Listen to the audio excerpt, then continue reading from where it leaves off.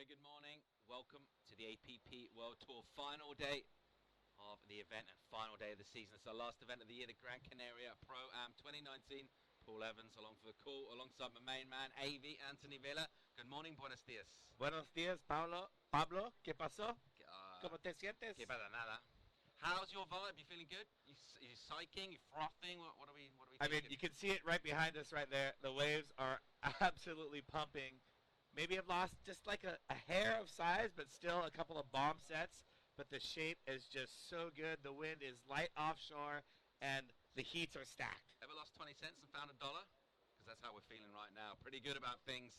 It's gone real clean out there, and we're looking to get underway this morning and wrap things up. We've got a lot of big talking points, and the main one, of course, will be that men's world title for 2019. 3 horses in that race, and leading from the front is Poenaki Raioa, who will also see early on in action. #1 seed coming in at the top of the draw, and Poenaki, think about yesterday, he got the job done. And I just want to wash off, maybe by his own standards, a couple of kind of sort of slightly awkward performances, and look to come strong on finals day. Of the 3 horses that are in the race, I think they all looked a little bit shaky. Luis Tinguis kind of barely made it through his heat. Sean Pointer, same thing, tough heat against Daniel Hughes. Lost his paddle, lost 7 minutes there, still advanced. Poenaki Raioa, same thing, a little bit, struggling. And I'll tell you, the surfer that looked in form the entire event is Wellington Raish. Wellington has been posting the highest scores.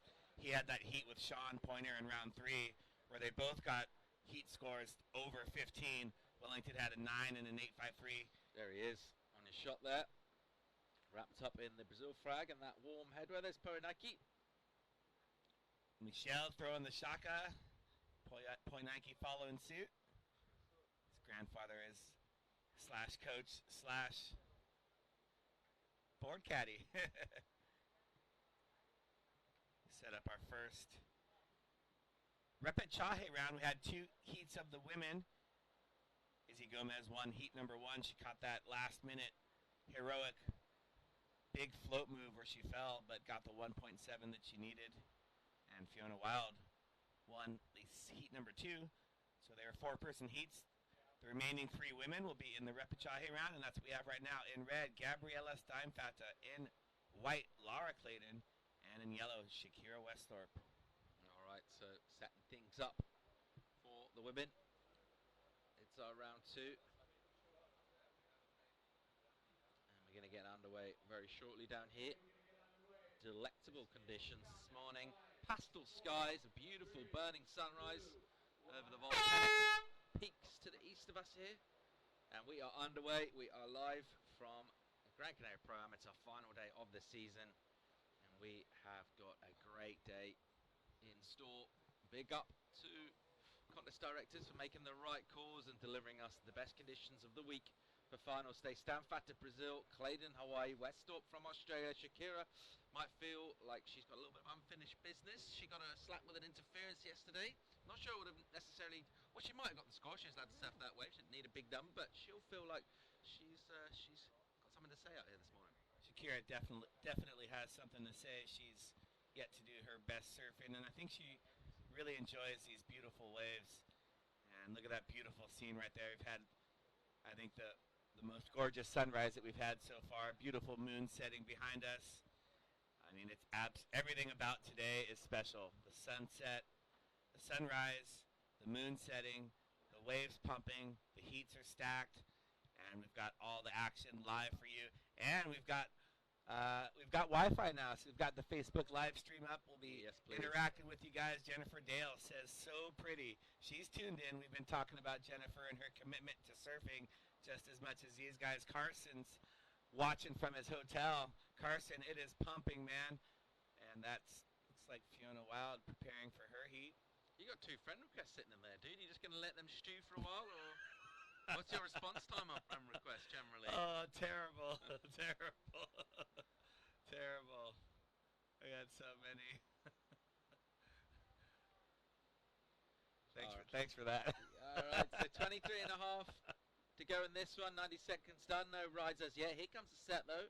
No prio at the start of the heat, so it goes old school. Who's deeper up the point, and it is Lara Clayton out of Hawaii. The backhand from her. Nice little speed run. And she'll drive off the bottom and goes into a kind of softening section. Doesn't get a completion on that maneuver. Hard to tell what happened there because it looked like she's had her eye on that for a long time. And, you know, it looked like a pretty soft section to hit. So I thought she was going to just come right up and smash the lip there and open this finals day up. But Laura Clayton just pulled out of it, I think. See Shaq there in the yellow jersey. And you know, if Laura Clayton's in the water, Susie Cooney is tuning in from Maui, one of Laura's trainers, and avid sup surfer herself, Susie Cooney. What time are we saying in Hawaii? Late nights? Yeah, it's in the islands? It's probably like 10, almost 11 o'clock maybe. What time is it, Susie? Tuning in from Hawaii. All your friends need, everyone who's watching, your friends need to know how good it is. Look at that wave. Man. Super Sunday in the Canaries. We see a bail from Stamford, and meanwhile, Shaq Westorp had a little sniff. Can't get on that one, but the waves are just absolutely buttery compared to yesterday. It's still powerful, it's still challenging, but way less bump on the face. And here it goes. Laura Clayton once again making amends for the earlier effort. Nice little entry into this wave. And she'll check out of the lip with a little snap maneuver. And then come down onto this kind of inside section here, which is nicely off the rocks at the moment. And a second wave for Laura. So she's been busy early on. That was a great wave. And she just snagged that. She paddled right back out, snagged it right underneath. I think Shaq wanted the wave before, but she didn't fall, but her board was just kind of digging the rail. And, man, that was just an incredible wave surfed by Lara. I think she was a little bit safer on that one, but that second turn, she got a little bit loose with the fin, so... I mean, considering that other girls haven't caught any waves and she's caught two, and that was a nice set that rolled in. Oh, boy.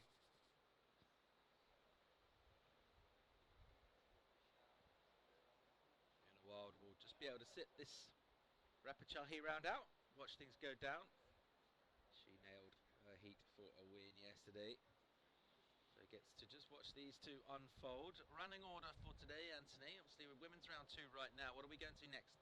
Women's round 2, followed by men's quarters, followed by women's round 3, men's semi, women's semi, men's final. So basically, we're going to flip-flop between men's and women's each round. We're going to do a round of each until we've got event and, on men's case, world champions. Oh, buddy.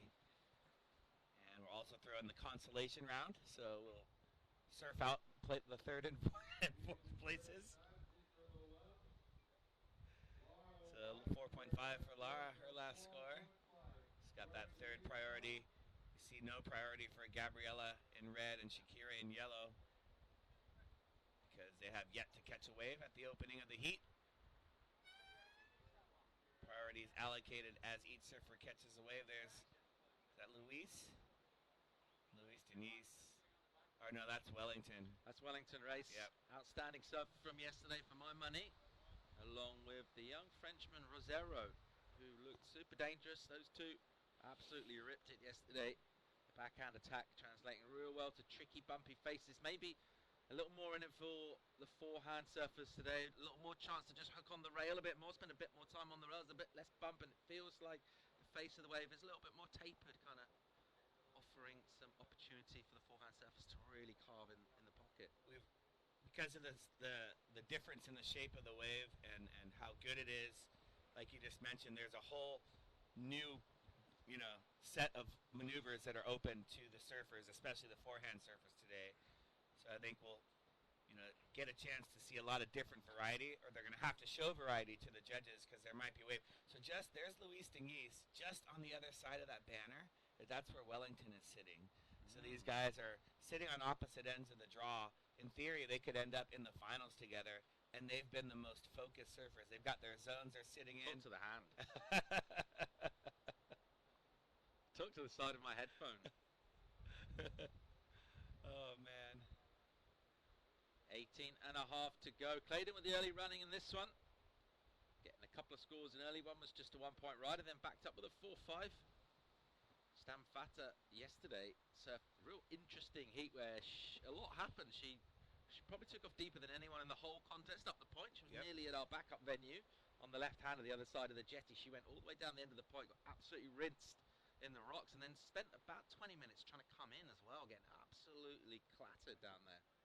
And she got a score on that wave, right? It was a smaller inside wave, super deep. She got a score and led the heat for basically the entire heat until the last 5 seconds when Izzy Gomez caught that wave. Looks like Gabriella's having a look. It's tough to get into, especially with the added offshore conditions. The wind blows right up the face of the wave, pushing those stand-up boards up the face of the wave. Kind of need to be right in the slot yet. It's hard to catch it from out on the kind of slopey shoulder, and obviously the whitewater takeoff is not really an option either when it's this powerful. So you've really got to be on the button. You got to be right on the button, and there's lots of different. Talked about the reef being uneven on the other side. The rocks and reef are also a little uneven here. So you might think you're in a good spot. All of a sudden the wave jacks up. Brandy Brady's tuning in. Brandy, you sent Izzy on your own. You're not here. That is illegal, Brandy. You need to be here, hanging out with us. I'm not sure if you saw, but Izzy was in the booth for a couple heats. Brandy before her heats. Brandy says, waves look awesome. Yes, they do. And they look beautiful on screen from the drone shot right there. Flip side to that is, though, you stay home, watch the webcast, get some high-quality, nutritious snacks in, get your little comfort, your little zone organised. Yeah, true. That sounds like a good time to me. That sounds like a great time to me. All right, Brandy, you got the right idea. Suzuki-san tuning in from Japan. What's up, Suzuki, helping out with the races. Here's Gabriella. It's like her third wave in a row that she hasn't been able to paddle into. So Laura Clayton smartly getting those first 2 waves as the girls try to figure out their lineups and where to sit, or where to stand, I guess you could say.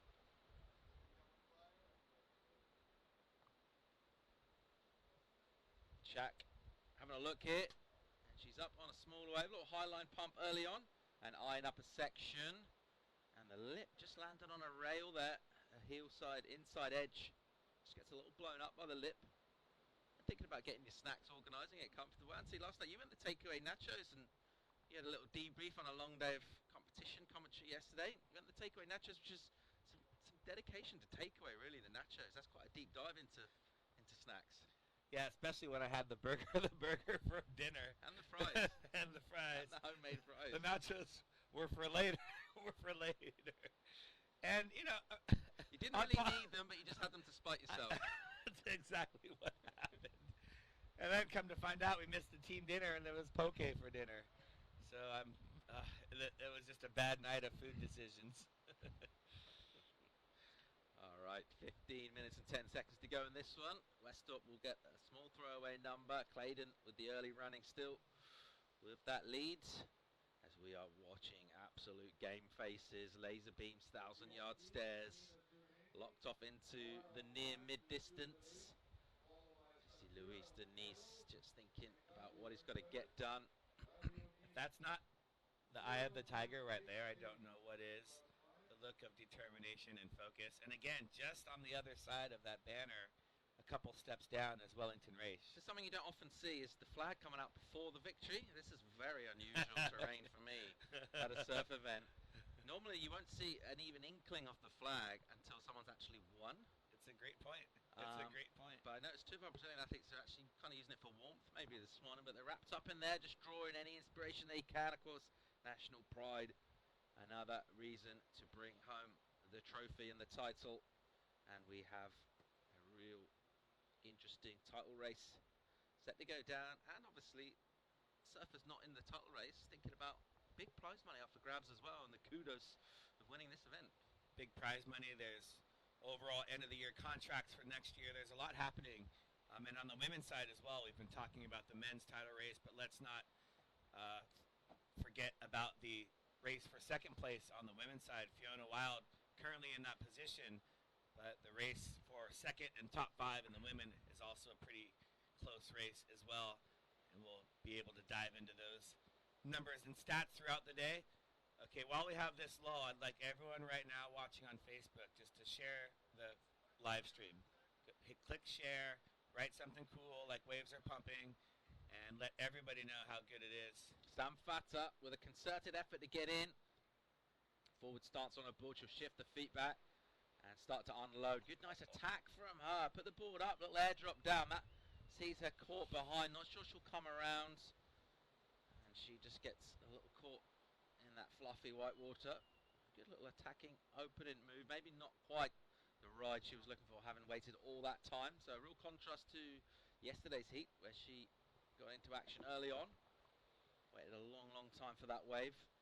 And nice effort early on the lip, but doesn't get a second section. That first turn was very committed too. Full airdrop on the way back down. She did a great job holding on. So at the very least, that's going to give her some confidence going into her next maneuvers. Vanya Torres gets ready for her Ripichahe heat. Sometimes just landing a maneuver, Lafne ready to do battle with Vanya. And they will also have Ibaya Moreno, 2018 APP World Tour champion.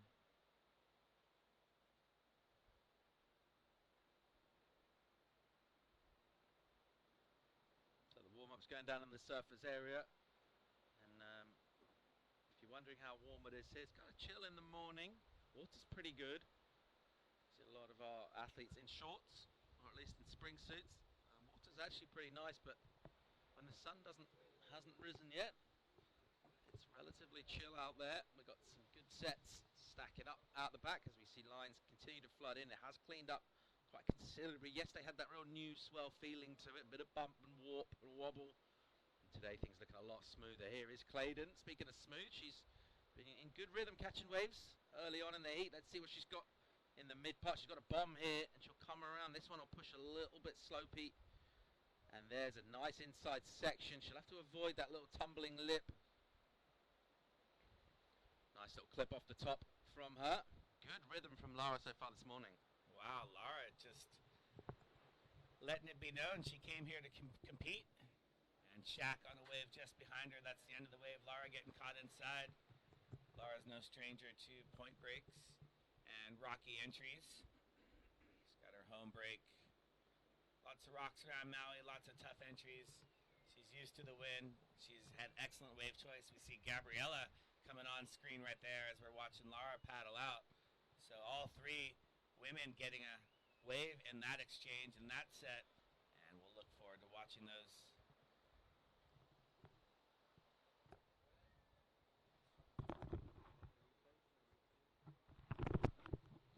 There you see Team Jumping Jacks right there by Moreno.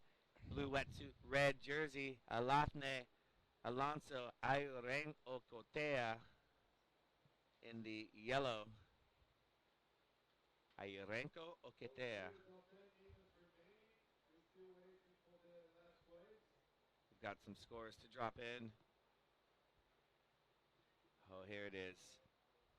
This is what we were waiting for. Shaq on a beautiful looking wave. It's a huge wave. So that's where we saw her right there. And she just got the one turn in, spent the rest of it trying to just not get bucked off. I see surfer in white, Lara getting padded. And here is right behind her, Gabriella. Mid-face redirect right there. Lots of white water on the face, making it difficult. Up into the lip. There's a good turn. And one more for Gabriella. So we're still waiting for her first score to come in. And she's continuing on. Look at the shape of this wave. And pulls out on her feet. Live action. I think this is the replay from Lara. Okay.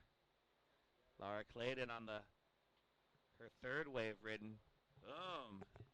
Similar to that turn on her first wave. So Lara Claydon, 3 waves ridden, getting in a couple turns. And we'll have a look at the scores coming in. So Gabriella, that's her first wave. There's one more score for her to come in as well. And Shaq's got a score to come in for her big wave. So Lara, there you see a 5.5. She's got a 1 and a 4.5. And scores to drop for both Gabriella and Shaq. Shaq's score comes in 3.73. I mean, That was such a huge wave. And she got the score for, length of ride. She was in the pocket. She did the one kind of turn. I can't wait to see her on a wave that gives her a little bit more, offers her a little bit more. No one's really opened up as yet in this one. We've seen some bombs coming through, but scores have been very modest really so far. And no one really unleashing. We talk about local knowledge of Aya Moreno. Of course, the dethroned world champ from last year. She'll know this wave real well.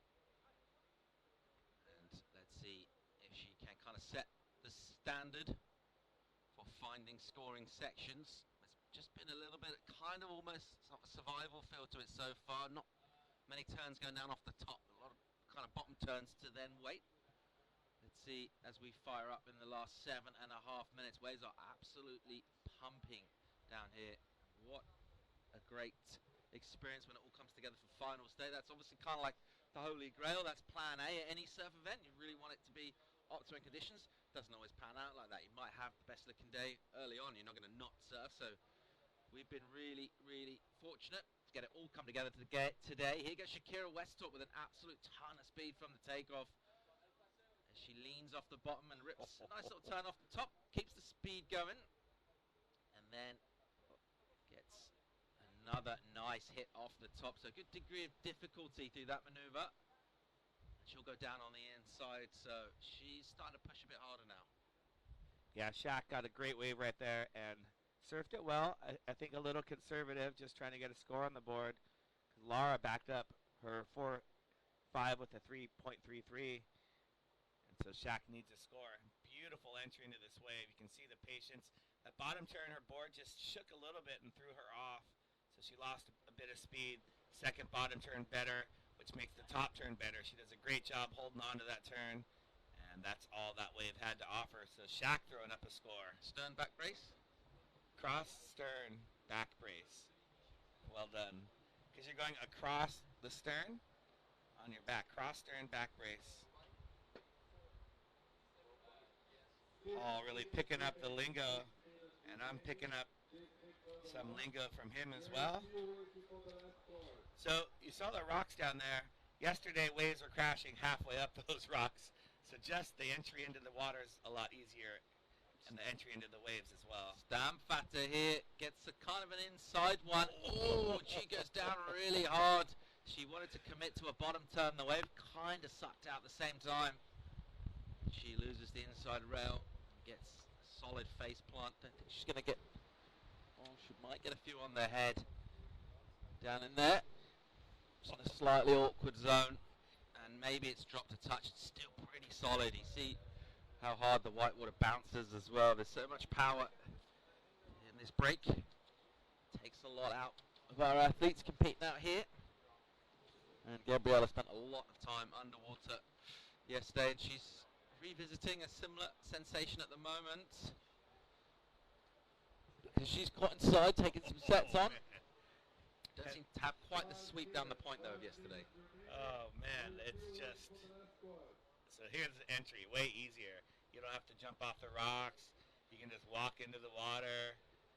You have to walk out a little farther because it's low tide, getting to low tide, but much easier entry.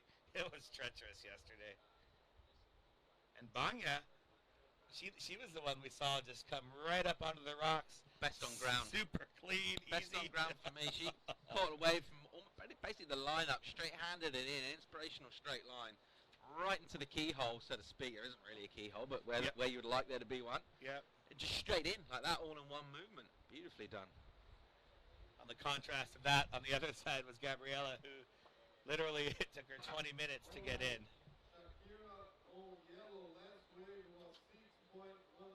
Boom. All right, Shaq gets a number for her last wave, 617. She's listening to it there. She's got herself in the lead now. Definitely the best wave we've seen surfed in this heat. Best wave of the event, score of the event so far. Second best is he got the 667, but Shaq has a lot more. She's still, I think, is getting a feel for the wave. There you see Vanya. So today, you got to walk a little further out.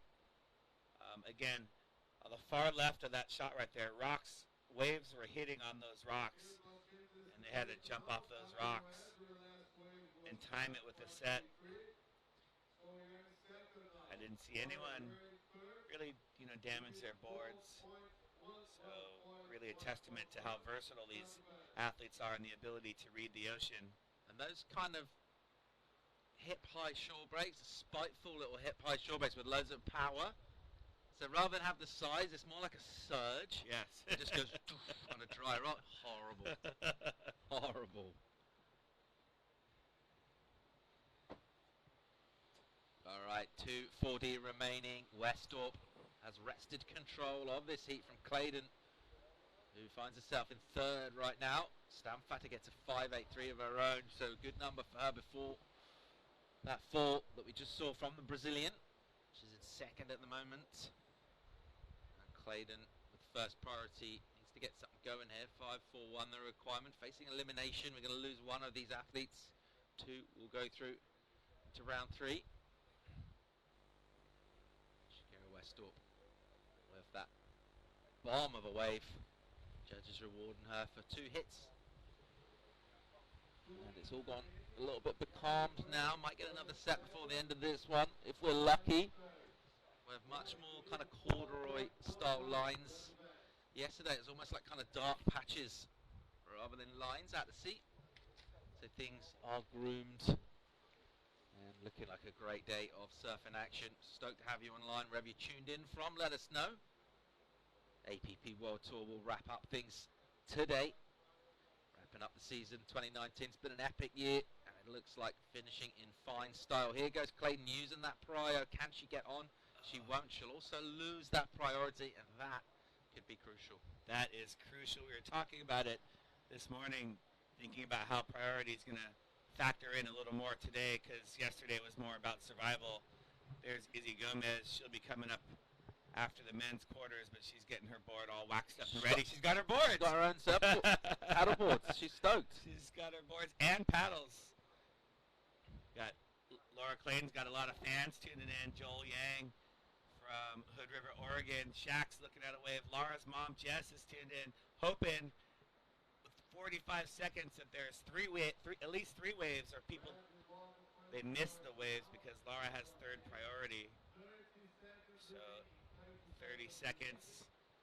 Shaq with the 2 biggest waves of the heat and drops the highest score and still has some better surfing to do, but did a great job finding and getting into those waves.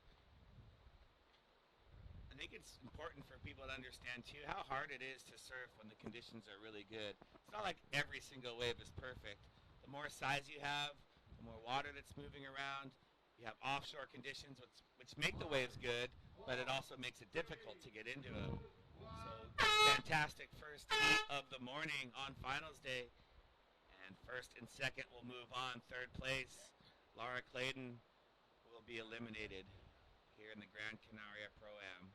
Yep, that'll be it for Laura, unfortunately for her. Started off busy, but just couldn't quite unlock the scoreboard.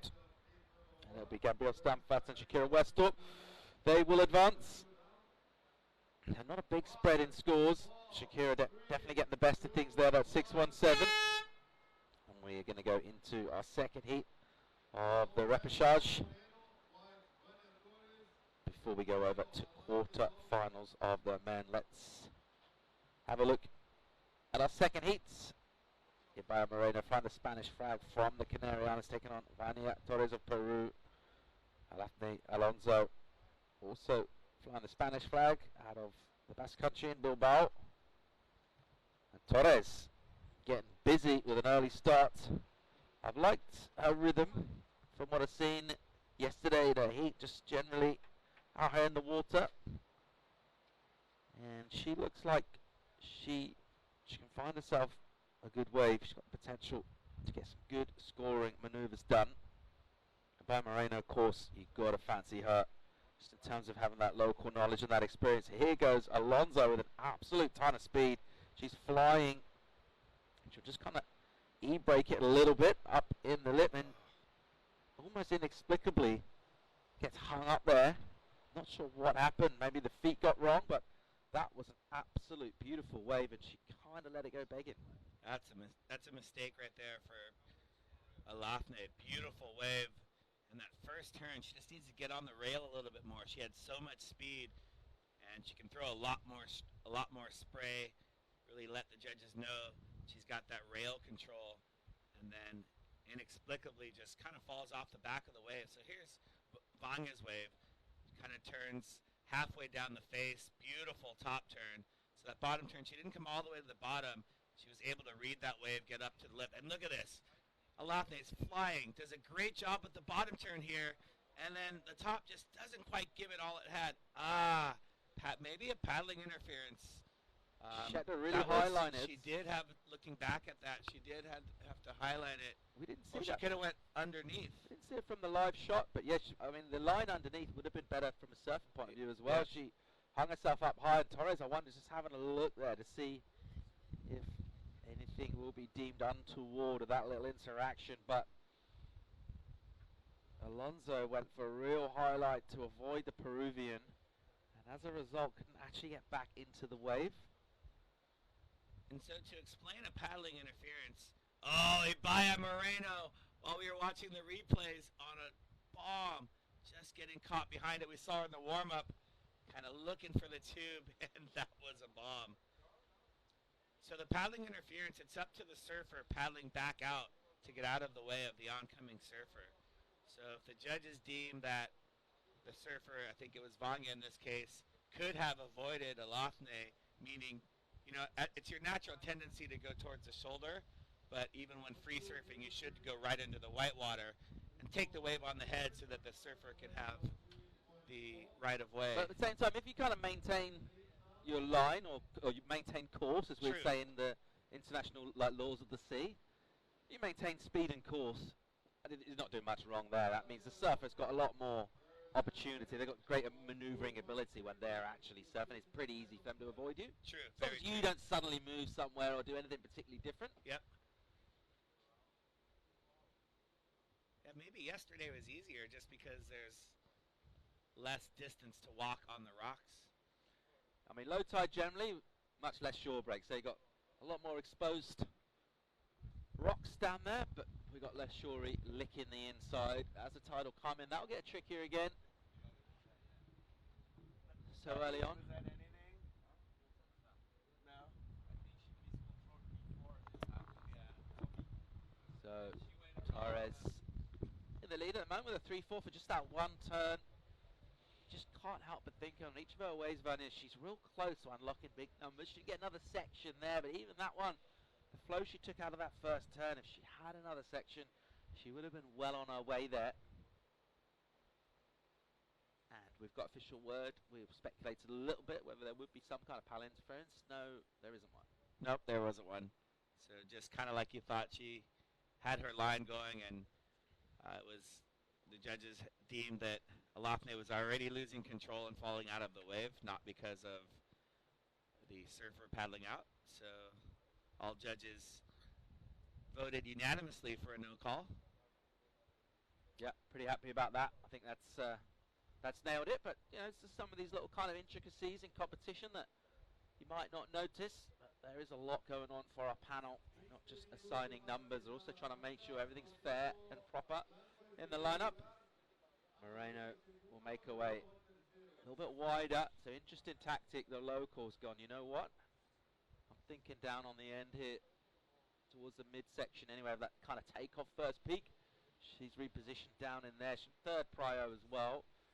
So she'll just sit in there and look to get something going. 19 and a half on the clock.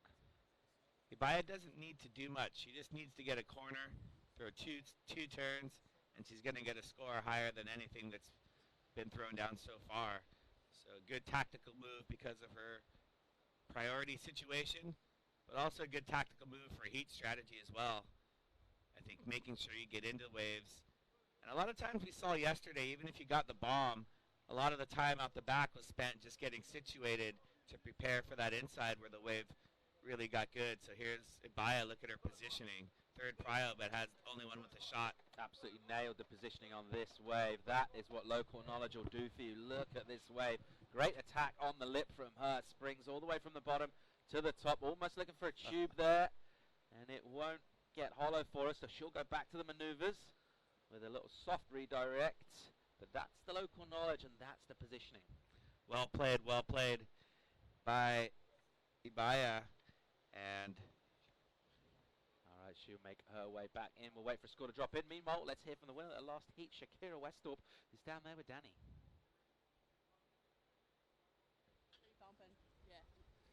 Shakira, good morning. First one into the water. Tell us how it is. What's the difference between yesterday and today? Today's heaps cleaner. I think the swell's probably just the right direction. The wind's gone offshore, so it's a bit more groomed. So, yeah, it's pretty pumping out there. yeah. And straight into the quarterfinals for you as well already? So you're happy now? Yeah, well, round 3. So, yeah, hopefully be able to get into a couple more heats today. And I think it's going to be pumping all day, so, yeah. And the sun's out for once. Okay, back to the guys up there. See you later. Thanks, Shax. Righty, Shaq getting through a round in great conditions. She'll be looking forward to competing, but just looking forward to surfing because it is pumping out there. Let's check out Alonso, the Basque. And she is up on a great looking wave. Nothing wrong with her wave catching radar this morning. She's found another bomb. There's a nice turn from her. Best one so far from this heat from her. And again, another nice turn. And nails that one. The crowd like it as well. Good stuff. Good recovery from a little blip earlier. Yep, great recovery wave right there for Alafne. And that's going to move her into the lead. It's the first wave we've seen. Smaller wave, but the shape of it was just absolutely perfect. And she was able to get 2 turns in. Here's that last wave from Ibaya. She comes off the bottom, off the top. Huge turn from Ibaya. And then sets up right here. Possible missed opportunity. Looking for the barrel. It's a big investment. If it doesn't pay out, you're going to miss a lot of space. Then Alafne right here just turning in the pocket. She gets a great bottom turn. Comes off the lip one more time. And just got caught a little bit behind on that one. So well done by both of these ladies. Yeah, good exchange there. And I like to see that when someone gets a bit of a mistake, you don't want to see them getting rattled and getting inside their own heads. I love to see them coming back strong. That's what she's done there. You can even maybe use that little bit of annoyance with yourself to fire up, be a bit more aggressive. That's what we saw there from Arafne. Stoked to see that. Looks a little bit of a kind of a law enforcement vibe on our event branding. Yeah, agreed. But just Not sure how I feel about that. I'm conflicted. Great point about Alafne, though. It's a good comeback wave, and don't let one mistake cause another. And you definitely want to back yourself up right away. And it's great when you can have a fall and then have 2 really good turns. Best turns of the event so far for her. So well done for Alafne. We're still waiting for the score to come in. Ibaya Moreno has a score to lock in. We just saw the replay of those 2 waves ridden. The other cool thing about surfing a good point wave is you don't need to do too much as well. You've got a ton of speed. The waves all lined up. Don't need to overcook it. All right, here goes Torres. A nice entry, holds the rail off the bottom, clips one off the top, looking for a little bowl in through the inside. Look at it stand up for her, just drags one just under the lip. It's pretty nicely done. She is patient. Good timing is kind of a key to her surfing. There's a nice attack on the lip, gets at least half the board through the lip. And she'll finish off down on the inside with that last complete maneuver. So her best effort as well. Really well timed surfing from Vanya. And we're going to have a whole bunch of changing going on because all 3 girls are having scores locked in. So Ibaya locks in her score, 6.67, equals the highest score of the event. Alafne locks in the 4.73. The judges love the commitment from Ibaya. And then here is Vanya. She's going to get a score on this wave. Not really up into the lip on that turn, but a good turn nonetheless. And that turn was a little bit spicier. I would like to see the variety and have her keep the paddle on the toe side through these turns. That turn up and through the lip. She likes it. So that's going to be somewhere around the same score as Ibaya, I think. Ibaya's wave was bigger. She was going a lot faster, much more committed. Maybe a little bit below Ibaya. The first section was softer, and she had to kind of just lighten on her feet. I like the way she kept the speed going through the last two maneuvers. She'd have kind of a racetrack section.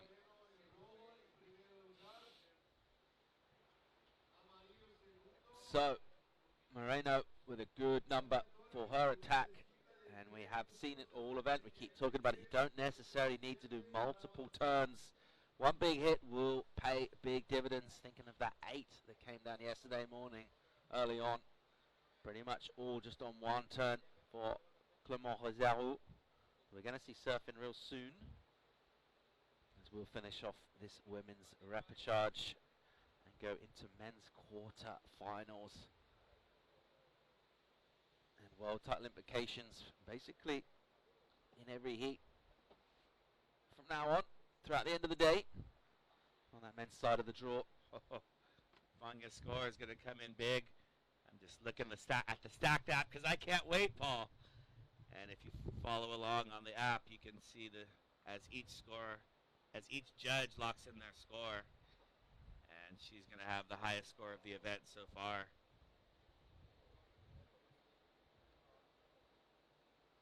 And we're waiting for one more judge.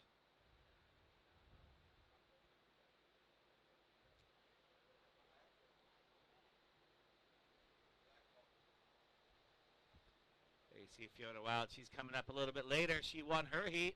Her and Izzy Gomez won their heat, so they got to skip this round, and they get to watch from the beach. I guess it's not really a beach, it's more of a... Oh, and here's Alafne with priority, with the bomb. Look at this thing for Alonso. Look at the takeoff. What a beautiful section. Crowd hoots at a chorus of approval. A little abbreviated first turn. And then she kicks out there, so shorter wave. Just goes to show not necessarily the one standing up from takeoff. Looks like maybe there's a little bit left on that wave. She didn't fancy the inside anyway. All right, out the back, another great looking wave. Here goes Abaya Moreno, the Canarian local. And she's streaking off the bottom. Rakes up a turn just above mid-face, and then a ton of speed into the next bottom turn. Goes into the lip, keeps the speed going down the line. You see the wobbles, deals with it really well. That is a great attack from her. And you think about the amplitude of that turn, straight from a deep driving bottom turn and straight up into the lip. Ibaya Moreno went to town on that one. And Alafne, I think a little bit of missed opportunity. She had so much speed in her first turn. That's where she goes a little more on rail. She can show the judges she means business. We're still waiting for score to lock in for Vanya. Thank you, Anna. We've got a score to lock in for Alafne and for Ibaya. This heat this is everything we were hoping for, Paul. Oh my gosh, the girls are absolutely ripping. Alafne picking out the gems. Her wave selection has been spectacular. I've been waiting for these replays. This is going to be awesome. Here's Vanya. So we're still waiting for this score. That turn, it's a bigger wave. Look at how much speed. And then here, right under the lip. And then this third turn. Love the patience on her bottom turn. And then Vanya pulls out right there. All three of the turns are the same. That's the only criticism. Right here, that's a mid-face turn, so that's not going to score very high. And I think she could have got in one or two more turns. And then this wave, boom, just a redirect, checking it right there. I love that high line to go all the way back to the bottom with so much speed. Continuing on in this combination, bang, off the lip, airdrop, Ibaya Moreno. She came to play. Epic stuff from Ibaya. That's going to be another massive number for her. Alonso, by contrast, that first turn she's doing, almost a turn you'd be better off not doing, because there's no points in it, and it ends up putting you in the wrong place. She'd almost be better off just continuing, maybe going into a slopey little roundhouse wraparound. I mean, I'm mind surfing it here, right? But yeah. Go into a little wraparound, bank off the whitewater, put yourself behind for another turn. Yeah. You just kind of end up not really bleeding off much speed, not really getting, kind of puts you nowhere. Yeah, I agree. And, oh my goodness, we're going to agree with the scores because it's just, Paul, this is only the second heat of the day, mate. I don't know how I'm going to be able to do this. Need to have an orange slice or something. Thanks for Anna for bringing some coffee. Anthony's just trying to compose himself. He's literally frothing. I'm losing it. It's like kind of steam coming out the ears. There's all sorts going on. He's really genuinely excited. Judges, are they excited about the way the scores are going down?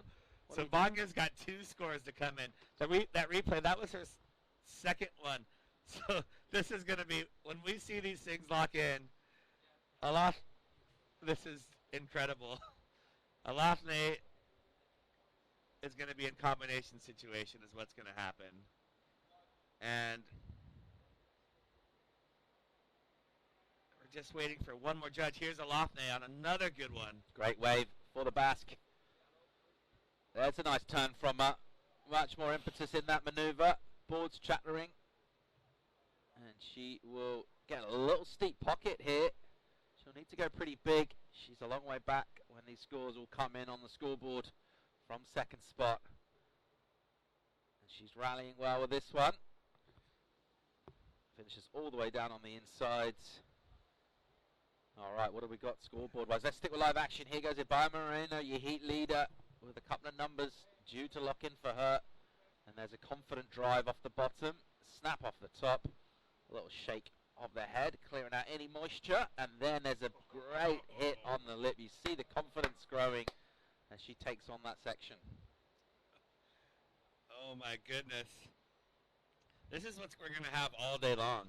It's just going to be ripping after ripping after ripping, exchange after exchange. So here's a look at Alafne again. She's picking out beautiful waves. Great turn right in the pocket. Maybe could go a little higher in the lip. Loses a lot of speed right there, so she's got to paddle. And she's got another steep section right here.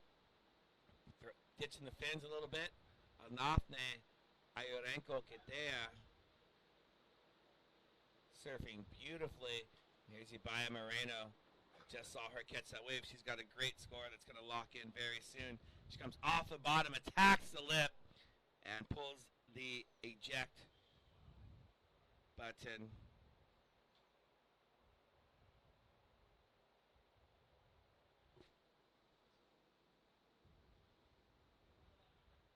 So the judges are really having to think, because this is some of the best surfing that we have seen. So have a look. Here's Vanya. Yes, look at the speed she gets from takeoff. That forward stance allows her to get a clipping turn off the top. See that front foot's off the pad right now. That's how much she's projecting down the line. Doesn't get a second maneuver on that one. Okay, we've got one score to lock in. Ibanya, there we go. There it is. Ibaya's got scores coming though. So Vanya, 8.9. That was for her, that second bigger one, and then she had an 8 right before that. But Ibaya's got a score to lock in that's going to be, there it is, 8.77 for Ibaya. Woo! We have a heat on our hands. Ibaya needs an 8.14. All right, 5.5 to go. Of course, surfers in first and second do advance. It's just the third place that's in trouble at the moment. It's the yellow singlet of Arafne Alonso, who needs a combination. So you think about that score. She's aiming for 15.44 for second. So it's basically a couple of high sevens at least she needs. She's got enough time for 2 waves, just about. She's going to need to bring her A game. She's been good at catching bombs, as has everybody in this heat.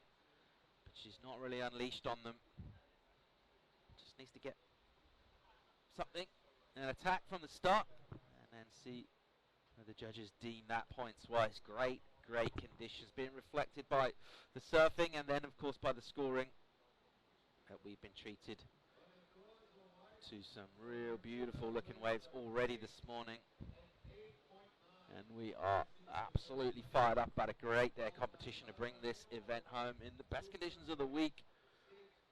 And what a difference, how much more, I don't want to say, let's say user friendly as such, but just a lot more point scoring opportunity in every section on offer. Yesterday the scoring only really came at certain points on the wave, and today it just feels like there are scores out there all over the place.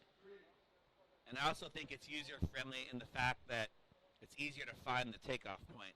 It's a lot more organized, so it's enabling them to get into the position to catch those waves. We've seen all the girls in this heat catch waves right at the peak. Moreno looking for an 8.14 for first. Drives off the bottom. Just goes slightly awry with her timing on that one. And she'll go down. And she'll be wanting to advance in first place. First and second go through, but from her own personal, she's a competitive animal. She's on home turf. She'll want to go through with a win in the heat. So it does affect the seeding about who they face. So if you win this one, you go into the second heat of round 3. So you take on Fiona Wild and Gabriela Stampfata. If you finish second, you'll be taking Izzy and Shaq. Finishing second, that's going to be a tough heat. Izzy, Shaq, and if it were to stay the same, Ibaya. And then if it were to stay the same, Fiona, Banya, and Gabriela. I mean, if you were to look on paper, right, that second heat would be, in theory, easier just on paper with the amount of wins that each of the heats have. A lot of world championships in that first heat. And Fiona Wild trying to hold on to that second place in the world. She's been second 2 other previous times, both to Izzy Gomez.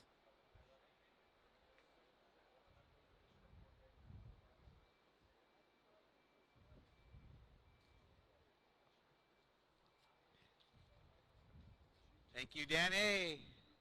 Great interview. We got coffee, but every 2 hours. ¿Azúcar? ¿Hay azúcar? Por favor. Este heat es un heat. Todas las personas hablan español. Ibai Moreno de España, Alonso de España, Banya de Perú. Y todas las personas hablan en español, como Pablo y yo.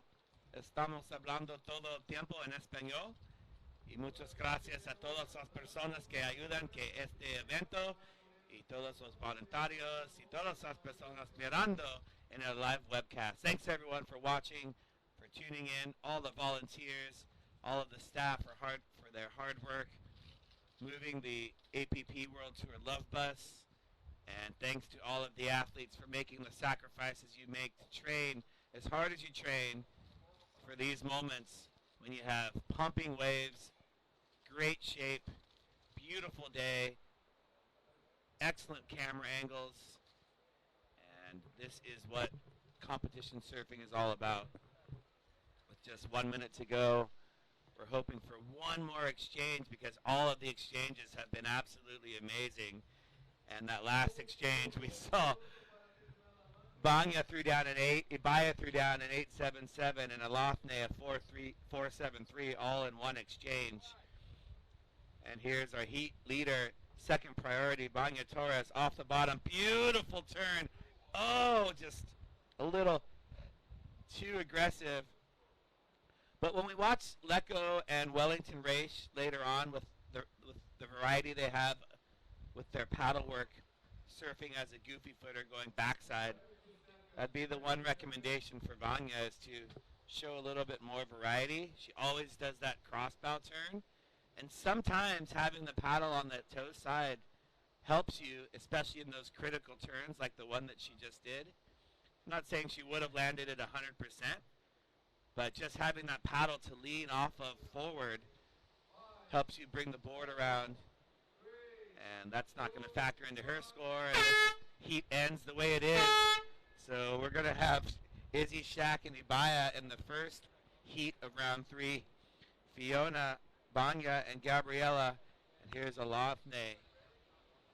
Her opening wave. Boom. That was a nice turn for Alafne. Great commitment right there. That was a smaller wave.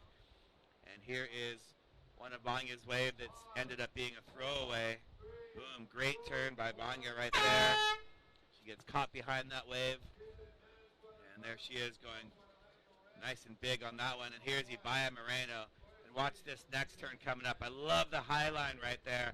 Off the bottom with so much speed. Beautiful turn. She's going so fast right into that second turn.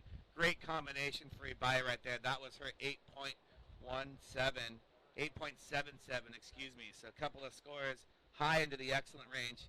Ibaya Moreno with the 8.77. Vanya Torres with the 8.9 and an 8.0. The first excellent heat total on the women's side, 16.9.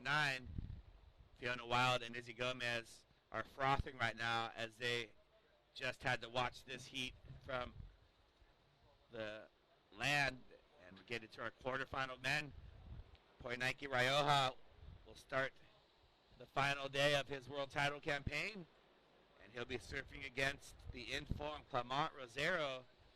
They're talking about it yesterday. Poinaki, his highest score of the event so far is a 7.17. Clement's highest score in the event so far is an 8.17. So we saw a wave ridden by Clement during the replay, and it's getting his heat started. And live action right now, we've got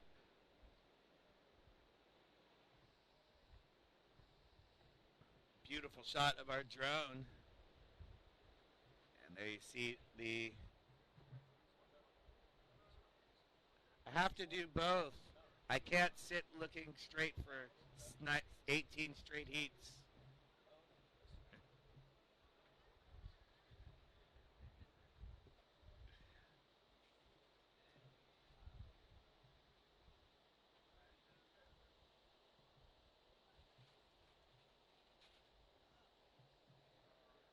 Boom, Poinaki Rioja going to town. Just getting caught a little bit behind that one. And the waves are too good for Poinaki to make a lot of mistakes. We saw him fall on 6 out of 8 waves yesterday, but it was a very tricky day. Clement falling on his opening ride, just earning a 2.27. There you see the ladies exiting. So again, with that low tide, it's a much longer walk through the rocks. Yesterday, you had to take whitewater all the way up onto those rocks there. So... All right, let's remind ourselves of the significance of this heat. Poinaki Rioja, your ratings leader, coming into this event and, of course, this round. And he's the only surfer who has his fate in his own hands. Doesn't need to rely on any other permutations of where anyone else finishes. Other than that, our other surfers in the title race, namely Luis Denise and Sean Pointer, well, they need big results themselves, and they need chiefly Poinaki to lose pretty early on. In fact, I think Sean needs Poinaki to lose this heat, doesn't he? And then he needs to win the event. Next heat. So, yeah. Sure. Actually, no. Yeah, Sean needs him to lose this heat. He can't make it into the semifinals. Correct. And coming up in the semifinals, if Poinaki was to win, you'll have the winner of Sean versus Wellington. And those two have posted the highest scores. Alafne Stokes, she caught some great waves. I think those are the best shaped waves she's caught in competition. Maybe not her highest scores that she's ever received, but these will be great training videos for her to be able to go and look at the waves that she caught versus the waves that the other girls caught, compare the 3 different types of scores, and she'll know what she needs to do in order to improve for the 2020 season. Poinaki out in the red, about 5 in the bag already. Clement Rosero, talk about that spoiler roll. He was really, really impressive yesterday, and he seems confident as well. Just check his demeanour. We like to read into these sort of things between heats, and he seems like pretty cruisy about life. Wellington race. A little congratulations. He's down the rocks, just vibing it. Got the tunes going. Interesting. It's got that kind of deer hunter hat with a furry ear muff, but then with the shorts and socks. So he's mixing up between kind of warm weather and cold weather gear, which I don't mind. There's a little bit of asymmetry in his temperature sensitivity. I'm all about that. I think he's got his wetsuit on. Almost. So he's got a short john wetsuit. I suppose like the kind of vibe you could go the socks with sandals with. For Almost. sure, socks and sandals vibe. Well, you know, the warmth of socks, the comfort of sandals. Said no one ever. All right, 9:50 in this. Rosero, top of the point. What's he got? He looks interested. It's a smaller wave. Let's see if he can come back here at Poinaki early on. Nice little drive off the bottom. There's a great vertical hit. And that's uncharacteristic. And yesterday you would have backed him to make that turn. And this morning he doesn't get it done. So, the threat from Clement Rosero to Poenaki Raio's world title race so far is perhaps not quite as it might have looked yesterday when he looked pretty much unbeatable out here. He was getting 8s every time he surfed and a little shaky on that last wave. Let's have another look what happened.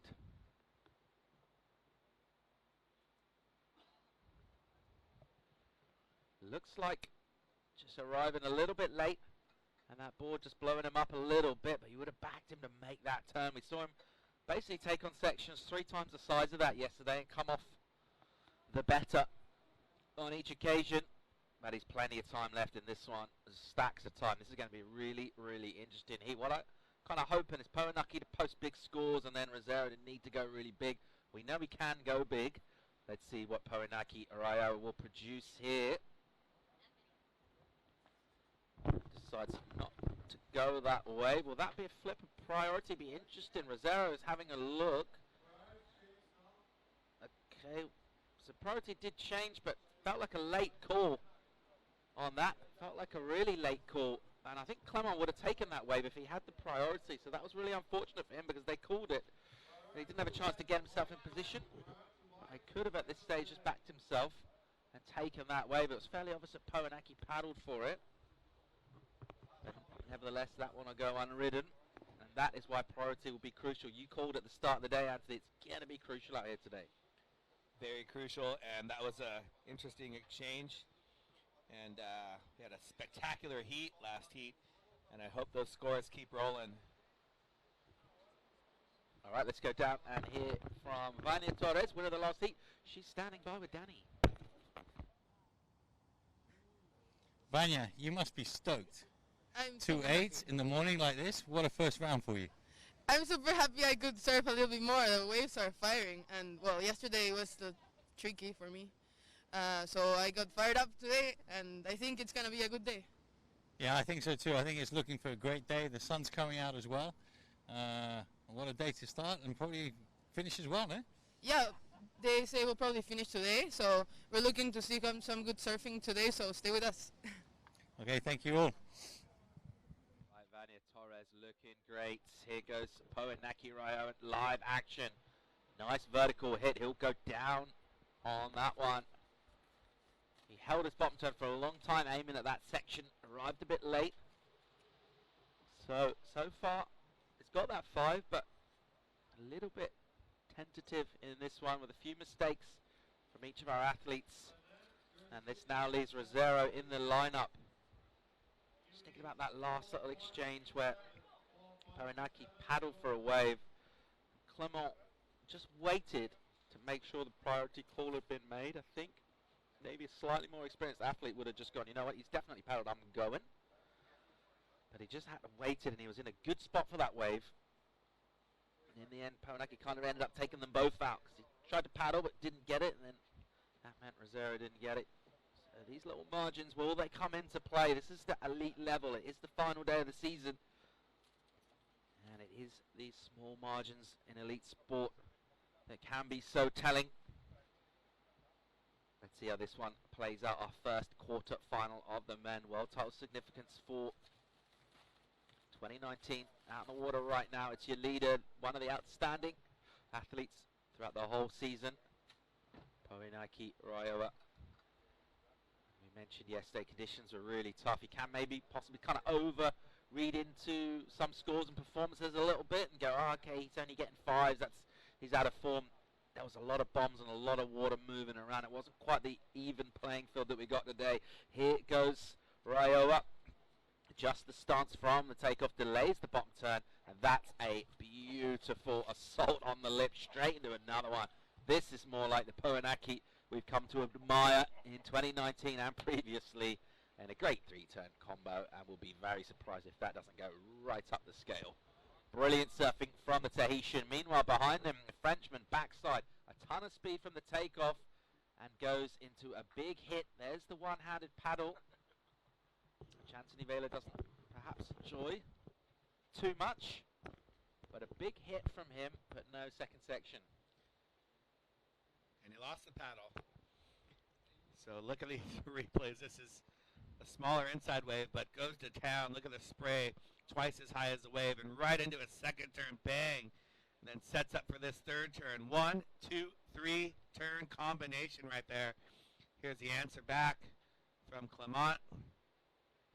And that turned out as critical as some of his other ones with more speed. When you just, I mean, the landing was critical, but the actual attack into the turn wasn't that critical. Big number's going to drop for Poranaki. Looks like Rosero will get prio though. Looks like he's going to get in the lineup first with that priority. Just a short wave, the one section, and he should get himself in for another slot. But his job is going to get considerably more difficult when this number drops in. And just thinking about Clement Rosero, you know, his journey to here so far, dropping big scores. You know, he was in a heat, a three-person heat, right? And maybe the heat wasn't stacked with established names, so he's feeling a little bit looser. And the early rounds, he's got nothing to lose. Now, he's all of a sudden matched up against, you know, arguably one of the greatest surfers on the APP tour in the history of the tour, in a man-on-man heat to go into the semifinals. There's a lot more pressure on him. Well, flip-flop that and say what a great opportunity to make a name for yourself. You know, you're not sure. super well known. You're already in great form from yesterday. You know the judges are appreciating your surfing and throwing you excellent numbers. What a great opportunity. Here he goes. Stands up on a bomb out the back. Look at this wave. And he will crack a lip, keep the speed going. And if he can drive around this next section, he'll climb the foam over it and just about hang on. Meanwhile, a reply from Raioa, who swoops with intent into a takeoff bowl. Bang! Into the lip. And he'll project down and get a little carving snap off the top. You see the poise as he just calmly waits for the sections to stand up. The raking bottom turn. And then the projection into the lip. And again, that's a fourth maneuver from the Tahitian. So again, you're thinking about that exchange, the better of it will be with the Tahitian. And he gets an 8.93 for the previous to that. He's going to get another score, which I'll be very surprised if it doesn't improve on his 5. And he's going to put Rosero in a bit of a situation here. With 12 to go. Boy, Nike Raioa going to town once again. Here's Clement Rosero. Nice aggressive turn right there. Bobbles just a little bit. Now this turn right there, if he's leaning on his paddle, he's going to come out of that a lot smoother. The judges like to see smooth landings. Right here, Nike Raioa up and through the lip. And right into a second turn there. Nice little spray throwing right there. And one more time off the bottom, one more time off the top. Nike Raioa speeds in front of the section, hits the lip one more time. And that's going to be a good backup for his 8.93. All of a sudden the pressure is on Clement, and he's got some work to do. Yeah, it's not caught the waves.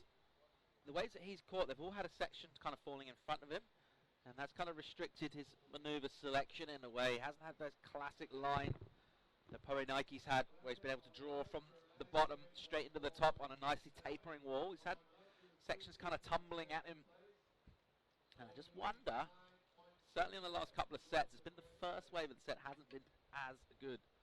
And with that priority, he's gone earlier. Let's see how his number comes in. 4.67 for his last effort.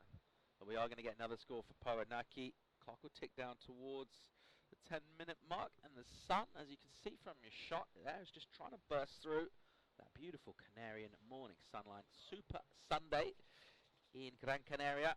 Finals day for the Gran Canaria Pro-Am, the final day of our 2019 season, and we are psyching on how well this is all lining up to be a great, great day of competition to cap off the season. 6.83 drops in for Poranaki, so it's a combo for Rosero at the moment. Needs to go basically towards the 8s on 2 scores. 15.76 is that requirement at the moment. He's got that in him. We saw him get those numbers yesterday. Just needs to find a little bit of a better wave. He's maybe just taken waves that possibly aren't as lined up. Even from the takeoff, it can be quite hard to tell, but just looking at the way the lip line kind of sets up as the waves move down the point. Rosero's waves have just had a little telltale sign that maybe not going to peel as sweetly. If he finds himself on a bomb, he could get himself back in here, but he needs to get not just one bomb, he needs 2. And he needs to go excellent range. Yep. He needs 2 bombs because Point Nike Rioja is dropping bombs out there, and he is dropping a bomb on Sean Pointer's world title hopes. It was an outside shot after an early exit in New York and not showing up to Sunset Beach, which would be a throwaway score. So you basically had to do good in all the events. Came back and won in Canary Islands, gave him an outside shot, but if Point Nike continues to rip and win this heat, title hopes are dashed for Mr. Pointer. Here goes Poinaki, so under the prio of Clement. He gets a wide one, streaks down the line. You can see it's a softer wave, and just the scoring potential is affected by that. So he's just kind of speculating. He likes to keep busy and keep surfing, spends more time in the water than seems sort of feasible for any human being. Always out in the water. And that one isn't going to threaten his backup score. All right, Clement's next wave is going to be crucial. Here he goes, having a little look at a softer, kind of crumblier wave. And just will need to stay pretty patient. But either which way, however this goes down, there is no shame if you do eventually lose to the world number 1. And he's given a real good encounter himself, Rosero. Let's have another look at Poinike's last wave, a little bit of a softer one. Softer one, but he's surfing with so much speed. Look at his footwork to get through that section, and he's just having fun, catching waves, getting warmed up for the rest of the day. He's got, if things continue like this, he's looking to win the heat, and he's got one more heat to win, and he'll win the world title. So just keeping busy, keeping his mind occupied, and he likes having fun. So Point Nike Rioja dropping his highest score of the event, 8.93. And I think he still has a little bit more to come. You know, give him one of those bigger set waves, and he's ready to go to town. Without getting ahead of ourselves on that world title situation, but just speculating on it for him, that is a massive moment for Tahiti, for French Polynesia. You think about some of the big surfing nations and all the titles, you know, namely Brazil at the moment, and world titles seem like pretty much a regular occurrence. This will be absolutely huge for Tahiti and the surfing community. Michel Perez recently secured the spot in the Olympics, and that will actually happen in Tahiti as well. Paris 2024, the Olympic Games of surfing will go down in Tahiti, but this will be a real big story for French Polynesia if he can indeed nail a world title on the APP World Tour. Rosero, and that one just runs away from him and kind of sums up. He has not had the wave selection, and he hasn't quite had the execution either in this one. And it looks at this stage to be looking pretty good for this man, who only needs to make one more heat. Let's remind ourselves, if he makes his semi, he is the world champion. If he makes the final. If he makes Yep. the semi, If he gets through his Sean's semi. out. If he makes his, I Yeah. got you. Yeah. Sorry, Yes, I didn't put that very clearly. If he gets through his semi-final, he Correct. wins that heat, yes. he's the world champ. So that'll be his next heat, assuming he gets through this one. He's looking good to advance at the moment. There's 6 on the clock. He's got the young Frenchman Clement Rosero comboed at the moment. And priority.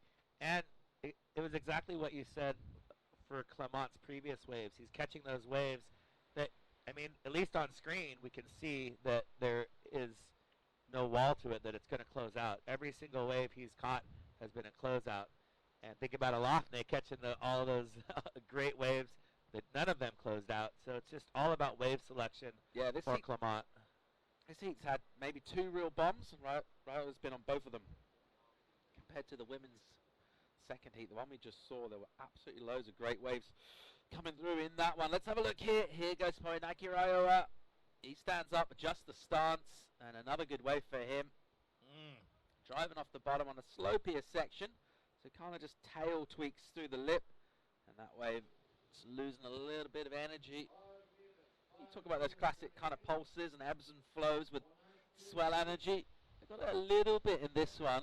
Still some good waves out there, but just sort of relatively sluggish to what we've seen in the first hour or so of daylight.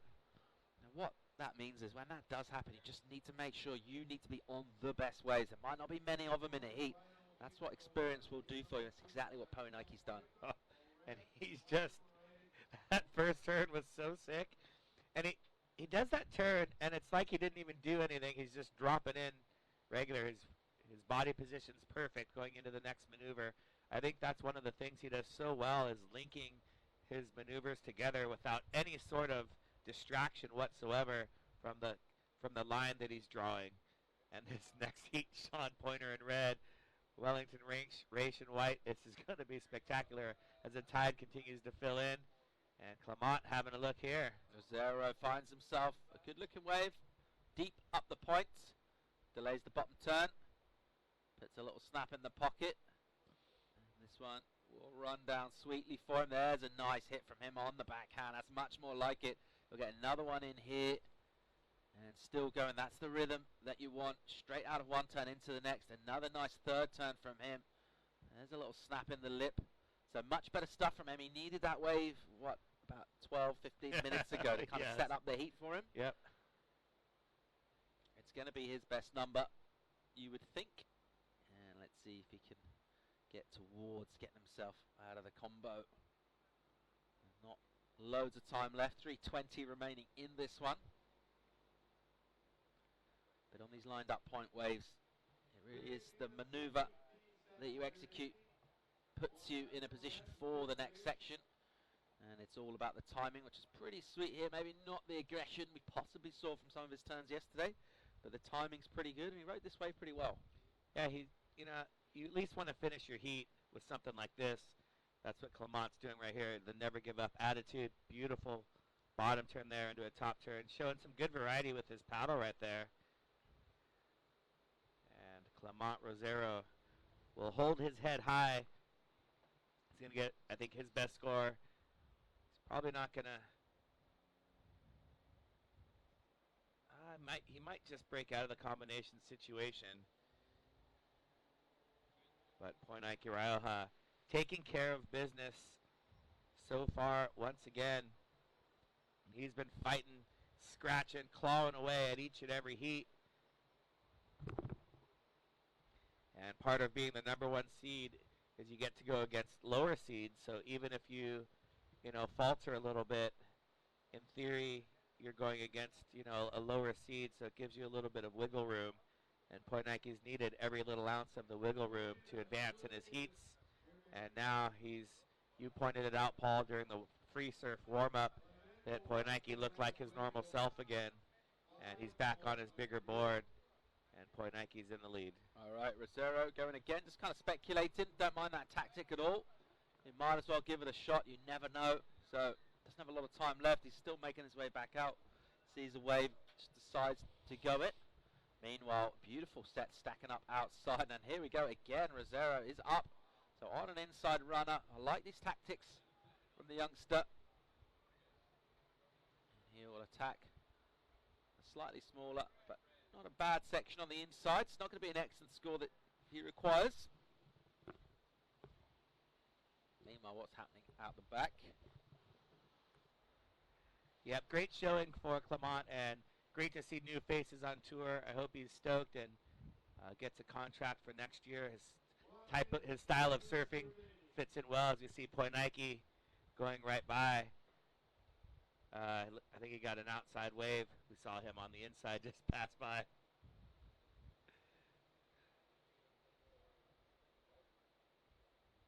"45 seconds. All right, here goes that last wave of Point Ike. And beautiful. Oh my gosh, that heel side paddle top turn is so difficult. Then he goes cross bow, cut back into the whitewater. This wave is huge. There's another heel side top turn right there. Bang! And then Point Ike Rioja able to deal with those bumps and just cutting this one all the way back. And I like that one better than the 693. Point Ike on a huge wave. That first carving top turn was so sick, and it's so hard to do. It's an underappreciated turn, as it looks like there's not that much dynamic about it. It's so hard to commit to that rail when you're going the wrong way down a wave, and a steaming right-hander coming at you. You're actually cutting back going the other way. With so much rail engaged. That was beautiful surfing. That might be better than his.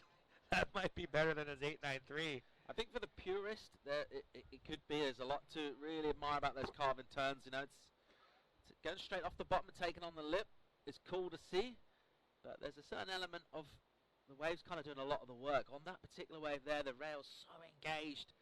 Such a natural surfer. Checking out a recap here.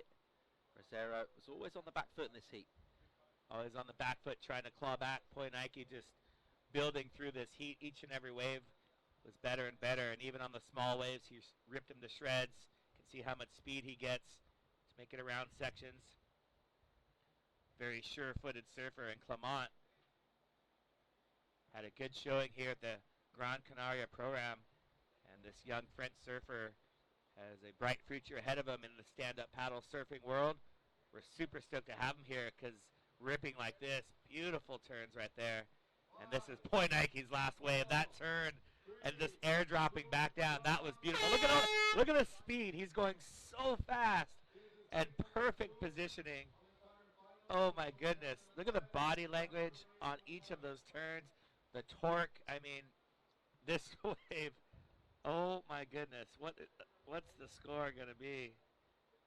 777. Judges didn't like it as much as I loved it. That splits his high scores. It does improve his total. That is a massive, massive shot across the bow of his adversaries for the world title. He is through to the semi-final. He's one heat away from the world title. That's our first quarter all wrapped up as we see quarterfinal number 2 set up. Sean Pointer and Wellington Rays. So Pointer now out of the world title hunt, as is Wellington Rays. These two are surfing for first place trophy, for prize money, and just for the fact that they're super intense competitors and they love to rip and they love to win. And they might be able to play spoilers because if Poinike He's going to face the winner. loses, He's going to face the winner of this heat, right? correct.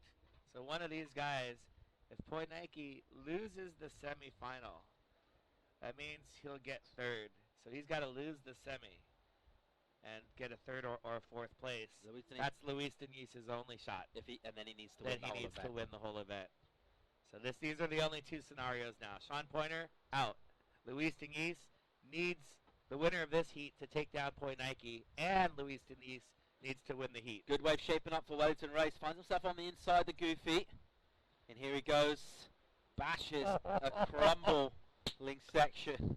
Does it so well. Just one turn from him. A great turn it was. And if there's anyone that you know we've seen that has been putting up scores that has the possibility of taking out Poinike, I mean, it's hard to say not Sean, but Wellington has been looking really good on this wave, as we can see from this turn. Look, from way behind the section, up and through the lip. And he's ready for the next section, but the wave just kind of closed out on him. If there was more wall, I think he would have attacked the rest of the wave. But Wellington, the first one to throw a score on the board. There you see it, 367. All right, here goes Pointer. Finds himself a wave. Straight on the gas as he accelerates through a high line. And delays the bottom turn. Little jamming snap off the top. Slightly ungainly exit. It's a relatively tentative opening. Wellington Rays gets a 367 for his first wave. And Sean Pointer's wave will be something of that order. No significant advantage from the first exchange. Under 22 minutes. Plenty of surfing to come in this heat. Let's have another look at the first effort from Pointer. Kind of squiggling that bottom turn. It was like a bottom S turn. And then he found the pocket for the one turn, but that wave closing out just like the wave of Wellington. And we've been enjoying watching him prepare these last couple of days for his heats, meeting Wellington Race. Sean Pointer, I'm sure, has been preparing, but on the other side of the bus, so we haven't been able to see him, and the cameras haven't found him. But we've been able to watch Wellington preparing, and he liked his wardrobe. He had the short john wetsuit pulled down with the fluffy jacket and shoes and socks. Very much appreciate the wardrobe of Wellington. So Pointer's number 2-7, and about a point underneath the early effort from Wellington Race, who does have priority. So that sets the early rhythm for the heats. Wellington race probably going earlier on in the sets. Don't think many surfers will be letting set waves go. Pointer's making him take this wave there. Just asking the question. It's a smaller one. Some lump going through it as well. And there's that raking bottom turn to attack on the lip once again for Wellington. Staying really busy, adjusting his line for a vertical hit, which will go incomplete for him. It feels like at this stage, maybe it's with the tide, just some energy's been taken out the swell a little bit. We haven't seen any sets really push wide into the channel. Maybe that one from Poenike was probably the biggest wave we've seen in a good half hour, 45 minutes. Yep. I mean, I feel like, yeah, you're right, because thinking about Shaq's heat, there's a couple bombs. I mean, twice as big as this wave. Wellington just going to town here. Good speed. Good, nice turn in the pocket right there. And then you can see him readjust his line and went for it on that turn. Wasn't able to hold on, so Wellington's going to paddle back out. You can see the paddle out. Very defined point break to the left of the screen. On the other side of those rocks, that's where we were surfing on day 1, Friday. We went through 18 heats, men's round 1 and 2 yesterday, men's round 3 and 4. 16 heats there, as you see our producer Christian on his finals day shirt. Just taking a little break from the treacherous producing world down in the bus. Bosco's takes over when Christian is gone. Well done, Bosco. And we'll be on a break soon, Paul. I think we've got one scheduled right around the end of the day. I think when the final wraps up, we're scheduled for a break. Here goes Pointer with an absolute ton of speed. Holds that rail and then almost loses its stiff leg, but does well to recover. Pointer will compress a lip here and still swing through a real fast section. There's the classic foam climb on the forehand. So always just a little bit, not quite exactly on the way where he wanted to be in that one, but did really well to kind of control it and make sure he got completions done, showing his class. I mean, he very well could have got a 2 on that wave, because that first turn, he almost fell behind, was able to make it around the section, and then at least get in, 1, 2 kind of maneuvers. So Sean Pointer making his way out of safety, then goes to his feet. You can see beautiful looking wave. Just takes that bottom turn, arcs back into the whitewater. The whitewater hit him and moved his feet. He readjusted, was able to hold his line, get in that turn, and then little foam climb there. So Sean able to hold on and at least get a score on the board. Plenty of time left and plenty of opportunities are going to come. This is for a spot in semifinal number 1 versus Poenike Rioja. And this is also a fight for top 3 in the world as well. So currently Wellington Race sitting in 4th. Sean Pointer was in 6th, but that was not including, still had his throwaway with 0 points. So Sean Pointer is looking to get into the top 3.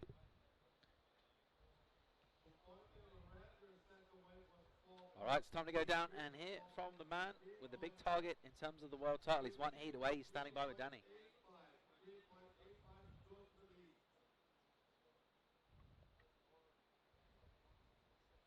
Morning. How was your first heat? Boys, comment c'était ta première heat ce matin? Mon hit s'est très bien passé. Et les conditions sont vraiment parfaites aujourd'hui, avec le vent offshore. Et voilà, on a tout pour. Voilà, ouais, pour envoyer. Oh, he said his heat went very well this morning, and they have some great conditions. The waves really, really nice and super smooth today, so he's happy with it, and he's feeling very comfortable. All right, Maururu Poenike, great job. Through to the semis, 1 heat away. Just trying to put that out of his mind at the moment and keep surfing. Not think too much about what could be and what might be. Basically think about your next wave. And putting a couple of good scores up on the board. But on the verge of something historic for the Tahitian. Let's check out Pointer, who has been a world champion And he won't be again this year because of that result in the last heats. But he's looking for an event win here. And he's in the quarterfinals. Looking for a score to get back at Wellington race.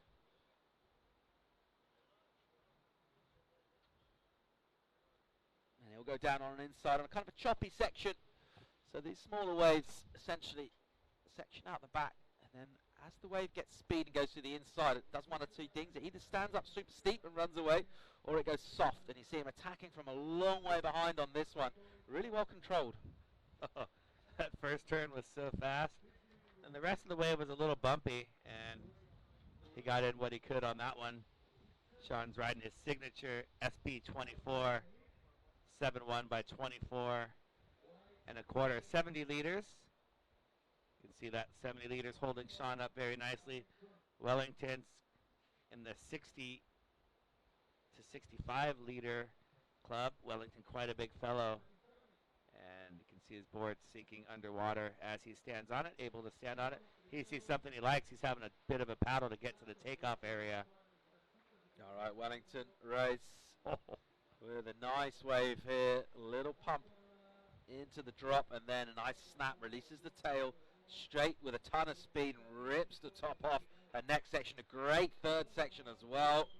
And this is really good stuff from him. He's going to improve his advantage here as he goes for another maneuver. So Sean Pointer in the lead at the moment, but when this score comes in, it's going to be better stuff from Wellington Rays, and he's feeling it too. Oh my goodness. He just tore that wave apart.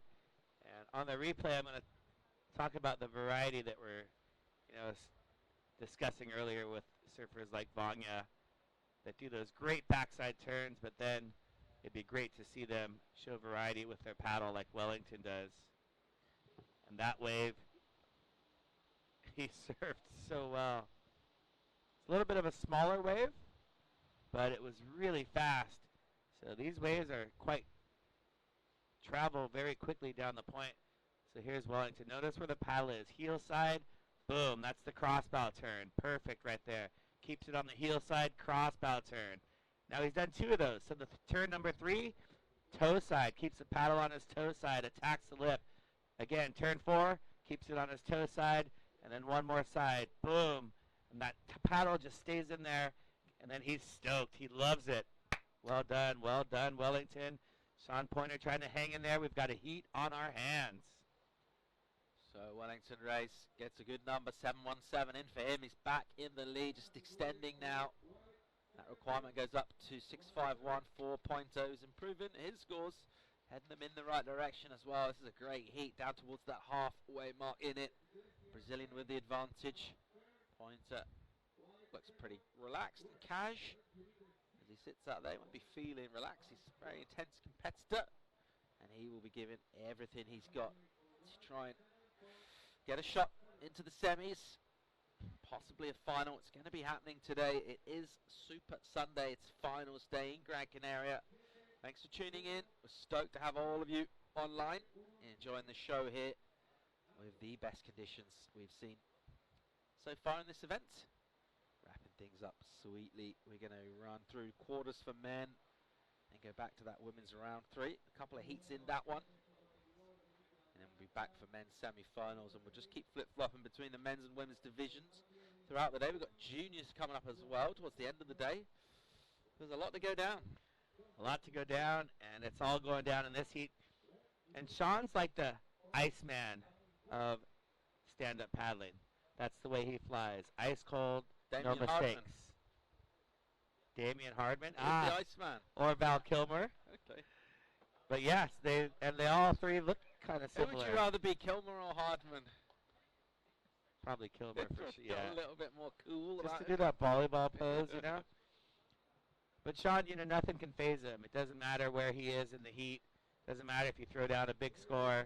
Sean knows how to stay composed, and he's able to execute under any circumstances. It's like ice water goes through his veins. And in order to be a world champion, you've got to have that sort of mental toughness. We saw him in Barbados in a couple of tough heats and just get the scores at the end of heats to take the win there. Sean Pointer behind the 8 ball right now, just needing a 6.51. But if I was a betting man, I would say Wellington's gonna drop that 5 at some point in the next 10 minutes. So Sean's gonna need something higher than a 7. It's almost Maui gym time. Sun's just poking through It's almost C to C eyewear time, I mean. above the volcanic highlands of this island. And it is warming up our contest site, just making those colours pop. Beautiful blue water, crystal clear in the Canaries, abundant marine life as well. We haven't even talked about that yet. It's almost been too much surfing yesterday to go off on our deep dive tangents. We had zero deep We dive. didn't talk about the loggerhead turtles and the sperm whales, did we? We did not at Didn't all. even get a chance to talk about the spotted dolphin or the Rizzo whale. The Rizzos are my favorite. Your Second favorite. Blue whales are my favorite. Rizzo's second favorite. Benoit Carpentier looking for his first ever APP World Tour event win. See him putting on the sunscreen. Thanks for reminding me, Benoit, because I brought sunscreen today because I knew it was going to be hot. So I'm going to put on my own sunscreen. Thank you, Benoit. trick question, where do you stand on the orca, also known as the killer whale, in your rank of favourite whales? And it is a trick question. Well, it's actually a dolphin. I was going to say, yeah. You couldn't get me with that one. But I'd rank them up there as far as marine life that I enjoy. I've never seen one. We've had a few around Dana Point, though. They travel by Dana Point and sometimes come close to the harbor. Like Salazar getting ready for his heat versus Benoit.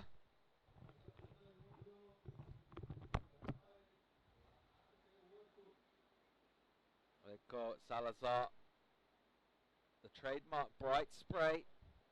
Time to shine for him up against the highly rated Frenchman with the biggest and most vociferous cheering squad at the event. The Brittany crew waving that flag. And Benoit Carpentier is very, very relaxed and self-assured competitor. That's going to be a great heat. This one is setting up sweetly for a finish. Not a huge margin in it at the moment. It is the Brazilian race, the Goofy, with the advantage. Here goes Sean Pointer out of Florida on a good-looking wave. He's waited a long time for this one. Fangs off the bottom. Doesn't get a whole lot of the lip on that turn. Let's see what it gets done. Second section. There's a nice little jamming snap. Loads of aggression. A trademark for Sean. And he'll climb up the foam and look to unleash with another big turn. There's a good hit from him on the end. Controls it well. And he'll just kind of sign off with some work in the whitewater. Good stuff from Pointer. Iceman delivering. Special order. Sean Pointer. That's how you answer back a high score from your opponent and put the pressure back on him. I think that's going to put Sean right up there even with Wellington. And they both have a similar backup score. That's going to be Sean's highest score. A lot of variety there as well. Yeah, that was. And another thing of note, his ability to accelerate, pick up speed. It's not just about he can only do it on the waves that are offering that speed. He can kind of generate it himself out the bottom, and that's a really good skill to have. You can see him generating speed off the bottom. And that turn mistimed that one a little bit. But right there on his pumps off the bottom, boom. Bangs into that second one right in the pocket. Bobbles a little bit, and the foam climb. And then here's where he really opened up. This turn right here, and then this next one. He's able to surf out of that one. And that was a beautiful looking wave from Sean Pointer there.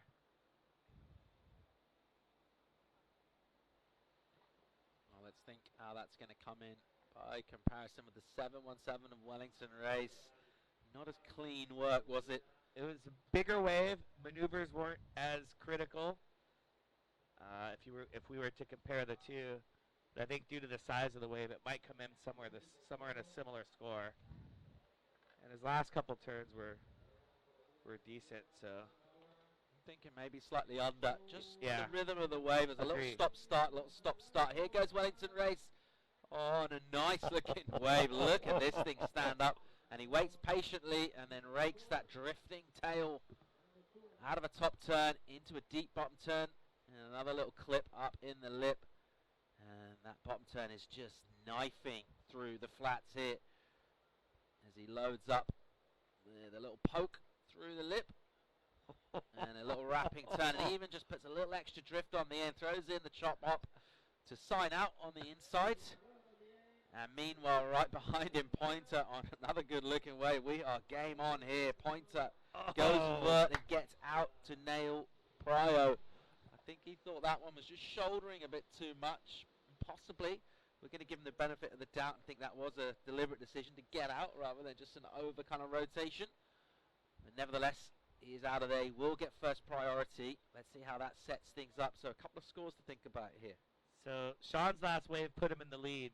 So now Wellington's trying to answer back, and he's doing a great job answering back. Bang, right there. Look at his positioning, showing variety with the paddle. The bumps on the bottom, no problemo for Wellington. And then that turn right there. Beautiful combination off the bottom, off the top. Nice little fun move there. Sean's last wave came in 6.83. So that put him into the lead temporarily before that ride from Wellington. And you got to think that that's going to be better than Wellington's 5. So now he's going to jump back to the lead and put Sean Pointer back, put some pressure back on Sean Pointer. There's the Grom crew right there. All right, a real busy one. This is live action. Here goes Pointer with a load of wall in front of him. Too much, really. And he has to eject, and he'll still probably, we might get a little barrel for priority here, but he'll be back up on his feet real soon and trying to nail priority. This could be crucial. By the time they get to the lineup, there's going to be 3 minutes and maybe a bit of change in terms of time remaining. It'll be an interesting paddle battle. It looks like Pointer just ejected with that in mind. He could see where Wellington Race was. He's actually got quite a big need score. You see it on your screen now. 7.85 the requirement. Race gets his high score, 7.5 for that last wave. Yep, 7.5 for that last wave. And we talked about it. It was going to happen. It was inevitable that he was going to better his 5. So now Sean needs the best wave of the heat. And this is where all of Pointer's calm, cool, collected mindset is going to come into play. Well, he does need the high score. He does have Pryo, so he did lock that in. Yep. He secured that, but he's got a job on his hands here. And he will need to stay cool and make sure he picks the best wave. You're thinking, not going to be too many opportunities. He needs to find the right wave. Out of a nice flurry of activity, the sets are all turned on. Second half of this heat, a lot more consistent. And that's great to see. There is our situation. Wellington Race. I love these flip-flop battles. Every time someone takes away, the lead changes. Exactly what we love about man-on-man competition. It's the quarterfinals. We've got the outstanding 8 surfers of the event left in it. And this has been an absolute smoker. We thought it might be. And you can't really take your eyes off this encounter. What's Sean Pointer got left in the tank? Now it's up to Mother Nature.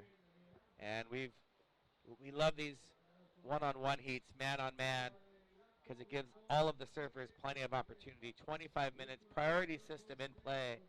So it really has come down to the surfers and the waves that they select. And we see Sean right now needs a score, 2 minutes to go. It takes a good, I would say, 45 seconds to a minute for a wave to actually get to the takeoff zone. So right now we don't see any lines in the background. So we're going to need to see some lines basically in about 1 minute. And if you look out to sea, it looks pretty flat. Right now, time's going slow for Wellington Race. Time's moving fast for Sean Pointer. There you see the priority board right there. Sean Pointer, the red slot all the way on the left. And Wellington with second priority.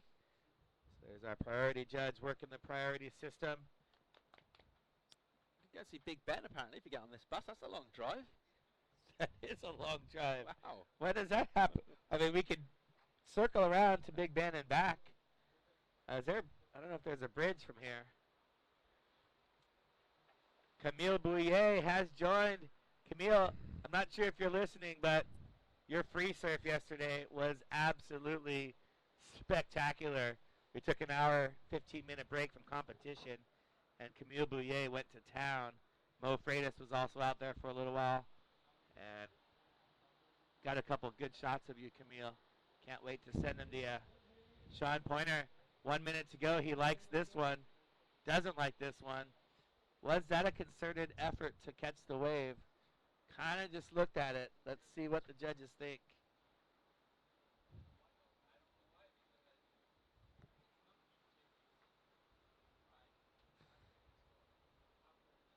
Let's see. We're waiting to see what the judges do about the priority. Wellington's looking. Trying to apply a bit of pressure. 30 seconds left. Come on. Still no major lines. Couple of smaller lines. Sean's going to have a look. He's going to need to go this. This is probably his last chance. And I tell you, he's got to take to the air. He's going to have a long section in front of him as well. He's way deep on this one. You can see way behind the peak there. Time's going to run out for Sean Pointer.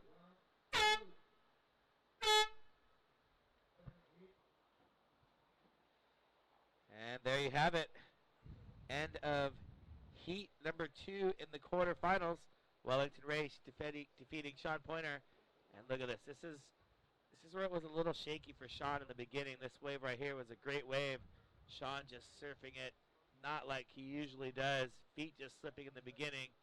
Wellington Race, on the other hand, just going to town on this smaller wave. Fully in rhythm right here. Bam! Just nice and smooth off the bottom, showing variety with his paddle work. Finishing this wave off. That was his early score. Sean Pointer answering back. See, just a little caught behind the section. And Sean did a great job coming back, but Wellington answered every single one of Sean's attempts to make a comeback. Wellington established the lead in the beginning and maintained the lead through the end. Sean snatched it from him on one wave, and then Wellington took it back with that one. So he's got a date with Point Nike. Rioja in the semifinals. Next up, as you see, 733-717, total of 14.5. Wellington Reis from Brazil, defeating Sean Pointer from the United States. We're stoked to have Sean here in the Gran Canaria, of course. Sean, the runner-up last year here, secured his first world title.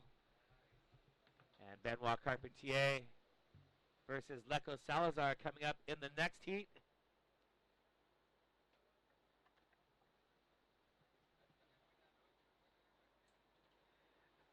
The answer is 17.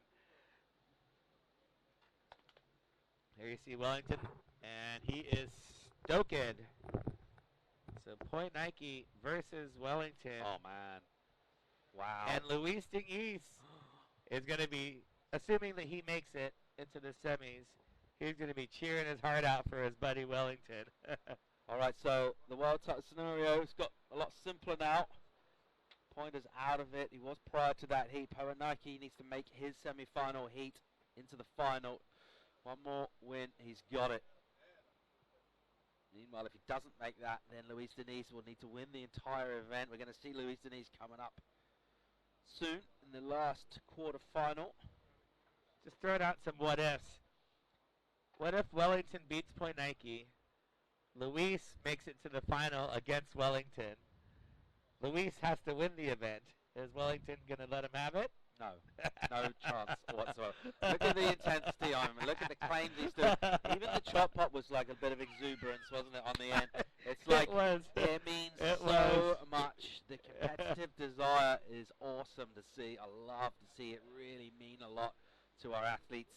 And there's no way he's rolling over. Not a chance. Benoit Carpentier will be in red in this one. The Frenchman out of Brittany. He'll be taking on Leco Salazar, the veteran from Brazil. A big, quiet man who is always a danger in any condition. 25-minute clock. It's finals day here in Gran Canaria. We are in the Macaronesian Isles in the Atlantic Ocean, just off the coast of North Africa. Around about 28 degrees north of the equator is our latitude. That's the reason why you'll see a lot of our surfers in shorts. Water's pretty warm, 21 or so. I'm not sure in Fahrenheit. I'm going to say high 70s. high 70s for sure. something like that. And air temperature, it's nice when the sun's out. The wind's quite fresh. And the wind is grooming these peaks and making it nice and clean out there in the water. Best conditions by far we've seen all week. And it all coming together for finals day. So man on man, priority super important. And the most important thing, of course, is finding the best ways, surfing them as hard as you can. And Benoit doing a great job of that. Janique Main is expecting Benoit to win. Benoit's going to win. So he's been kind of quietly going under the radar, doing his business. Had to go through the repechaje round, and he finds himself in heat against Lecco. But, we've been talking about the world title race so much, and the guys that are involved with that. Let's not forget about ISA gold medalist Benoit Carpentier. And he's currently sitting tied for 6th place. Never had an event win on the APP World Tour. And talking about the what ifs, what if Benoit Carpentier were to win the event? Well, that would mean he would have to take out Luis Diniz. If Luis made the semi, they would be in a semi together, and that would end his hopes. We know Poinike and Benoit are friends, so Wellington can help out Luis, and Benoit perhaps can help out Poinike. So if Poinike were to lose the semifinal, it would be up to somebody to also take down Luis Diniz. Man, it's really come down to the last couple of heats. Here's Benoit having a look at the first wave of semifinal 3, quarterfinal 3. Carpentier eventually is up on this one and swinging. Nice turn, commitment off the rail from him. Keeps the board super lively and busy. Goes for a little kind of head nod carve on that one. And he'll just clip one down on the inside. So Carpentier opening up the account after a slow start in this heat. Full 5 minutes gone before anyone was tempted into wave riding action. Carpentier, good first turn for me on that one. Not so impressive after that. But it'll feel good to get a wave and he'll have the lead. I love the head nod. So right here, just beautiful off the bottom. And love the way he extends his turn as well. And then this one right here, just a little bit of head jive. And racing through the whitewater to finish off that wave. Just a smaller wave, but there was nothing going on the first 5 minutes of the heat. So Benoit getting started and putting the ball in Lecco Salazar's court. Lecco's going to want to answer back.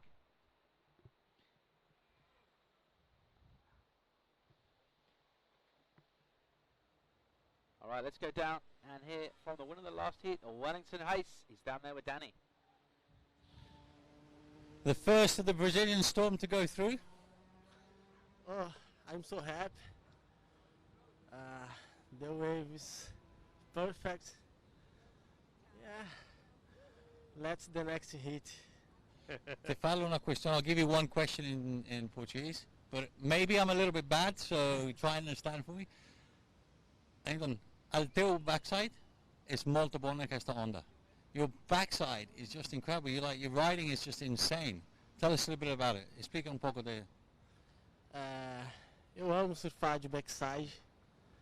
Aonde eu moro, no Brasil, tem uma onda em Camburizinho, na praia que se chama Camburizinho, e é direita. Me gusta muito. E estou bem aqui nessa onda. Estou me sentindo bem. E é isso. Fiz alguns quinto colocado, quarta de finais. Isso estava na minha garganta. Estou feliz de avançar para a semifinal. Espero sair daqui vitorioso. Quero mandar um abraço a todos que estão na torcida. Continuem mandando essa vibe. E é isso, vamos para o próximo round. I didn't get quite all of that, but I'll do my best. What do you say? He's very happy with the wave here. He feels super comfortable, even on the backside. At home, he goes on a right wave, so he feels comfortable there as well. He sends a big hug to everyone at home, and he's so happy to go through to the semi-finals. Awesome job. Thanks, Danny. Great Wellington race. He's totally stoked, and his backhand is looking great out here on this wave. Let's see a replay. This was during that interview, Leko Salazar.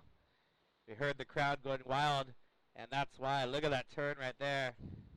Straight into a second one off the bottom, even more critical on that second turn, using his paddle and rail to get ahead of this one. And then boom, 2 more back-to-back right there on rail. And these bumps don't make any impact on Leko Salazar's turns. So he cuts back into the whitewater and just finishing this one off. And that's why the crowd was going wild during the interview. Leko Salazar, I think, getting the better of the exchange. And that was a great looking wave, possibly into the excellent range. Good stuff from Leko. Benoit Carpentier gets a 5-9 for his early effort. Salazar, we reckon, has got a real good chance of improving on that and going into the lead. A slow start, just 2 ways ridden in 9 minutes gone in this one. So not a lot to bring in terms of action. Let's see if things fire up. So what happened in the last heat? We had a quiet opening kind of half, and then things really came alive towards the back end. You see, gives you a real good idea of the period and the interval in the swell. View from the drone, you see stacked clean lines. One thing the drone does tend to do is just kind of flatten the wave a bit, maybe take some of the height away. But real good to see that swell filling in out of the North Atlantic. Kind of started to come up about 48 hours ago, so now it's kind of groomed. It did have that feel of a rising swell yesterday, where there's a little bit of bump, well, a lot of bump really, and a lot of energy was spent in the line, just basically trying to be in positions. A lot easier to line up today. You can kind of trust the triangle of whitewater left by the sets, and it gives you a real good indication of where to sit. But so far in this one, just not much coming through. Is the tide turned already on its way back in? Tide is on its way back in. Right on, so we're on the push. So we are on the high tide push. And there you see a couple of autographs being signed for our event t-shirt. And our Brazilians tuning in are stoked at what's going on. And there you have it. Boom. 8.67. Leko Salazar locking in the score. That wave was fantastic. Would love to see that one again. We missed it live, but we got the chance to see it on the replay. Those are the types of waves we love watching over and over. Benoit trying to answer back. Benny C finds himself a smaller wave here, so doesn't want to be too patient. Gets going, and he'll jam one off the top, nice and vertical. And again, big spray on that second turn. And he looked to have most of that done, but it gets awkward in there. It's real shallow and really turbulent. And he will go down on the inside. Big cheer from his squad. And unfortunately doesn't get the execution on the second maneuver, and he'll hand Prio back to Leko Salazar. Priority and the highest score, Leko Salazar. Here he goes. Bang! Up and swinging. Another nice turn. Sending that spray. He's got so much power. And still just keeping that board in the right part of the wave. The rhythm is absolutely sweet, and it's just relentless surfing from Leko Salazar. So capitalizing on a mistake from Benoit. And he's going to put him in a bit of a situation here when this score comes in. Finishes off casual. Meanwhile, not wasting any time. Here goes. Oh, this is a replay, sorry. Benoit's last wave.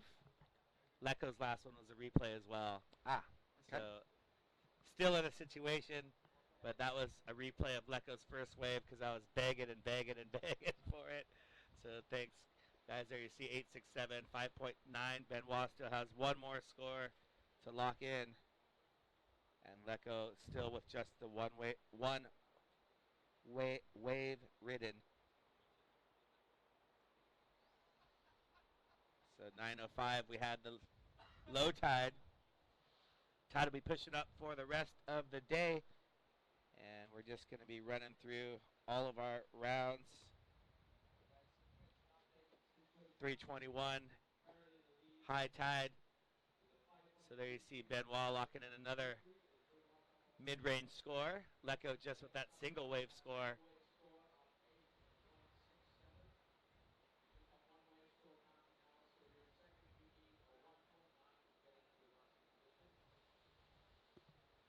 boys see something they like right now. Leka with first priority. He lets Benoit have this one. Carpentier hits a fluffy section.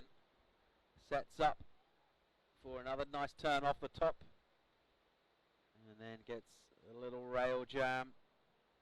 Pretty smooth. It's not super aggressive.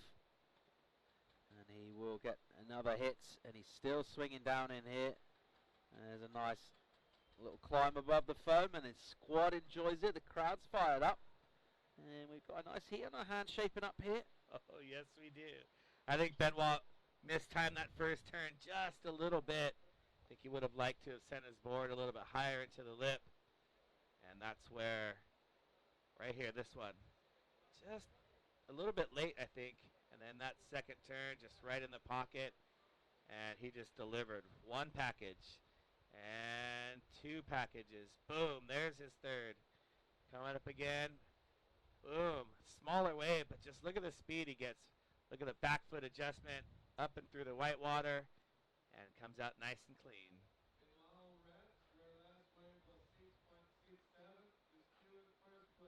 6.67, so Benoit bettered his situation, but Leka with that 8.67, he's been patient in all of his heats. It's been paying off so far, and as long as the surf keeps pumping, the waves keep coming, you can have that strategy. So Leka Salazar trying to find a backup for that 8.67.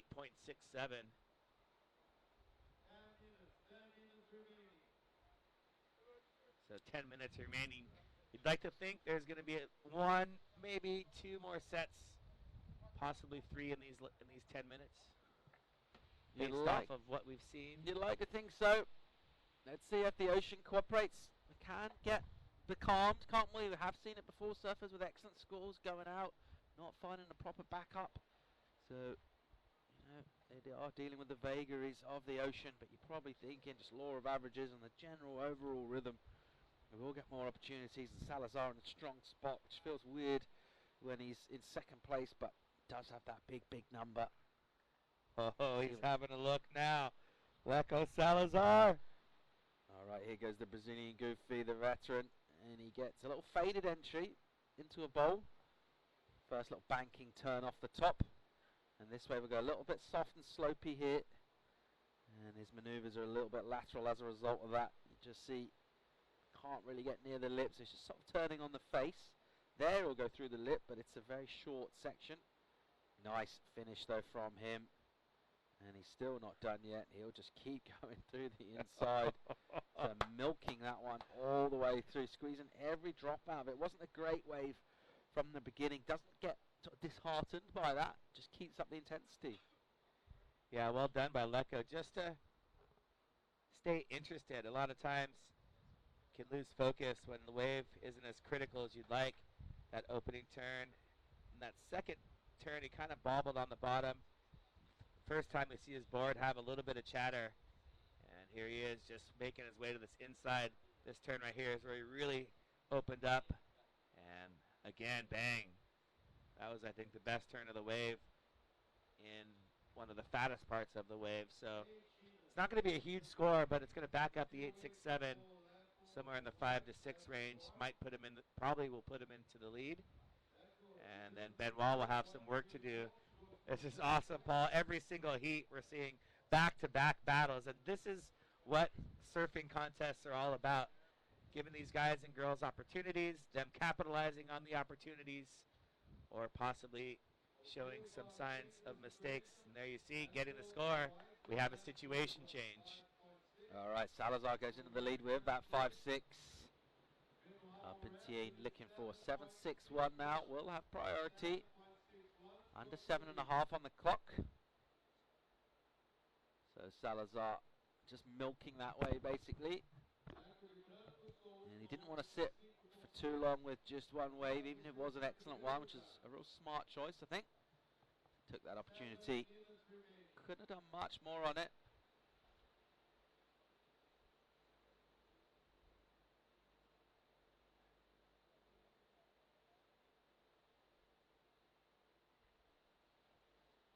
There's the Love Bus, APP World Tour Love Bus. Oh, we almost got in the shot, Paul. Almost. We're getting there. We're getting there.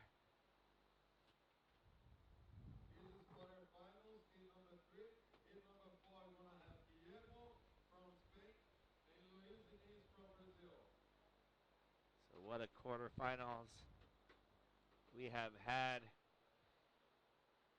Poinanke taking out Clement Rosero in quarterfinal 1. Sean Pointer being defeated by Wellington Race. So Poinanke and Wellington will be in the first semifinal. And we're waiting to fill out semifinal 2. One of those two guys will be in it versus the winner of this heat. 6 minutes to go.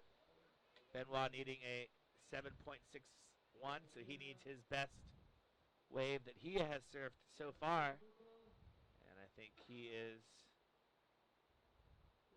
just looking for, there you can see, right where the white is, that's where they were taking off from yesterday with the high tide and the bigger swell. So the white water was going all the way up onto the rocks where Luis East with the yellow board and white jersey, and it made for some pretty interesting entries and exits into the waters, especially the exit. I think the exit's a little bit harder than the entry. Way harder. You also can't really see what's coming. You know, you're standing on the rocks looking out to sea, you can see a little lull and go, oh, righto. Coming in, you just feel like super vulnerable. Like you're just waiting to get crunched. So far, so good in terms of those entries and exits. 5 to go in this. Carpentier needs to make a move. 7.61 the requirement. And slightly sluggish entry into that wave. There's a nice first turn from him. It's smooth. He's going to need to up the aggression for me in this if he's going to get the better of Salazar. And he's not going to do it with that. Benoit just needs to find his rhythm. He's caught a couple of good waves, but they've been the smaller waves. He needs to find himself on a bigger one if he wants to get that score that's needed. You know, it sounds so cliche and like a broken record that, you know, these guys are capable of getting the scores, but I mean, they are, and it's just a matter of finding the right wave. You can see just a little late to the party there. His paddle doesn't stay in the water. Benoit goes down on that high-risk maneuver.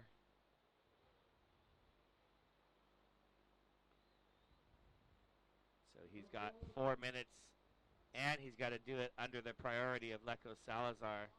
So Lecco can hold him off the wave. Benoit's going to sit a little further on the inside.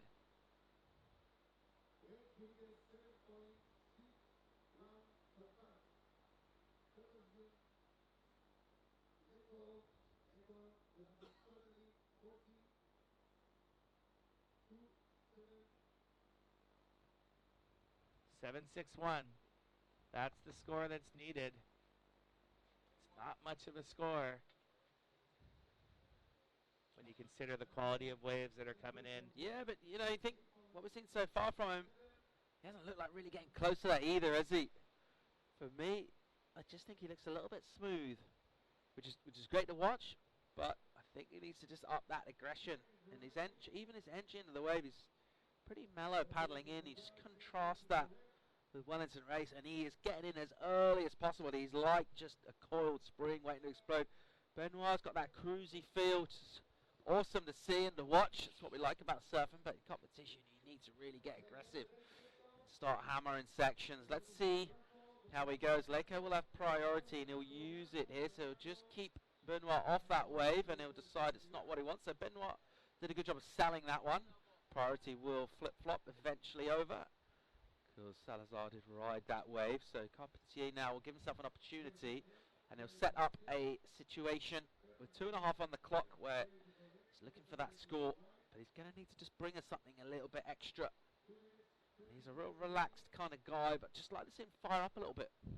Yep, I agree with you, and just needs to fire up on a bigger size wave. You can see some free surfers surfing on the left. That's across the way from where the competitors are finishing their waves. There's a bit of a channel and rip current, and there's a little left on the other side.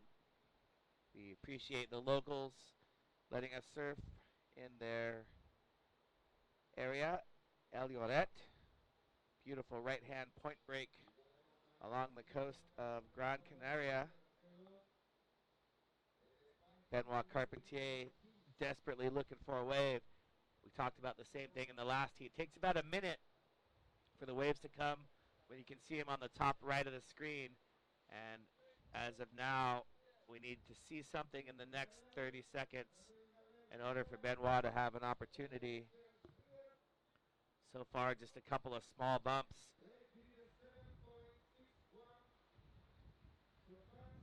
Yeah, not a lot of waves ridden in this one.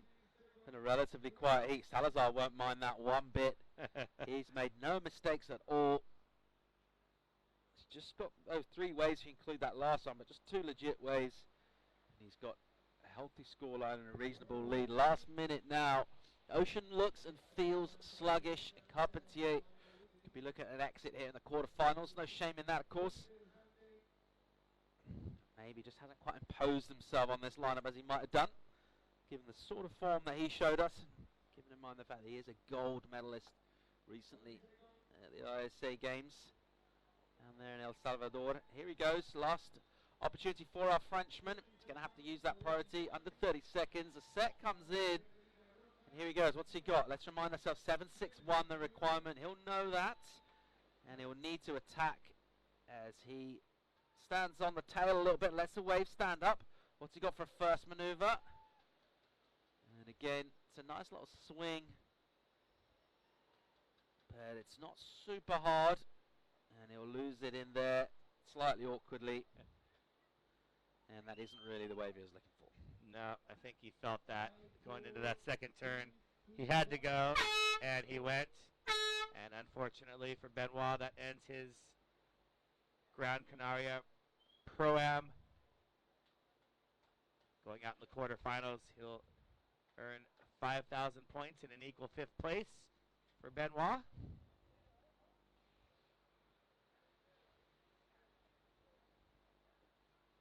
And we've got our first entry into the second semifinal. As we look back at this one, here's Leco Salazar. Just beautiful looking wave. I mean, this wave is so close to being perfect. Just running away from him a little bit. Leco going off the top there. Great bottom turn. And he is just linking turns one after another after another. Leco Salazar. Here's Benoit Carpentier a little bit late on that turn. And coming up on that one beautifully. And you can see him extend with the back foot. Cross bow, cut back into the whitewater. Benoit not able to find one of those bigger set waves like this, like Leco Salazar. Here is his 8.93. Leco just going to town on this one. And here he is stalling and setting up that turn. And off the top. And just, I mean, he's on a 6th, 7th turn right there. All right, that'll wrap things up. Quarterfinal number 3. And Benoit Carpentier will bow out. We'll see the Brazilian Storm carry on over. We've got another one of that ultra deep talent pool from the South American powerhouse. And it will be Luis Diniz. He needs a win here. He needs a win in the event. And he also needs... Right.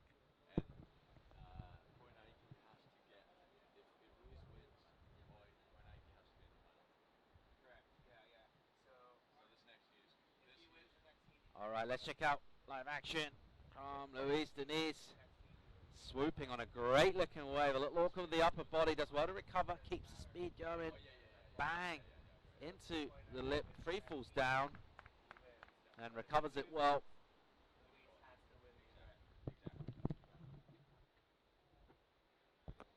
We're just double checking world title scenarios with tour director Tristan Boxford. We're all on the same page because it's getting exciting right now. Leco into the semi. Once again, he was in the semi in Barbados. And Leco Salazar doing his job against Benoit Carpentier. Guillermo Carnicera, his first quarterfinal appearance. And here he is. Coming off the bottom with a beautiful wave. That's a tough first turn to do. The heel side paddle top turn. I don't think that's how you want to open up against Luis Denise. And Guillermo Cabriceta going down right there. So we've got an exchange, and we've got a heat, and we have waves just rolling in. Look at that. You can see the whitewater. And here's Luis Denise. Boom, off the bottom, spraying Guillermo. Look at how good this wave looks. Luis getting speed, staying nice and low. Bam! Free falling down from that one. And right after him, Guillermo comes into this one. That heel side top turn is so difficult. I think that was a wasted maneuver. Hard to keep that one on rail. And then you fall. When you're going up against Luis Denise, you got to stay on the board, especially when you're just gifted a beautiful wave like that. Guillermo, oh, Leco Salazar. He is El Kid.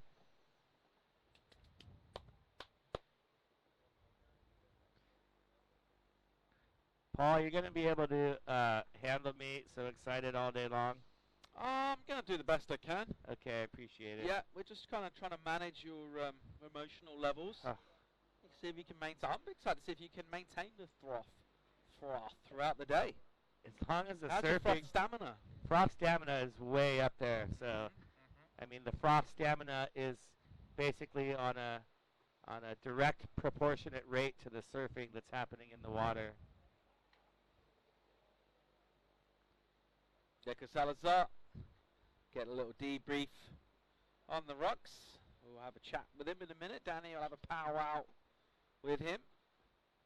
And he was emotional yesterday. He's going to be more so today. He's through to semi-finals and he's gone excellent range again with a massive number. He looks like he is ripping. Here goes live action, and our Spaniard there went for a softer wave, and it's another mistake from him. Can't really afford to do that against Luis Denise, but I think the expectations for our surfer in red, the Spaniards, are stoked to be there essentially at this stage. I don't think he'd be put too much pressure on himself for thinking about semis or finals. There's one guy who is so psyched right now.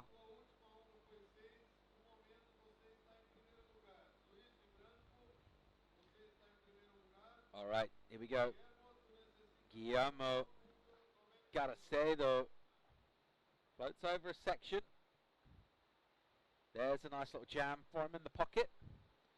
This is a great looking wave. It just keeps on giving. Another nice hit from him with loads of speed and deals with an awkward kind of angle to recover from that penultimate maneuver and put the last one down. Then he just rides along for a while in the white water, which is always an interesting choice when you're close to the rocks, before he elects to get out. Good stuff from him, much better.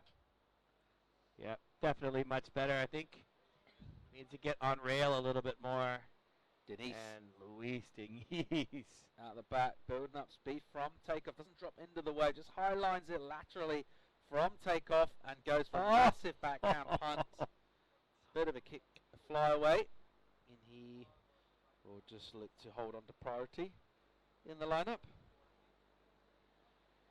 Great view of the drone there. See Luis Denise spinning and going again.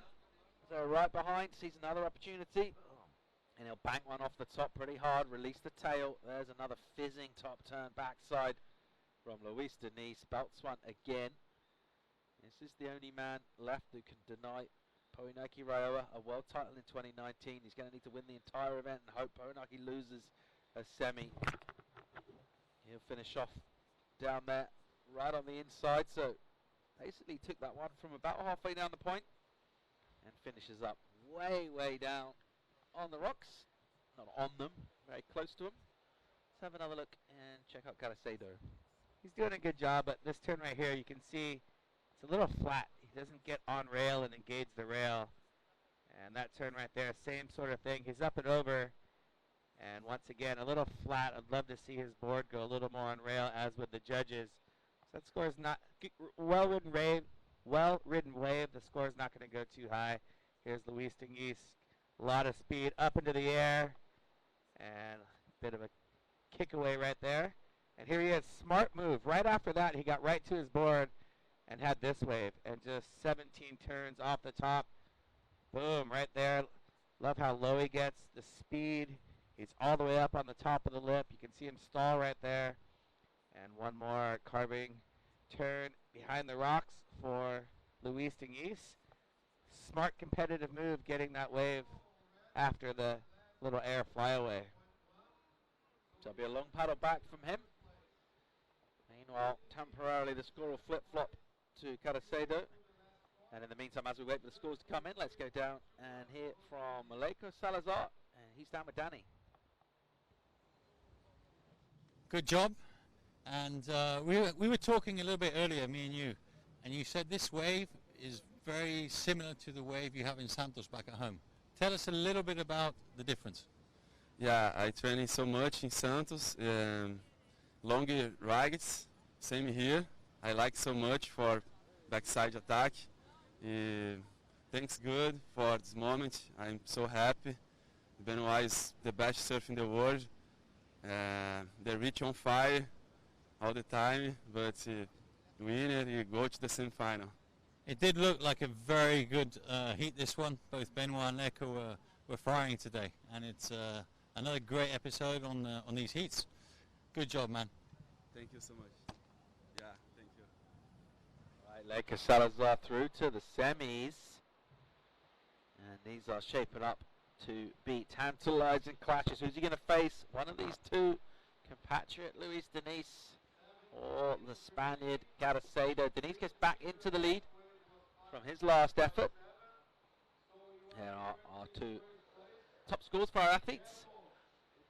And Caracedo's requirement goes up to 648. I reckon it might be even higher than that in terms of a two-wave total he's facing from Luis Diniz by the end of the heat. It feels like he's just getting started in this one. And it is ominous for the young Spaniard. Yeah, I have to agree with you. Luis is going to ditch at least one, maybe both of those scores. And if he's able to make it into the semifinals, we're looking at 3 Brazilians in the semifinals, all versus Poinike Rioja. So we've got 2 Brazilians already in Wellington Reich, and Leko Salazar, who we just saw being interviewed. He's making his second semifinal appearance, and the winner of this heat will meet Leko, and it is looking like Luis Diniz is in great form, and it might be him, but Guillermo Caricera is going to have something to say about it. Here goes Luis Diniz, streaking down the line, banks one off the top, slopier wave this one. There's a nice turn from him. So knowing that he needs to fire up a little bit midway through that wave, gets an aggressive maneuver in to finish. Judges will have a think about how that'll come in. Caracedo, will his job get more difficult? Depends on if the judges reward Luis Diniz with a higher score for that last effort. Caracedo in the lineup, the Spaniard. We caught him in his interview yesterday. He was just saying he's basically stoked to make it through to the final day against the best paddle surfers in the world. He's just representing Spain, having a good old time. Speaking of representing, there's our Canarian local, Ibai Moreno, with a good buddy, Shaq Westorp.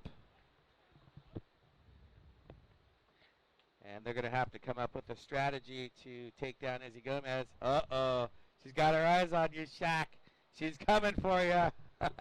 I think she was more like saying she's awesome.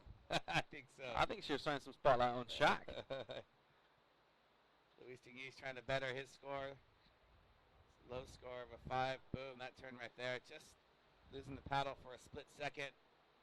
And the wave super bumpy, and he's doing the best he can to stay on rail. Signature spray there from Luis Diniz. Almost got that little kind of compass thing in the middle. What's your any preference with you on the sprays, Anthony? What do you like to go with? Well, I think the compass is very stylish and functional. You can tell which way he's going on the wave. As long as it's got color to it, I enjoy it. And I like those surfers that do their own little, Sharpie drawings. I think that's pretty cool. I'm not into like skulls and crossbones and things like that. Okay. Just personally. Yep. The lightning bolts, pretty solid. Flames? Flames, yeah. It depends how and where you're using them. It's the right time and the right pace for flames. Yeah, and you have to be if you have flames on your board and you surf slow, it's just it's terrible. But if you've got flames and you're surfing fast, like Wellington could have flames. Luis Tengiz, he's a flammable type of surfer. Anthony Vela doesn't need flames on his board at all.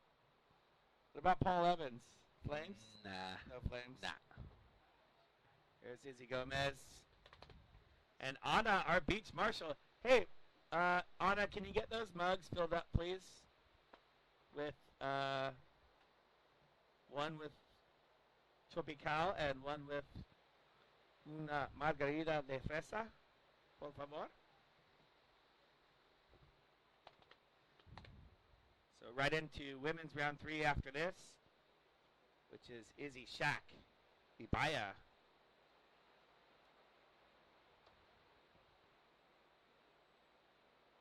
Second semi will be Fiona, Gabby, and Banya. Still some work to do in this heat. Trying to round out. White's looking for a update.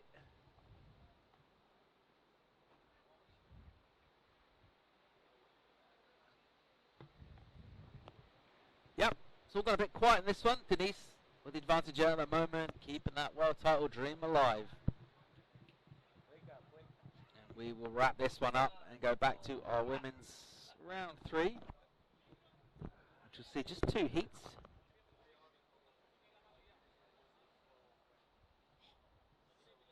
Three surfers in those heats. From that, we'll whittle it down to just 4. So we'll just lose 1 from each of those 3 women encounters. And that will set up our semis. A lot of surfing yet to come today. Local time, we're looking at 10:10 in the AM. Super Sunday, finals day on the APP World Tour. Anthony Vela looks like he's holding out on the little freshener Listerine strips. My bad, Paul. I'm just gonna leave. Come on, after all we've been through. You can see I was just in the zone. Trying to keep our breath fresh so that we don't make any of you watching at home smell our fresh breath. I know what you're thinking. The smell doesn't go across the internet, but maybe it does. So under 9 minutes and 45 seconds to go in this. Luis Denise, not with a huge lead at the moment actually. Kind of surprised he's not got more up the scoreboard. Not been a lot of opportunity. Has been a little bit of a slow one. So the swell consistency, I don't think the size has dropped much, maybe a touch throughout the morning. It's definitely less consistent than what we saw, which is sort of rare actually. You'd probably expect with a tidal swing to help the swell fill in. It's not the way it's gone down. Here goes Garacedo. Nice turn from him, that's much better. It's aggressive. And then he goes a little too aggressive above the lip, so he knew he needed to push it, pushing it a little bit too hard. Meanwhile, behind him, Denise gets the entry. There's the high line. He's eyeing up a section down the line. What's he got here? Draws off the bottom. That's a massive hit from him. Big rooster tail spray. Comes out of the turn with loads of speed. Then has to wait patiently for a section. A little jam redirect. Keeps that paddle toe side. Nice clean paddle work, which AV will approve of, I presume. And a good way from Luis Denise. For sure, approve of the paddle work and the surfing. Thought for a second with that high line he was going to take to the air. He maybe thought he was going to take to the air, but then he straightened out on the bottom. And although it was a good turn, I think for the speed that was there, I think I was expecting a little bit more. But nonetheless, Luis Tengiz trying to better a 5.57 and make the task at hand a little bit harder. Here we see right here, he's got so much speed on this high line. Drops to the bottom, changes the sides of the paddle, and bang. That was a beautiful turn. I take that back. That was exactly what I was expecting. And then he just has to wait for this last finishing maneuvers to try and shine up that wave a little bit for the judges. They see our water photographer there. And the two of the three best hairs in the event. So Fernando Serra in with those two. So we also see right there Guillermo paddling back out, and a little bit of a paddle battle with Luis, who's just next to him as well. Guillermo having a look at this one. He's trying to stay busy. He is up. He likes it. And here he goes, swooping off the bottom. And just leans into a top turn. There's a nice hit from him. Throwing some good spray out the back. And a little clip to finish. And then a little bicycle pedal kick out. That's exactly what that was. Well played, Guillermo. So, going back to day one, I gave the expert advice. Take me back. Stay on your board.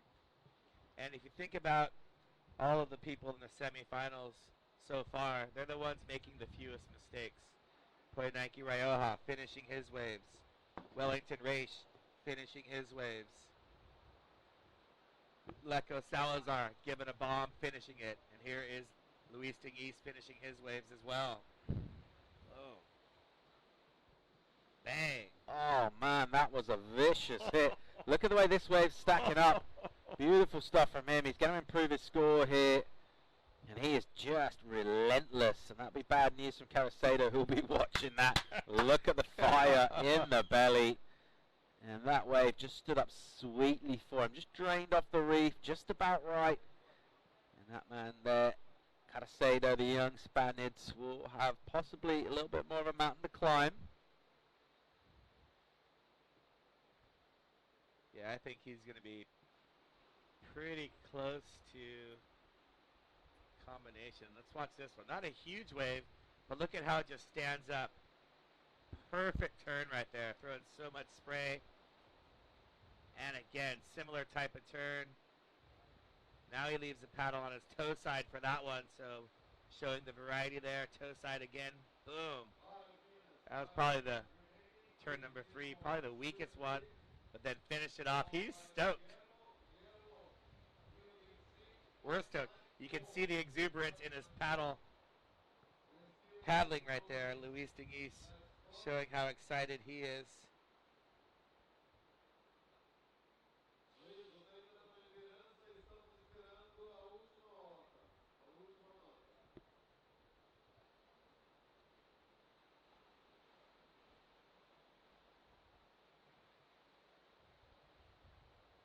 So Luis Tinguis.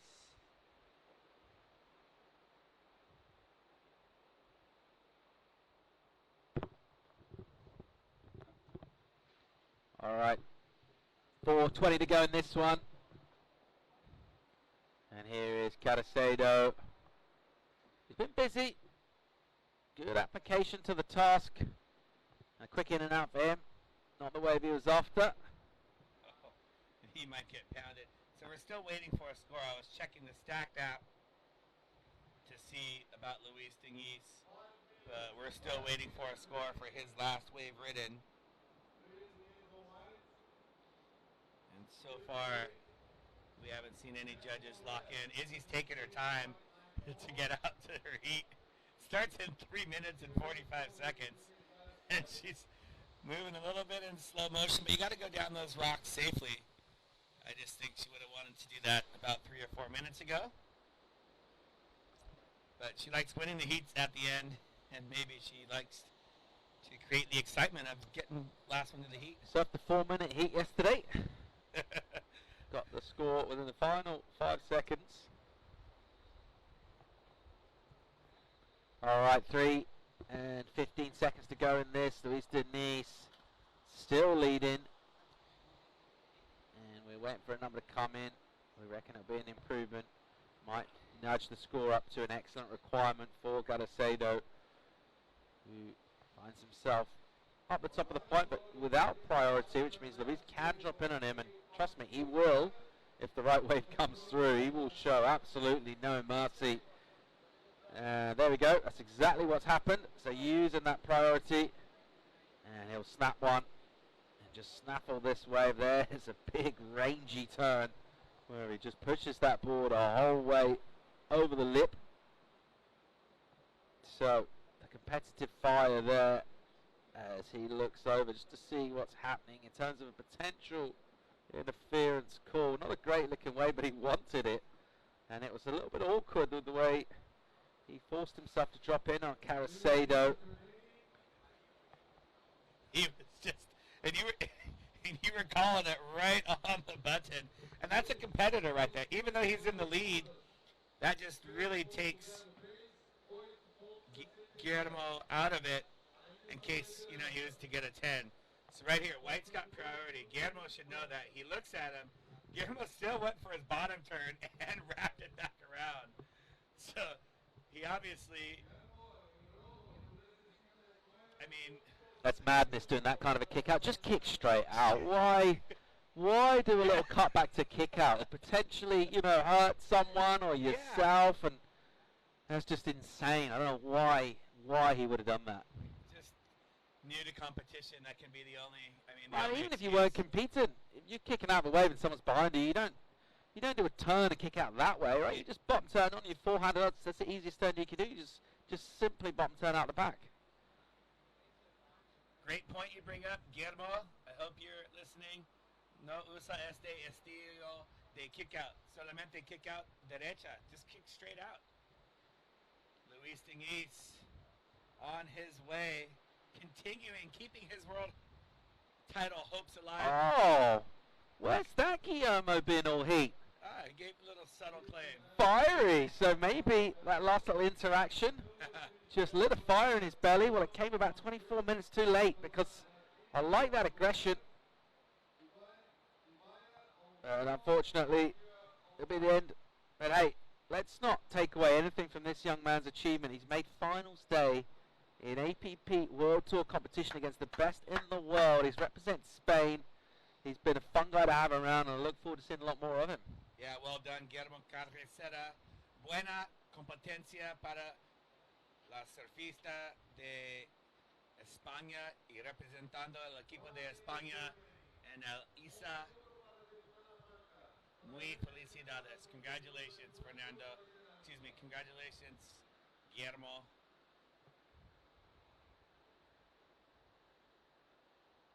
And next up, we've got the women. Luckily for Izzy Gomez, the judges had a couple of scores to lock in because she wasn't quite out to her heat when the last one ended. And she can thank Guillermo Carreceda for that.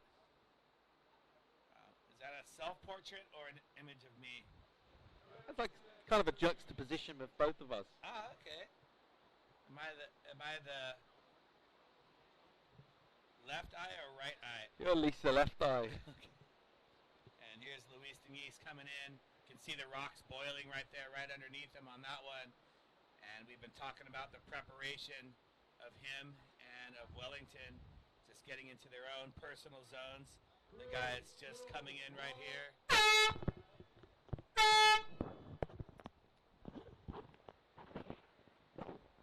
Diniz making his way in.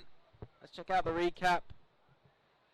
Caracedo caught a lot of waves, stayed super busy, kept his energy up. Some nice snaps, but ultimately coming up against a man who's in a race for a world title is always going to be a tough ask.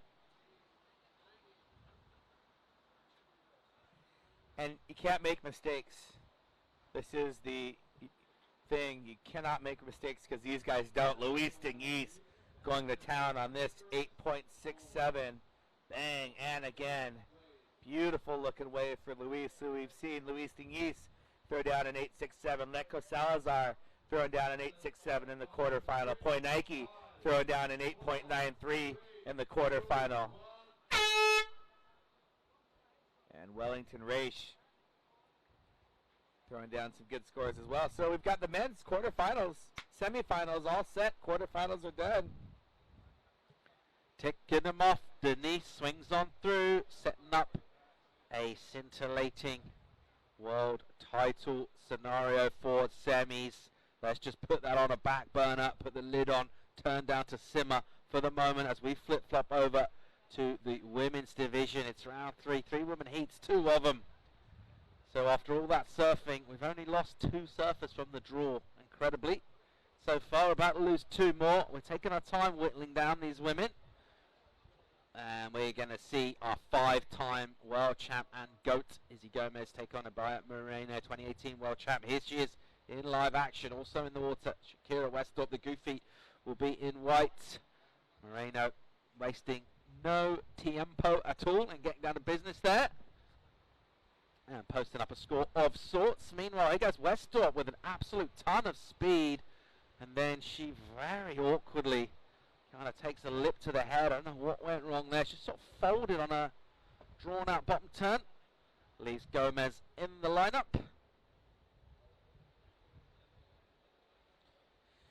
So Ibaya and Shaq getting their heats started. And Izzy Gomez, she's got her boards waxed up. Talked about it yesterday. These two in her heat, Shaq and Ibaya, went to the airport to pick her up. Izzy's boards didn't make it. And she borrowed a board and a paddle. And now she has her own boards. And this is for a spot in the semis.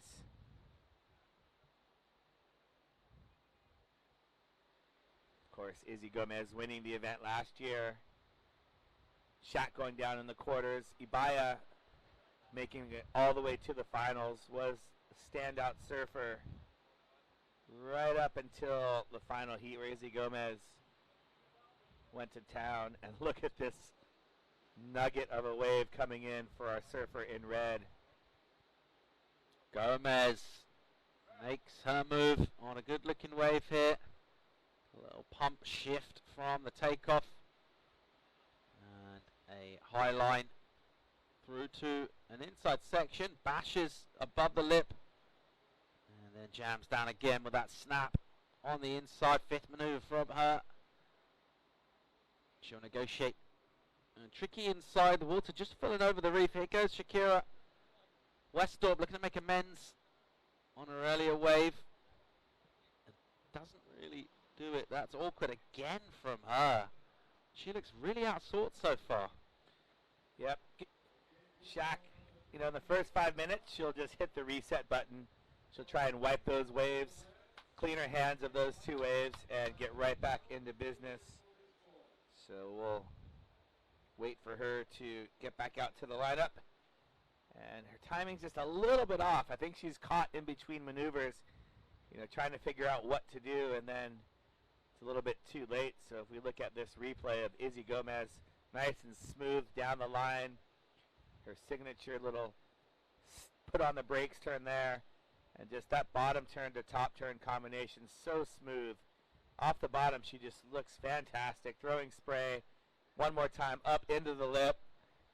And Izzy Gomez sending a message right there. Let's think about that spray. Is she much of a chess fan? She's got the checkerboard. I think more of a checkered bands fan. I don't know if she's a chess fan. Or checkers, for that matter. But we can ask her. When we were in the Pan Am Games, you know, you're not allowed to have any logos or anything, so people were having to, it's like an Olympic sport where you've got to cover all the logos have to be a certain height and width, and of course the athletes get the handout, or the managers do, well ahead of time. And the people that were monitoring the boards thought that Izzy was sponsored by Vans and that the checker was a Vans logo. I'm like, no, she's not. It's not a sponsor logo. It's just checkers. You cannot outlaw checkers. She's not sponsored by Vans. And yeah, I see what you're saying about the. I thought that was the cops. It's Danny Pelissier. I was going to say, hey, leave that kid alone, Babylon. Babylon, throw a gun down. But it's actually Danny Pelissier from the APP World Tour. Very law enforcement-esque, even with the navy blue as well. Yeah. We're talking about the event T-shirts. From the back, it just looks like a police insignia. All right, here goes Westorp, the goofy, looking to make amends for 2 errors early on from her. Nice entry into a bowl. And she stays super casual off the bottom. And gets a nice little redirect out of the lip. Very quiet kind of body from Shakira. There's a nice roundhouse jam. That almost, you look, her head and torso basically kind of didn't move. Almost kind of statuesque on that one. Yep. Opening blistering speed from Moreno. As she has a great read on this wave as the local. There's another nice hit from her. And she's travelled a long way on this one. There's another big bash from Ibai Moreno, former world champ. Look at that. The variety and rhythm to her surfing is there to admire. Wow. And a great one warming up the local fans. That was a great exchange. So heading back to Facebook land. And of course, Brandy's tuning in. Julian Boyer. And let's look at Shaq. So she's been a little bit out of rhythm. That was a good turn right there. Shaq makes it around this section and just bangs one right there. Off the bottom again. Shaq taking this one all the way back into the whitewater. Good job getting that nose up and above the lip. And then we go right to Ibaya off the bottom and just flying off the top. She's got so much speed. And just a little safety turn there. Looks like her paddle got stuck in the leash. Again, coming off the bottom. Beautiful top turn. And just, again, off the bottom, slashing the tail there. And Ibaya, again, extends that turn a little bit more into the whitewater. And I love that stylish pull-out right there. So Izzy threw down a score. Shaq answering back, as does Ibaya. Woo! That first semifinal was fantastic. And this second one is shaping up to be fantastic. Excuse me, round 3. Oh my goodness.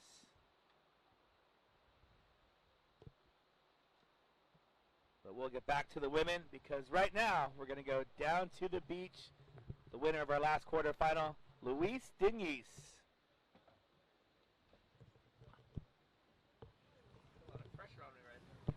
Third of the Brazilians. Brazilian Storm still carries on into the semi-finals. And the semi-finals is going to be with Leco. Good morning. In my last hit in the hard hit I got 2 good waves in the so happy. Next hit in the semi-finals and Nike versus Wellington. I'm versus Leco is hard hit in the focus in the semi-finals. Hit of hit. You ready? It's amazing to see all 3 of you into this semi-final. It's going to be a hard one for all of us, for all of you guys, definitely for sure. And the wave is good. Let's see you. Best of luck, okay? Thank you. All right, thanks, Danny. Great job, Luis Diniz. All smiles, thinking about the semis. Not visiting the world title conversation for the moment. It is, to a certain extent, out of his hands. All he needs to do, all his focus needs to be is about winning the whole event. It's also getting Poinaki Ryo to lose in his first semi-final. Poinaki, just to remind ourselves, Poinaki makes it from that heat. He is the world champion in 2019. So even if Luis Diniz wins the semi, makes it to the final with Poinaki, and wins the event, as long as Poinaki's in the final, he'll win the world title. And right now, Justin Holland, the frother, tuning in from Australia. Justin's like, whoa, Shaq, Ibaya, and Izzy in the same heat? Yeah, it's so interesting how it played out because Shaq was on the other side of the draw, but first round, Fiona Wild won her heat, so Fiona stays on the bottom half, goes into round 3. Izzy won her heat. She goes to the top half, and here she is up and riding now. Izzy Gomez, 5-time world champ, over in the Canaries with a late arrival. And a late bit of dramatics in her early heat to get through. So she got to sat out the last round. And from our 8 women that started off, the events after this round concludes will be down to 4. Oh, there's the love bus. There I am. Yeah. On the right side of your screen, waving my hands. So I like what Izzy did here. She didn't time it right, and she didn't try to force anything. And then she just rode this wave out into the channel, conserving energy. And just back to how this all played out like this. So Izzy won her first heat, 2 heats of 4. Winners went to round 3.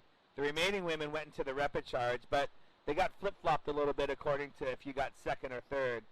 So we had a round 2, the repechaje round, Gabby, Lara, and Shaq. So Gabby won that heat, which put her into the second bottom of the draw. Shaq got second, so she goes up against Izzy. And we look at Shaq up and riding right now. Pashamon off the top, Westorp. And that one she'll go down on. Just trying to push the tail from a sort of quite stiff leg position. And kind of forcing the board on the flat as well. Hard to do. Goes down. Oh, there you go. Ibaya 867 for that last speed wave. I think she got a speeding ticket on that one as well because she was flying. She thrust herself into the lead. And Izzy Gomez is looking for a backup to that 783. Shaq is looking for a couple of scores. So this heat turning out to be everything we thought it was going to be with plenty of time still remaining. All right, look at this beautiful glassy looking wave. No takers. Surprisingly on it. Weirdly, we're looking at the left, but there's an absolute bomber wave. Well, Shakira Westorp picked it up, actually. Oh. And another mistake from her. She's having a nightmare. Oh, man. That was just... She picked that wave up on the corner. We saw Izzy and Ibaya letting that one go. And Shaq just... I mean, that lip literally lurched up and hit her in the back of the head. Yeah, we've seen her fall off a lot in this one. Let's just pick it up here and check out the replay and see what happened. Looks like a good wave. She's going up to hit the lip, and then the lip just pitched. I think she was trying to extend out into the shoulder more and went a little too vertical, and that lip hit her. So then back to the repechaje, Justin. The second repechaje was Ibaya, Banya, and Alafne. Banya, boom, 8-9 and 8.8. So that moved Vanya into the win for that repechaje, so she stayed on the bottom draw. Because Ibaya got second, she moved up to the top end of the draw. So that's how Shaq, Izzy, and Ibaya wound up in this first round 3 matchup. But then the next matchup is Fiona, Vanya, and Gabby, who have all been surfing really well. So, yeah, Justin hit it right on the head. He loves seeing the women just score these beautiful waves. And here's Ibaya straight off her 867. Moreno with some good paddle power to get herself into an absolute bomb here. Not as big as her first wave, but beautiful shape to it. Just cupping up nicely on the reef. That section will go down. It will actually run away from her though. Meanwhile, Izzy out the back in second place in this heat at the moment. On a great looking wave. A little sticky first turn. A bit more impetus in that second one. And then she will go up high and over. Doesn't quite have the legs to recover that turn, but taking some risks on that third maneuver. I think she realised she hadn't done a whole lot at that stage on the wave and pushing it possibly, well, a little too hard the way it worked out. So she was going to stay in second place. 468. Well, Ibaya's going to better her score. Yep.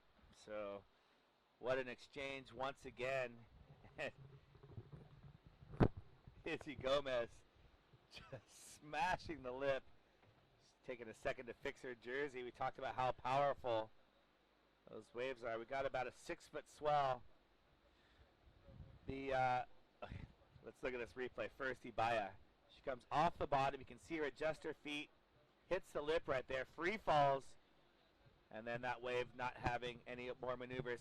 And that heel side paddle top turn, I think, was a mistake. And then she backed it up with a good turn and then tried to finish it off. But that first turn that Izzy did, he said it was a little bit awkward. It's because she tried that heel side paddle top turn. And that's more of a turn people do on a cutback. But when you try and do that on a top turn, it puts your body in such a weird position. If you do it well, that's what that Nike did that one yesterday. and it's just so beautiful. If you don't do it well, it looks a little bit awkward, and especially if it's your first turn, you're wasting that first turn where the judges really like you to unleash. So this is just incredible. Great shot of our lineup here. You can see the kind of geometry. Here goes Westorp, needing to make amends in third place at the moment. She accelerated through the air as she got projected out the back there. Won't be any points from that effort from her. She's expended a lot of energy. Not a great return so far in this one. She's got a bit to do. She's finding the good ways, not really finding the sections as such. Let's see what happened here. Just too deep. Just too deep, I think, on that one. Or that one was maybe a little wider than she thought. But sometimes you got to take off deep to try and create that tube section. And I think if there is any tubes on offer, Shaq and Ibaya are two that are really looking for those. But also Izzy. I mean, Izzy caught that tube in Barbados as well. She didn't make it out, but she pulled into the first tube on finals day. So Izzy Gomez for her last wave, the one she fell on her last turn. The judges like turn 2, earning a 6.43 to back up her 7.83.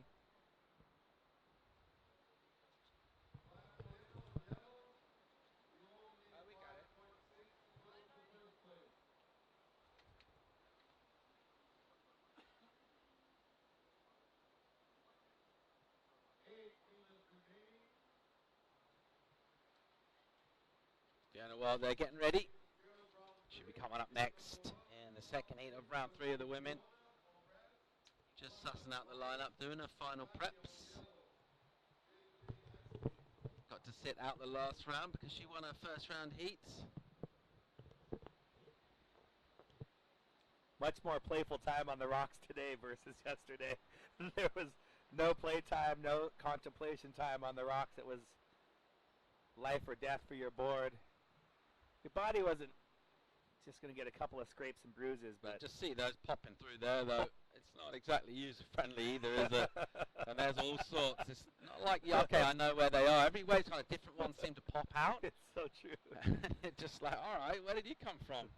There are so many sniper rocks on the inside. That's what makes those last couple of turns a little sketchy. And look at this, all 3 girls. This is so awesome right now, Paul. I can't even... The froth meter is still on maximum level. Turned up to 11 for AV, and he is just psyching on this matchup. Gomez gets the lead from that last wave. She goes into first place from Moreno.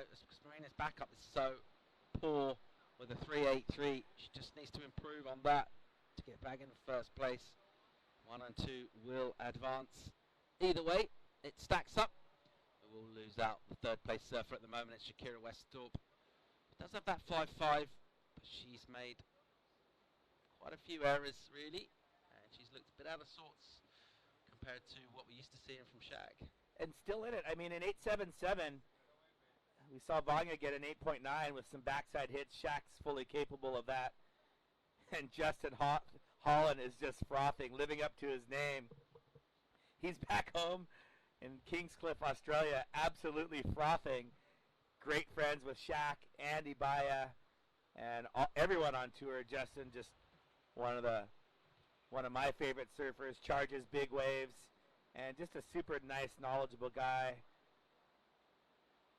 He's made the Frotha boards and made some user-friendly kids SUP surfboards just to get kids invited, and sponsoring the APP World Tour. All of the Froth Monster boards are available at the race venues to have people paddle around. If you're looking to get your kids on some boards, I recommend those.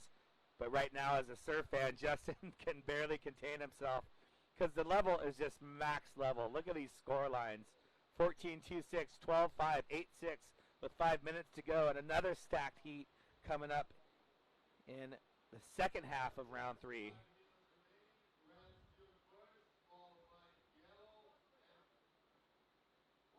So the 5-minute warning will sound in this heat, and that'll allow our next heat to enter the water. You're watching Wild and Torres take to the drink. Super Sunday in Gran Canaria finals day, our final day of the season. What a season it's been. One of our world champions, 5-time world champions in the water right now, looking for an event win to polish off a strong season for Izzy Gomez. And on the men's side, we're going to pick up that world title conversation in about half an hour's time. Let's just stick with the women for the moment. You see Gabriela Stamfata, who's been on the wrong side of a few drubbings out here. And she has explored almost every part of every rock of this setup. She's been everywhere. No lack of commitment whatsoever from the Brazilian. She's going to hope to just kind of avoid any of that sort of stuff in this one and just stick to surfing. And my lifeguard instincts were coming out because, you know, I wanted to go help her, at least just like direct her in, help. She's obviously tired, to help go grab her board. And, you know, I kind of lean over the railing of the APP World Tour Love Bus to see if any guys are around. And there was one gentleman, not going to say his name, who is, I think, looking for the Instagram story to film her coming in. And I'm yelling at this person like, hey, go help her. Don't just film it. Here's Shakira. Westorp on a screamer of a wave. And she'll get a little hung up on that turn and go down. So she's attacking. She's spent a bit of time underwater there. And that'll eat up a bit more energy and clock time. 3 to go. She's struggling a bit in this one. I'd like to apologize for all of my booms, pows, and wows during the live portion of waves being surfed. I'm trying to contain myself. For every one that comes out, there's 4 more that I keep contained. And you can see the entry right here. The girls waiting, biding their time for the whitewater to come up.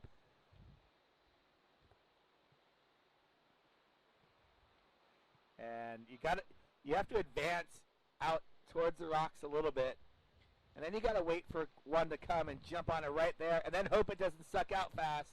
So Vanya doing a great job. She had a great landing. Oh, Gabriela cutting it close.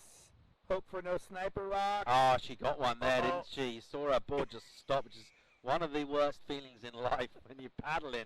There's a wave coming, the water's draining off the reef, and suddenly the board stops, makes that horrible noise. And you suddenly go flying forward. But anyway.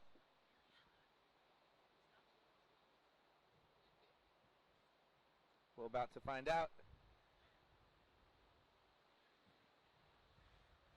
So, question for you. Let's say you're out somewhere like Burley Heads in Australia. Oh, it's a nasty jump off there. Nasty jump off there. Real slippy. And you're there, maybe you got like a 6-hour layover. So you've got your board, you go out there, you jump off the rock. Sniper rock gets your board. Dings your board. Do you get out or do you continue surfing? Keep shredding, man. Keep shredding. Keep shredding. Fix the ding later. Yeah. Yep, I would have to agree with you. Here we go, live action. Oh, no, Moreno doesn't like it. Lets it go. If Moreno doesn't like it, we don't like it either. What we do like is Anna. Thank you, Anna, for bringing us the coffee and doing all the scenes, all the work behind the scenes. And she brought the sun as well.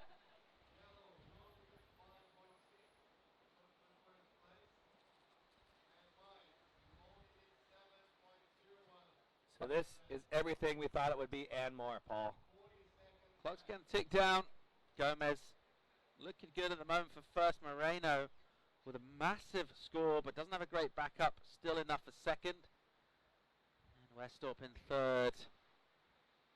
And she'll maybe just rue a few missed opportunities and a few errors. She has had the waves. Think about that scoreline of 12-6 for Moreno. It's a couple of sixes. You probably think Shaq's had a couple of waves with at least 6 on them, but she hasn't been able to convert, unfortunately for her. I'm not sure Moreno will get this in time before the horn. She won't. It's not going to count for her. She's had an absolute bomb. And that gave her the high score of the heat. Second place overall. Let's check the recap and see how Izzy Gomez put a winning heat together. She did it with moves like this. Boom. That was such a critical turn, but she maintained so much speed. Went right into that one, and Shaq had some great turns like that one to get her with that 5-5, but beautiful looking turn right there from Shaq on her backhand. You can see her feet making the necessary adjustments, carving all the way back into the whitewater. And then this wave by Ibaya. She went so fast on this one. Just cranked it off the top. Boom. And there you see our next heat. Starting to heat by getting caught inside. Had a little bit of a lull. And right now is the opposite of a lull. Izzy Gomez winning. Ibaya Moreno second. Shakira being eliminated. And I do believe that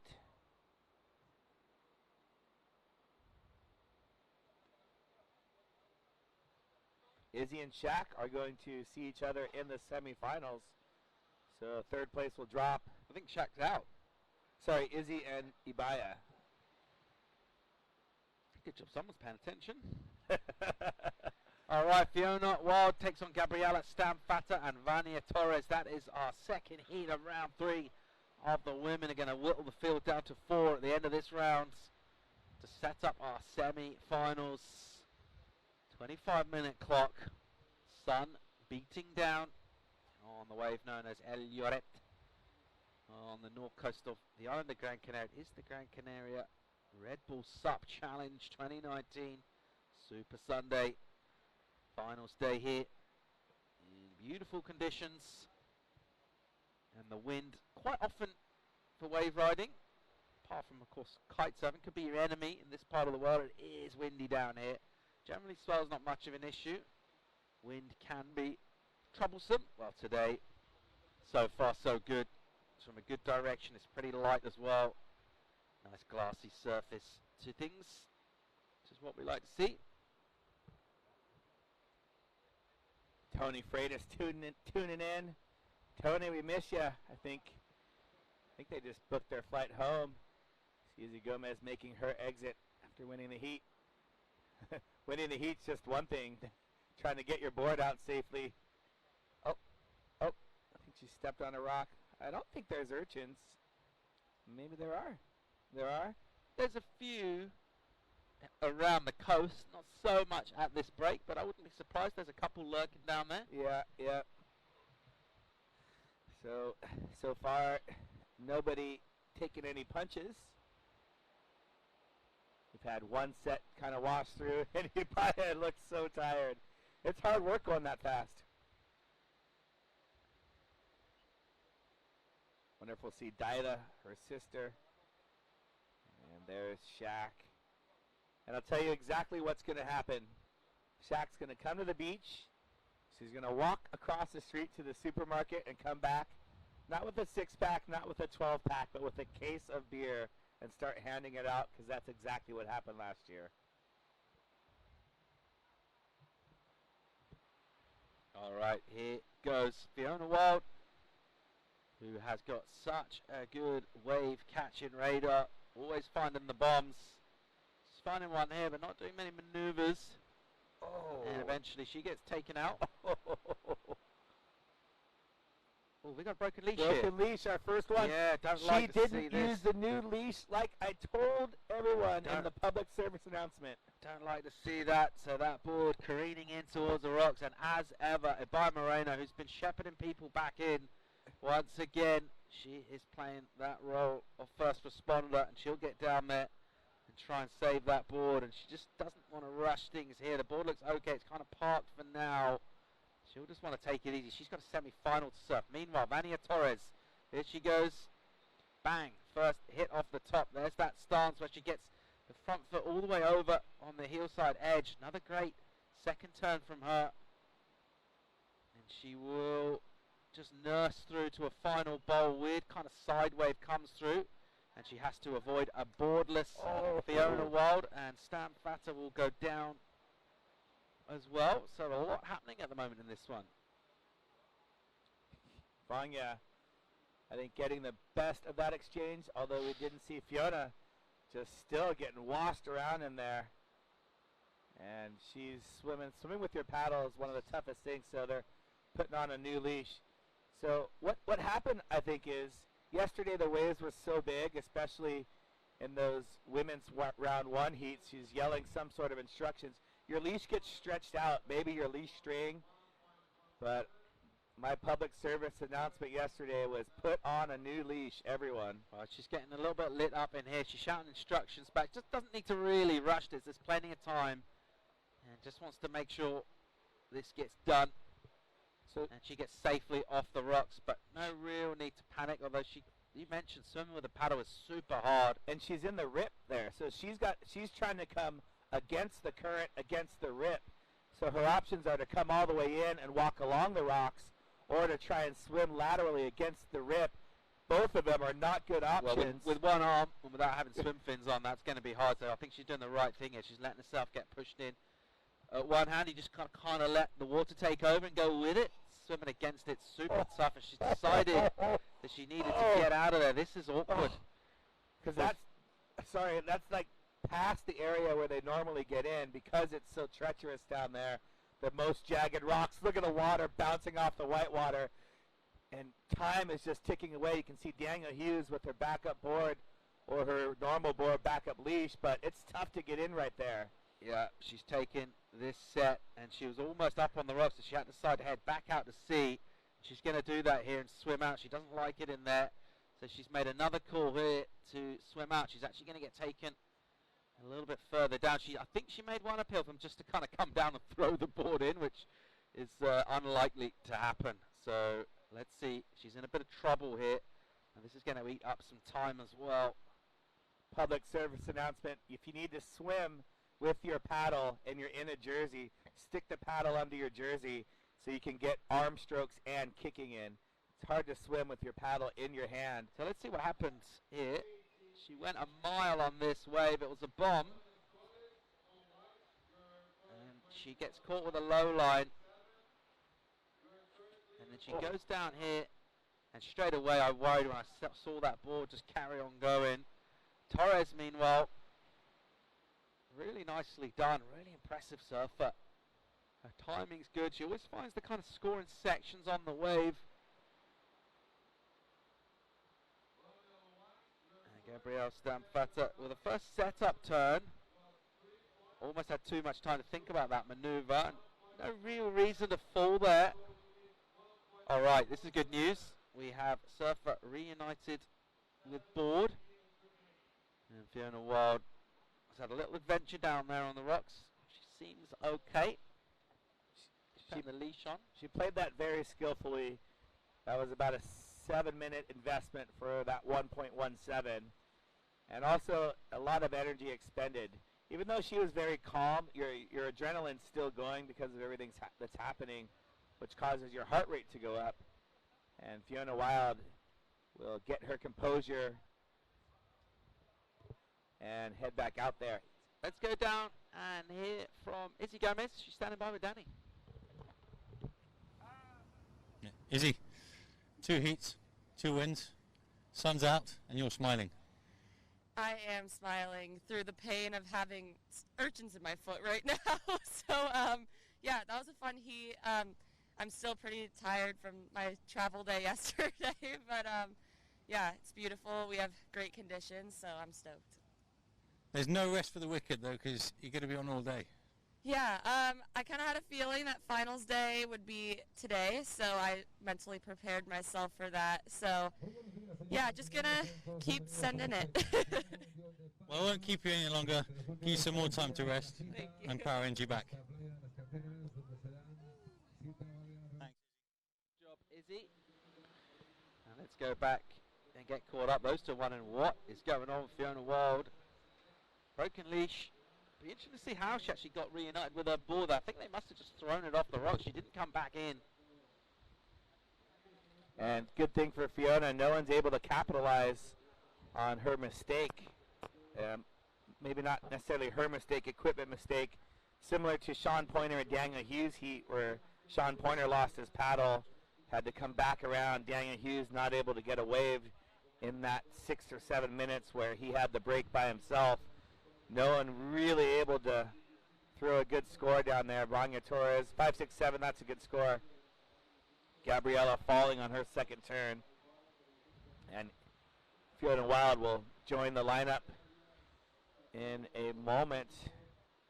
And she will have 15 minutes to try and enter this heat. 2 scores. The 117 probably not going to help her. Wow. Elliot just taking prisoners.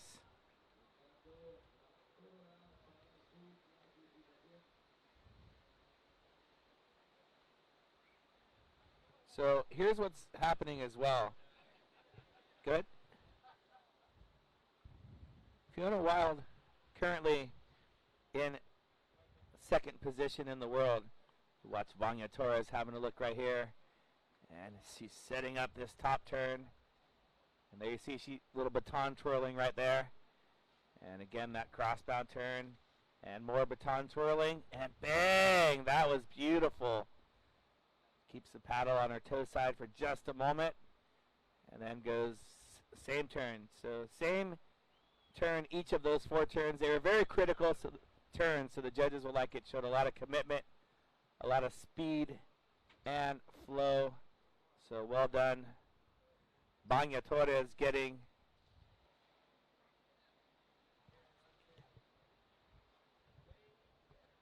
So we'll have a look here. Torres. boom.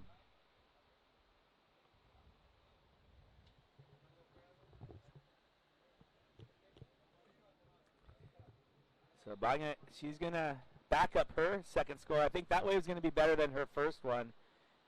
And even though from an aesthetic point of view, I would love to see more variety, you still have to reward what she's doing on those waves. And Fiona Wild, she just looks gassed. You can see her paddling into that wave and coming off a win in France. So Fiona Wild, she's got a first, a second, and an equal 5th. So she's in a great spot. If she were to go down now, she would have another equal 5th. And Shaq's out. Vanya possibly with a win could pass up Fiona. So a lot of scenarios for this second place in the world as well as third. So top 3 is what you want to be. And bam, Vanya Torres. Did we just hear she dropped an 8.5? 8.5 for Torres. And there's the judging panel, and that's us as well, throwing shackers from the corner of the love bus. Oh, yes. There it is. Remember that 12:07, round 3, heat 2. We've been waiting for this moment. Finally, it's happened. Woo! It is our 17 seconds of fame. We're going out to 18 million hounds around the world. There we are. Oh, we're still up. Oh, I got my Christmas shirt. It's finals day. It's all happening here on the APP World Tour Love Bus. Torres with a commanding lead, 11.5 remaining in this one. Stan Fadder with just a 3 on the board. Fiona Wild is in 3rd place after her little adventure on the rocks. Here goes Stan Fadder. Digging in hard. Finding herself a nice looking wave. Misses the first section. And then gets a nice jam off the rail. If she'd done that as a first turn on the first section, she'd be on her way to a really good score. And she'll go down on the end. See that commitment to the rail. Why didn't she do that straight from takeoff? And you're already looking at a 6 or upwards already. Meanwhile, here goes Fiona Wild. Looking to wash off her trip up the rock. She seems fine and unperturbed overly. She'll be a little bit tired from that. But such a good athlete, of course, winning the endurance race in Paris last week. So we know she's got a lot in the tank in terms of energy and stamina. And look at this. She's going to use it right now. You can see Gabby trying, but I think it's going to be a futile effort. And I love that downturn by Gabriella. That was just beautiful. And Izzy's kind of typically the only one who does that and keeps that rail engaged. Just like to see it go straight from her bottom turn into that turn. Yes, yeah. So here we see off the bottom and just setting up right there. That's that little extra oomph, and then that sets up a second turn, and then a lot of momentum going into turn 3. In fairness to her, the section was running away on review, as we see Fiona Wild. That's the rip off the top from her. Second one sticky. There's paddle battle, not ferocious in its intensity. We'll forgive certainly Fiona Wild for being pretty tired from having to swim and trying to avoid the rocks for an extended period of time. But anyway, she's opening up a bit of a gap. She's trying to lock in second prio. Torres is in the lineup with that prio.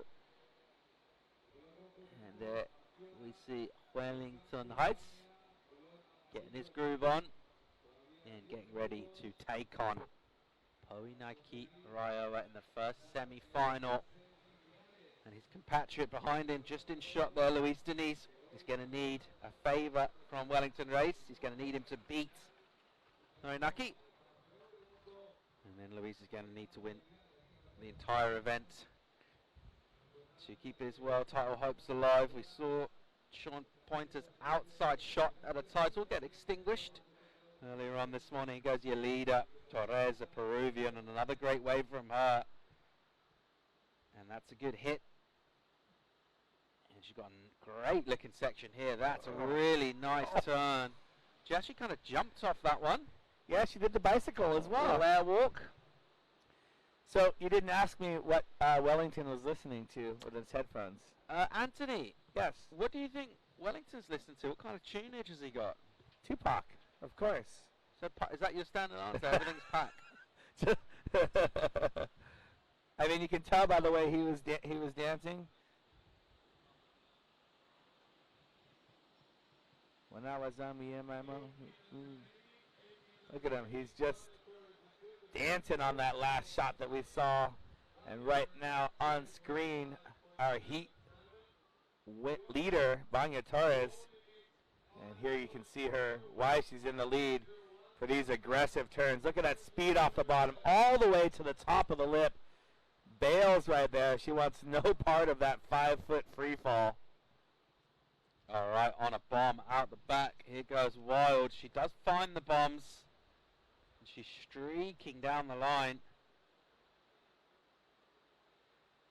Just going a million miles an hour.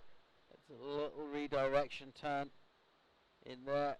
The nose has been kind of pointing at the shoulder the whole way. So a lack of maneuvers on that. That was a great wave, but she just kind of straight lined it a little bit. It was a huge wave, and it was so risky to do a turn because then the wave potentially was going to run away from her. I think she was trying to get enough speed to do something. So you can see where she's looking. She's looking down the line. She tries to keep that high line. Here you can see her position her feet for a turn and then realizes halfway through the turn she's got to keep her pedal on the metal. Keep the pedal to the metal. And then she's just not able to get in any turns. Lots of speed, covered a lot of ground, and probably had some good adrenaline because that was a big wave. But unfortunately for Fiona Wild, it's not going to, she needs a wave in an excellent range to kind of get back into this and have an attempt at the lead. There is Wellington, the one man who can help Luis Denise keep his world title hopes alive. And to do that, he's going to have to take down Poinaki Raioa. Poinaki finally coming in day 3 of competition, looking like Poinaki. And that's great to see, and it's great viewing because these heats, every single one of them, we've had multiple leaders. Fiona Wild having a look at another wave there. She's been finding the bomb. She's not a long way back from Stan Fata, but she's in third at the moment. Pombo for first. She'll just be thinking about trying to get into spots 1 or 2. I think Torres is looking pretty safe to advance. Who's she going to take with her? The classic battle for second at the moment. Stan Fata. She got that 5.77. It's good enough to put a bit of a margin up. Fiona Wild, not a whole long way back from her, about a 1.5. Poinaki Raioa in the hot seat for the world title. And let's remind ourselves in half an hour from now, he could be the world champion if he makes it through this heat. He will have an unassailable points lead. Just getting himself a little bit fired up there. Such a cool character. Really think he knows the significance of where he is in his career and what it means. Just have to put all that to the back of the mind. Just concentrate on finding good ways. As you mentioned, Anthony, he has looked much more like the Poranaki Raioa we've come to admire this morning. He was ripping out there. He found his rhythm. Oh, and straight up, right in super shallow water. He's got no fear. When he grew up on the reef of Tahiti, this is the kind of stuff that seems like second nature, but there's some pretty dry ones in there. No prone paddling needed for Poinike. And Fiona Wild is looking for a 5. You see on the screen that combination. That's to put her into the lead, but she only needs a 5 in order to surpass Gabriela Steinfata, 5.01. In fact, so Fiona trying to keep her second place in the world status. She's finished second 2 times previously to Izzy Gomez, and she's looking for another runner-up finish and looking for waves. 3 minutes and 40 seconds to go. A few lines coming in. Beautiful glassy conditions here. Slight offshore breeze. Sun is coming out. This is an absolute perfect finals day. Thank you, thank you, thank you, Canary Islands. Thank you, Gran Canaria. Thank you, Las Palmas de Gran Canaria. And thank you, El Lloret. Thank you guys all for tuning in to us and sharing the stream. Let all your friends know out in Facebook land that the waves are pumping and they need to be tuned in. 3 to go. Torres, the Peruvian, looking real good in this one. Her fellow South American, the Brazilian in the form of Gabriel Stampfata at the moment. Second spot. 7-Up or Pepsi? Coke or Pepsi? Neither. Neither. Margarita fresa or margarita classic? Classic. Lemon. Yeah, I'll go with lemon. Classic. Scrunch or fold? Salt or no salt? Salt, always. Salt, on everything.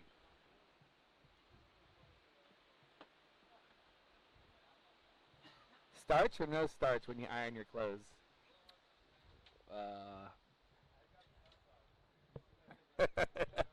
You don't iron your clothes? No one doing any ironing in the Evans household. Although I did once ask Heidi to iron the newspaper for me at the beginning of our relationship. True story, the newspaper. Yeah, I still iron the newspaper. And, why? Because you kind of see it in movies sometimes, in old movies. The butler irons the newspaper. Was it just a test for her? I think she just laughed in my face, basically. Didn't even entertain it. I quite like having the newspaper read to me as well on a day off. Here you go, Gabby trying to stay in that second place position. Oh, and you hear an audible groan, moaning from the crowd. And that leaves Fiona Wild, leaves the door open. Minute and 20 seconds. She needs a 5.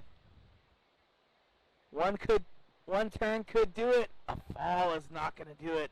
She just couldn't get the speed to do that turn. And she's got to boogie back to the lineup if she wants one more opportunity. There might be a set coming, but she's got to hurry. And there we are, top left, top right. So here's Gabby. She just does one turn and hits the eject button. Banya Torres currently in the lead. We're back to live action.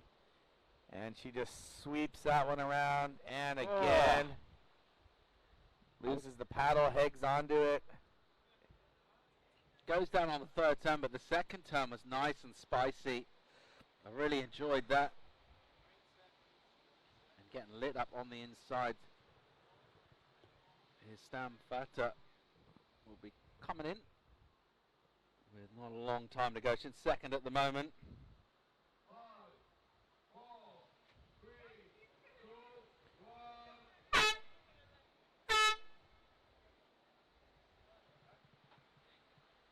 And there you have it. Second semifinal is set. Will be Vanya versus Gabby. And right now we return back as we look at the recap. Here's Gabriella Steinfatzer. Bam! Here's how she got herself into second. And Fiona Wild, beautiful turn from Fiona right here. And she sets up that second turn. Unfortunately for Fiona, she couldn't find a better wave than that. Vanya Torres, once again, today she's been on fire. Excellent scores in both of her heats. And this is why. Beautiful turns, so fast. Extra hot sauce. And here's a nice finishing maneuver from Vanya. And here she is one more time off the top. If I were to be super hypercritical for Vanya, I can say she does the same turn on all of her turns, but they are very committed. And while we are setting up this world title heat, and it looks like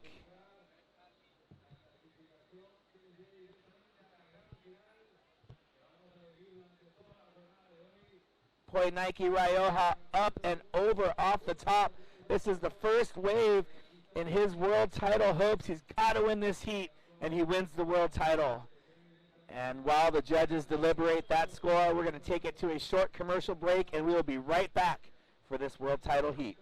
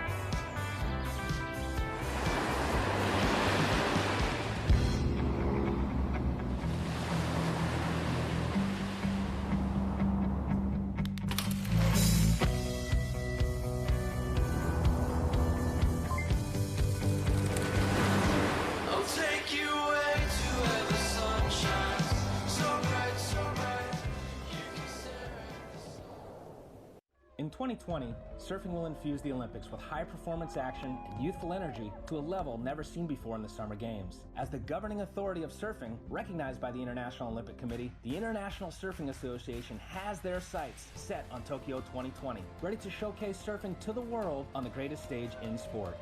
Surfing has the power to make a positive impact in the lives of all, and the ISA will continue to use the sport to change the world one surfer at a time through Tokyo 2020 and beyond.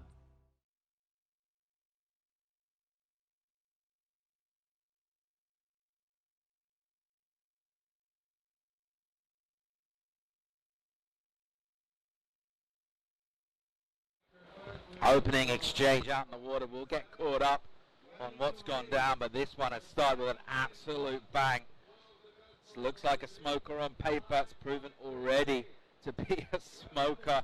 out on the water. And I tell you what, Poenaki Raioa, if he gets this heat, he's got the world title. He's got his work cut out because this just happened. Luis, look at how, Wellington Race, look at how good the waves are. He fell on that turn. Poenaki Raioa, here's his opening ride. And just digging the nose right there. That wave kind of got a little fat, respawns back, and just avoided him. And here's Wellington. This is the wave we're talking about. Beautiful turn right there. And Wellington so fast off the bottom, carves his way back into the pocket, setting up for that beautiful hit off the whitewater. And arcing his way back for one more. He is stoked. Not because that was the best wave, but just you want to get a solid start. It's a huge score coming in for him. A massive number coming the way of Wellington Race. The crowd's gone absolutely bananas down here. The energy, the tension.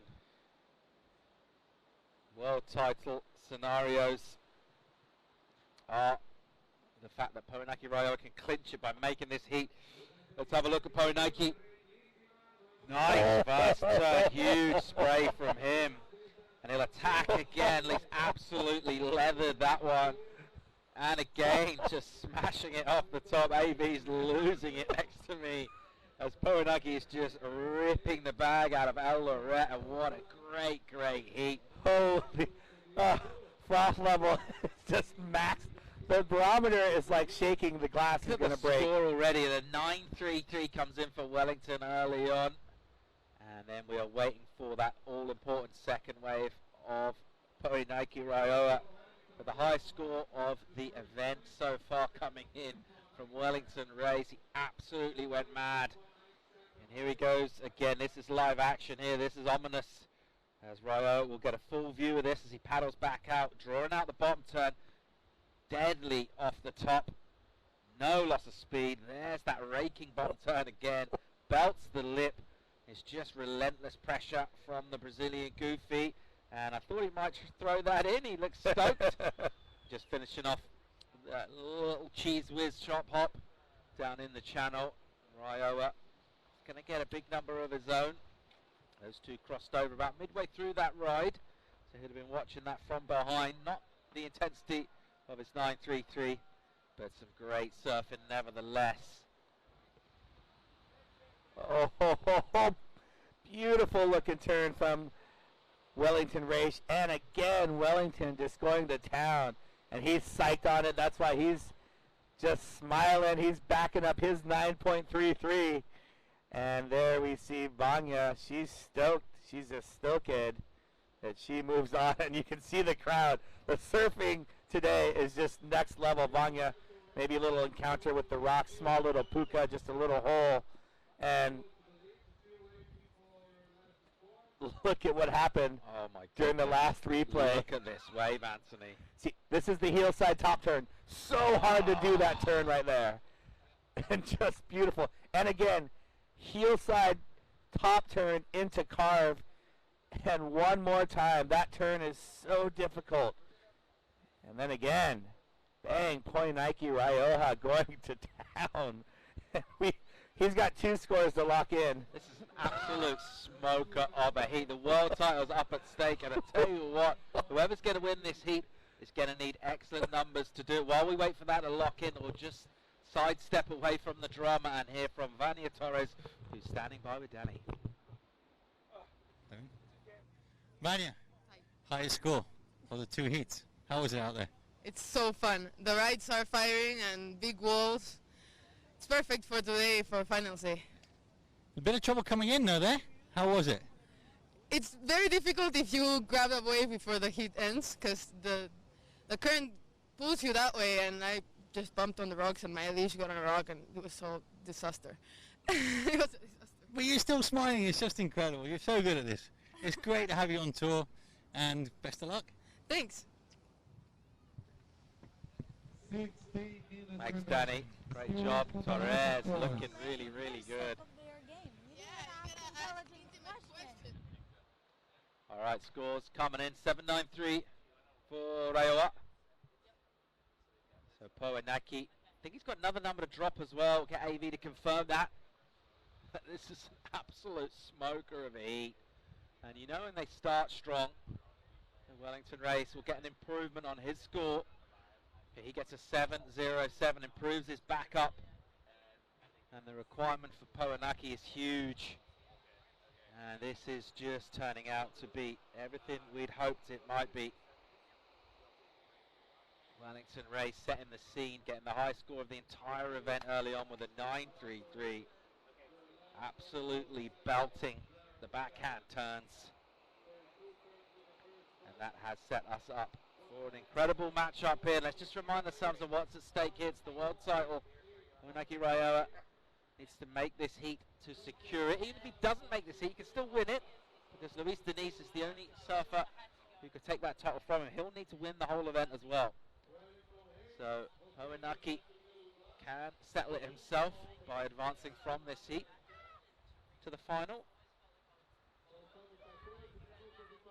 Wellington Rays will not be thinking too much about anything other than his own shredding. He's not too worried about various title scenarios. He has just kind of narrowed his focus into finding the best ways and attacking them in such an aggressive style. He's come in with a load of form into this event. He's really fitting his surfing well to the wave. He's got first priority here, just kind of scoots a little wider to get in the right spot to take off.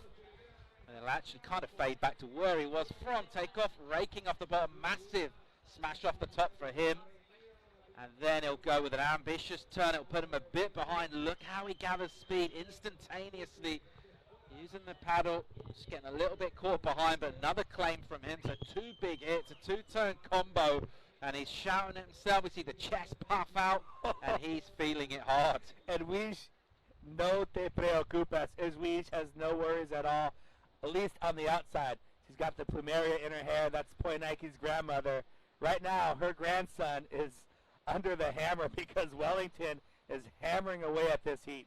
He's got huge scores, huge claims, and look at that turn. That was just perfect. And the speed he carries, the commitment of turn number 2, and even though he got caught behind the section, he tried, didn't get there, but he's still stoked with the claim. Usually the claim comes after a huge ending. The ending wasn't even there, but he's so stoked with those 2 moves, those 2 turns. So Powanaki, 7.93 and 7.33, not enough. He needs to really get radical. This is going to be heavy right now. Yeah, 8.48 the requirement. Let's see if Wellington will improve that 7.07. We think about those 2 turns. If there was a third one, you'd say almost certainly. Just the 2 hits out the back, they were good hits.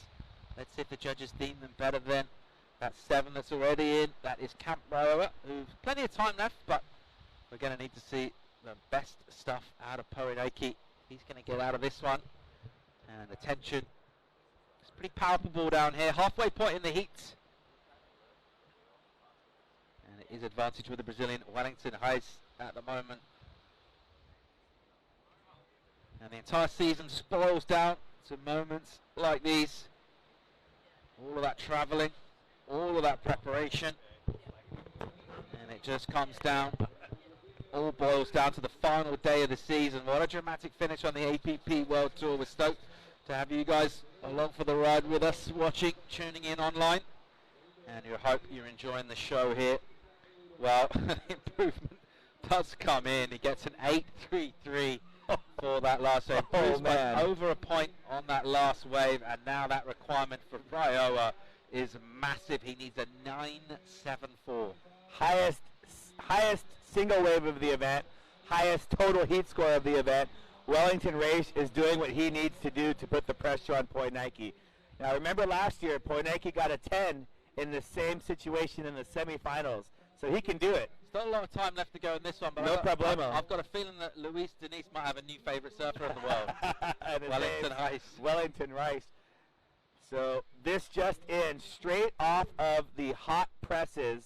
Ladies and gentlemen, stay tuned in because during the women's semifinals, we just secured some talent to come up into the broadcast arena. The one and only Shakira Westler from Australia, 3-time ISA gold medalist. She's going to be up here. It's about time we changed it up in the booth. Hey. Paul made it happen because he's tired of me. So Shaq's going to join us to help call the exciting women's semifinals. We've got Izzy versus Ibaya Banya versus Gabby. And we'll get some interesting backstory, get to hear about the airport pickup, about the board lending. And there you see Michel, the grandfather. So I think the grandparents are nervous because if you notice, Michel is not sitting next to Edwige. They're far away from each other. And 10 minutes to go. Look at the scores. That is just, I mean, he's got a 15.26 and still needs a 9.24. It's ridiculous, isn't it? It is. It's mad. I'm mad. fiberglassed over here. I just can't take it. Oh my gosh. My gray hair is getting grayer. And there is Luis. He's stoked right now. He's trying not to pay too much attention to this and focus on his own game, but kind of hard not to really notice the buzz going down, particularly from the Brazilian crew. Luis Diniz has got his own job of work to do. Even if Poenike loses here, it's not far from settled. He needs to win a couple more heats of his own. All right, so first priority with Poenike Raioa. Looking for a 9.74. Here he goes, up and riding into the bowl. Bang, vertical first hit. And then straight up into another second hit. The wave's going to get a little slopey in here. Some white water on the face as well. And he'll just look to keep bringing this energy down on the inside and maybe try and finish off strong. I certainly haven't seen a 9 on this so far. It's another good wave from him. But he's going to need a little bit better than good. He's going to need excellent. And not just excellent, he's going to need high excellent scores. He's going to need excellent. And that the surfing was excellent. The wave didn't. I mean, this turn right here, I mean, that's vertical, smooth landing. He looking at the lip, eyeing the second turn, straight up into the lip. And then right here, it just got a little bit soupy, a little bit fat, and not as much to offer. If you think about Wellington's 9.33, that wave was huge and ran all the way across the bay here. So that wave looked pretty good at the start. And also, you want to look at those waves that also have a little bit of growing potential. You see Luis Diniz. We've been talking about his preparation all event. There he is, saying a prayer. And, I mean, this is what these guys and girls train for, is to win heats, but to ultimately, all athletes have a dream of being a world champion, and very few athletes are able to have that success. There is one that has had that success, 2012 world champion Leco Salazar. And we were just reminded about that 2012 race where he defeated Sean Pointer in the semifinals at Location X and then needed to win one more heat. And perhaps there was, look at Leco, he's so stoked. I mean, that heat's going to be a banger. Two contrasting styles right there. I'd say kind of speed versus power, even though they both surf really fast and they're both really powerful. Leco, more of a power surfer. Luis Diniz, super quick, fast, cat-like reflexes. And right now we've had a little bit of a lull, a lot of a lull in these last sort of 4 or 5 minutes. And Poenike just took off on a small one. Hopefully this lull is leading to a huge set coming in the next 7 minutes, so that we can see both surfers having a chance to better their low scores. It's getting down towards that time where it might come down to one wave for Poenike. At the moment, he's still kind of just about got enough time to get 2 waves. If you think about 17.66, he could do it with, you know, a couple of flat 9s or a real high 8 and a flat 9. If you're just going to do it in one wave, it needs to be 9.74 as the spread on the score. You can see Raioa with a healthy total of 15.26 is way off the pace of this one. It started with such a bang. And it all came down to the first wave ridden, and we talk about that no priority situation. Who takes the inside? Do you let your adversary get the first wave? Well, that's a telling score at the moment, that 9.33. Oh my goodness. All quiet out in the lineup. Clock will tick so down. Wait. Poenike just dropped the 9.67. Wow. So that last wave, Poenike just dropped the 9.67. So now he needs an 8. I didn't see that 9.67 on that wave, but that was near the score that he needed. The judges really liked the combination, and perhaps it didn't have the finish that we thought But those first two turns, they really, really liked. So now he just needs a score of an 8. Really surprised at that, actually. It's great surfing. Almost no spray off that first turn. It's difficult to throw spray with that kind of maneuver, but it was aggressive and radical. Judges really enjoyed it. They've actually given it the highest score that's gone down of the entire event.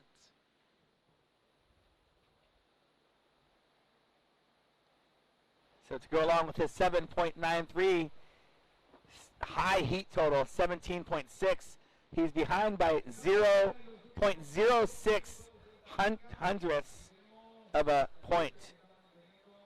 And wow, I would love to see those two waves back to back to really compare them. And I think what happened, Wellington's 933 was a bigger wave, but his turns were there, but maybe not as critical. And Poinaki Rioja, just so much speed on his and such commitment through the turn. And wow, 9.67. So he still needs an 8 though. So that's just part of the battle. He still needs an 8. Yeah, he's in second prio as well, which is not ideal either. So Wellington will have a chance to improve. Be great to see if we can have another look at that last wave, particularly of Poinaki at 9.67. Just have another look at it. We thought it was going to be a good score. Didn't think it'd be anything like that. Let's have a look here. So this is Wellington's 933. Opening turn. The wave's kind of fat, right? So that second turn, not really much there. Third turn into the lip, but this isn't the 933. Okay, here's Poinaki. I mean, that turn was beautiful. Bang! And that was about it. So those two turns were the 9.67. So we're not seeing Live action. Here goes Rioja looking for an 8. It's a softer kind of wobbly wave. You can see Wellington watching him from out the back. And Poinaki just trying to generate something here. He's going to need to go real big. Look at the rocks. And he is just tagging this thing relentlessly. And he's still swinging in here. So that smaller energy, the smaller wave stands up with steep energy. And I'm not going to even attempt to second guess where this is going to go score-wise. 8, the requirement. He's right down dry docking it on the rock. He's on the rocks. He is committed. Oh my goodness. And we're going to see rocks pass by. So here's Poinaki, opens up and through the lip, comes down nice and soft with it. And you can see this wave kind of doubling up. That turn, nothing in it there. And then here he is right here, just unleashing. There's a rock on the right side, goes right by the rock. And just this wave just keeps delivering, throwing some spray there. You think he's done, but no, this wave doubles up one more time. Ducks out of it, literally right on the rocks. Rocks popping up like a foot from his rail.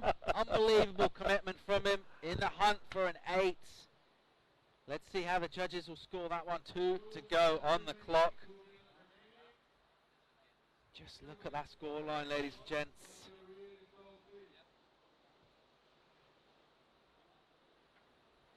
Wellington Race saw that wave, had prio and thought there's no way that's going to be a score. And he somehow just belted that one. Got 7 or 8 big hits. I'm on the stacked app because I can't wait. Not enough. All right, so score comes in, not quite there, 7.43. 90 on the clock, 8 still the requirement for the Tahitian. First priority is with Wellington Race. And he's better. He's got a boogie. I would just paddle right over to Poinaki and hold his hand the whole rest of the heat. And I'm pretty sure that Wellington knows that. Poinaki, oh, he could have clinched it in Barbados and just fumbled a little bit. He had the destiny in his own hands here, and it looks like Wellington's going to win. So now Poinaki has to hope that Lecco Salazar just careers right now and takes out Luis Tinguis. Try and go something on the inside. He needs an 8. He's going to need to do something crazy. He's got an opportunity here. Quite surprised Wellington didn't come in and just make sure he didn't get waves like this. Alley-oop. And that's not going to be what he was after. Wellington Oh, race. man. What a... Oh, Michelle is just... Oh. All right, clock's going to tick down into the final 25 seconds. Might not see another wave ridden in this one. That won't bother Wellington race or Luis Denise one little bit. As we'll see the clock tick down. And it looks like Wellington race is going to be our first finalist for the men. Porinaki Raioa is going to have to watch his fate unfold from the volcanic lava rocks of Gran Canaria. He's still in with a shout at the world title. If anyone other than Luis Denise wins this event, the title is his, but it's out of his hands. And let's remind ourselves of the heat recap. This was the opening wave from Wellington Ice, who looked so good throughout this one. And just look at how clean the water looks. And then Poi Nike going to town right there. And man, how can surfing like this just not advance you through a heat? Well, that's because your opponent was on fire. Wellington has been in a preparation mindset the whole heat, whole event. Look at that. Bang for Wellington. Comes off the bottom with so much speed and off the lip. And he loves that one. And here's Poi Nike's answer. This was the 967, and Poi Nike just attacking that.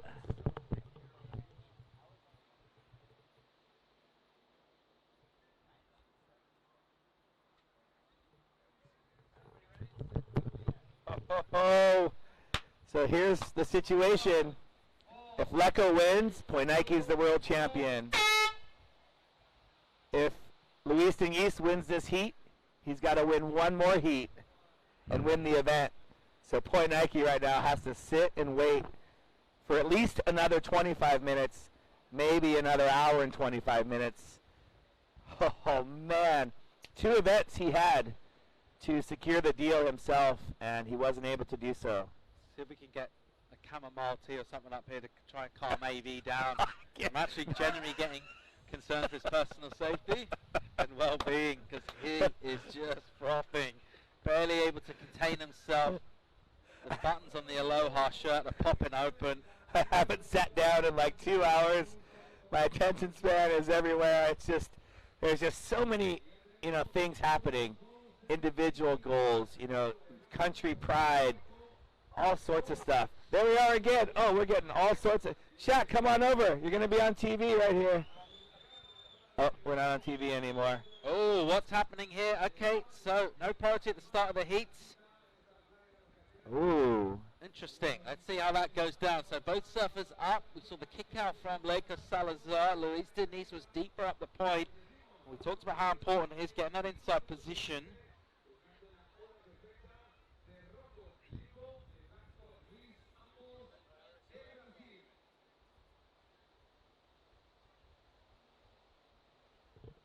So 25 on the clock, and just a little short wave at the top of the point there. AV, your thoughts? Yeah, the question is, did he interfere with scoring potential? Kind of looked like he kicked out ahead of time. There was no priority because it's the beginning of the heat. So you look for the surfer who was deeper. And I don't think that's going to be an interference. So there you have it. Priority is now established. Lecco Salazar has first priority. Might use it here. He was real patient in his quarterfinal. Here he goes. And he's up and riding. Porinaki Raioa will be cheering this wave on, you would have thought. Just a couple of quick maneuvers, no major damage done. And he'll leave Luis Denise in the lineup with possibly some opportunities coming through. Got an all goofy-footed affair. And speaking of goofy footers, we're going to have one of the world's best, Shaq, coming in to the booth to call the women's semifinals. After this heat, we're in the men's semifinals right now. And Shaq's going to be helping break down all of the action. I mean, last year was phenomenal, and this year there is a lot to live up to, and so far it's been living up to it. You see Lecco on the replay, just a couple of quick turns, a little bit off timing was a little bit off there, so no major damage done yet. And Poinaki Rioja has to play the waiting game. What a heartbreak of a heat. He surfed his little behind off, and Wellington has just been in form every single round. We talked about that heat Wellington had versus Sean Pointer, and Wellington has just been posting up the highest scores all event. He's the only, was the only person in the 9 club before Poinaki dropped that 9.67. Luis Ignis with just a quick in and out. That's why he's got the .83. Leco Salazar, 4.57. Doesn't look like much now, and based off of what we saw from the last heat, may not be a keeper wave. But sometimes the ocean can go a little bit quiet, and those types of scores do play into your scoreline at times. And hopefully we'll see plenty of action so that that 4.57 is his 3rd or 4th or 5th best wave. And Leco is wearing the red jersey, and he's got second priority having a look. Luis Ignis with priority. He's repositioning to the inside. Oh man, froth level, froth meter is on maximum overdrive. 19 to go in this one. It's been real quiet, and we're just kind of gathering ourselves after the drama of the previous heats. Wonder if we'll get a debrief from Wellington Heiss, get his thoughts on that one. He's through to a final. He's the first finalist. Who's he going to join him? It will be an all-Brazil final. Of that, we can be sure. And we can also be sure that a goofy footer will win this heat. So 2 things are for certain. Poinaki Rioja will be somewhere down here, finding a little quiet spot. Will he watch things unfold? Will he go maybe to the mall, do a bit of shopping and just sort of forget about it? He's going to go surf the left. That kid is not worried about anything. But you know what? Underneath all of it, I mean, he trains really hard. And I think there's a lot to athletes that we don't see.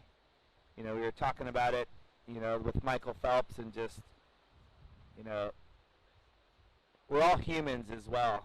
And people think that you and I are machines, Paul, because we come out and do 18 heats straight for 3 days in a row.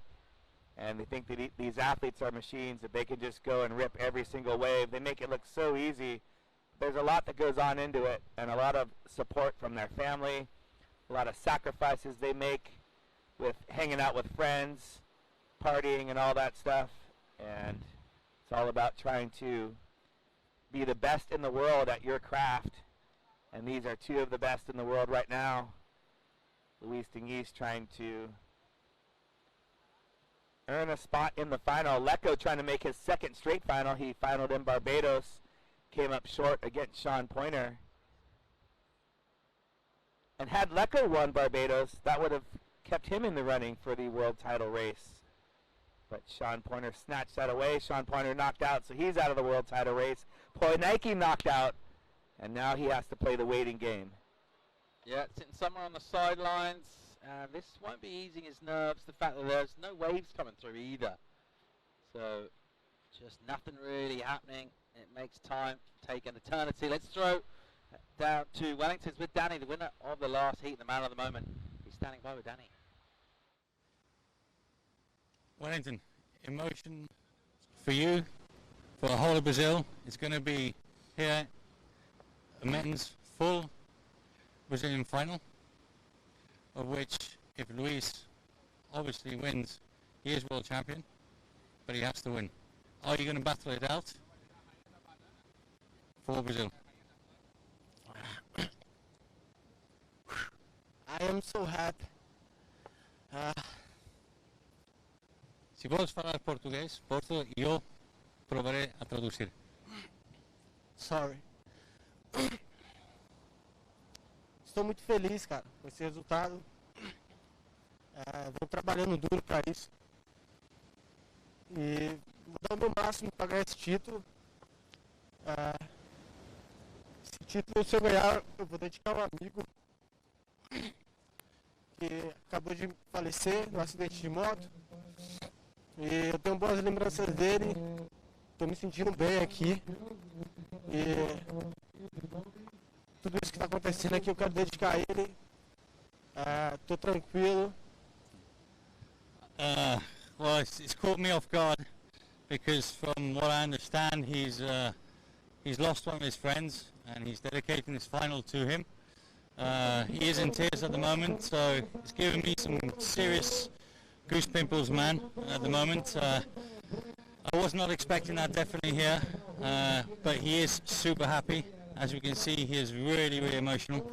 So I think we should give him some time to concentrate. Big hug to you. Congratulations. I mean, good job, man. Thank you so and much. Good luck. Quero mandar um abraço para a galera de Camburi e a todos que estão na torcida. É isso, vamos com tudo e sair com a vitória daqui. Alô. Wow, emotional scenes there. So, the story of personal loss at a moment of potential triumph and dedicating that final. Let's just see how all this plays out. Of course, does remind us of the big picture, the fact that it is just sport and it seems important, but there are far much more important things. So our thoughts go out to Wellington and friends and families. And let's just get caught up on the action out in the water. There's not a lot to get excited about. Here goes Luis Diniz on a good looking wave right now. He'll fire up this second semi-final here. That's a massive hit. Backside already on 4, 5, 7 points for me off that first turn, and the second one's huge. And Poronaki Rayo might be watching this between his fingers and possibly letting out some colourful language as he sees Luis Diniz light this thing up on his way to a big number. Oh my gosh, that wave was incredible. And you know, just before that interview, Paul, we were just talking about the humanality of athletes, and you know, then hearing Wellington may have lost a good friend either right after the heat or right before the heat, and there's Poinike, and he's literally pacing back and forth. All right, here goes Leico Salazar on a bit of a bomb of his own, little clip off the top for a first turn, and he pokes the nose through the vertical backhand re-entry. Another nice snap with a load of spray.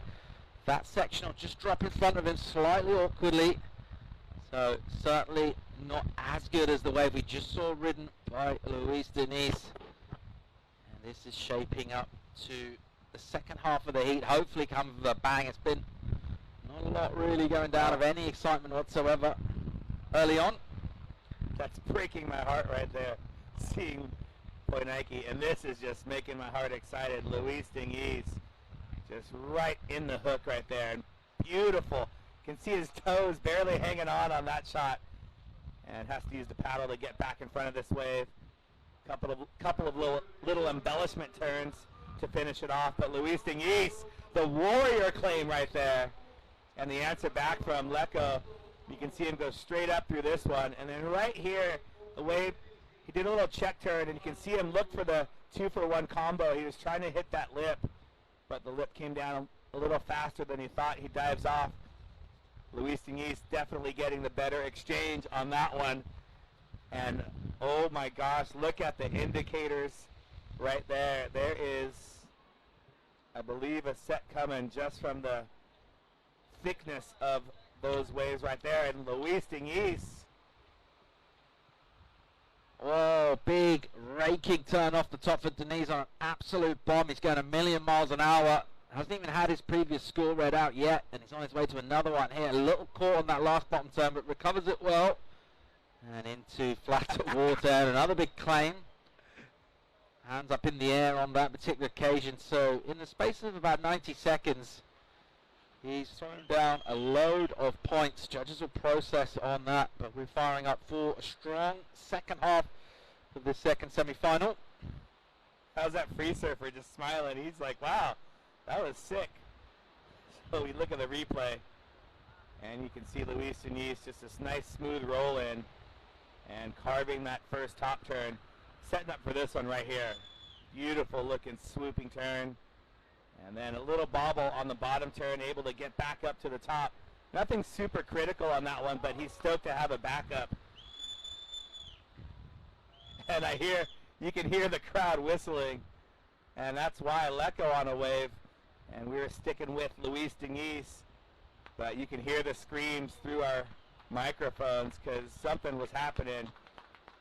And they're clapping, so man, we've got another barn burner on our hands. First semifinal was amazing. Here goes Lecco Salazar. Big wave for him. He uses all of it for the first turn. That's a massive second turn for Lecco. Anthony, what are you feeling about this score-wise? Great wave for Lecco. I can't even talk. It was bam! That's why everyone was clapping. Nike's like 10. Oh, man. So a load of scores to bring you. Just ignore that number on your screen for the time being. We've got 2 waves for Denise and 1 for Salazar. Could be crucial. As we'll count down 9:40 to go in our second semi-final. Just tuning in, welcome to Finals Day on the APP World Tour's final event of the season, the Gran Canaria Pro-Am, powered by Red Bull, our surfers area, watching all this unfold. Different variations of skin in the game from various athletes, and the one that's really significant at the moment is Powanaki Rayo's loss in the first semi, and he will have to watch his fate unfold from the sidelines. The man in white in this one will need to win the entire event to get that title. He's got an 8.6 and a 5.17. I think they're both of his scores locked in.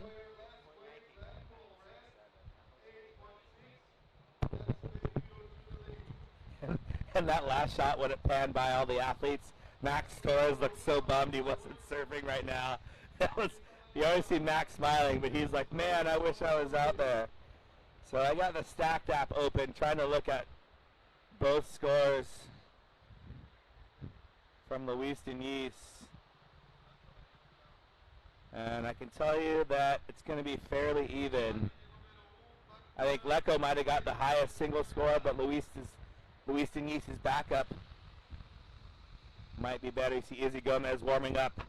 Oh, and I can't wait for Shaq to come in here and talk us through some of the backstory. A lot goes on, just travel arrangements, trying to figure out equipment, who are you going to go surf with, when are you going to go surf, dealing with sickness. Shaq's been sick all week and lost a whole bunch of weight in a short amount of time. Not trying to lose weight, not like Anthony should lose weight, but just like, you're sick, you can't eat, and hard to hold food down. So I can't wait to hear some of the backstories, and I can't wait for more waves to come, and we don't have to wait for long. Luis Denise with priority. Denise deep up the points.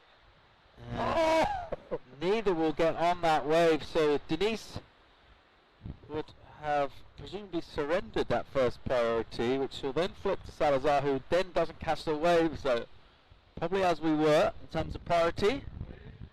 Quite surprised to see that wave get underneath both of our surfers there. That's that offshore. The wind just picked up a little bit, and you saw Luis, who's one of the strongest paddlers in the competition, and there you see the leaderboard flip-flop. Lecco getting the highest single wave score, but Luis Denise, his backup score is a full point higher. It's a close heat. Lecco looking for a 6 basically to put him back into the lead.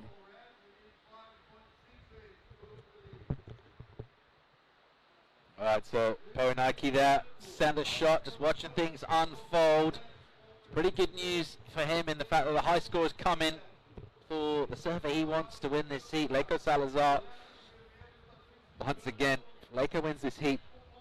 The world title is Powanaki's. Luis Denise needs to win this and then win the final. If he does that, he's the world champion. So it's all in his hands now. All down to him. I'll tell you what, whoever wins this heat, they're going up against a talented, informed Wellington Race, who's just looking really, really good. So whoever wins is going to have to calm their emotions. And you're basically going to have an hour till you're back out there while the women run their semifinal. How you feeling, AV? You settled down a little bit? You just kind of...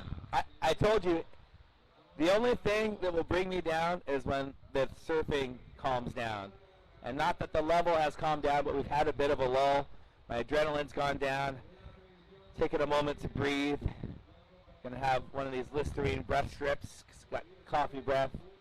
And I'm gonna wait for this next set to come, and I'll be right back to full froth level.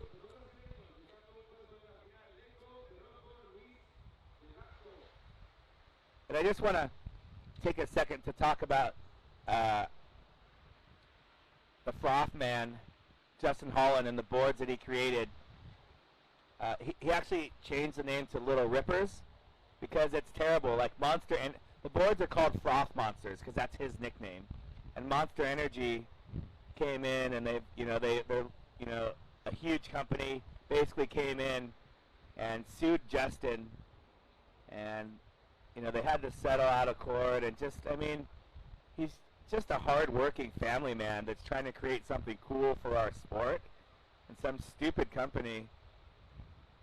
Sorry, this gets me emotional. So I incorrectly said the name. As I was saying it, I thought about it, but it's the Little Rippers.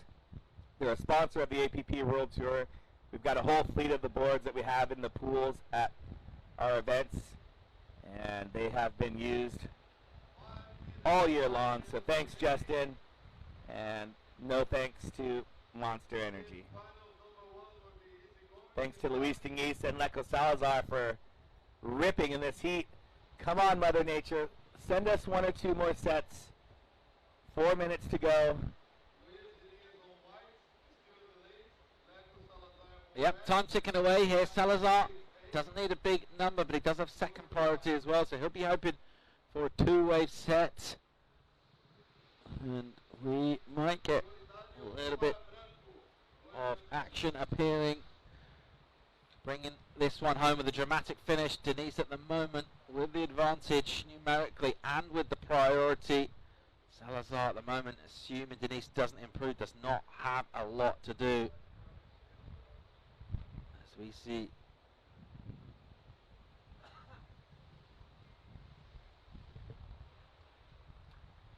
Gabriel Stampfatter, we've seen a lot of fur in these rocks coming in and out. Just going to do it again. There's Izzy just running down the rocks. So, more clock time getting eaten up. Denise edging closer to that final berth and one heat away from a world title as well. Oweneki Raioa has just got to sit and watch all of this unfold. He'll have enjoyed that 8-3-3 from Leco Salazar, but he won't have enjoyed. In fact, he hasn't had a chance to come back after that. All right, we will. Looks like we're seeing some sets shaping up there. See our ski will just bob up and down, and some of these sets will fill in. A couple on the clock. Leco Salazar with second priority. Trying to bait Luis into that first one. Luis not even batting an eye.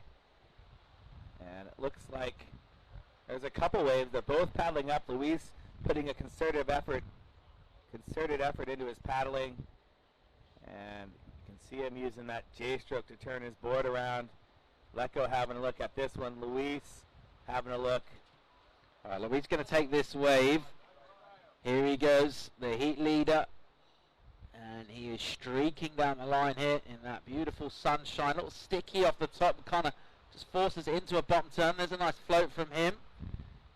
And he'll get a little bit caught behind here, so I'm not sure if he'll improve. And out the back with 190 seconds to go, we can hear whistles. That tends to make me think there's a bomb. There it is. Salazar does not need a big number. Poenaki Raioa will be pleading for him to belt this thing. 5.68 the requirement for Leco. Here he goes on a great looking wave. First turn's pretty nice. Clips one off the top. Speed into the second bottom turn, and he's going to go down there. He will go down. We haven't seen him fall much in this contest. And he's fallen down with a minute to go. And I'm not sure if he can get back in the lineup for another opportunity. Luis Diniz is on the inside. He is going to have to put the pedal to the metal right now. He's got to paddle as fast as he can.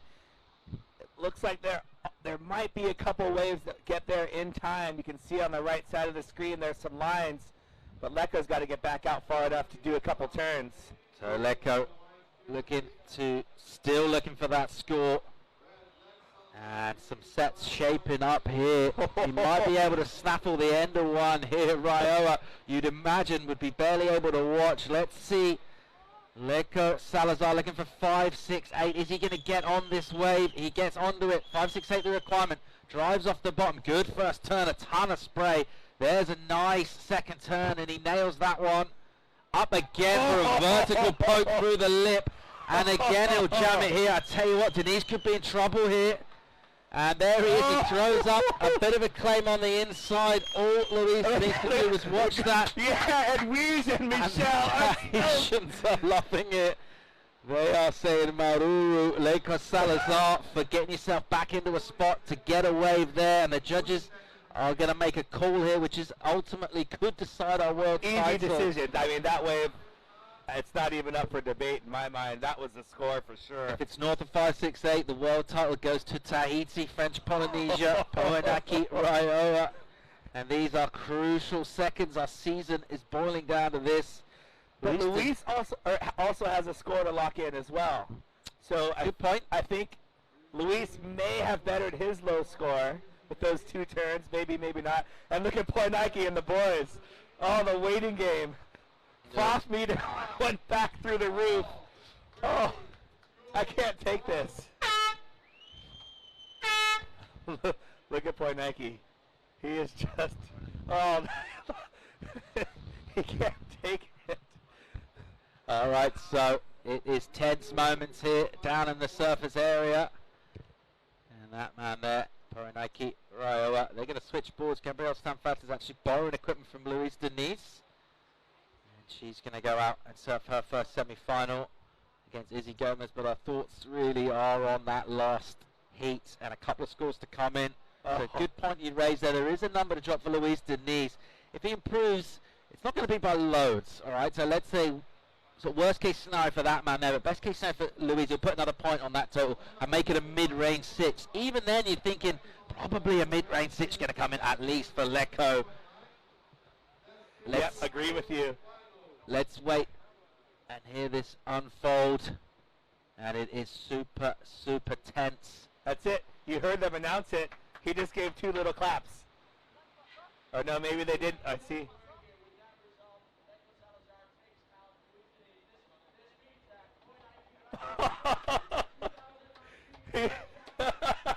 And there it is, Poenaki Raioa. Gets the champagne shower.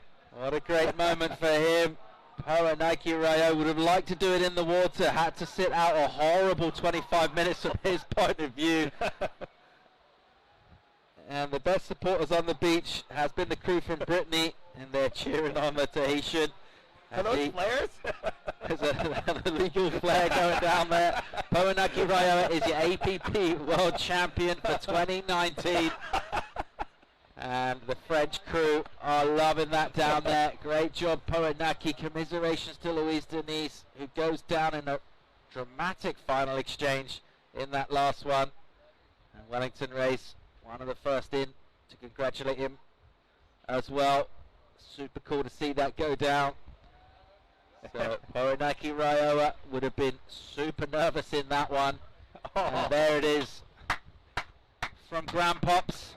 And now it will start to feel real as he gets those words in from the family. The world title is going back to French Polynesia. Anthony Vela.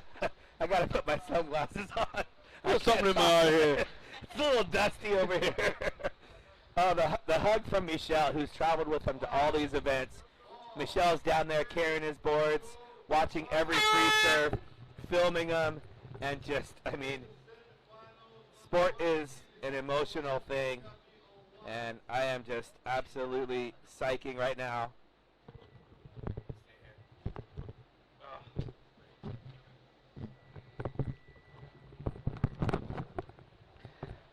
Wow, ladies and gentlemen, just what a turn of events. Shaq, welcome to the booth. Thanks for having me. Oh my gosh. I haven't sat down in like 3 hours. I have to sit down. My emotion, I mean. That was an exciting finish to that last heat. Leco just getting that in the last like 40 seconds. So yeah, it's been pretty high emotions the last couple of heats watching the guys' world title unfold. But the chicks ones have already been set. Izzy is the world champ and she's up against Gabby in semi-final number 1. So Izzy versus Gabby. Let's talk about what Gabriella has to do in order to take down Izzy Gomez. Izzy's such a strong surfer in these kind of waves, like nice heavy rights. But I think Gabby, it'll just be wave selection. She just has to be on the right waves and take her advantages in being on them waves. This is going to be a tough heat. Izzy's been ripping. She's got her boards now. And yeah, I know she definitely wants to take the win. Oh, there's a hug from Edwige, the grandmother of Poinike, and just, I am so stoked for him. Yeah, it's awesome to see Poinike take that world title. He's been ripping the last couple of years, and he deserved winner for sure. And we see paddle battle right here a little bit, but Gabriella is going to let Izzy have it. Izzy not able to get into that one. Perhaps they pushed themselves a little bit up the beach, but right now, while we wait for the women to ride their first wave, let's go down with our new APP world champion, Poinike Raioa from Tahiti.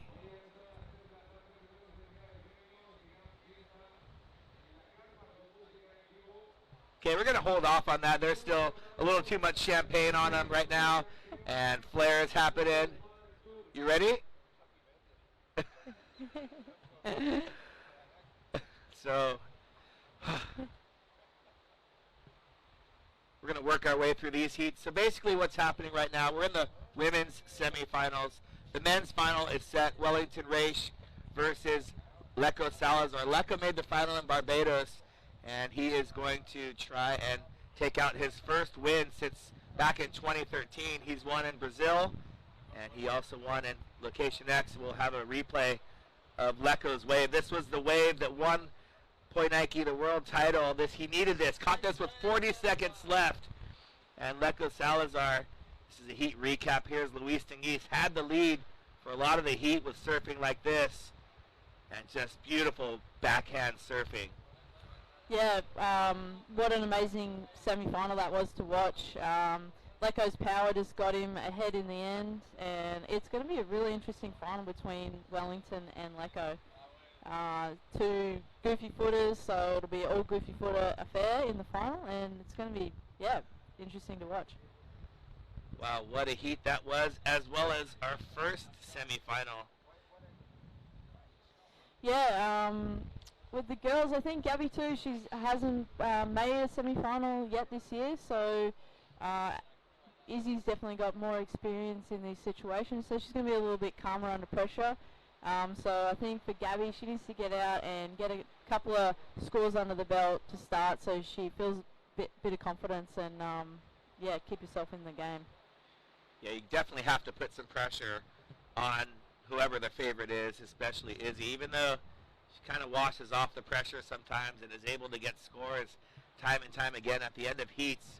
You know, she might fall on her first 5 or 6 waves, but she only needs 2 waves, and she's like, does that so many times. And I think we have the microphone cleaned off, champagne dried off. Let's go down to the beach with Poinike Raioa, new APP world champion. Poinike, 2019 APP world champion. No words. Poinike, champion du monde de l'APP World Tour 2019. Des paroles. J'ai pas vraiment les mots. He hasn't got many words. I'll translate slowly for everyone. Je suis vraiment content et je voudrais dédicacer cette victoire à ma famille. Take a moment, don't worry about it, we have time. He says yeah, he's like too emotional and what he really is, he just wants to dedicate this great victory to his family. So please, one thing, part of this team is his grandfather and his grandmother. We need them in here with us, yeah, who are part of this team. I've been around on the tour with him. He is his coach. Yeah. Nous sommes très contents. Je vais parler en français. Nous sommes très contents d'avoir ce titre. Ça va faire 10 ans qu'on est dans ce World Tour. Depuis l'âge de 12 ans qu'on est dedans. Donc ça fait 10 ans qu'on entend ce titre. Bon, il a déjà eu un titre avec ISA en 2014. Et là, aujourd'hui, c'est APP World Tour. Bon, nous sommes contents, nous sommes très contents. C'est un titre qu'on voulait avoir même depuis l'année dernière. Il est arrivé deuxième. Bon, on a accepté ce qu'on a eu. Bon, c'est tout. Hein. Donc, cette année, Poneki est champion. C'est la fierté de la famille de Tahiti, de tout le monde. Des marquises de Tahiti, de la Polynésie. Well, as he says, his coach, grandfather, and his grandmother here, super emotional time. He was a world champion in the ISA in 2014, if I'm not mistaken. But for him to win this 2019 after 10 years on tour, he was runner-up last year, and he's finally managed to do it now. I think, the tour, all his teammates, all the tour teammates here were super happy, and a well-deserved win and a well-deserved championship. Well done. An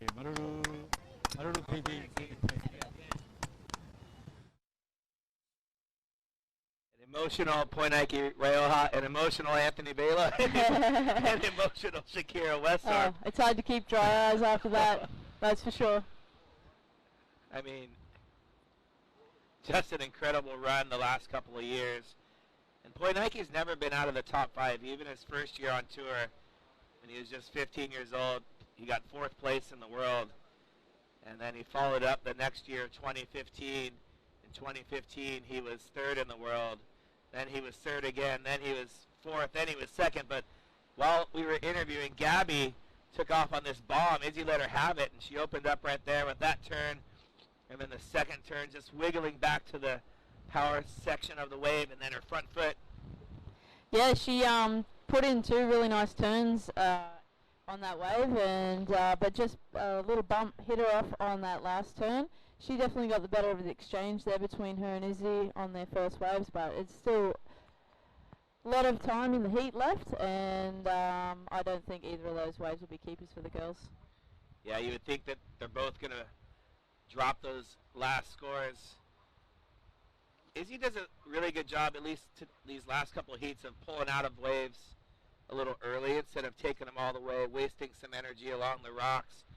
We saw her in her last heat catch one and just basically go straight into the channel.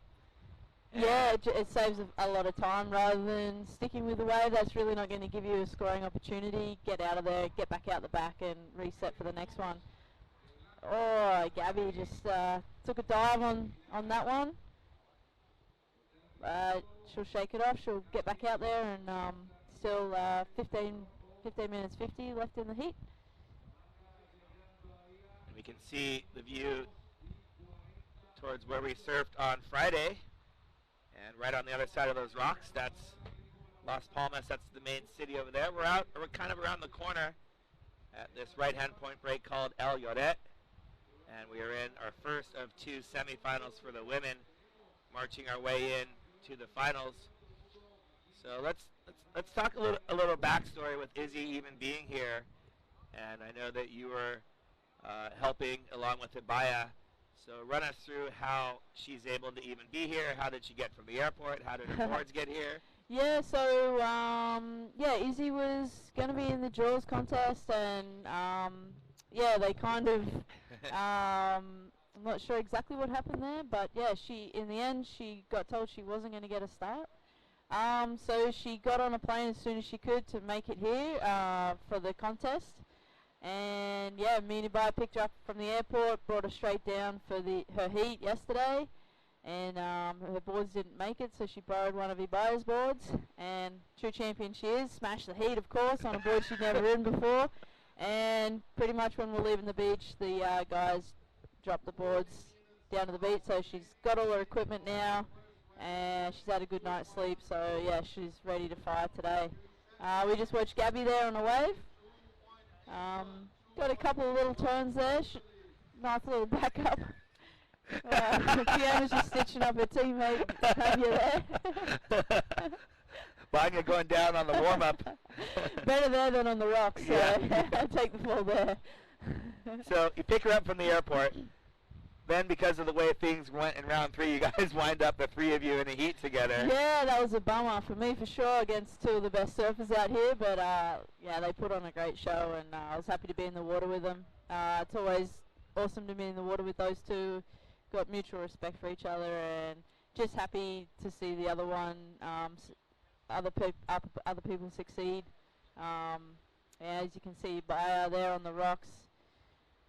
She made the final here last year and took her world title, so it's good to see her back in the semi-finals where she should be. And yeah, that'll be a great heat between her and Vanya. Vanya's been surfing awesome as well, but they've both been dropping 8s, so that's going to be a fiery semi. Oh, and if Baya's 8, that wave was so fast. She was flying, and we'll look back at Gabby's wave. Yeah, we kind of missed this before, but she's throwing down some pretty good turns, hitting the lip, and yeah, putting 3 pretty good turns together there on that one actually. So yeah, she's got 2 average scores, but you know, it is actually been a bit of a slow semi, so one of those may be a keeper score. So good on her. She's doing what she should do. Put a bit of pressure on Izzy to start. But yeah, still plenty of time for a set to come through and the girls to really showcase what they can do. Vanya focused now after a fall. And you think Gabby with that 4-5, had she not fallen, excuse me, on that end section, might have been a little bit higher. So, you know, when you're going up against, you know, the top seeds or world champs, you really have to have mistake-free heats because that's how they're going to surf. You know, you see same thing with the guys when Clement matching up with Poinike, for instance, and he's falling on his good waves. You really can't do that. No, you have to be squeaky clean, especially in these rounds. The level of the girls surfing now is so high. It is really hard to make heats. So yeah, you've got to get on the best waves and make the most of those opportunities. So as these girls position themselves, and it looks like Izzy with priority, she's disinterested. Let's talk about yesterday for a second.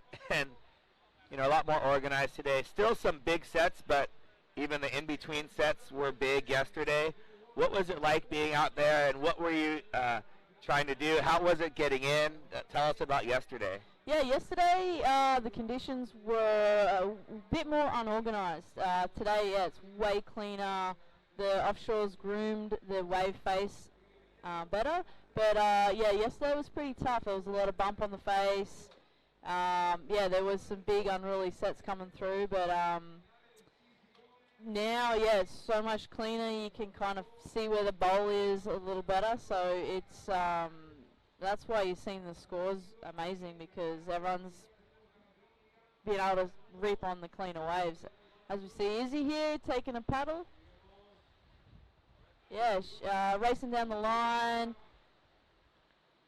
Yeah, she loves that hack. That's one of her go-to maneuvers.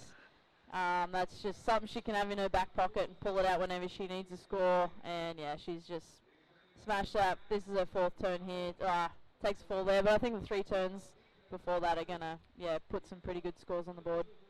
And I think that last turn, she's like, oh, there's the rocks. I better eject. She did the damage out the back, just like you talked about, and those first 2 turns were her stock turns, and then really opened up on turn number 3. So take us through the technical aspects of this. Yeah, right now she's just setting up her line, finding the lip. Yeah, it actually is quite a hard wave to read, but yeah, she's done really well there. And that turn number 3, right into the lip, free fell down. I mean, I'm thinking that score has got to be close to, if not in the excellent range. Yeah, I think that'll be a good score. As you see, Vanya doing the rock hop. So yeah, it's not like a traditional beach here. It's all rocks, so you could lose your fins going in and out. Here's Gabby's answer back. The wave just running away from her there. She did have one good turn to start, but she was on her way. Yeah, she was on her way. To a good score for sure.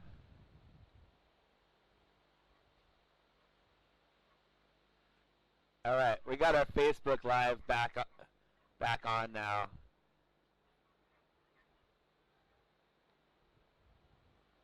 Oh, we got a shot of the crowd. Everyone's enjoying themselves down here at Gran Canaria. Here's Gabby. She opens up with a great turn. She's in the perfect spot if the wave was going to offer anything more. She had speed. She was in good rhythm. Her feet were ready. And unfortunately, the wave didn't have that much to offer. And how was Gabby's paddle back in yesterday after her heat? Yeah. It took her so long. Yeah, you can, if you don't time it right, you can get pushed down too far down the beach where it's really difficult to come in there. The water just smashes up against the rocks, so you've actually got to come in. There's a red flag on the beach, and you have to pretty much line up with that to come in. Yeah, otherwise you've got to go around and try again. And she had to do the try again about 3 times. Izzy Gomez dropping an 8 for that last wave. Yeah. And just 3, turns, one right after the other. So Izzy Gomez still needs a backup score. Not that high of a score for Gabriella, 6.44. That would be her best surfed wave of the whole event. She's had a couple of 5s. And it was interesting in her heat yesterday. She opened up. In that heat, that was the first heat. And the girls pushed themselves so far up the beach.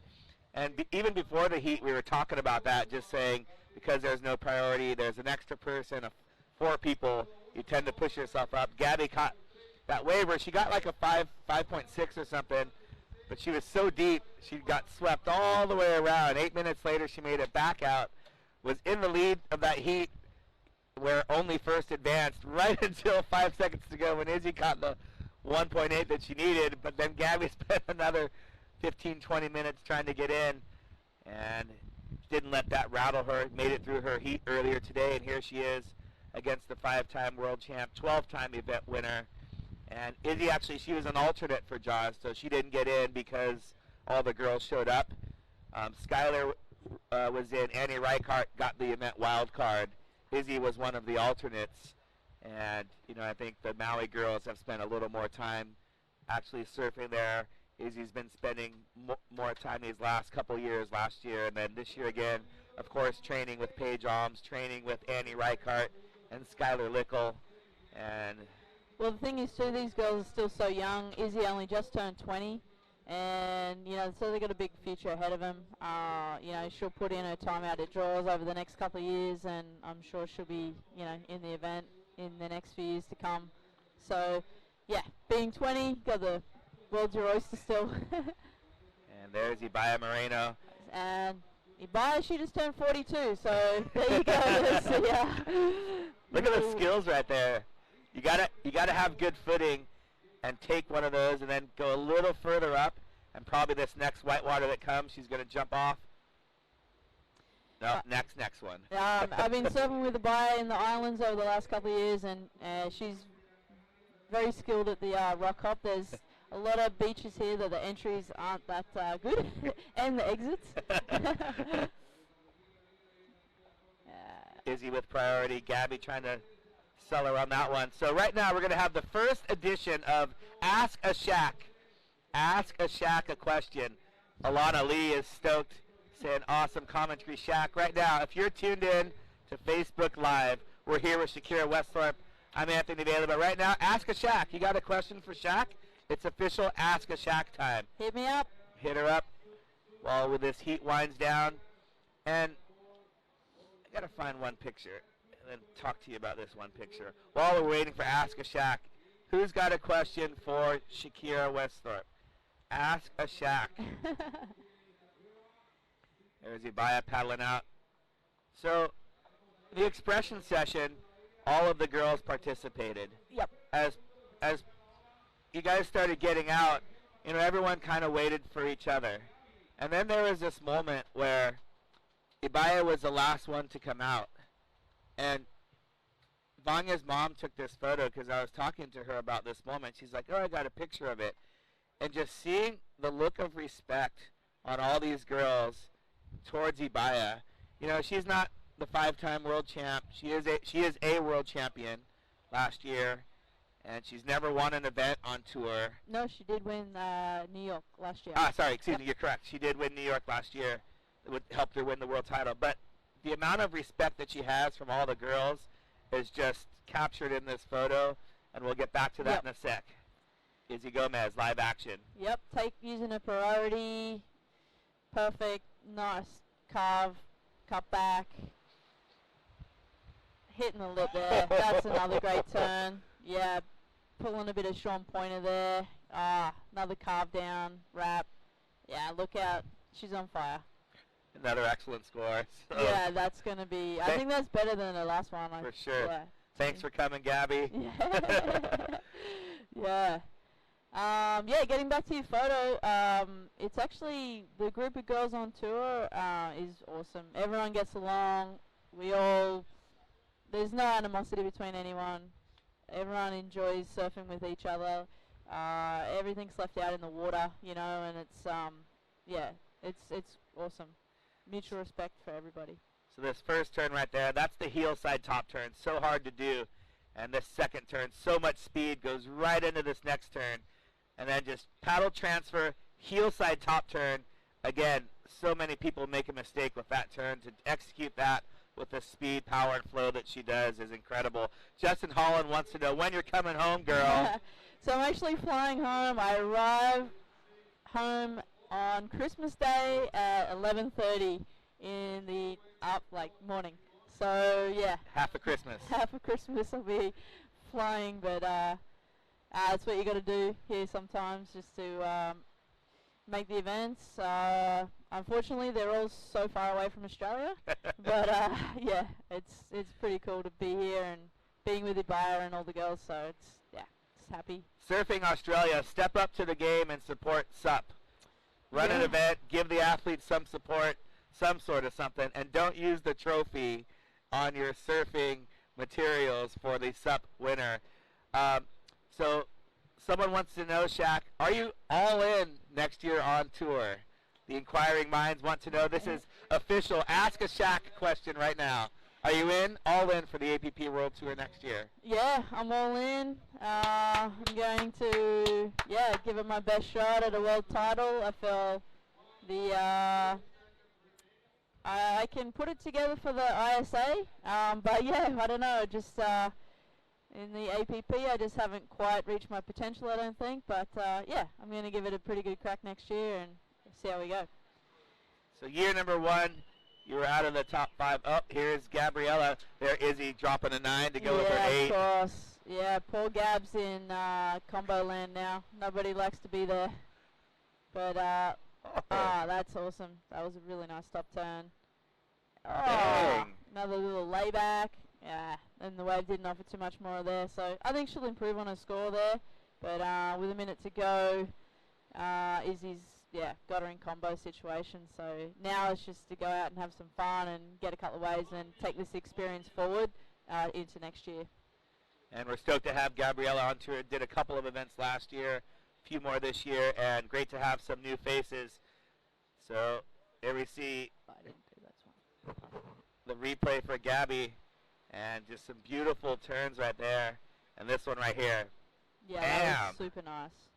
And if she can just hold the rail a little bit longer, I think that's the common mistake for a lot of the newer surfers, just not engaging that rail. Second place, looking back at the world rankings from previous years. Second back in 2015. Third in 2017. Fourth in 2016. Fifth in 2018 last year. And currently this year, you are right in the mix. Currently in third place right now, so we'll see what happens. I think Vanya might take over after this one. Well, we'll see how the points go. Vanya right now making it into the semis, and I think if she goes into the finals, she might push you back down. Of course, we got the throwaway, so we'll see how it develops. Anthony Bailey here with Shakira Westhorpe, the 3-time ISA gold medalist, runner-up this year. Awesome person. She's a representative for the athletes, and great to have you in here calling the heats, and the fans are loving it. We're in official Ask a Shaq time. If you have a question for Shaq, go ahead and ask us on Facebook Live. What do you think of that first semi? Hey. What do you think? Oh, the first semi, yeah. Izzy putting her best surfing in the time she needs to do it. She's going to be hard to beat in the final. But yeah, it was a really good showing from Gabby. We're just looking at a little recap here now. And yeah, she fought hard, and she'll do herself proud on that one for sure. And like I said, take that experience into next year, have the confidence to know that she can mix it with the world's best. So she's young as well, so she's got plenty of years left ahead of her. And Izzy Gomez going to town right there. That was her 8. She threw in a 9 as well. Total heat score of 17. That is higher than Vanya's previous score. So there you have it. Results, Izzy Gomez first. Gabby Steinbata second place. Izzy will be in the finals once again. Second time in the finals, looking for her second win in a row, both in this event and overall on the APP World Tour. As we set up Heat 2, Vanya Torres in red from Peru. Ibaya Moreno, your mate, in white. I wonder who you're cheering for. Yeah, I have to cheer for Ibaya for sure. She's one of my best friends. But look, Vanya she has been surfing amazing. Her surfing has improved over the last year, out of sight. So it's going to be a pretty tough heat. Like I said before, they've both been dropping 8. So it's going to be a really interesting semi-final. So yeah, keep your eyes glued to the tally. Well, thanks, Shaq. I'm going to duck out because I know Paul has a million questions for you as well. Yep. I love having you up in the booth. Thanks for having me. I love having you on tour, and we heard it here first. You are committed for next year. All in. Yeehaw! All in.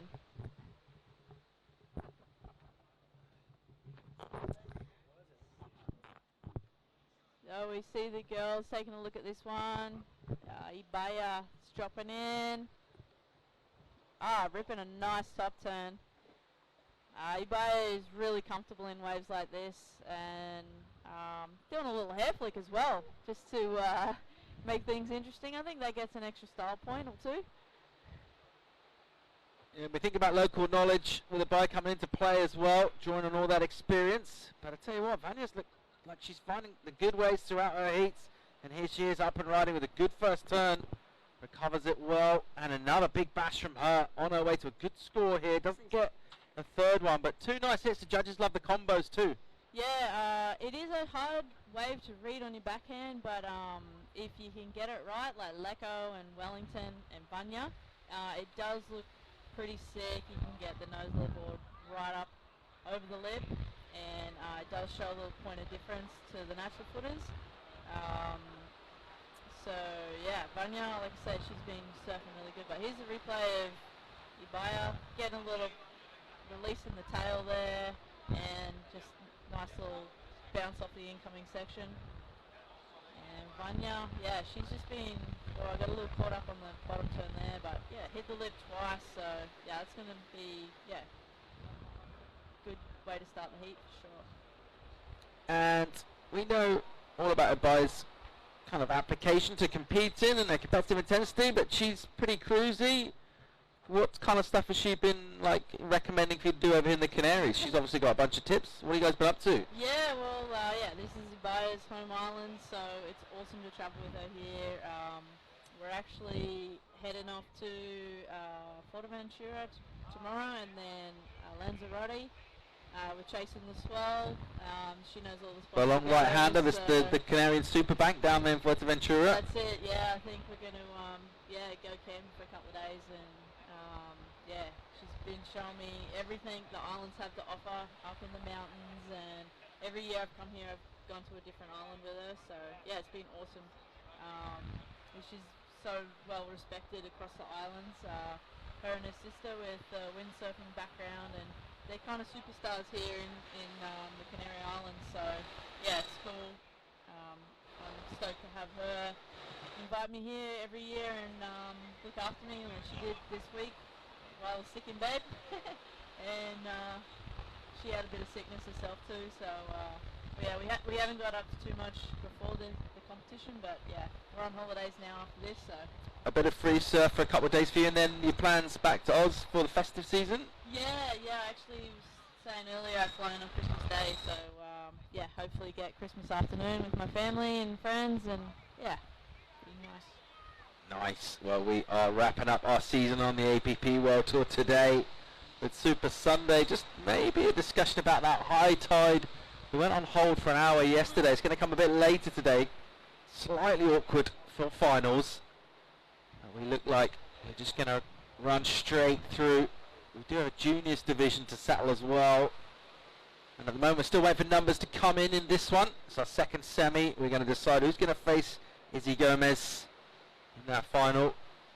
Yeah, the judges taking a while to deliberate over these scores, which is good. They're looking at the replays and making sure they get it right, because yeah, it makes yeah, you got to have the right scores. And They're sitting close to us, Shaq, but they can't hear us. Give the judges a score for the judging this week. What do you reckon? What are you giving them? This is your opportunity to score them back. Yeah, look, they are tough. Yeah, you can't really trick them, you know. They're watching, they've got the replays. You have to be crispy on your surfing, otherwise you're just not going to get the scores you think you should get. You got to hit the lip, you got to make sure you make everything count. All right, we're going to maybe give them a 7-5. There's room for improvement. Yeah. And someone that doesn't leave much room for improvement is Izzy Gomez. She's a 5-time world champ, and she's down there with Danny. Izzy, another interview with you today. Yeah? Congrats. But this one is a bit more of a technical question. You got a 9. High score of the day. For the ladies. Tell me about that wave. Well, when they dropped the score, I thought they said 5, and I was like, oh, fair enough. And then I came in, and everyone's like, yeah, nice job. That 9 was sick. I was like, wait, I got a 9, so I didn't even know I got a 9. But yeah, I mean, honestly, the pressure's kind of off for me. Like, I'm just surfing and having fun and just kind of like messing around. So yeah, I was really stoked to get a good heat total and just surf my heart out. I think we all know why the pressure's off for you. You can say it. You are world champion. Come on. You're the 2019 world champion. Don't be shy about it. Yeah, I don't know. I don't like to talk about myself, but yeah, I know, like, it's just so much easier now, like, that I'm not like stressing about trying to compete for a title. So yeah, I'm just stoked to be here and enjoy the fun waves we have, and yeah, thanks APP. Okay, into the final, let's see. Another interview maybe. And congrats, Pro Nike. Starts off by cracking up. Every question she just laughs. Yeah, humble champion as always, Izzy. Doesn't want to blow her own trumpet, but yeah, she should. 5 times world champs and well deserved. But yeah, we did see Bio take a pretty nice wave while we'll cut to that interview, so it'd be interesting to see the scores. Bio liked it, she gave a little claim there. You don't see her do that too much, so it must have felt pretty nice. It did look really good, so up for Vanya now to answer back. We like to talk about rivalries. We like to talk them up in commentary, particularly. Any particular rivalry between these two? I mean, like, yeah, everyone wants to beat each other, but like I said before, there's so much respect between the girls. It's not, there's no animosity between anyone. It's like, it's a really cool group of girls to be surfing with. And yeah, this is a turn. It was a bit of a wobble on the face. She hit the lip, come down. Yeah, she's super stoked with that. But no, it's like, it's a really cool group of girls to surf with, and I think the respect among everyone is awesome. You really see that too much in a lot of sports, and yeah, the ocean plays a big part in who's going to take home wins and losses as well. So sometimes you just got to cop it on the chin, and sometimes out of your hands as well. But yeah, everyone's fighting to win, but at the end of the day, we all shake hands and can have a beer at the end of the contest. Cool. Now everyone's legal age to drink. Looking forward to that. Yeah. So wrapping up the tour today, and a few more heats away. We've decided our world champions. Paranaki Roa getting a shout out there from Izzy. So those are our 2 world champs, but we need event champions to be settled. Who's going to join Easy in that final out of these two? We're still waiting for that score for a buyer to drop in. Judges having a good old think about that. Bright sunshine in the afternoons. Much more typical weather. Had a few kind of gloomy moments this week, which is not what we expect in the Canaries, but most important thing, we have had good waves. And it's all come together in fine style for finals day. 15 on the clock. Score comes in for Ibaya, and that takes her total up to 14.1. So Vanya's got a bit of work to do here. She's going to use her priority here. Yeah, smart to use a priority on this wave. It looks like a really nice wave. Nice little top turn to get started, and there again, just attacking the lip. Put in a paddle on the inside there. I think she's got one more turn in her. Oh, but just it does get pretty bumpy there on the inside, so yeah, that's why you see a lot of the athletes falling off on that last turn. It's a lot of water moving back out to see there. So that backwash will come more and more into play as the tide comes in. It's a great looking wave. Possibly just a wee bit tentative on that first turn, and then if you leave it, your points going down at the end of the wave, you could get in trouble with that backwash. It is super tricky. And this wave with all the power and the kind of speed as well, when it hits flat sections, it's real hard to regain control. So I'm not sure if Vanya would have come back much at Ibaya with that last effort. And so the Canarian interest for a finish in the final still looking pretty good. Let's have another look. yeah, taking the replay here. Yeah, a couple of nice top turns, and then yeah, just trying to set up this last one. As you can see, the nose of her board bouncing, like just trying to drive through all those chops. It's quite hard. So yeah, just comes a cropper on that one. But she'll head back out there. She's got plenty of time to have another crack at it. So 13:20 to go in this one. It is our second semi-final for the women. We've already got one surfer in the final, Izzy Gomez. And who she gonna face? As we just get some running order announcements from our beach announcer. It looks like we're going to go to the finals first before consolation finals. I think that's probably to do with the tide. And we're thinking as it fills in, it might get trickier. So yeah, we want to see the best surfing in the best conditions. So have the consolation finals gone down well? Seems like a heat that no one really wants to be in. Yeah, I've been in a couple this year, and I can't say it's my favourite heat because you just lose, and then you got to kind of regroup and go again. Could you maybe just go off scores in the semi? Would that be a better way of settling third and fourth? I think they should be equal. Like, no Sunset, you have top four, and that's just what Sunset is, because you have top four, and then you have equal fifth, equal seventh. Whereas all the others, you have then top four, then it goes equal fifth, equal ninth. So I think you just should leave it as equal third. But yeah, that's just my opinion.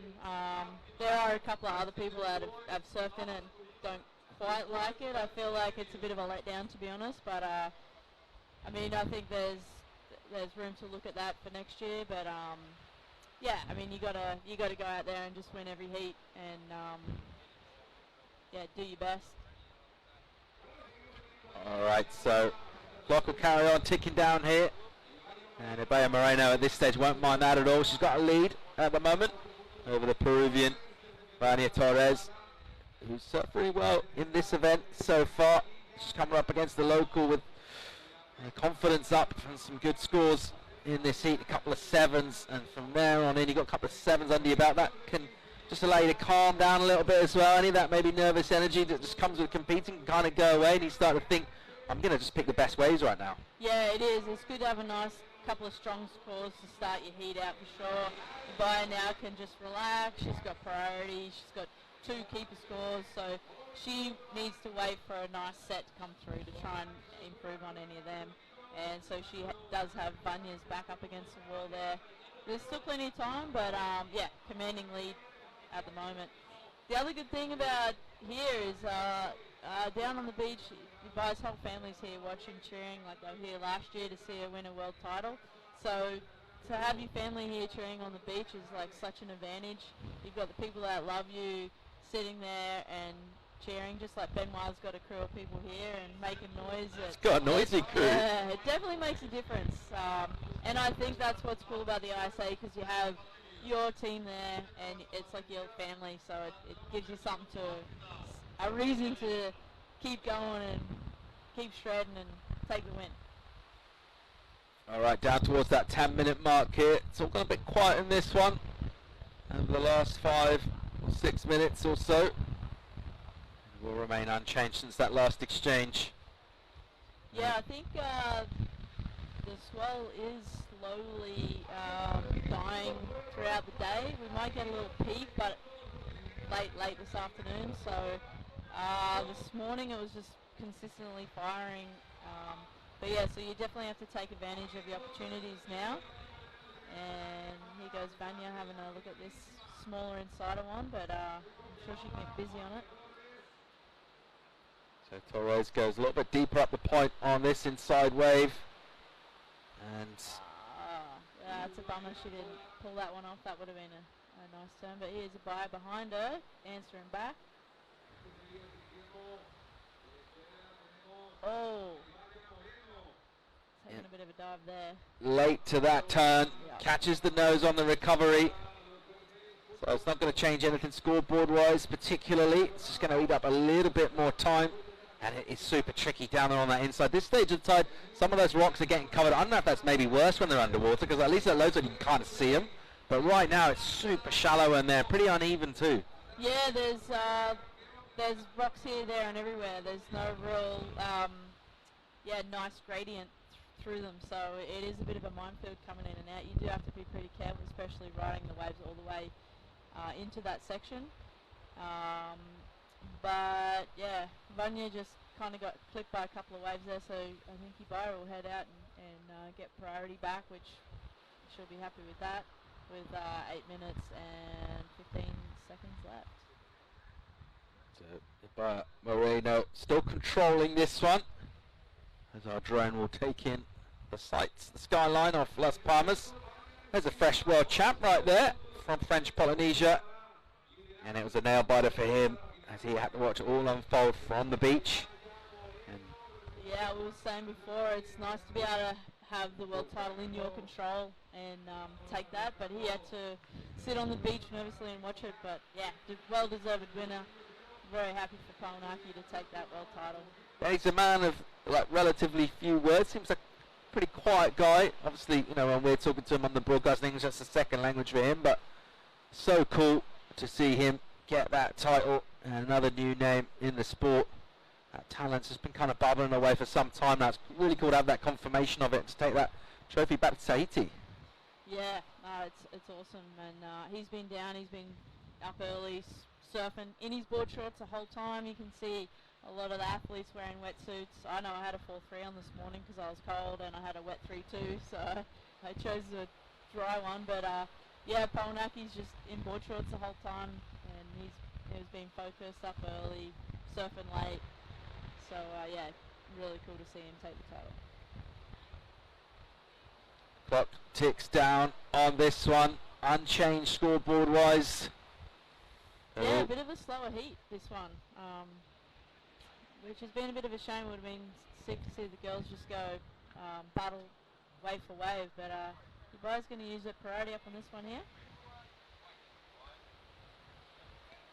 So here goes Moreno, the nice first turn, and gets a little higher up. You can see the disappointment from her. So she won't improve on her sevens. Yeah, she went pretty hard off the bottom there. She does have a really nice bottom turn, and good bottom turns equal good top turns. But yeah, just couldn't quite pull that one off. That would have been, yeah, a really nice turn if she did. But beautiful conditions still.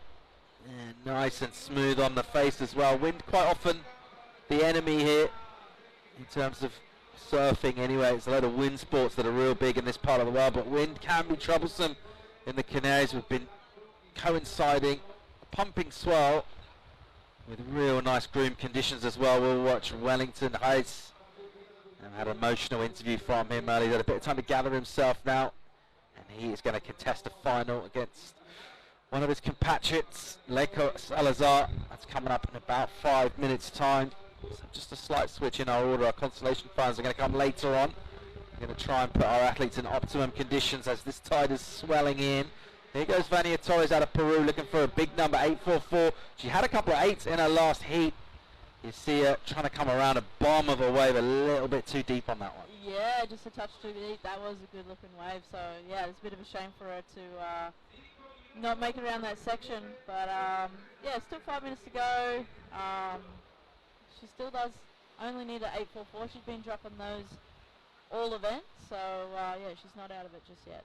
Can't help notice on her wedge, that front foot seems to be like right over on the heel side rail. Almost the whole foot's on that side of the stringer, which is relatively kind of an unusual stance, almost like slightly asymmetrical.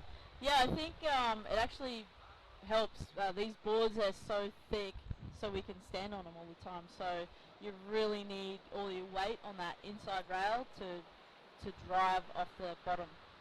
And especially on this wave, you get a lot more speed as well. So you're trying to harness the speed and bury the rail. So it is pretty tricky. So that's why I should be standing so far over. So just using that stance to try and deal with the power and the push of this wave. And the backhand attacks work real well for that man there. We're going to see an all backside final.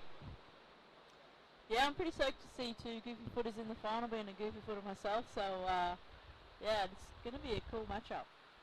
Both of the guys have got nothing to lose. So yeah, it could be fireworks. Well, if Wellington Reese carries over the form he's had, he's going to be unstoppable, basically. If he surfs like he has been throughout today and yesterday, it's going to be hard to get past him. But how many times have we seen events down the years where people do kind of peak in quarters and the earlier rounds? So be interesting to see if he can carry it over to that final. Yeah, I don't know. He's been looking pretty focused. Like I think sometimes he just in rhythm with the ocean and nothing can stop you, and you can't put a foot wrong, you don't fall, and I think he's kind of in that mode right now. So he will be hard to beat. He would be the favourite for sure. Could be crucial to see how it starts, right? Because he's not had to come from behind any of his heats. He's got off to strong leads right from the get-go. I just wonder if Leiko can get a strong start and put something on the board. Maybe just rattle Wellington a little bit, ask a different question. Yeah. Yeah, they could put him in, a different situation, different mindset. Pressure can do different things to different people. Some people can really harness that energy and put it to good use, and some people crack under that pressure. So, yeah, it'll be interesting to see how this one plays out. So, going for the event title and that all-important prize money as well. Two Brazilians are going to duke it out.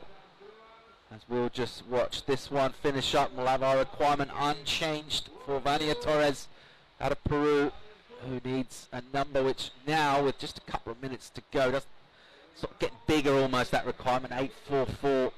We did see her get a couple of 8s earlier on, but not really found the wave so far in this one. Yeah, with only 2 minutes 20 to go too, Ibaya's got priority. She's not going to let her go on anything that looks good, so it's going to be tough for her to get this score. Should just be hoping for a set to come through with a couple opportunities on it. So with that first priority, as you were explaining there, Ibaya can just stay super close. All right, so just going to let her go on this one. Here's an opportunity for Torres, and just couldn't quite get into that one. A bit of offshore blowing, just kind of she had a bit of a bubble there. All right, great looking wave behind it. Ibaya's going to... No, I didn't take that. Okay, she might lose priority as well. And that one rattled off. You can see why she didn't go, because it would have taken a superhuman effort to actually make that section. That was a bit of a bomb. So here we go, another opportunity and a repeat. Yeah, I think Ibai's still holding priority. If only just try it again for that one. And yeah, there is a lot of water moving out there, and if you're not ready for it, that little bubble across can just put that one paddle off balance, and yeah, she's just unfortunately copped that the last two waves she's paddled for. All right, last minute now. Let's see if we get some more action. No takers on the first one. No, I think it's going to be hard to get away from Ibaya, and this one she's going to stick to her like glue. So priority, of course, coming into play, particularly in the end of heats, and in the ideal situation only we have the lead score, but also hold on to that priority, try and control it out. And Torres it's not really anywhere. A beach break, you can try another peak, try and get away. There's nowhere to really go here, right? I mean, that's where the waves are. Yeah, priority, implementation of priority in the APP has been such a great thing. I feel like it really gives the athletes the best opportunity to surf their best where they want to be in the lineup, not pushing each other too deep and blowing all these waves. So it's awesome to have priority, and I think it's working really well. But yeah, when you have 10 seconds left and not priority, it sucks. All right, here goes an effort, a blocking effort from Ibaya Moreno, who looks like she's got at least 1 foot in the final. There's a great first turn from her. Yeah, just kind of showing what she's made of, but yeah, it just takes a fall on that one. But yeah, she'll be stoked to make the final here. She made the final here last year, and it's going to be the same matchup, Izzy versus Ibaya. So yeah, it'll be a great final to watch for sure. All right, so we are going to get set for our men's final. That's going to wrap things up for the second women's semi. And the Canary Islander world champ from last year, she is going to find herself in a final on our home patch here. Crowd's going to love that. Expect noisy support for her. We'll see her come in and get ready to prepare for a final. We're going to switch to our men's final. It's time to say adios to Shaq Westall. Thanks for coming in the booth. It's been fun. Thanks for having me. It's been fun, yeah. And I'll be just down there cheering for the men and women now. So, yeah. All right, awesome stuff. Let's bring back in Avi Anthony Vea for that men's final. We'll just reflect on that second semi as well. And a strong scoreline for Ibaya Moreno, couple of sevens, giving her some cool extra confidence to take into the final. And she's going to need all of that and some, because she's taken on the GOAT, the 5-time world champ. Izzy Gomez is waiting for her in that final. And Izzy is the smiling assassin. She's dangerous. She looks loose. And we're going to see this one get straight down to business. And Wellington Race likes to get a strong start. Massive first hit. This could be a replay from his last heat. Here he goes again. Clipping one off the top. Has that bottom turn where he gets super low and engages the whole rail off the bottom. And again, a massive fan of spray. Look for a claim on the end of this one. Well, it's more of a kick-out ejection. And he will be pleased, and that you do not, if you're his opponent, you do not want to let him get a start like that. Anthony Vela, welcome back, mate. Wow, did that really just happen? And the ejection dismount was a semi-claim just by his body language there. And, you know, Paul, he's surfing well, he's picking the right waves, but there's a certain amount of luck, because all of these waves don't do what this wave does. I mean, look at it just open up, and he opens up. And then just smooth face, right into bottom turn, in the pocket, right next to the white water, and then just bam! That was the best combo of the wave. And then again, throwing a spray, so much spray, best wave of the event. It's almost like that third turn was a combination of the first two. Like the first one was vert, but a bit out on the shoulder. The second one was on a softer pocket, but in the pocket, and then it came together, and we thought, all right. And then he smashed it again. The fourth turn. So 3 and 4 in and of themselves. So is an excellent score. Yeah, we are. 1 and 2 in and of themselves are close to excellent. What a way to start. I'll be really interested to see how they decide who gets the inside, whether they flip a coin, do rock, scissors, paper like we did for the Master Bedroom in the apartment, but who decides who goes to the inside? It seems so crucial. If you get the inside and get that, it's just a one-way set. And if you're going in the excellent range already, it's almost like good night for your opponent. And he's gotten those every single heat. Like they just open up for him. Could that be a 10? Potentially could go all the way up there. Let's wait and see how the judges process that. But if I'm Laker Salazar, coming into this heat, the last thing I'm doing is letting Wellington Race get the first wave. There's no way I'm letting him get the first wave of the heat. But maybe we don't know how they worked it out. Maybe they worked it out, gentlemen's rules. Right. If it is just down to like a random, let's see what happens. I am on that inside. I'll paddle all the way over to Lanzarote if I have to, but I'm staying on the inside, keeping him off that first wave. We reckon a massive number's going to come in for Wellington Race. I mean, if we're looking at Point Nike's 9.67, that was substantially better than that. And I just hope the judges aren't scared to do it, because if it's worthy, and look at Wellington, He's like, yep, I just went to town, let go. First judge, 9.5, come on. Second judge, 9.2. Third judge, 9.5, averages to a 9.4. Pretty decent way to start a heat. 9.4, not just a heat, sorry, the final of the Gran Canaria Pro-Am. Let's remind ourselves, this is the final heat of the tour for the men. And Wellington Reyes has already got a stranglehold on it with a 9.4 straight out the gate. You just can't help but grin. And you probably got to feel, although there's loads of time left to go, half-hour final, and it feels like it's all going his way.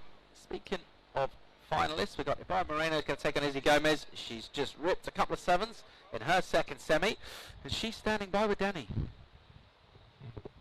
Ibaya, great smile. Congrats. Thank you. Again, into the final. Yes. Repeats. Only difference is this year, Izzy is already world champion. You were last year, so now it's your turn. You've got to win this one, huh? Yeah, it's I'm really happy to make it again to the final here in Gran Canaria. It's my island, so I'm really happy to make it in my hometown. So I'm really stoked. Vanya been ripping and Shakira as well. So. And I'm really happy because the level of the girls are so high. It's really hard to make a final nowadays. So I'm really stoked to be here. It's my first final of the year. So let's see if we can keep on going on this good waves and have fun. Definitely. I mean, she's totally right. The girls are ripping this year, and it's great to see. They're a great bunch, and it's a real honour to have them. But yeah, just very quickly, she is a local place. She is in her hometown. So we'll just do a quick 30 seconds, not take up too much time, in Spanish. Y vaya, en casa, se repite otra vez el año pasado. Tú en la final, es al revés, y si ha ganado el mundial, pero este año tú vas a ganar este campeonato. Vamos a ver, estoy súper feliz de estar en la final otra vez con Izzy Gómez aquí en Gran Canaria. Es mi isla, es mi spot. Y nada, súper contenta porque este es un spot de surfing muy bueno en Gran Canaria, y estar aquí solo dos chicas surfeando en la gran ola del Lloré, pues para mí ya es un lujo. Así que nada, disfrutar de la final y que gane la mejor. Perfecto, gracias. Gracias, vaya. Muchas gracias. Good job to that woman, Ibaya. And during that interview, we just saw Wellington Reyes absolutely smash 4 massive turns. Let's have another look here, AV. I can't even say anything. I mean, so smooth, so stylish, and just so critical. Just scratches to get back down the bottom of that one and pulls out. The damage had been done. And announcers, I salute you. Wow. That was epic. So he's going to have a huge lead. We also saw Leko go down really hard on an absolute bomb, maybe the bigger wave of what we've seen so far, and he went down swinging, and that would have stung. Maybe one of those ear ringers where you come up in your ear, you got that and then it got worse for him because right behind, Wellington absolutely smashed another great looking wave. And there's going to be a serious combo heading the way of Salazar. Got a chance to get out of it though. So there we go. Another big number in. And it's an 8. What's the score? 767, excuse me. 767. His total goes to 1707. Let's see what happened to Leko. Oh, he went for it. And then he was on his board, and then the last moment just became disconnected. He thought it was going to be a 6-foot drop, but it was an 8-foot drop. And his feet just at the last moment became dislodged with his board. And Bjorn's liking what he sees. He is stoked. What a great event. Thank you so much to Red Bull and Bjorn, Dunkerbeck Surf. We are so stoked to be here again. And we're coming back last year to finish out the year. What a great event. What a great wave. What a great venue to decide the world champion. Yeah, absolutely. It's awesome to see the world title go down in such great waves. And let's just look at that scoreline already for Wellington Reyes. It's ominous, isn't it? There's still 22 to go, but it's a mountain to climb. He did that in 2 minutes. Is that what just happened? He has been on every single good wave of each and every one of his heats since all of his heats. That heat with Sean Pointer, the heat with, he threw down an 8.23 and a 7.17. The heat with, he has just been on fire.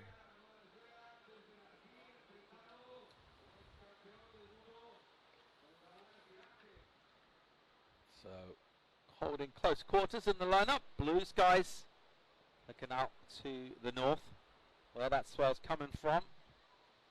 Swell is crisp and ruler edge today. Winds are beautifully light. They're actually lightened since this morning. Almost, I don't really want to say it and commentator curse it, but there's not much blowing out there at the moment. And just beautiful conditions to see the most important heat on the men's side go down. As we see a little readjustment in terms of positioning in the lineup. And it looks like the priority of Leco Salazar will be used. And he goes screaming down the first section. Banks a kind of projection turn. Crowd enjoys it. It's a bit behind here though, and the bombs can tend to run away a little bit. And he won't get a chance to do any more damage scoreboard wise on that. He's going to leave Wellington in the lineup, and he may have just poked the bear a little bit by getting that bomb. Wellington will be looking to go cray and light it up again. There's Javier giving him some applause, and this was an absolute bomb. Takes a high line to set up for this turn, right in rhythm. Look at this airdrop. Fell the one before, nails that one. Unfortunately, just a little bit behind. So just the one huge turn, probably be in the 6 range, I think, for that turn. And not much on offer after that.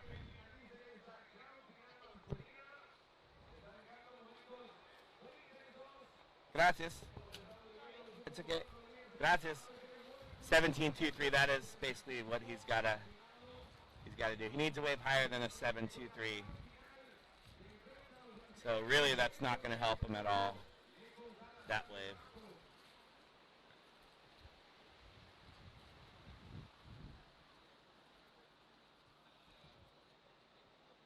Oh yeah, there we are again. Hello everyone watching. This is the men's final, the end of 6 heats for these men. Nobody from the repechaje made it through the quarterfinals, so see Wellington race in his first round matchup. He defeated Felipe Marda and went straight to round 3, where he won against Sean Pointer. That round, heat total 17.23. Then he took down Julien Bouillet with the 14.34. And then rematch against Sean Pointer. And he took down Sean Pointer once again in the quarters. Defeated Poinaiki Rioja in the final, the semifinal, to make a berth to the final. And then he put the world title race in the hands of his fellow Brazilian Leco Salazar, and Leco was able to take out Luis Diniz, which made Poinaiki Rioja the world champion. And we're going to have a new event winner for this event. Poinaiki winning last year, Sean Pointer 2nd place. And there is the Leco Salazar support crew right there. His buddy that he's staying with, Javier. We saw him in the first round in the repechaje, 17 minutes, 50 seconds.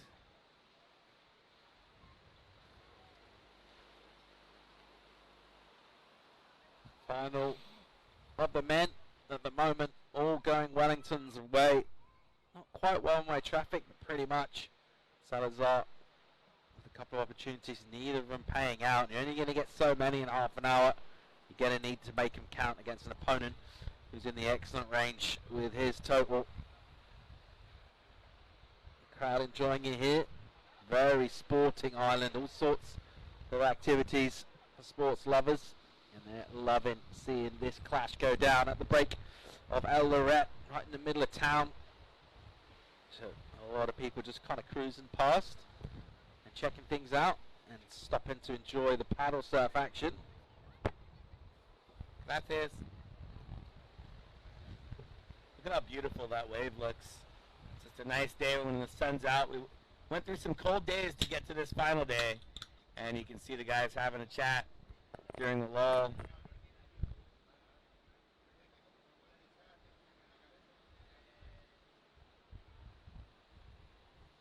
As we look at the heat totals right there, 17.23 to 7.33, so Lecco still in the combination situation.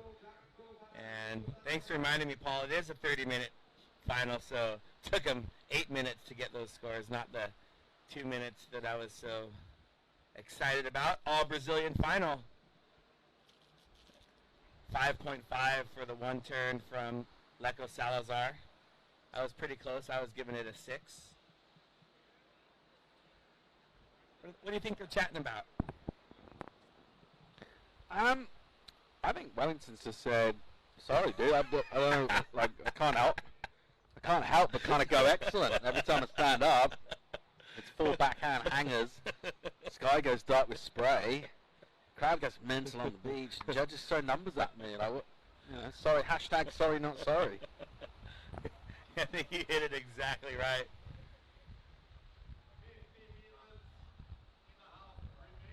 And they're just relishing getting to share this final together. And Lecco Salazar has won events in 4 previous times. It's his 2nd straight final, and he's got a lot of work to do or else he's going to lose his 2nd straight final. Wellington Race has never been an APP World Tour event champion, so this can be his first ever event win. We've already seen his emotion after his semifinal win with some news, bad news about a friend back home. A lot happening on the beach today, emotionally, of course physically out in the water. We've seen Poinanki Rioja in tears. And I gotta be honest, Shaq and I were up here in tears as well. It was just an emotional moment, seeing his proud grandparents and thinking about all the sacrifices that they've made and how proud they must be of their son, Poinanki Rioja. He's been in the top 5 every single year. And finally, you know, you see young potential and you talk about the possibilities. You see it in every sport. A lot of kids don't reach their full potential or the unfair potential put on them by others. And Poinanki has realized the dreams of many, many athletes being a world champion. Wellington Race is relishing in these conditions. And here he is, off the bottom, off the top, huge spray.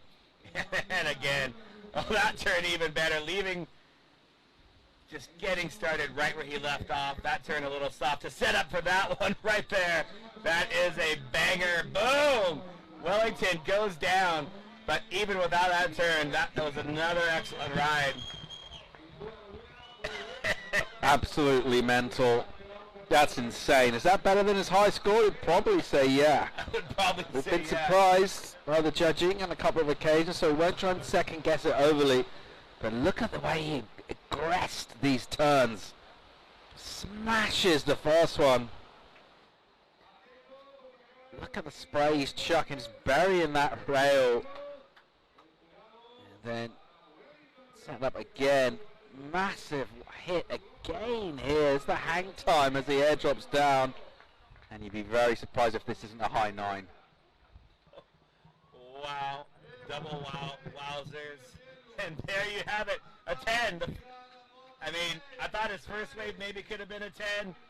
And that wave, like I said, even with the fall at the end, because that was more a safety thing for the rocks, he absolutely went to town on that wave. Another perfect 10 at the Gran Canaria Pro-Am. Last year was Poinanki Rioja. Wellington has been pushing the limits, getting an excellent score every time he steps on the board. Like you just mentioned, throws down a 10.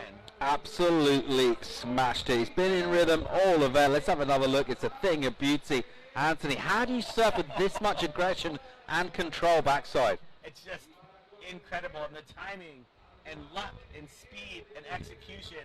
I mean, this turn right here, boom, loses the paddle and then just throws it up one more time.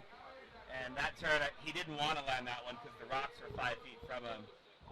And Luis Denise was just appreciating that, smiling. Even Gabby, she's like, all right, that was sick. So Wellington Raish absolutely going to Boomtown. First class ticket.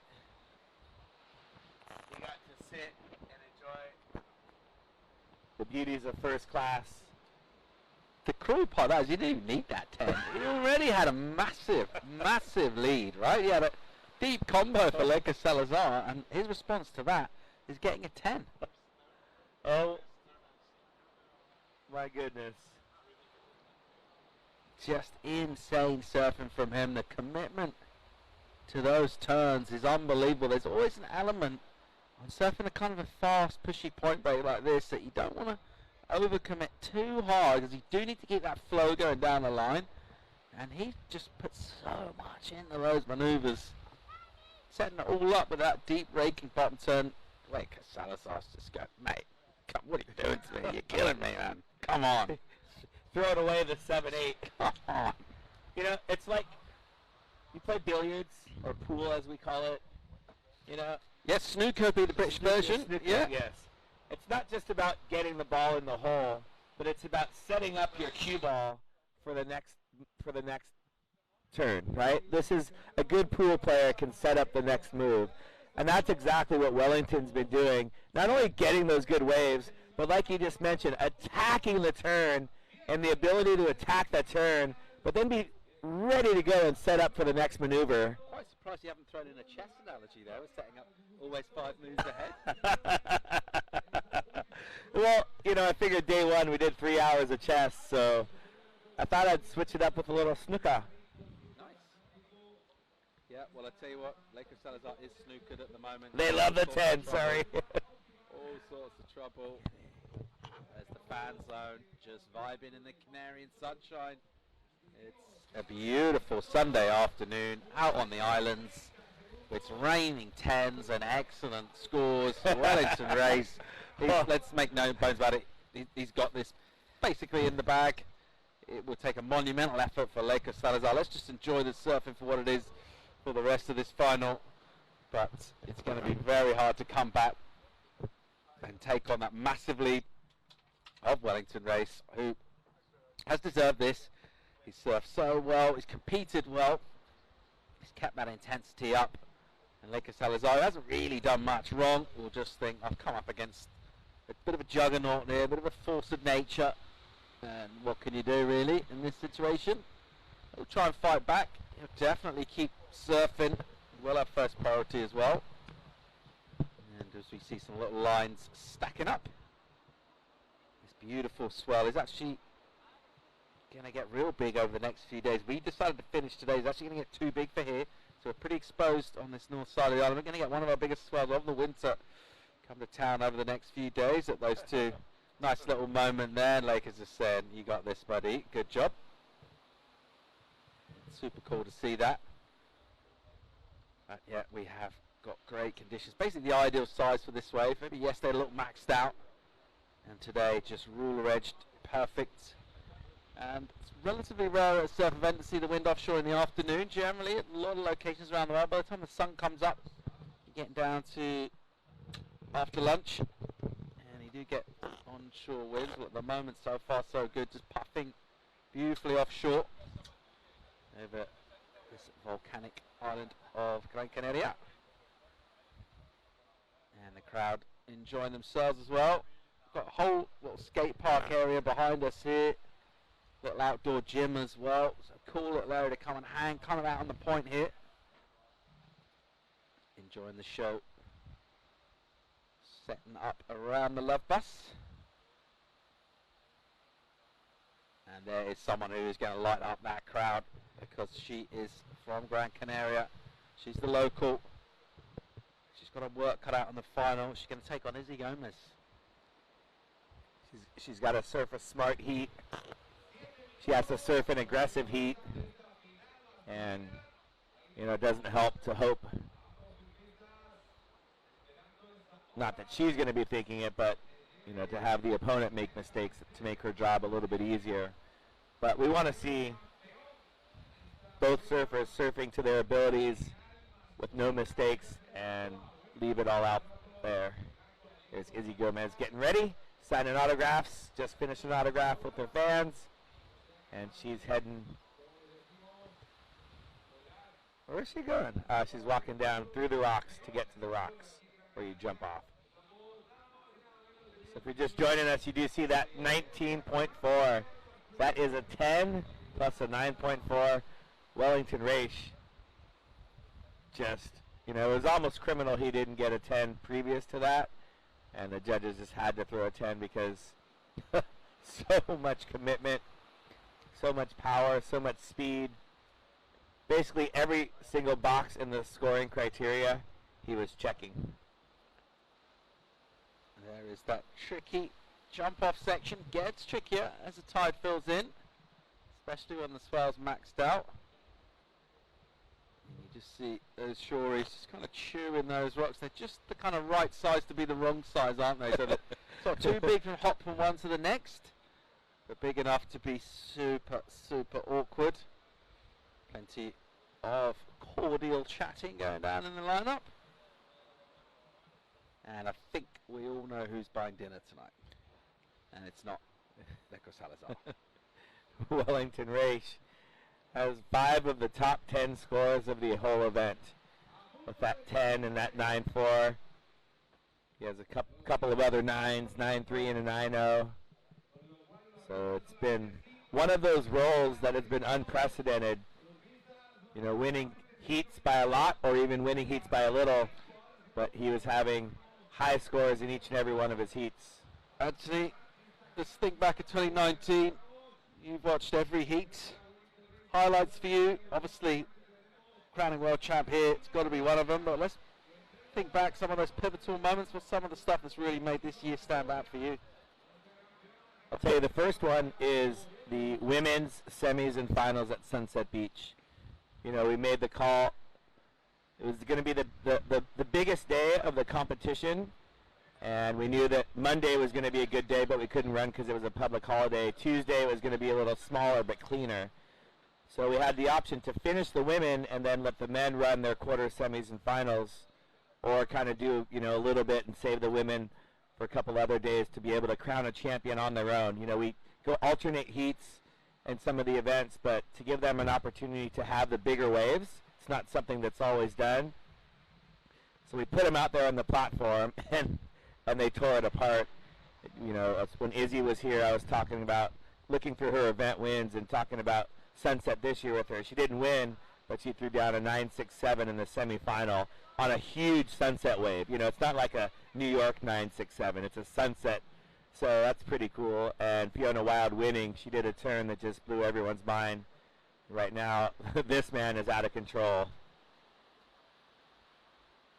Standing on the tail, maybe looking for a punt section here. And he'll go just enjoying himself, basking in the sunshine. Nothing to lose for him. And he will make his way back out with just over 3 to go. Thought he might think about coming in now. I think he wants that kind of victory wave at the end. He's going to stand up and throw it all up to the sky. So Sunset early on. And then obviously went to New York after that, transitioned over there. That was a hotly contested event. Luis Denise throwing his name in the ring. Yeah, Luis Denise surfing well all event, and in a tough final with Poinanki Rioja, he came out on top. Here's Luis Denise just having a whole lot of fun. I think New York one heat, I think about was a heat with Shaq, and this left was just working, and Shaq throwing down some huge turns out there in New York. But Izzy winning there was spectacular. And then if we look back to Barbados. Oh, yes, please. I mean, that event, what stands out is the entire event. Like we talked about, if you combine all of the heat totals, the winning heat totals of all of the heats through the entire event, for sure has to be the highest scored event of the entire 36 other events that have happened, just because the level of the wave was so high and the guys were ripping. And that expression session was a showcase of what's to come. Izzy Gomez taking a few on the head. and just all the heats here, the back and forth, the competition side of it. You know, those are a couple of things that stood out.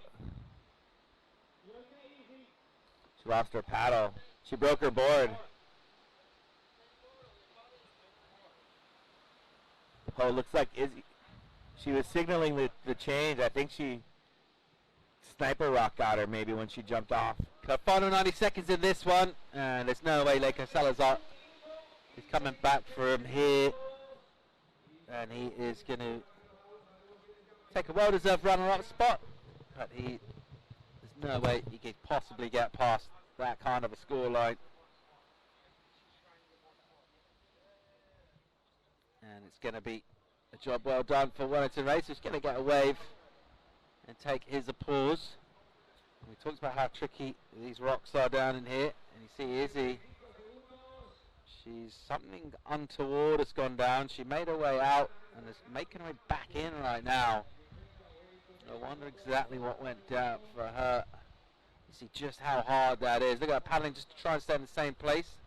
She's going to try and get a little white water. Doesn't want a big one. Big ones like that, you need to try and just kind of punch and hope to get pushed a little bit in. Here she goes. She's going to get back on dry land and sort out whatever her particular issue is. So Shakira I saw running down with her board, but the other backup board has no fins.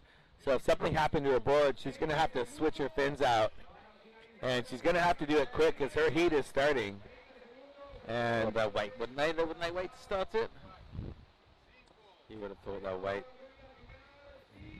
Yeah, I mean, on one hand, yes, but on the other hand, boom, Leko up and over the lip. Boom, Leko one more time, right on the hooter. Boom, and again, smaller wave, but Leko going to town, and he just throws up his board. Another second place finish for him. I like that. He pinged that up in the air. It came down really close to his head. Dude, what are you thinking? And no hand helmet. Pointless flicking that straight up like that. Glad to see he's fine. And let's just take a moment to enjoy this moment for Wellington Heiss, who's absolutely smashed this final into 1,000 pieces. And now it's going to get real for him as he realizes he is the champion. He's going to take home that prize money. He's going to have his name on that winner's trophy at this prestigious event.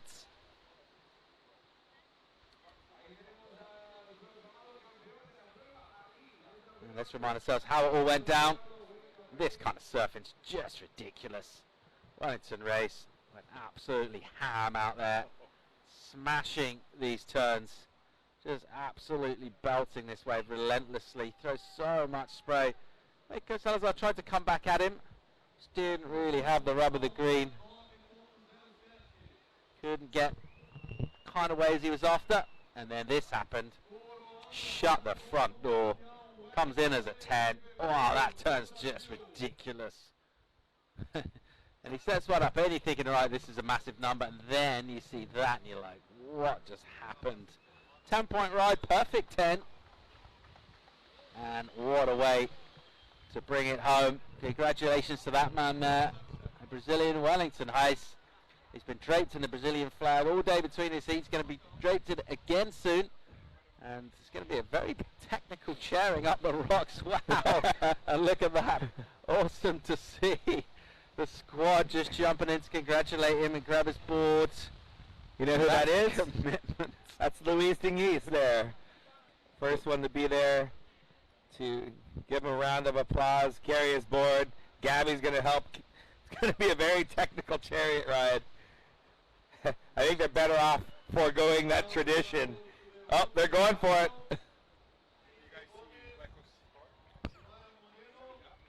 What was it? 9-0 for his last one? Oh. So, they almost dropped it. There's your Gran Canaria Pro-Am champion. Congratulations to Wellington Race of Brazil. A massive win, a massive heat total. Throwing away 9s in the final. An absolute masterclass in subsurfing from that man there, who just belted it. What a victory. Cool to see Powanaki involved in that chair as well. Really cool to see that.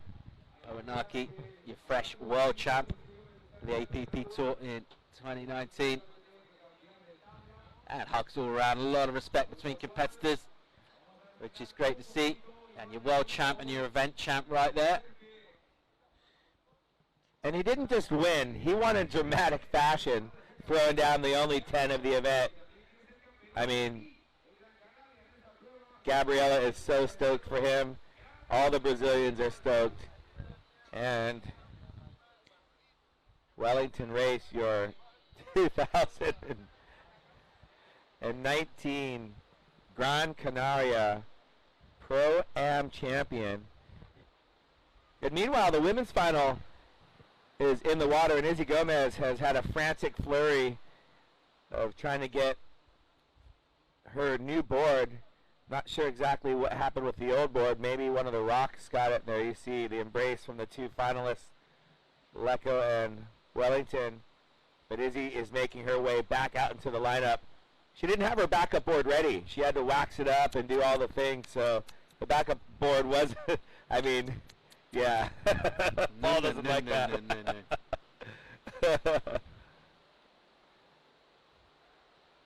You see Abaya sitting waiting, so they waited. It's the final. Give her a little bit of time. I mean, on one hand, you kind of think the heat should have just started because, you know, Ibaya's ready, so now she has to sit and wait. Nah, I think that would be harsh. You know, an incident on the rocks, not her fault. She was on time. She just got a little caught up. So I think we might as well just wait to start. Although it may end up not making all that much difference. Not sure we've seen a load of sets come through. You know, don't be too distracted by a slight delay. There it is. Let's look and admire that massive scoreline. Salazar gets a 9.07 and he's still miles behind. And that is just incredible. So still comboed with a 9.07. Increíble. Increíble. Cuidado, señor. Be very, very careful. Ivan Rivera says, Poe and Wellington, two world-class gentlemen. Excuse me. This is very true. We have a lot of world-class gentlemen and gentle ladies and some world-class athletes as well. And there are two of the best in a rematch of last year's final. And last year was classic Izzy Gomez come from behind win. But Ibaya Moreno surfed great in her semifinal. And she's got a lot of support. She's got nothing to lose. So she's going to let it all hang out there. And Izzy Gomez with the second in Sunset. She's being stingy with the wins, winning in New York and in Barbados. And once again finds herself in the final again. All right, we're underway here, women's final. Gomez, the 5-time and reigning world champ, crowned in Barbados by Moreno, last year's world champion for 2018.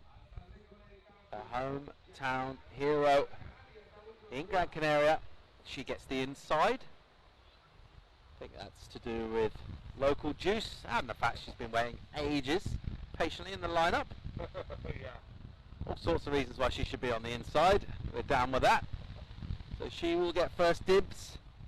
And let's go down and hear from our brand new event champion, Wellington Race. He's down there with Danny.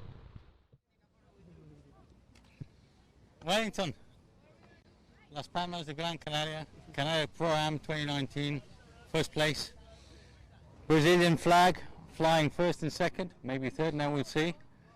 Congratulations. Perdão, em português, sim, pois. Campeão do Canarias Pro-Am 2029.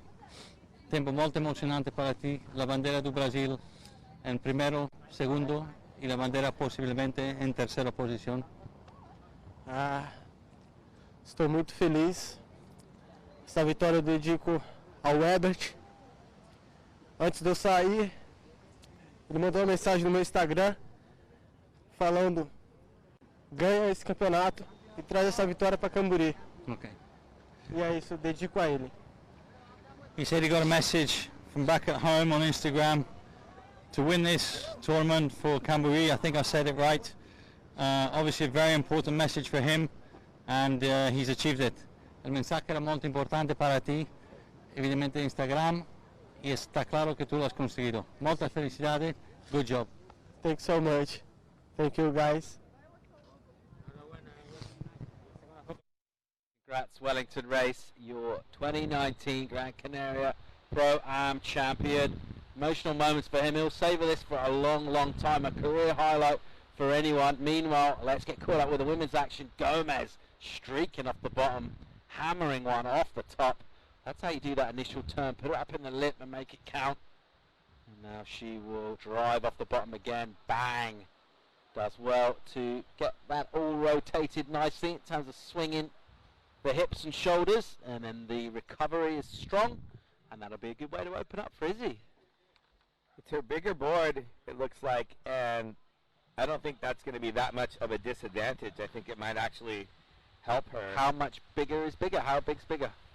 How big is bigger? Well, her original board is a 6'9", and this board is a 7'3".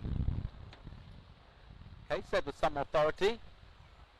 I like that. I like it. No, I don't know what her board dimensions are. We talked about it on air. When I was asking around, I didn't get those dims. Maybe Dave Bainey knows the dims on Izzy's boards. Opens up with a 7.83. I mean, and Ibaya opened up. We saw during the interview with Wellington, Ibaya fell on her first turn. So Izzy let her go on that first wave, gave her first option, and Ibaya fell. You can see that. Look at this beautiful wave. She comes off the bottom, great, and then just gets a little unstuck. Izzy on contrast finishes her first turn. You can see that's her bigger board. Nice cutback, and carves her way down off the bottom and smashes the lip. Able to ride out of that turn. That was a great finish. And she opens up with the 7.83. All right, so first blood to Gomez. Getting the better of the opening exchange, a mistake from Ibaya Moreno. In the early part of that turn, can she make amends here? She does have priority. Maybe it will go over now. I don't think so. Okay. Yeah. You know, it's kind of like if you're just paddling for a wave without intention to catch it in prone paddling, they don't take away priority unless you really give a concerted effort. So I think Ibaya paddled towards it, but I don't think she made an attempt. So yeah, judges agree. You see it, the pipe contest is on. You see it, a lot where they'll paddle like kind of, but they're not stroking with emphasis. Sure. 23, 24 and a half minutes to go. Plenty of time for Moreno to mount some form of comeback. Of course, only one wave on the scoreboard for Gomez at the moment. It's a pretty good one though. Already with a 7 locked in. And it's funny to hear her say that she thought her 9 was a 5 previously. She's having a bit of a giggle about that. Here we go. Moreno. Nice wave here. Good turn for her. Really enjoyed that attack. And there's another nice one. And she controls it. And she likes it too. So just 2 turns. They were strong maneuvers. That's got to be a big score though, those 2 turns. Especially turn 2. Right in great combination. And just did a wonderful job holding on. She was so stoked. Threw in the half a second claim before she had to get out of there. Look at this. Little bouncy on the takeoff. Gets composed off the bottom. Holds on that turn. Adjusts her feet off the bottom again. And then look at that turn. Way up and over the lip. Free falling down with the whitewater.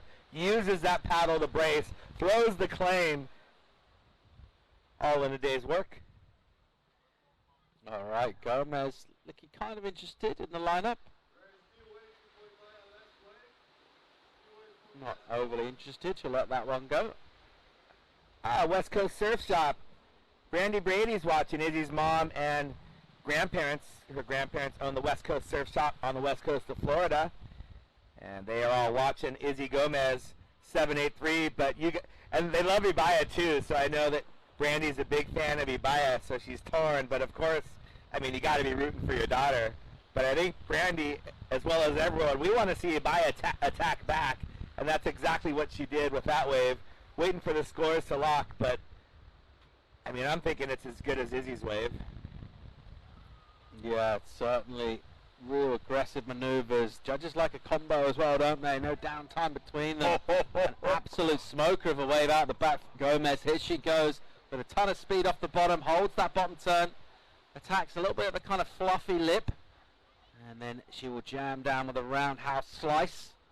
Nice rail work from her. Doesn't get a third section to have a go at, but it will be a backup score. It will go in the top two. Her second wave, 22 on the clock, and number is in for Ibaya. 8.53. The two-turn combination and commitment from Ibaya. So she answers back. Izzy getting the backup there. So you know the leaderboard will change for a brief moment. And here's a look back at Izzy's wave. So much speed, a bigger wave. And just a little fluffy turn on that first one. And just that cut back there, and then the wave kind of fattened out. So no major damage done on that wave, but it will give her a little bit of a backup, and we've got a heat on our hands. Max Torres still bummed he's not surfing.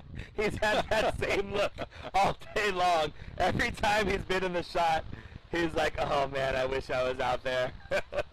Fernando Serra on the left, Daniel Hughes. What's up, Daniel?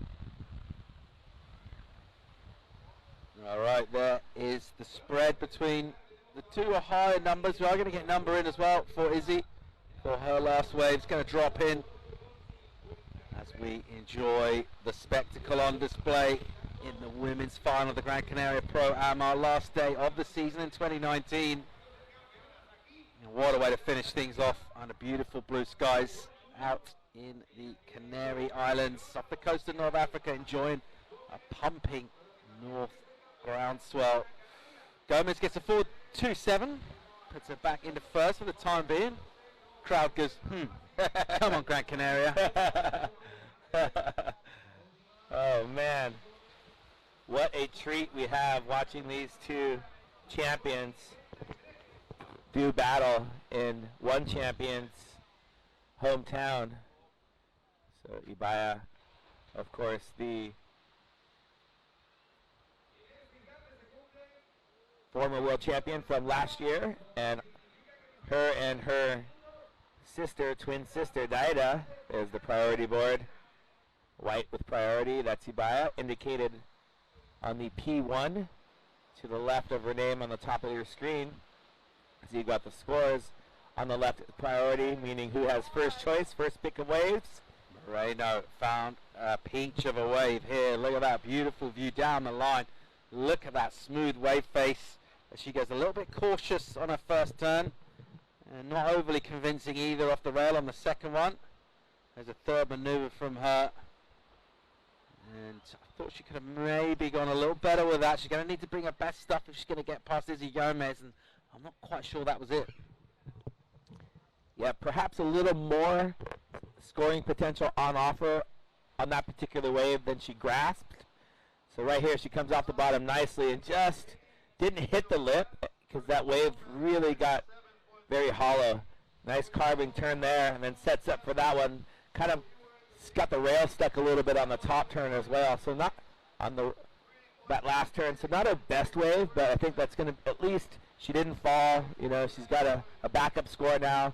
She might go 3.58. That's probably at least that. So she'll go back to the lead. But I think both Izzy and Ibaya's backup wave are going to get dropped for sure in the next 18 minutes, maybe even their top scoring wave. So there she gets 4.9, and she's now back in the lead. So each of them has been in the lead a couple of times. Here goes Gomez. Nice big first snap from her. Vicious turn, similar kind of one. And then a deep bottom turn, a little projection flow to the board, flips over, and she goes down on that last maneuver. The First one was vicious. And we've got nice competition. I like the way that these two are kind of going wave for wave. Plenty of opportunity coming through. And also pretty evenly matched, you'd say, so far. Yep, have to agree. They've been throwing jabs and uppercuts. Here's Izzy. And just lots of spray right there, right in the hook. And then straight into the same similar turn. And then right here, she really goes for it. And just free falls down, a little bit too tail heavy. And she goes down there. So Izzy, we saw before the heat, something happened with her main board that she's been riding, her smaller board. Had to come in and switch boards and fins. So now, if something were to happen with this board, then she doesn't have a backup. So I reckon Ibaya would let her use her backup. I bet you Ibaya would too. Yep. Shaq would be running down. Ibaya seems to be the one person, anyone's in trouble on the rocks throughout the whole event, she's the first one running down there, kind of helping them in. Yep. And that, what a cool ambassador for the sport. Yeah, Ibaya is just, incredible. And we saw that moment after the expression session where, it kind of happened organically. The girls were getting out and they started waiting for each other. It was a 7-person heat. They were waiting. Ibaya happened to be, just by chance, the last one to come in. And they all just waited. It was like, waiting for your queen to arrive. And they, see her as a mentor, a hero, which you also want to compete against your mentors and heroes. And that's what we've seen throughout this competition. Everyone taking their best shots. And Ibaya's been bouncing back and punching back all the way into the final and into the lead temporarily. Because now that just changed. All right, Gomez gets a 6.83 for those first couple of hacks. The third incomplete turn doesn't harm her in terms of getting in the first position in this heat. Moreno does have the high score, of course, though, 8.53. Let's see what she gets going here. As we're watching her on, again, another beautiful looking wave. And goes into her first snap. Real similar to her last wave in terms of maneuvers she's selecting. And she gets that one done. So bashes it on the end and enjoys it with a claim. Doesn't mind a claim, Ibaya. And she's so close to the rocks right there. And she doesn't care. Look at the enthusiasm. Oh, no, she's trying to not get pounded. And, I mean, come on, crowd. We need a beach announcer. So here you see off the bottom and just extending with the back foot. Great turn right there from Ibaya. Didn't throw that much spray, but it was technical. Good looking cutback. And then right here, attacking the lip, landing it. Oh, she did the hair flick to hand claim combination. Great. Oh. Wow, big number comes in for her. Massive score. Goes into the excellent range again. 8.87. That is huge. She heard the score. Judges were quick to drop that. I mean, the commitment on that last turn, the combination of the 3 turns. Look at the performance for Izzy Gomez. Oh, my goodness. But there's plenty of time if she were to get 2 waves. Izzy Gomez has no problem getting a 9.58 if she's presented with the opportunity. Oh, man, she's had her cage rattled. How's she going to respond? Don't poke the bear. What's Izzy Gomez got? She needs to go on the excellent range. We know she's got that in her surfing. And let's just hope the sets keep on coming through. I want to see Izzy get wave and smash it. I want to see Ibaya get another one and step up again. Yes. And this is just bringing this women's final home in fine style. Just over 14 minutes. And I can't wait to see how it unfolds. And Izzy Gomez, this is the time of the heat where she really starts to bring it. And she's figured out the waves. There's been some good waves. Ibaya's is going to test her and make her bring her A game. And with all of the things that have happened up to this point to get Izzy Gomez here, she now has to get through Ibaya Moreno if she wants to be a 2-time champion. But Ibaya having something to say about that. 8.87 dropped on her last wave. Jumped in with her 8.53. And that is a huge heat total, leaving Izzy Gomez with a huge score needed. I love these one-on-one heats. They're just, and with priority. That allows the surfing to do the talking. Gomez, here she goes in the hunt for a 9.58 for first place. As she gets an entry into the wave, a little pump down the face. Deep bottom turn, overcooks the snap. Just kind of forcing it a little bit there. And she will hand the advantage back to Moreno in the former priority, which will go to Ibaya, who can possibly turn the screw again here and make that requirement a little bit tougher. Gomez will just be wondering what exactly happened there. So she's looking good so far. Driving pretty hard. Almost like the wave had a little fold in it. Just kind of spilled her forward. The board caught, just maybe hoping to get a little bit of slide out of that turn. Got a little bit stuck as you see that backwash coming into play. As this high tide will send a few waves back out to sea. And that could be troublesome. Anywhere with tide filling in, with a chance of conditions maybe slowing up. Let's hope they don't. You certainly want to be the surfer in the lead. At the moment, that's the local, the Canarian, Ibaya Moreno. There's Daida, her sister between them. 22 world titles. Daida's like, yep, I taught her everything she knows. Even though we're twins, I still taught her everything. Stoked to see her. And she was tuning in Barbados as well. So, big fan. They're windsurfing family. What a great windsurfing, sup surfing, regular surfing, body surfing, free surfing, contest surfing location, the Canary Islands. Yeah, what a beautiful place. We're stoked to be welcomed over here. Once again, big shout out to all the locals who've lent us their waves. And we're going to wrap things up today in beautiful conditions. Just finishing off with the women's final right now. 11 minutes to go in this one. And at the moment, this Canarian crowd are seeing their local in a real strong position. Because Ibaya Moreno has got herself a couple of big eights.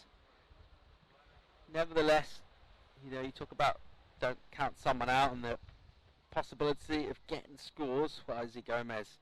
She's got a 9.58 in there every time she paddles out, so let's see if she can get that opportunity. She's second prio at the moment, though.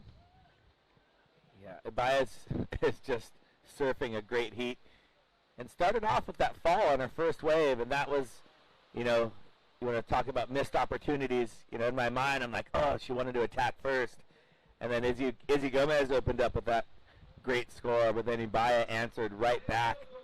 And then doubled down on her 8 with a higher 8. So right now we've got 10 minutes to go for Izzy Gomez. Ibaya Moreno trying to be the only other woman besides Izzy to win more than one event on the APP World Tour. Ibaya Moreno won in New York last year. Other event winners, Nicole Pacelli won in 2013, Turtle Bay. Caroline Anjibou from France won in 2015 in Turtle Bay. Fiona Wild won Sunset this year. Other than those 3 girls that I mentioned in addition to Ibaya, so 4 girls, Izzy's won all of the other events. 12 wins to her career. And Ibaya trying to be the only other woman to win multiple events. She'll be a 2-time event winner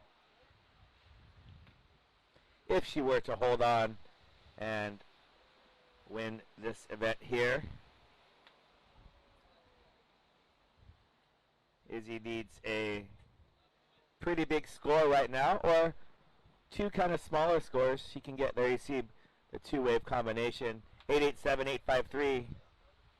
So basically, Ibaya's high wave is about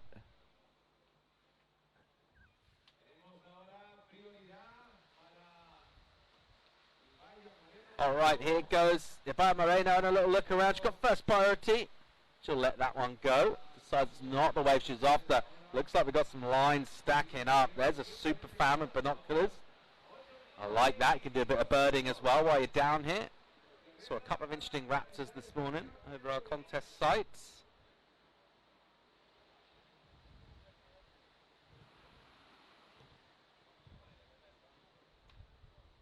And what's happening out in the lineup?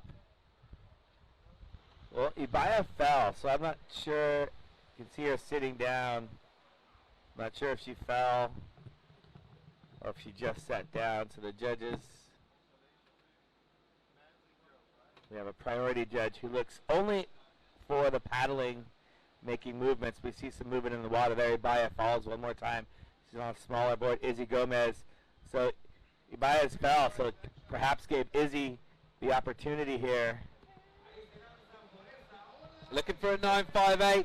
The 5-time world champ goes stiff-legged off the top as that wave just shoulders out a bit on her.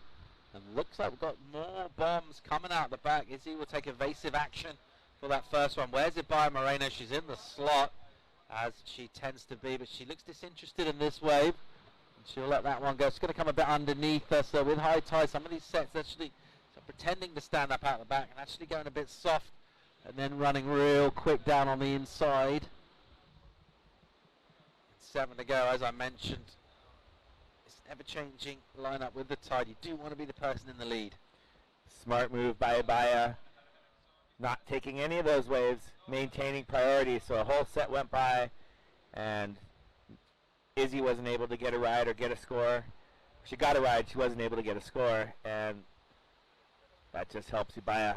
Every minute that runs by, she's going to be closer and closer to being an event winner in her hometown. What a cool story. That would be 6.5 on the clock. Moreno with that advantage with priority. That's a big number Izzy needs. 9.58. It's a massive score. And here we see a great looking wave stand up for her by Moreno. And she's going to let that one go as well. One's just going to run away.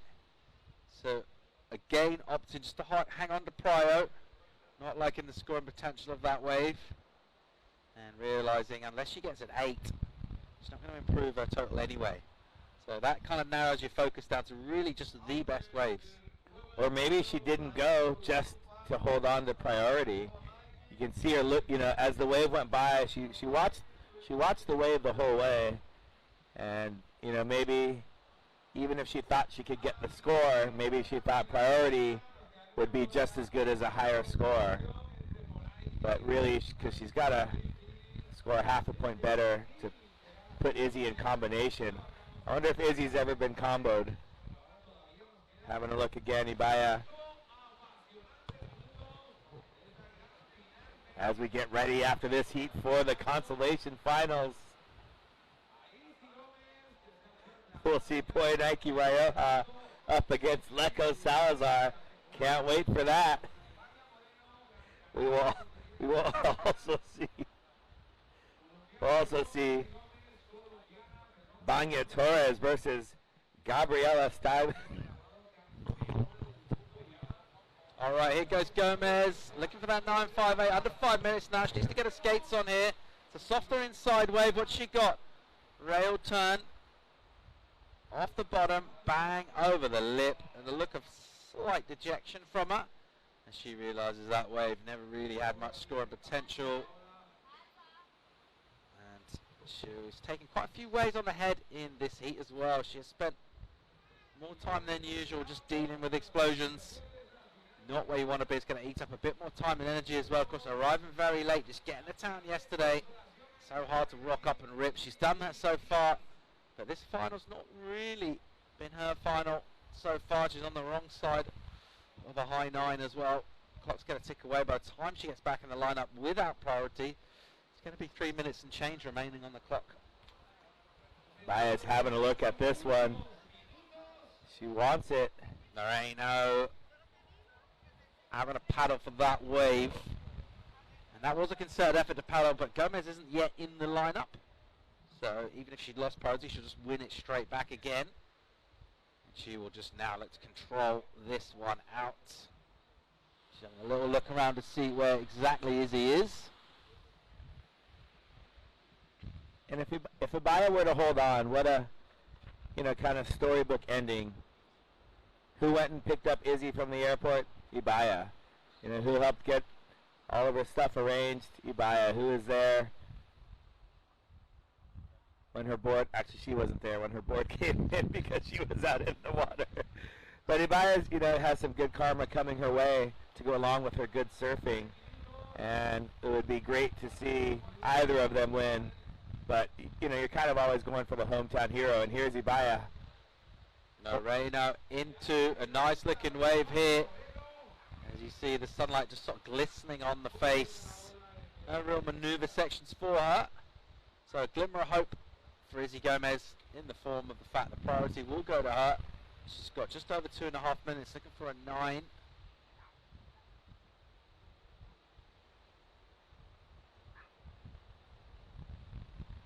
So we'll see Luis Denise take on Poenaki Raiola. That'll be a consolation final. Yeah.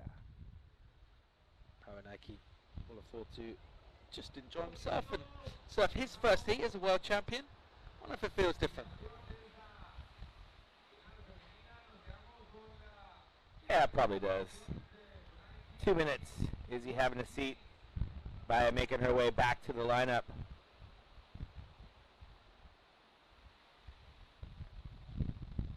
And there's your current world champion right there, Nike Raiola. And he saw the tears and emotion. And I talked about it yesterday when Lecco was super happy when he won his his round 4 heat to go to the quarterfinals. In all sport, you think about soccer or NBA basketball. When you win the championship, grown men, and not these guys, but that get paid a lot in other sports, they're tearful, they're exuberant, they're happy. And these guys have the same emotions as any world champions in any sport. All the hard work, blood, sweat, and tears. Here's Izzy Gomez trying to work her way back into the heat. All right, here goes Izzy looking for a big number with under a minute to go. This will be her last effort. And that is not the sort of surfing we'd expect to see from her. It's not gone away in the final. And it looks like she's going to finish runner-up down here unless something absolutely crazy happens in the final seconds. It's not going to. I'm not sure we'll get another wave ridden in this one. Let's go, boys. Your heat starts in 40 seconds. Yeah, and Izzy probably riding the board she hasn't ridden in, probably a while if that's her step up. And Ibaya Moreno is going to be your 2019 getting redemption from last year's final Gran Canaria Pro Champion. What a fantastic event for the women. All right, let's count down as we see nice moment out of the water. An abrazo between Ibaya Moreno, your event champion, and Izzy Gomez leading the cheering. How cool is that to see? A really nice moment. And the local and the world champ from last year, 2018. She couldn't get the world title this year. Izzy gets her 5th, but Ibaya gets a win, gets the trophy and the prize money on her home turf. Crowd loves it. Flying that Spanish and Canarian flag proudly and doing it in style with a pair of 8s. What a great way to bring home a final. And that's going to wrap things up for the women's final. And in case you were thinking, wow, what a great day, paddle surf competition, I've had my fill, what do I do the rest of my day? No, no, no, no. We still have the scintillating prospects of a couple of consolation finals. I think we've got some juniors coming up as well. AV, the stoke is real, mate. Stoke is real. Es verdad. Es verdad. And the stoke is alive, and there is the stoke for Daila Moreno. And look at Izzy. Izzy's stoked. She's cruised to the Gran Canaria, got 2nd place. I think expectations are thrust upon these, great athletes like Izzy. But 2nd place, tide's higher. Look at him just getting sucked out. Oh my gosh. Oh, the Ibaya going down. Oh, next one hitting Izzy. And they're in clean.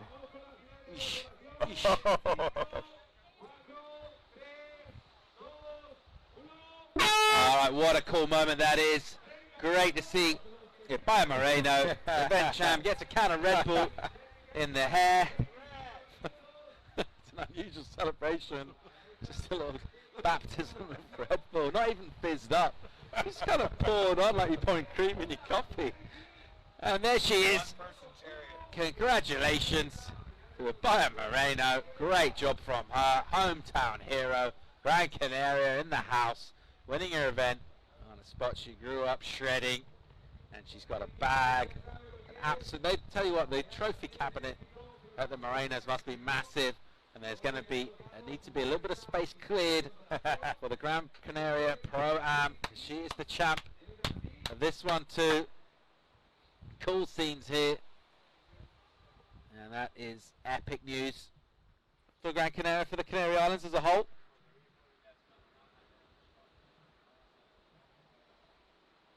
What a day of action. I mean, that was incredible. Ibaya surfed in 4 heats today. She had to get through the repechaje round. Then she had to get through the round of Izzy, Shaq, and Ibaya. Then she had to defeat Gabby Steinfather. Excuse me, she had to defeat Vanya in the semifinals. And then she took down Izzy Gomez in the final. What a road to victory for Ibaya. And wow, I mean, her cheeks are going to hurt tomorrow because her smile is huge. Liam Dunkerbeck giving her a high five. Let's check out the recap and see what went down. Izzy Gomez, well, it's always going to be a long shot to bet against her. And she started off ripping, but she came up against a woman in full flow. And how some of these maneuvers from Ibaya Moreno. Oh, landing that first one. That was her low scoring 8. And there's Izzy Gomez just unleashing. Here's her 783. Boom. And again, just coming unstuck there. Here's Ibaya. Look at this combination. Turn, cut back, and straight into this huge finishing maneuver right there. Oh, she loved that one. What else can you do but dance? Soaking the Red Bull out of her hair. And there's Shaq, our co-commentator. That was a tough round 3 matchup with Shaq, Ibaya, and Izzy. Good thing for us, Shaq got eliminated because she got to come up and call a couple heats with us. I thoroughly enjoyed that. It's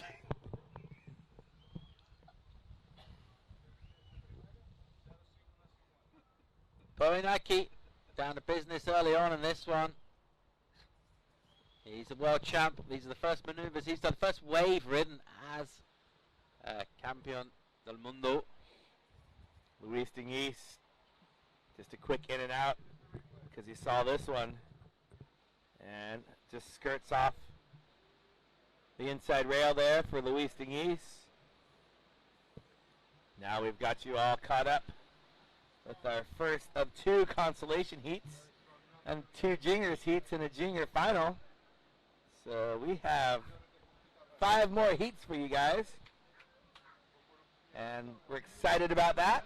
And we're also excited to have our winner of the female division, the Gran Canaria Pro. We've got Ibaya Moreno down on the beach.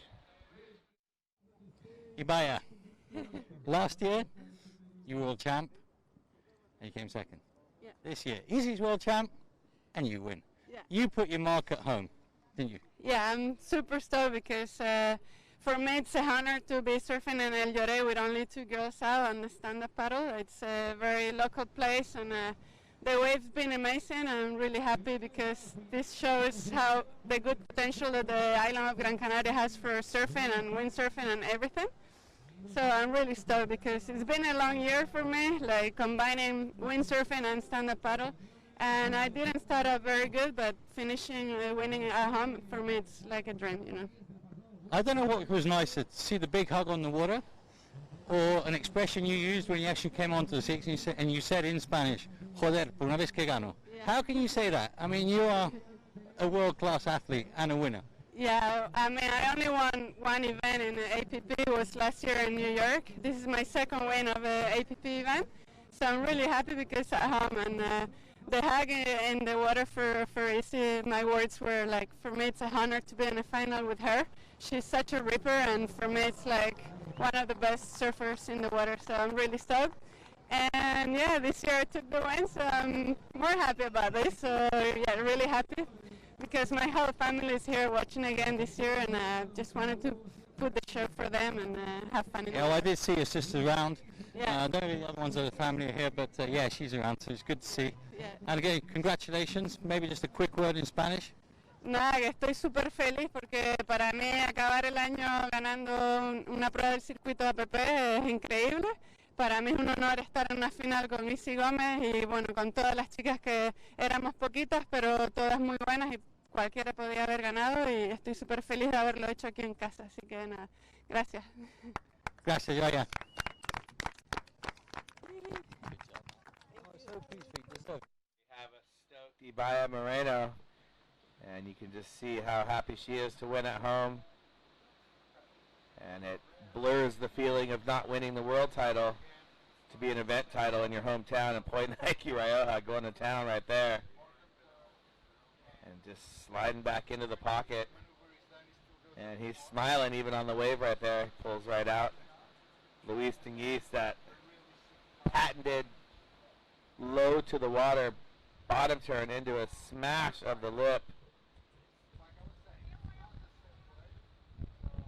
And then here he is continuing on that same wave, pulling out right before the rocks. And you're all caught up with the action from the consolation. This is to sort out places 3 and 4. You see Kornacki scores 7.17. And that score is going to be joined by a pretty good score from Luis Denise as well.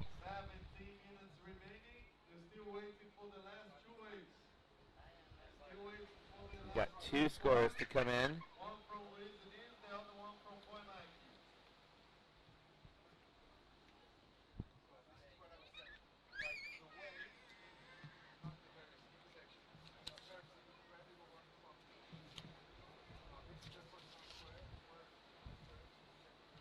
So just approaching 17 minutes in this consolation final.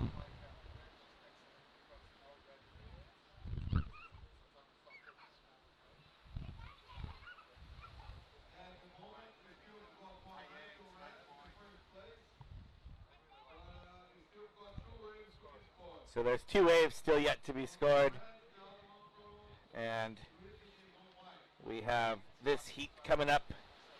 We'll see Gabriela against Banya. We'll see Brazil versus Peru. Right now we've got Brazil versus Tahiti, and it was pretty cool. We had 3 Brazilians all in the top 4. Yeah, the storm. Storm's been brewing.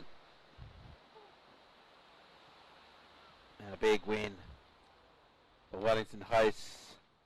The world title though will be heading to French Polynesia for the first time. Cool to see that region representing Poinaki Roa. Will be big news over there. It'll be on the news tonight for sure in Tahiti. Make no mistake about it, this will be on the news. Big story.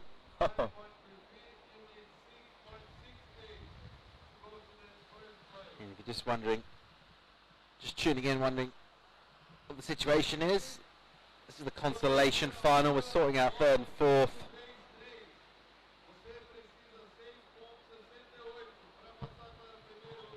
And Point Nike Rioja just threw down a 9. Going to the stacked app. Sorry, threw down an 8.83 to go this 7.17. He's surfing well as a world champion. He's got a ton of speed here. cranks off the bottom, clips off the top. And does well to just muscle his way through that section as well.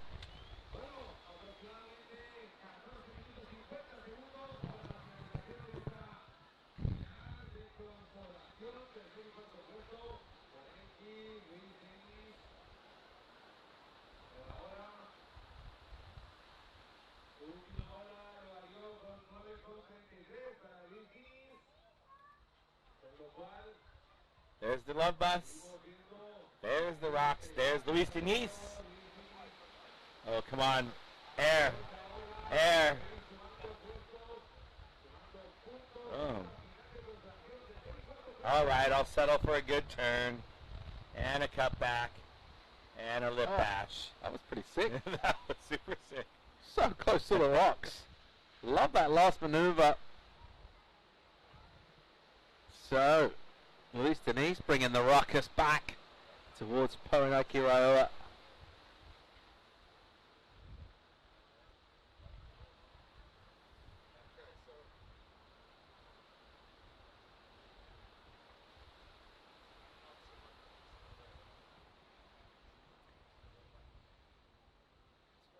Luis has been letting Gabby ride his...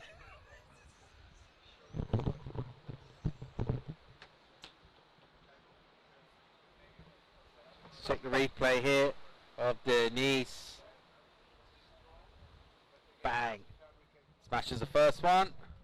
Swoops in for a second. Eyes up a section here.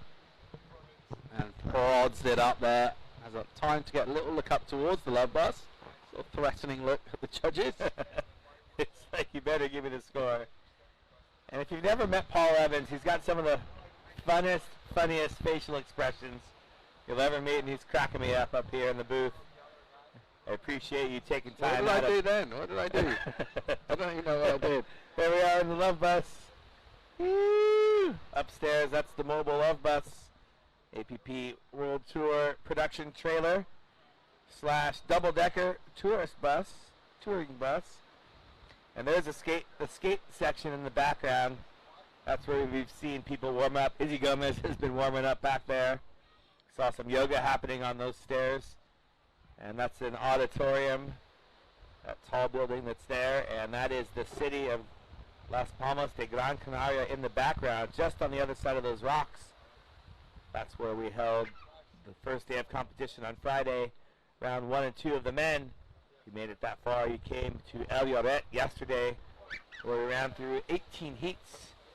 Round 3 and 4 of the men, the opening round of the women, and today finishing off with finals day.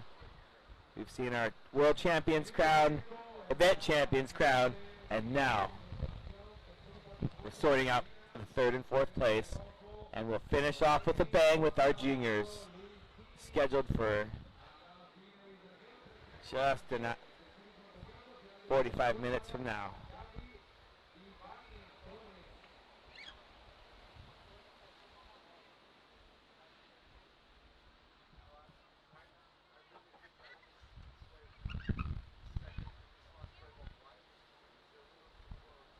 So, good scores in for Luis Denise. 9.33 for him. His backup's low, but he's put himself in a good position in this.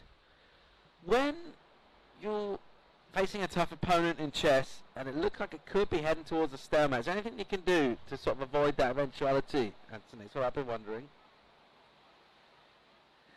I mean, other than lose on purpose.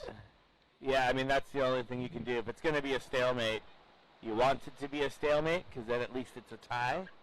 If you lose, then it's a loss. So if you're playing in a tournament where it's the best of 3, and you get a stalemate, basically white is supposed to win every time, like we talked about the other day, because white has the advantage. Really? Yes. So in a well-played game, hey, and they're waving to us. Hey, guys. How are ya? We miss ya. Oh. Luis waved back. He smiled and waved back to us. He's still smiling. So Luis his stuff set up right behind where we're sitting, so we've been saying hi and looking at him, so I think he actually saw us. He loves chess so much. He loves chess. His passion for the game of chess runs deep and runs true. So white's supposed to win every time. Yep. So when you're playing the black side, if you can earn a stalemate, you essentially have gone above, and if you have won, that's basically a win for you.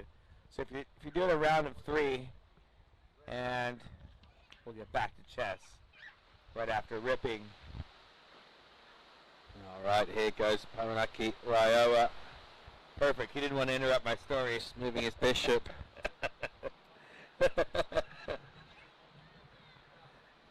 And then, although you don't see the value of a bishop yet, you'll find. Oh, look at our It's event not like I site. don't see the value. I just don't really Not like your it. favorite.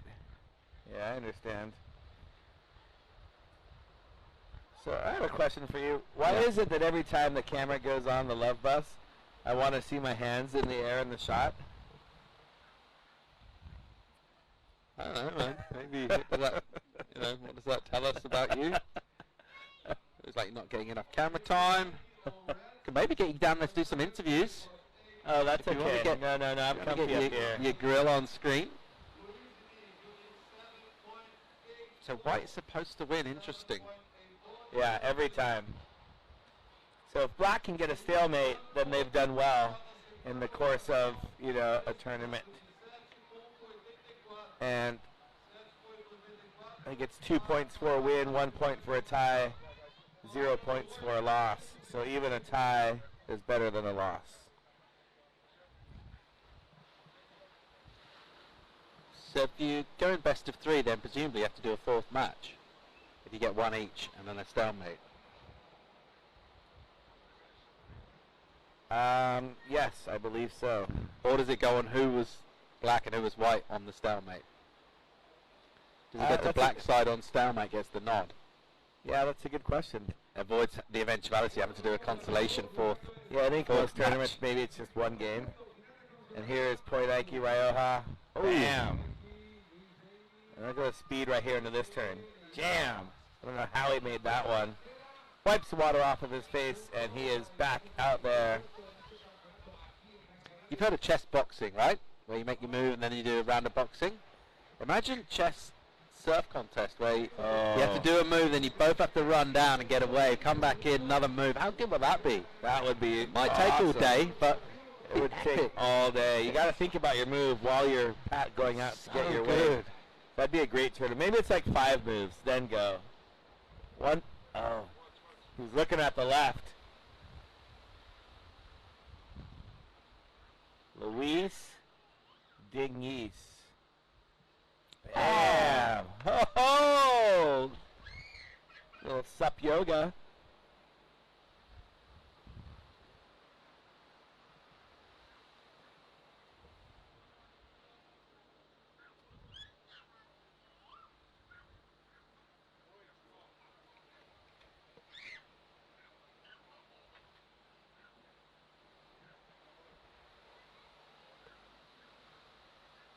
How's this fall coming up right here? Denise setting up for a strong inside, and he leathered this turn and just overcooks it somewhat. Gets a little bit of rock back on his heels, straight leg, almost gets guillotined. Puts his head down into the bowl.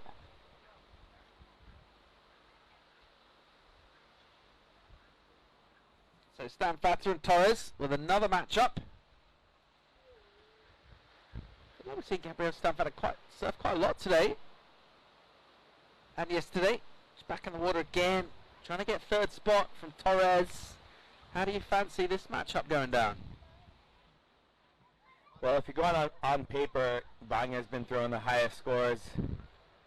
Gabriela has been squeaking by in her heats, where Vanya's been dominant. So I think you would give the edge to Vanya Torres with that, especially looking back at her heat where she had an 8.9 and an 8 in the repechaje round.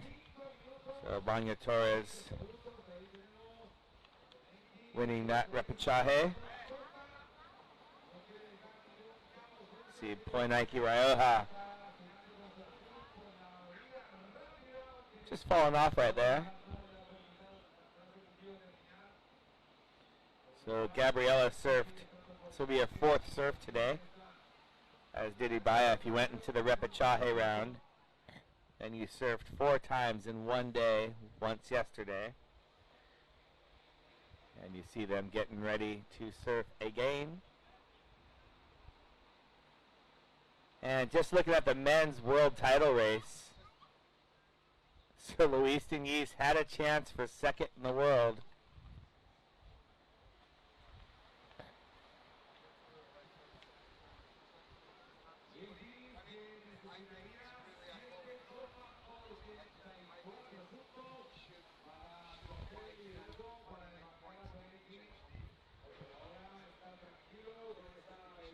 Boy, Nike Rioja, we talked about as the world champion, but this hot off the APP presses, Wellington race with that win moves into 2nd place in the world because he's got a 1st, he's got a 3rd, and then he's got an equal 5th. In 3rd place is Leco Salazar. Leco has 2 2nd place finishes. Are these official adjusted year-end ratings? These are awesome. Officially unofficial adjusted end of the year ratings right here. So 3rd place, Leco Salazar, just 500 points behind Wellington. Leco doing it with consistency, not having an event win, but he had 2 finals. Here's Poinaki Rioja, the current world champion, showing why with smooth surfing right now. And bang. So then we continue looking. Luis Diniz, he had the win, but he also had a 4th place, which he's going to have right here. And then if nothing should change in this heat, and to go along with a 5th place as well. Boom, Luis trying to change the heat, but goes down on that wave.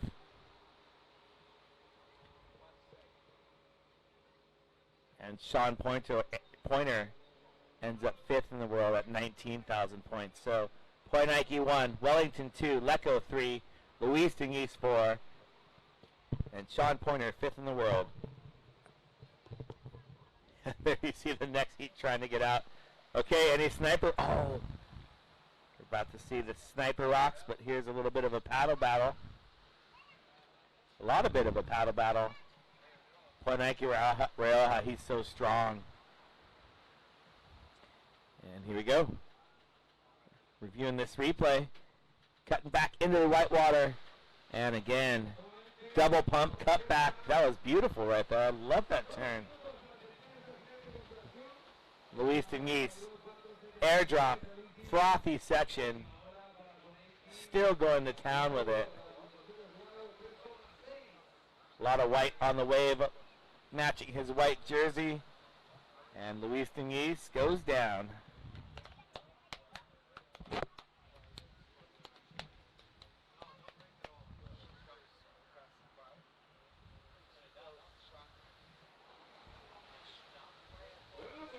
Just over 90 on the clock. Poradaki with a couple of 8s in the lead. Diniz with the high score individually, but not the total. Still looking for 7-8-4. Are we going to get a little flurry as we will see the end of the men in 2019? Shortly, we've got our brand new world champion in the water, the red singlet, and he can celebrate proper now. There's no more surfing yet to do. I wouldn't be surprised if he goes for free surf later. He's a bit of a freak when it comes to water time. Bang! He smashes a first turn. Boom town. City limits are passed at the second turn. It's substandard for him. He goes down. It's incomplete. And that'll be all his surfing done for 2019 on the APP World Tour. He's the champion. Let's have another look. Massive first hit there, Anthony. That was absolutely beautiful. And just look at how pretty that wave is, too, going down on this one. So, have you ever heard of the term en passant? Say it again. En passant.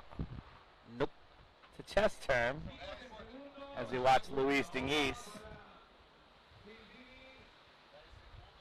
Diniz, bang, off the top. And again, Still got some ripping in his legs. And he'll bring this one all the way down. Uh-oh. And he goes in for a little shove it attempt. Down the inside. And that'll bring it in. And while we were sleeping, Luis Denise threw down a 9-3-3. But the 8-3-3 and 8-8-3, he's got one more score to lock in. En passant is a chess move that's not known by recreational players. And yeah, on either side, if your pawn gets to the fifth row there, and if this other player were to move their pawn next to it, it's a very peculiar move, and I don't know the history of it. As we watch the replay, Luis Denise, he's looking for a score. Smashes the lip, and again, you can see the backwash. It's getting a little bit chunky out there. And Luis Denise taking this one all the way in. And the shove it, I like the shove it attempt.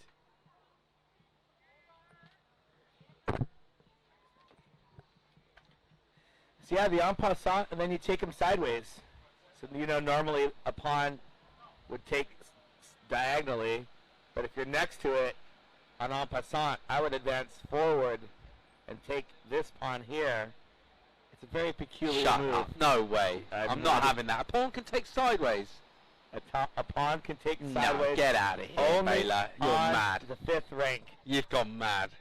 Look, en passant, look it up. It's a real thing. There's Nike. He'll serve 3 more times.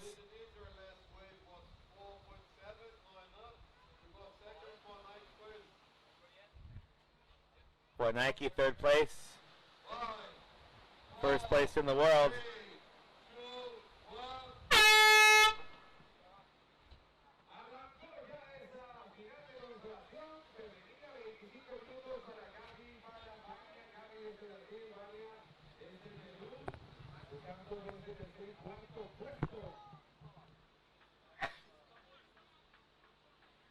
And there you see the results from consolation final. Nike Rioja, 3rd place, 8.83. And 8.33, Luis Denise, 9.33. And 6.27.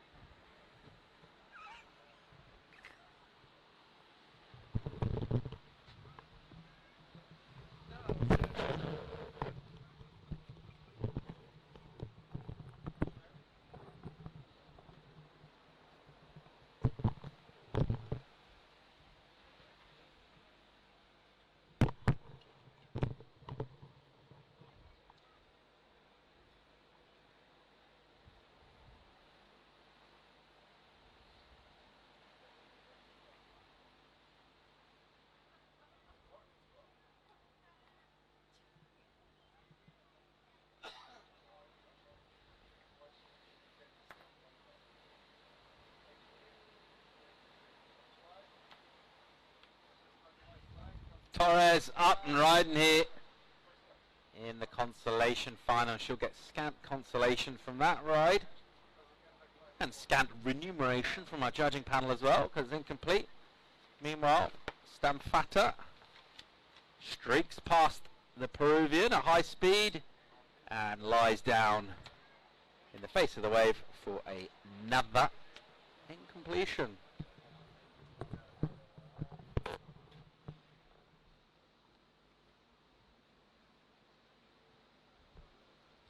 There you see Banya Torres getting back to her equipment and trying to make it out quickly before getting pounded. Just throws her bright orange board up and through the whitewater, and she'll take another wave on the head.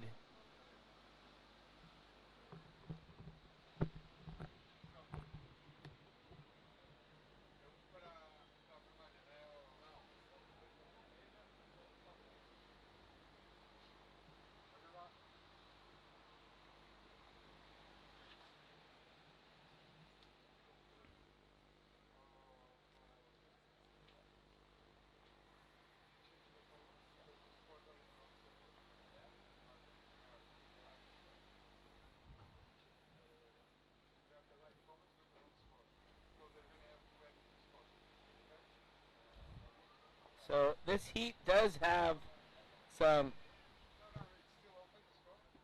overall top 3 in the world implications. Fiona Wild has secured a second place finish. Well, should we leave the surfboard on a cliff edge and revisit those scenarios after this quick commercial break? Oh, let's do that. Great idea. Join us as we wrap up this consolation final and find out the thrilling implications for year-end ratings after this.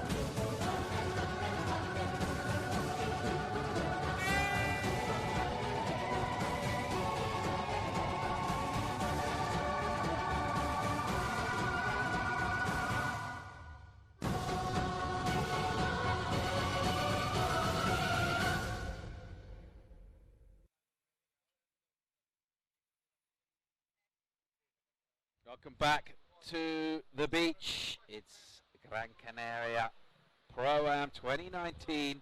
We've decided our event champs, our world titles. We're battling for third place. Here's Vania Torres of Peru, looking for that coveted bronze medal spot in the event.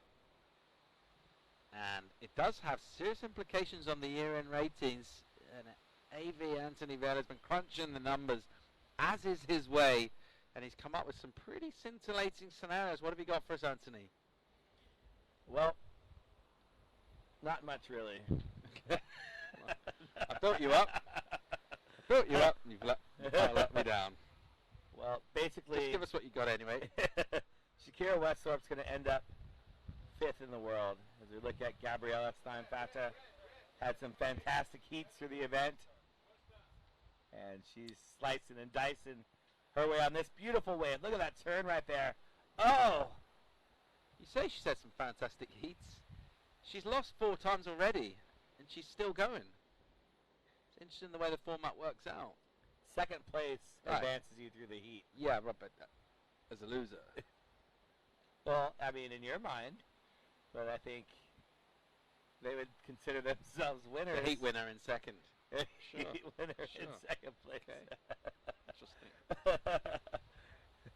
Bahanya wisely pulling out. Look at this wave right here. The conditions are just epic right now. She has to look back to see if her paddle's in her leash, and air dropping back down, almost made it. So Shaq's going to end up 5th place with a couple of 3rds and a 4th. Banya Torres, if she were to hold on to 3rd here, to go along with her 2nd place in Barbados, and she also has a 4th from New York, she'll end up in 4th place. Ibaya Moreno, with that 10,000 points for the win, she moves into 3rd place for the world, so nice year to back up her world title last year.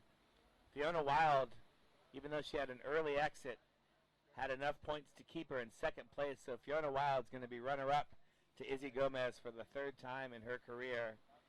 And of course, we talked about the world champion, Izzy Gomez, 2nd place here, and Izzy was super stoked for Ibaya to take the win. I think it was, great to see the camaraderie. I mean, and it ends up being a good thing because Ibaya picked up Izzy from the airport, and I asked her, hey, what's up with that? I would have just made her Uber. She's like, I want to surf against the best because it makes the win feel that much sweeter. And then to actually win, that's got to make it feel sweeter than sweeter. And then if she were going to have some chocolate, that would be sweeter than sweeter than sweeter. Yeah, boys. Denise, Hayes, and Rayola.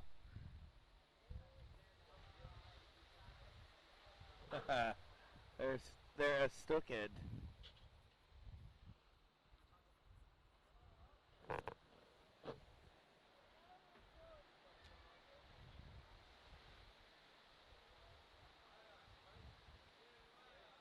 There's Gabriela Steinfatzer making her paddle back out.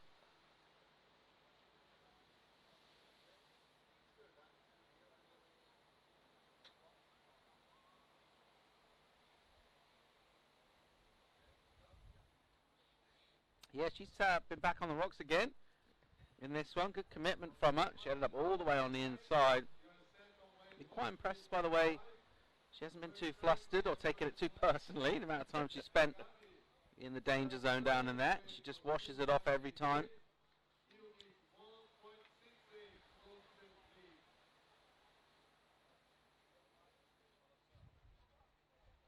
Here's our producer, Christian, taking camera duties.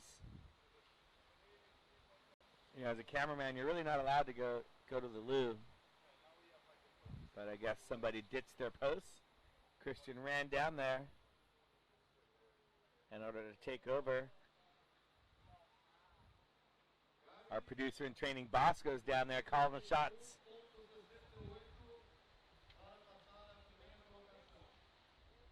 And of course we got Cy.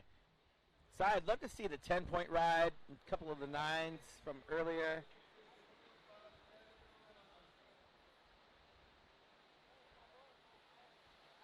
Yeah, we saw that 10-point ride from Louise Tingis. I'd love to see that about 17 more times. Or like 3 or 4. Wellington also got a 9-4. What a spectacular final that we saw.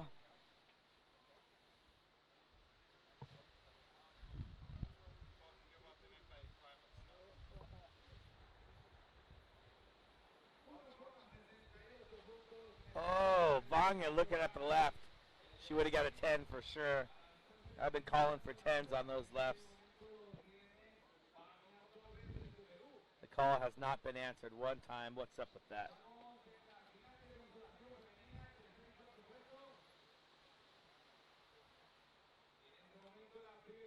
If you were to have you can only have one size board in your entire quiver. Ooh, good question. This is something I've given a lot of thought to lately. For the rest of your life, for trips, for your local break, your wife and family just, your daughter says, Father, very formal. we only have room for one board, Father. We need to sell the others. To sell the kids. Sell the others. Yep. What size board? Is it just me surfing it, or has everyone got a surf fit? Am I only thinking of myself, or am I thinking of the entire family? That's up to you. Depends on the type of person you are. I mean, you can also have an 8.0 Costco board in your quiver as well, if you so choose. That's the only other board you're allowed to have. A year ago, or 2 years ago, I would have for sure gone for an egg, a mid-range egg, 7.5, a double ender, single fin. I've actually got a pretty sick one called I called it the V range egg. It's got loads of V, pinched rails, resin tint. It's a beauty. Got the True Aims flex fin in there. Yes, please. But I've actually kind of got quite back into short boards in the just this year really. So I'm going to say more like maybe, going to go with like a 6.5 kind of round tail with quite a lot of volume, maybe like an 80s beak nose, thruster, standard glass, maybe a white pigment so it doesn't go yellow. Glassed in fins? Am I traveling? It's up to you. Depends on the type of person you are. Oh, Gabriella. Oh! We saw that airdrop again. She's airdrop and just comes up, no worries. It's all of her hard training. I relatively recently discovered, did I mention this about Barbados, that you can put FCS 1 fins. Did I mention it? Yeah. God, I'm boring. Mind blown. Yeah. I only recently discovered that. I'd go glass-ons if I wasn't doing air travel. Well, the best was when your luggage didn't come, or your boards came, but your luggage didn't come, and your fins were in your bag, and we were trying to find people to give you fins, and we asked FCS or Futures, and you didn't know. This was not my board. It's a borrowed board that I got from Christian Bradley, Shaper. It's actually his own personal board. Ooh. Yeah, and I'm testing out the model. So I got his board. Actually, I'm not even sure if he knows about it, so let's hope he's not watching. I say there's a fairly good chance he's not. On a Sunday, it's family time for him, so he's probably doing something with his kids up there in Seigneur, southwest France. Oh, look at this! And we saw more. This paddle just battle. when you thought you were safe, we saw more heats getting ready. Then what's going on? What's coming up next? What have we got? More surfing. Unbelievably, world champions were crowned an hour ago, and yet we're still going. Got the juniors. Some of the next generation of hot talent. Found the heat sheets. So after we get this classic tussle for third and fourth settled, we're going to see Maximilian Torres, Arthur Le Mans, Antonio E. Sanchez. That'll be heat 1. Second one, Juan Barros, a.k.a. the Los Reyes, Fernando Serra, Liam Dunkerbeck, and Ugo Ermening. Nice sprays there, good colour. Liking that. Beautiful looking sprays. He thought about it. Run away, attack, run away. He turned around. Retreat. And Max has just been frothing to get it. Where's Gabby? Looks like she lost her paddle for a sec. Well, yeah, I mean, here's Gabriela Steinfata. Oh!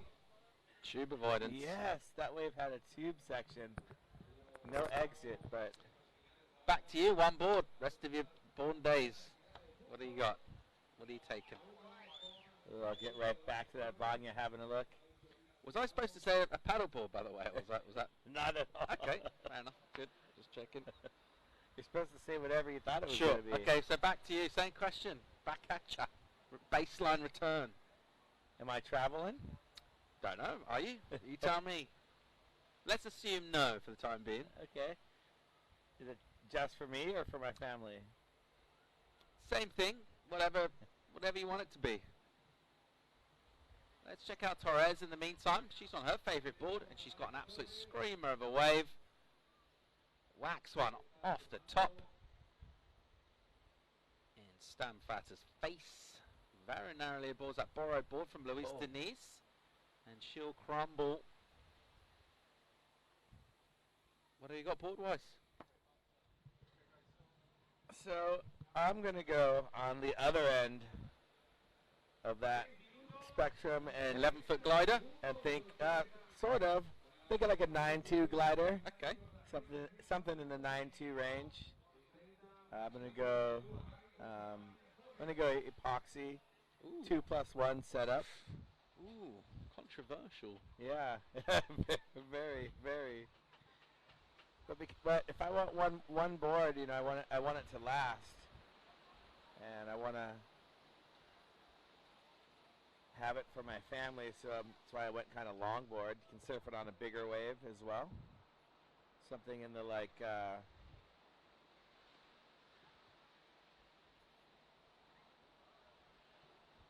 Donald Takayama used to have those Model T boards that were, you know, in between kind of a progressive longboard and a, you know, regular classic board. I thought progressive longboarding had been made illegal. It Wow. is. It's pretty much illegal, it isn't is. it? And you just, it's the rebel in you coming out, isn't it?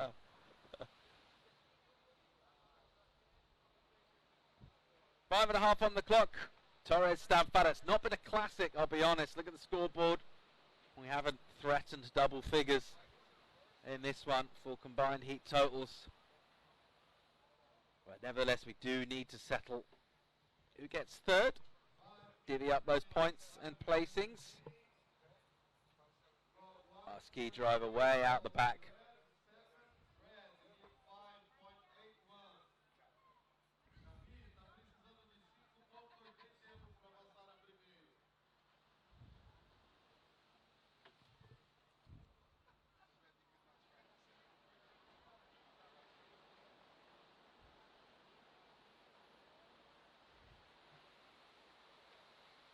Furious number crunching going on here from Anthony beside me. He's working some stuff out.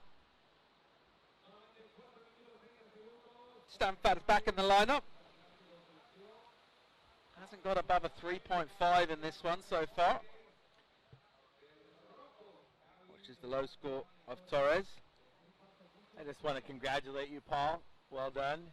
We hit our maximum number of heats today. Oh, awesome. Yep, going into the 19 Oh, range. yes, please. Almost 20 heats today.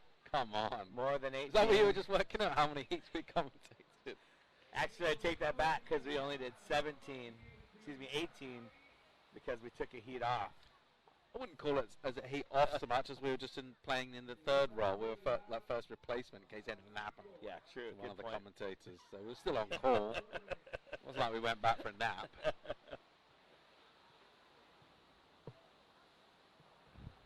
Okay, so what's Stanford got to do here? What's she need to do, Anthony? An air. She's struggling a bit. An air reverse.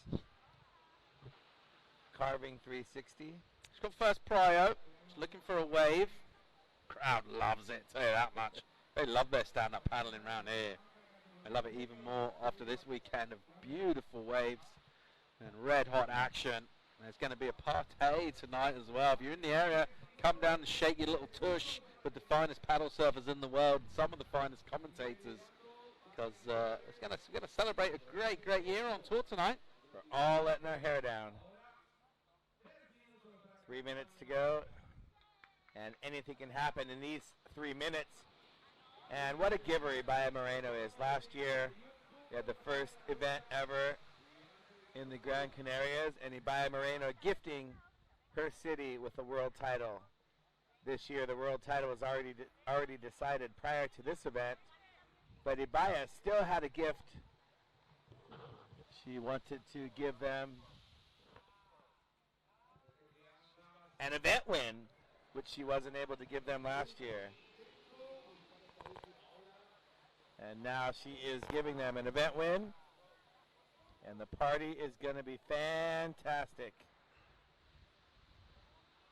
Just right there. With the kids.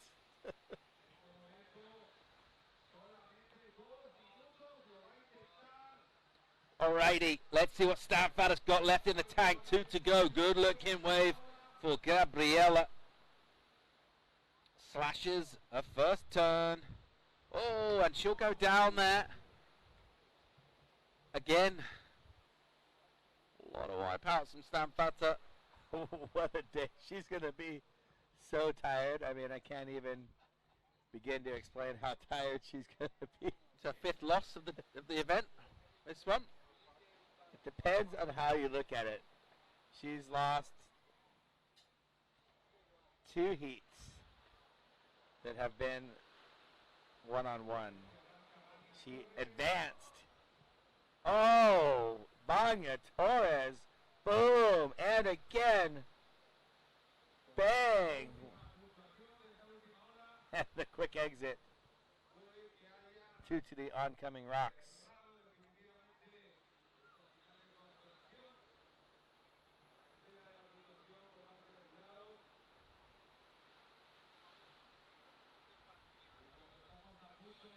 So you're looking at a date with Confital, or what's going on in the next couple days for Paul Evans? It's going to be too big for Confital, apparently. Oh, way too big. Way too big. It's going to be massive tomorrow.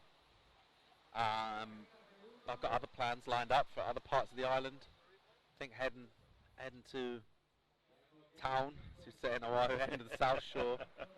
I think it's going to be cranking on the south side of things.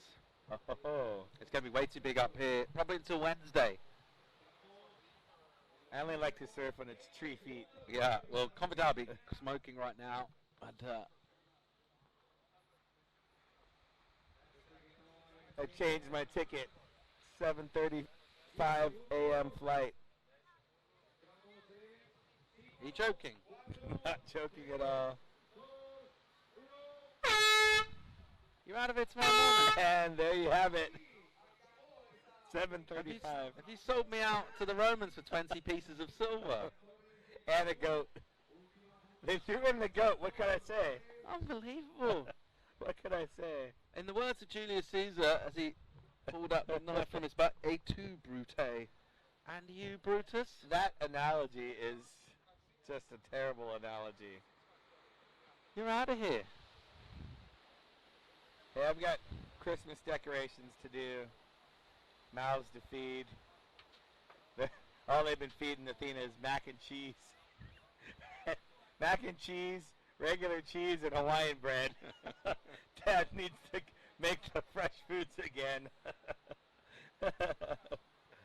Oh, man. All right, it's going to wrap things up. Torres will take that one. Stan Fata, again, not finishing in first spot. And she will finish up 4th, though.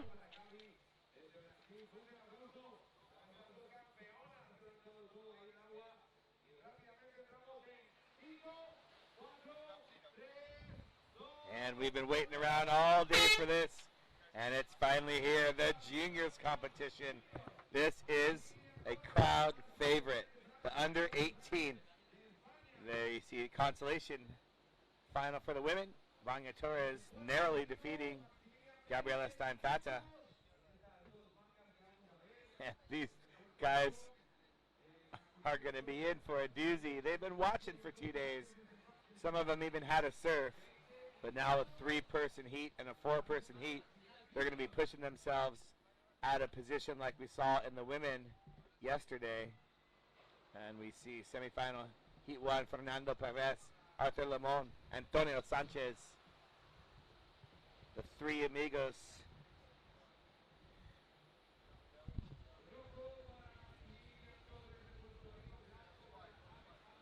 And there is in white, that's Arthur Limon from France. Arthur just using that body language, work his way back down the line. And he's got to pull out before he gets to the zone of treachery.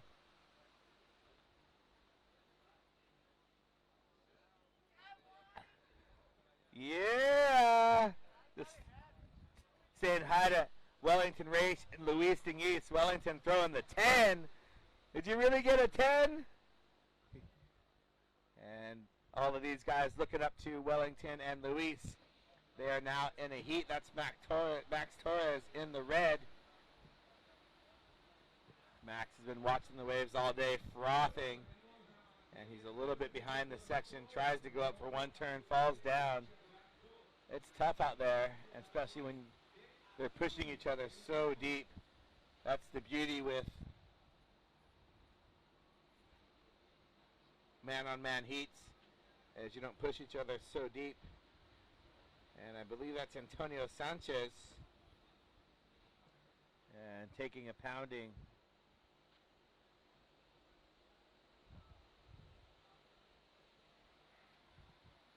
There you see our surfer in blue. I think he's supposed to be in yellow, but grabbed a blue jersey, Antonio Sanchez.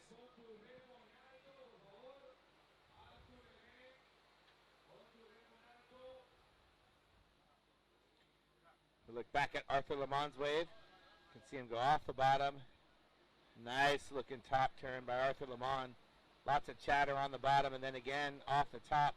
Wisely pulls out before the rocks. So looking good on wave number one. Max Torres, like we talked about, they pushed themselves a little bit too deep. And Max has this for the only opportunity and is not able to capitalize on his one and only opportunity. And right behind him is Antonio Sanchez. He wiggles his way to a wipeout. And that's where we are now. We are back to live action. And here's that heel side top turn, very difficult. And he's trying that turn again. You can see how awkward that is. That's a turn that takes years to develop. And I don't think he's ready for that particular turn at that particular point in the wave. And here is Maximilian Torres from Puerto Rico. He off the bottom, you can see lots of chatter. Had to avoid Arthur Lemont. He toma la ola a la termino. Right after him, Antonio Sanchez se cae en la primera ola. Entonces vamos a caer otra vez. Y aquí está en el roja Maximilian Torres y en el azul Antonio Sánchez de España. Hay dos heats en el juniors. Vanga Torres, what happened? ¿Qué pasó? Vanga's in the ambulance. She's smiling. Did she get urchins or did she have a fin to the foot? She's just having a panic attack, like the interview she's about to do with Danny.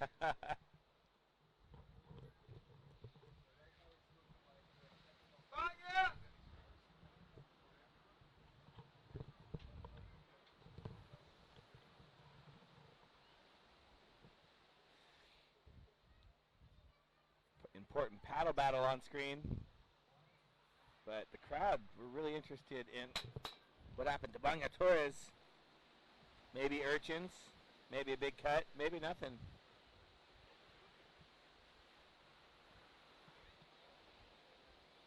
And long paddle back out. There's another one of those electric scooter big wheel things. Looks pretty cool. Gabby running over to help. And look at this long paddle battle. Oh, both feet. Oh, she slipped on the rocks. Ouch. Look at she there you can tell everything. That's what happened. One hand was the rocks, the other hand was her. And she got sputtered up onto the rocks.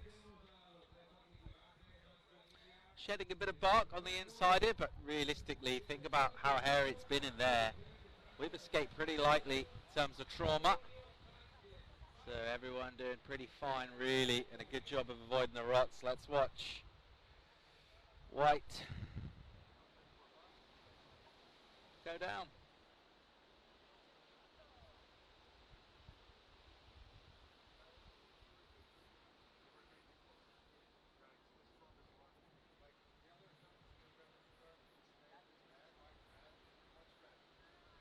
Torres, Maximilian on that sister's board. Max, I would say, is the favorite in this heat. So we're going to advance to early on Arthur Lemont and Max Torres looking like they're informed. There's Vanya's mom, Sylvia.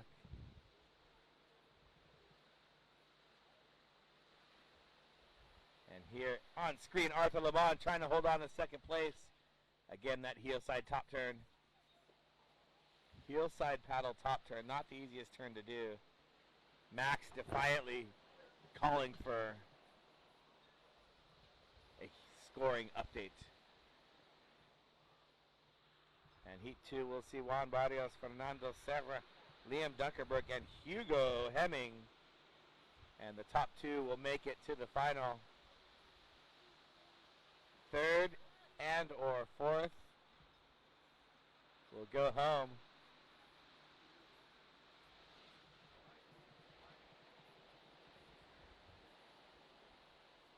He's just freelancing.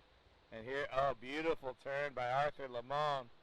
He's just carving his way into another good cutback. Whoa, eject, eject.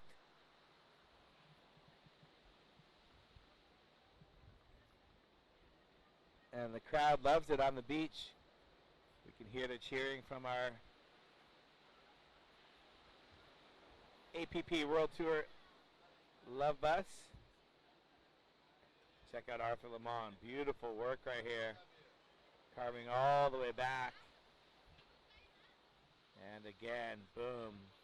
Right into the whitewater. And he goes down.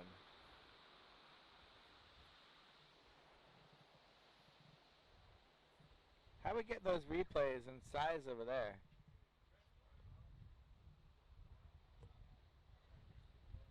Man, we're just all branching out.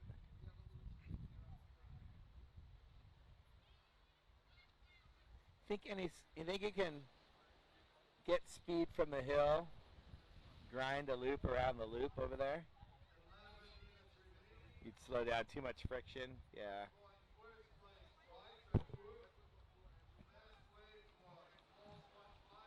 All right, so first heat of our juniors event. Got another one to come up. And then the final. Plenty of SUP action for you this afternoon. Hope you're enjoying the show. This is the Canaria Pro-Am.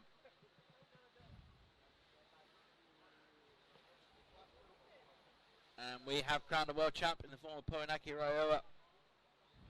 He's a brand new men's 2019 world champ. We've got event champions in the form of Wellington Rice. And that woman, the local, Ebaya Moreno, taking out the women's division. Just to be decided who wants the juniors, who's going to take that prize.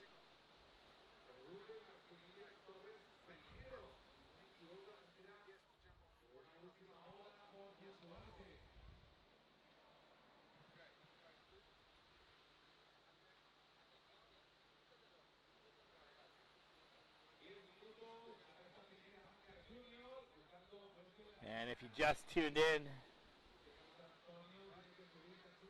we are in the juniors, the last three heats of the day. Arthur Lamont with a perfect 10 for heat total, not for a one-wave score.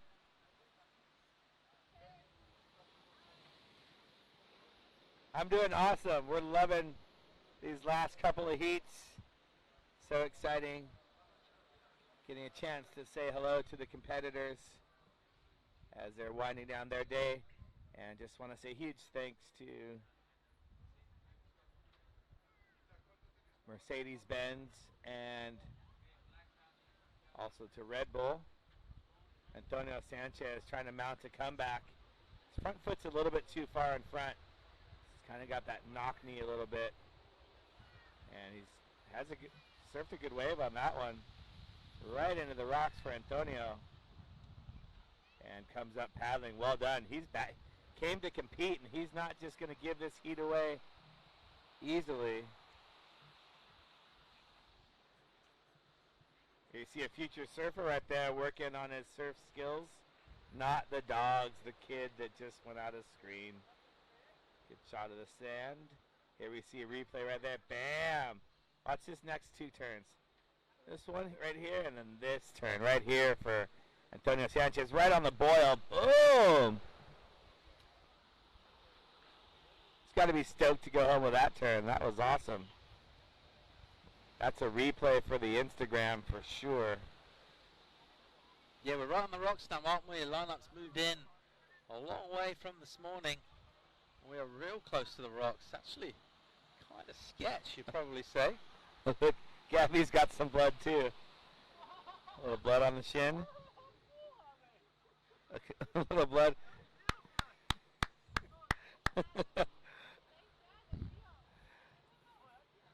I think the rocks took a lot of skin. Just minor scrapes and nicks. Arthur Lamont bettering. Oh, bomb!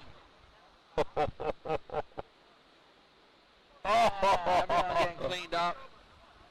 Cleanup set or yard sale? Do you guys know the difference?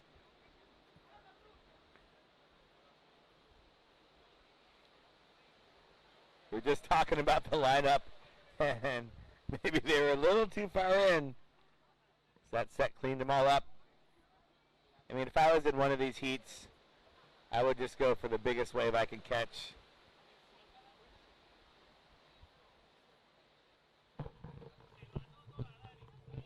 Silvia! Hola! Yeah. Sing.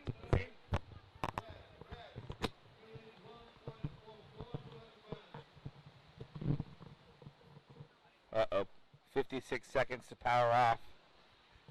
That's any key. Paul's had to press any key several times. He's throwing up a protest. He ordered French fries that never came. Oh, he can't reach it. Your French fries are on the way.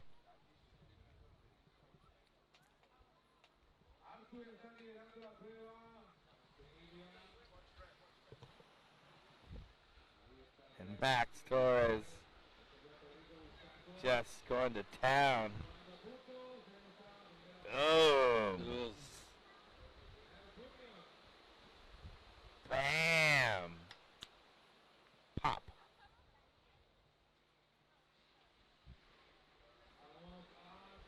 Danny has been setting up this interview for about an hour. He got himself a nice little cozy section. Let's go and hear from our bronze medalist, Vania Torres. She's standing by with Danny. How are you? I'm fine. I survived. I got smashed on the rocks. Well, we did see that, and that's why we had to take it to the ambulance, and I've been waiting here 50 minutes. That's why we're sitting down here. The ambulance guys say I don't work it. They can throw me away.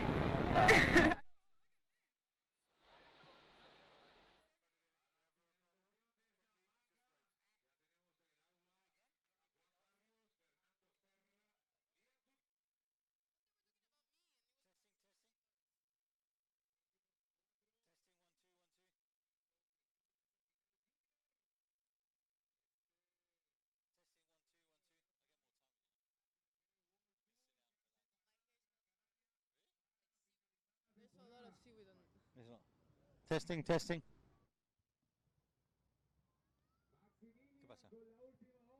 ¿Qué pasa?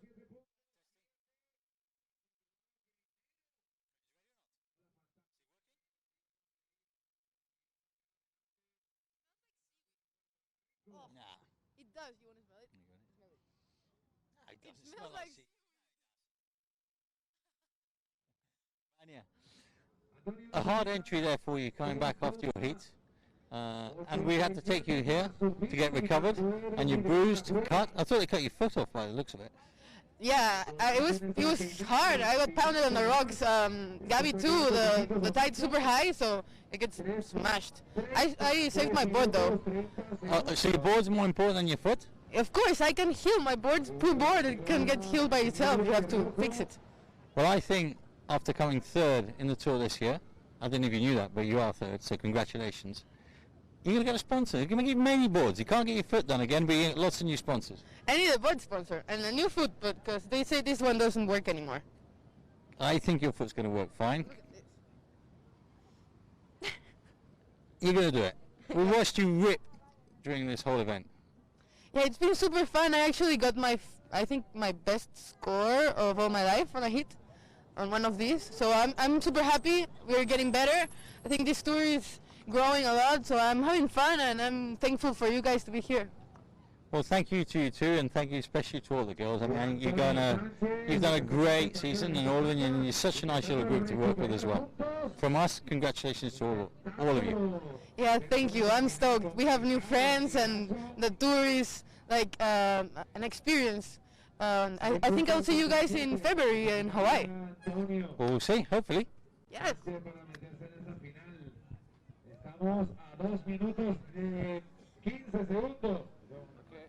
Okay. Okay. She's stoked. She had her best heat total. Vamos a hacer un avión. Pumped about that. Sí. ¿Abazuna? Sí. Let's watch Arthur Lemaine. And one along. And the next heat, not giving these guys any room to work. They're like right all up in them. You can see that next heat. They're supposed to stay off to the side. And they're frothing Grom, so they're going to be right in the mix. You can see all the white water on screen. And there's still 2 minutes to go. So do unto others. I know, look at, you can see how close the next heat is. You guys are supposed to wait way further over off into the channel. And Danny talked about Vanga being third place, but by my calculations, Ibaya moved into third place, so just 250 points ahead of Vanga. It's close, but I'm pretty sure Vanga's fourth, so that's going to hurt if I am correct and she finds out the reality of the situation. So who's that white in the next heat? Fernando Serra is just right in the lineup.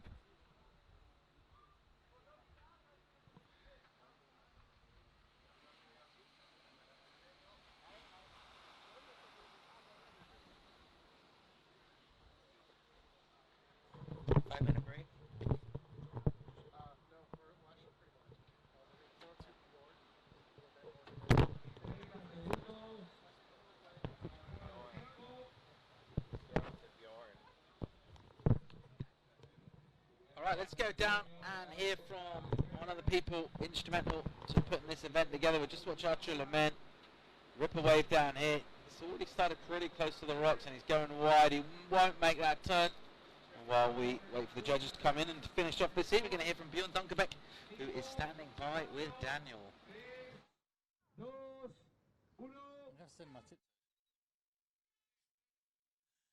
I'm here with Bjorn, not just a local legend, but global legend, as we all know. Bjorn, second year here, absolutely fantastic event. Your son's in it, participating in the men's and now in the juniors. Tell us a bit about this year, how you thought it went. I think we had pretty nice waves. We could have had a better wind direction. Lucky enough, we had for the finals and the semi-finals, we had perfect wind direction and the swell was clean, so that made a big difference. I know everyone today was talking about how great this swell we've had today. Yesterday was a little bit bigger, had more current, but today everyone was just totally stoked about the location in Lloret here. Yeah, if we would have had the wind direction that we have today, yesterday, I think we would have had a really, really big and clean day as well. The east and southeast will make this a whole completely different game. And normally in December we have more east and southeast wind and actually northeast and north winds. So we've been lucky, but we have been unlucky as well in the same way. Well, all I can say, I mean, I've been on the tour with the guys, and they've just said like 2 years in a run, and they are just love this wave so much. So I think we're definitely going to be aiming for coming back for next year, no? Yes, I'm aiming for it. Also at Gran Canaria, the sports are always saying yes, we're going to do it again. Tourism is saying we're going to do it again. The Las Palmas City is saying we're doing it again. And I myself with my team from Dunkerbeck Windsurfing, we are definitely going to push it. And not only next year, for many years to come. And believe me if I say we are far from having perfect Lloret yet, so it can become a lot better even. Well, I do think the only person I can believe is you. That is a definite. And from our side, from the APP World Tour, I'll definitely, a big thank you from everyone. Special thank yous as well to the whole of your team. There's Victor behind this, there's Anna behind this, and all the setup. A great congratulations. Thank you, Bjorn. You guys are welcome, and welcome back again next year. For sure we will be. Cool. A legend of the windsurfing world, Bjorn Dunkerbeck. One of the people who helped putting this event together. And it's been another great year with the epic conditions to finish out things. There's all sorts going on out in the water right now. It's our second heat of the juniors.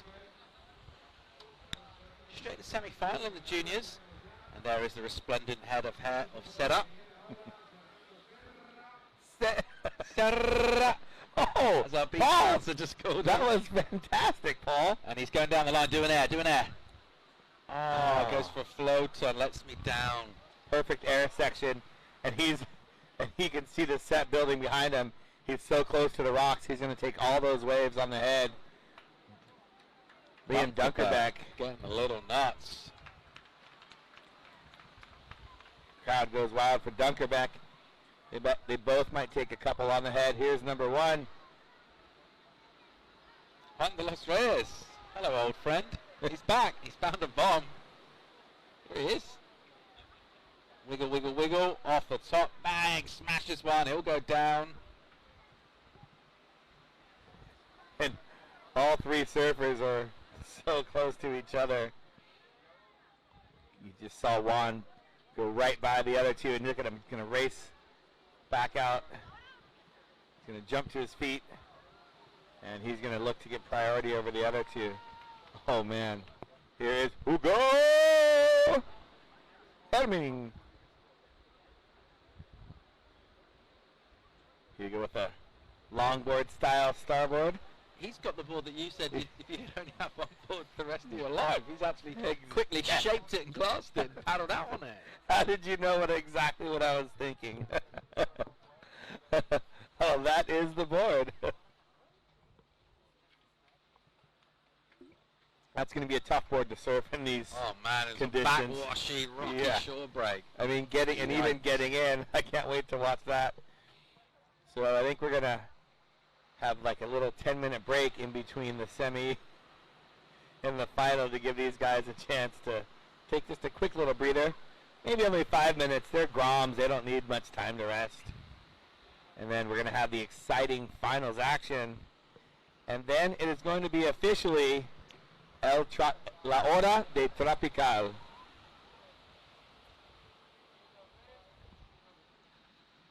There he is in white. Fernando Serra with the skying. Oh, our parachuting friend is back.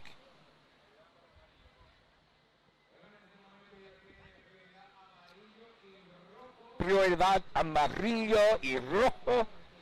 Con segunda prioridad, Fernando Serra. You rolled your R's quite nicely. Nailed it. I was impressed. And you've been holding out on that one all weekend because you've said his name many times. Well, that I you just heard never. the beach announcer say it. Yeah. So I just followed suit. With the extended roll. What'd I do?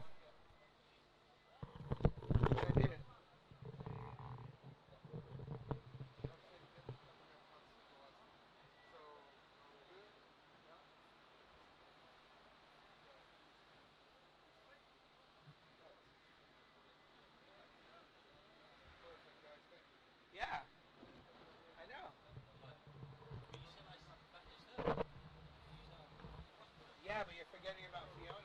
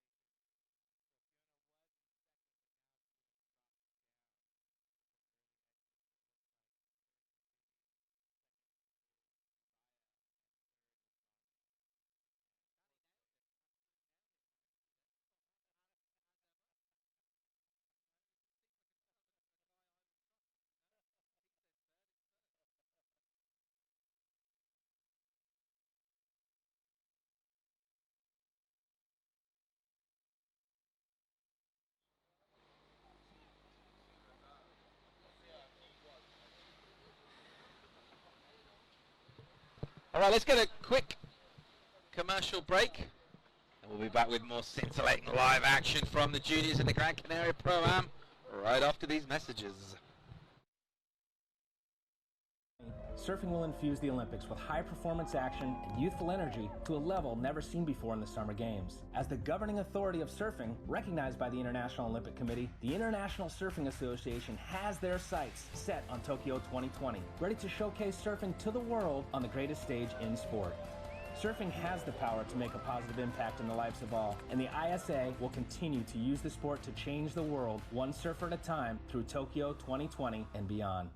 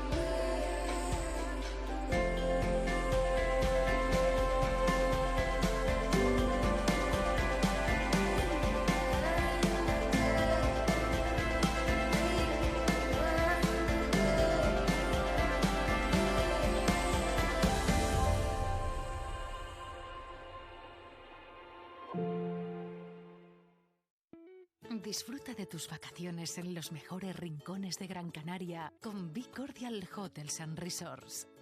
Desde Agaete a Puerto de Moján, pasando por Playa del Inglés o Maspalomas, elige donde quieres que te recibamos con los brazos abiertos. Be Cordial Hotels and Resorts. Experiencias únicas, vacaciones diferentes.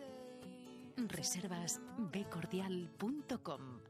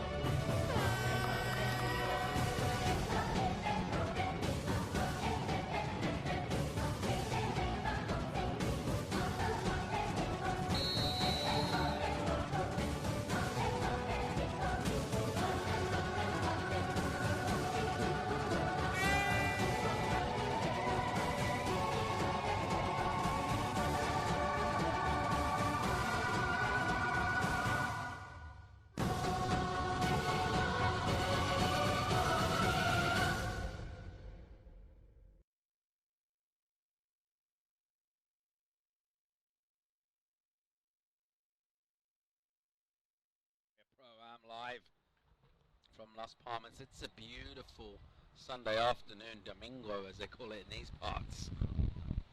Finals day. We've crowned a world champ, Poinaki Rayoa. We've crowned event champs in the form of Wellington Heights and the local Ibaya Moreno.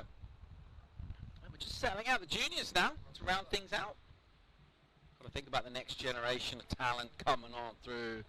Anthony, what excites you about this pack? This full pack in the water?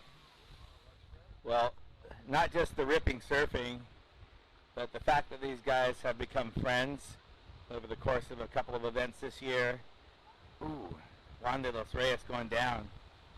And you know, we heard Vanya talk about that the tour is an experience.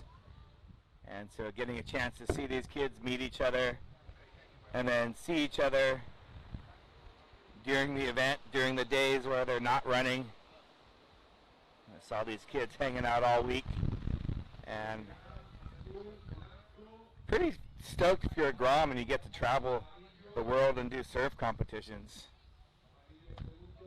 Here's Fernando Serra Perez.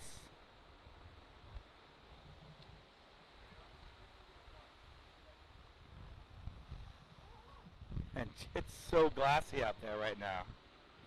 Just check out Liam Dunkerbeck. Slicing and dicing. Nice flying kick out. 8 to go. Alright, there we see Hugo Hermaning. I hope Hugo's got someone to help him get his board out. Because the entry, I think, is a little easier than the exit. I'd be really surprised if Abaya Moreno isn't down there on the rocks. Yeah. Helping him up. Yeah, she's probably at least 3 beers into it right now. If she's not, I'd be disappointed. Bomb from Dunkerbeck. It's a frothy one.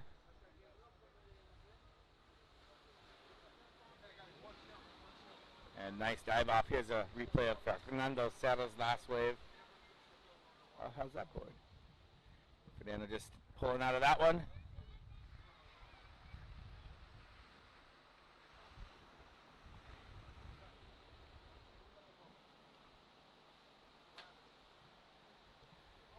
There you see Maximilian Torres, winner of the last heat. He's getting psyched for his final. There's a smile. You haven't seen him smile all day until just add water, and he becomes a happy Grom once again.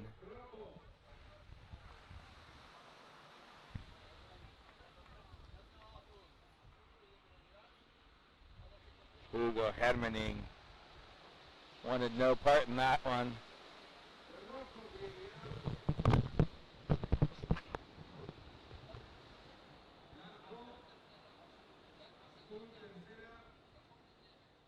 Izzy, what happened to your board? Off the rock? Inbox off the rock.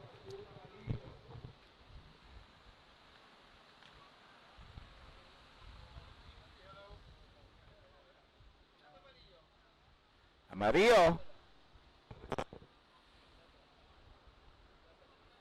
Liam Dunkerbeck, I think he needs to go another 3 inches off that board. And he's going head first into the wave. I don't know how smart that is with a rocky bottom. Even if you think you're in a safe area, it's a great habit to get into, having your hands out in front of you. And of course the hand helmet coming up from any fall. And I oftentimes use the hand helmet even when body surfing, and out there, shooting or filming, because someone might be right above you. You never know when they wipe out or duck dive. They don't just move laterally, but they also might move side to side. And here we see Juan de los Reyes Barrios and Roja. Bam! Juan a little extra water slap. I think he was excited that he landed that one. 5 minutes remaining, and then we are on to our last heat of the day, of the event, of the year. Here is Hugo. Oh, bomb. Oh, sick.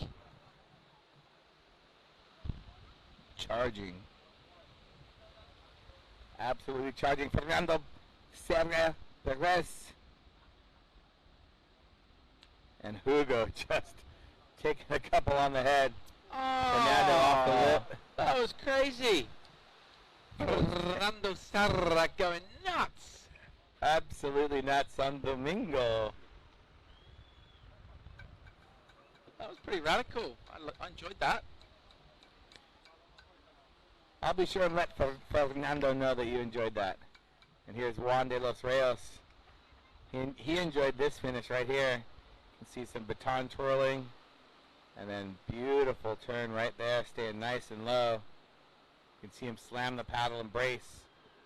And a little hydraulic jump, rushing back at him, and you quite like that. Aggressive maneuver. Unfortunately, just digging the nose. And here's Liam, catching a lot of waves, staying busy.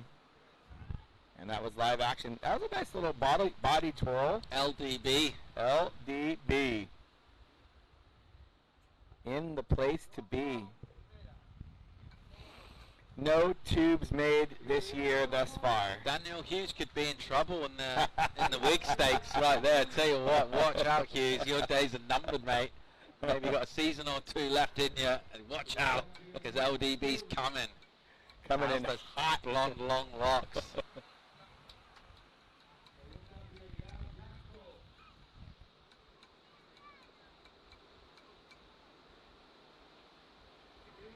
And see how close they are, just 2/100ths of a point separating first and second.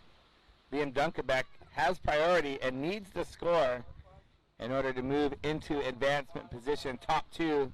And there you see Liam going up and over right there. So that was a nice turn. That might be the score because he backed it up, and fell on the cutback. He was on his way to a score right there. And then Juan de los Reyes going down on that very difficult turn. And here's the boy Hugo in the house. Come on, Hugo. Oh, broken leash. Broken leash Oh. for Hugo. And that board. Oh, that worked already out well. on the rock. Well, let's hope it's dry dock. Let's hope he gets in okay. His board's actually gone straight up. There it is. So that's kind of best case scenario in that situation. Board all the way in, as long as it doesn't get taken back down. Someone's coming to rescue it, so board's going to be okay. What about body? Let's see if he can make it in. So tricky swimming with that paddle. And you really wouldn't wish that on your worst enemy, really, would you? That's nasty. It's kind of dangerous down there, so let's hope he gets in. We'll stick with live action and check out Serra. Just drilling one through to the inside.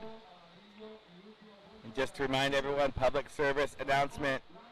If you're in a surf contest wearing a jersey and you need to swim, you can always stash your paddle in between your wetsuit and your jersey and just swim regularly. Getting in strokes helps. Oh man, and Hugo is getting pounded over there. Yeah. Someone needs to help him because he's too far over. He needs to swim. He's getting sucked over in the rip. And there comes a certain point where you got to just ditch the paddle, and he's pretty close to that point. Although a couple of good strokes right there. You see him throwing the paddle. Fernando's helping him, yeah. Trying to shepherd him and saying, come out here, get on the board, I'll paddle you over, Holmes. Yeah, Fernando. I like to see that. That's super cool. That is one, yeah, Fernando Serra. Or he's saying, maybe give me your paddle, maybe? Yeah, he's saying, give me your paddle. They're going to have to take evasive action here. Angelos Reyes will just belt this one. He doesn't care. He'll go and check and make sure everyone's okay. So, let's see. A little kind of rescue going on there. Let's see how it went down. It's a big board. And always in danger with those kind of kickouts. You really want to try and flick the board over. You've got a high volume, heavy board. And you've got a crunching, heavy folding shorey onto dry rocks. Always best to try and not have the wave come between surfer and board. Try and flick it over. So you can see barely on that screen, just going off screen, Fernando Serra is actually paddling his board, and Hugo is holding on to the leash with one hand and swimming with the other hand. And now Juan de los Reyes is helping as well, so he's got two leashes. So Hugo is holding on to Juan's leash and also to Fernando's leash. They're both paddling him Kind of like a chariot ride. Not sure he's struggling there. That rip is super strong. It's just been a relentless set, and that just pours that water through that section. It wants to race away off the rocks. And they looks like he's trying to make the swim in. And he's a decent swimmer. Like, here's the lifeguards making their first entry in. And interesting. Quick exit. Spray ducking back with his ski.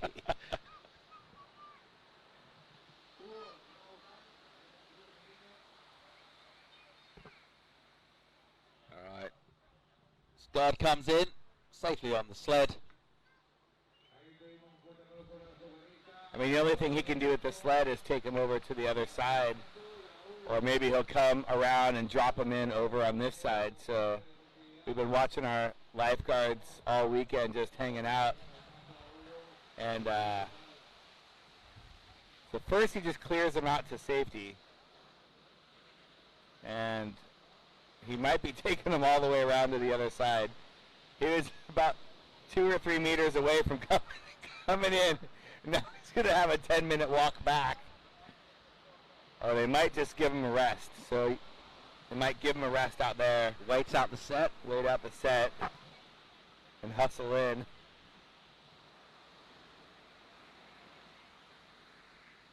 So no shortage of drama, whether it's in the form of wave riding or whether it's in the form of the troublesome entry and exits, a broken leash. Our second one of the event comes in the junior second semi-final. Young Hugo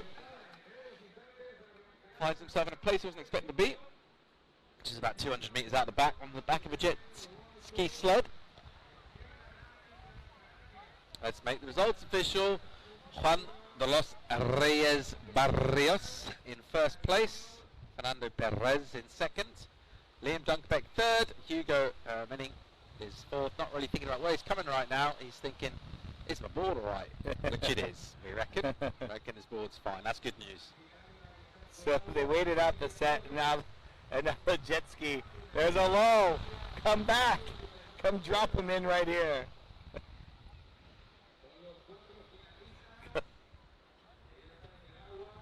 I mean, they could have did that before the set. Junior's final at 4. I think there's 15 minutes. Probably a protocol. Well, we're going to go on hold. Stay tuned. Join us for the junior final coming at you in about 15 minutes' time. Join us as we wrap things up for the APP Tour in 2019 in beautiful Gran Canaria then.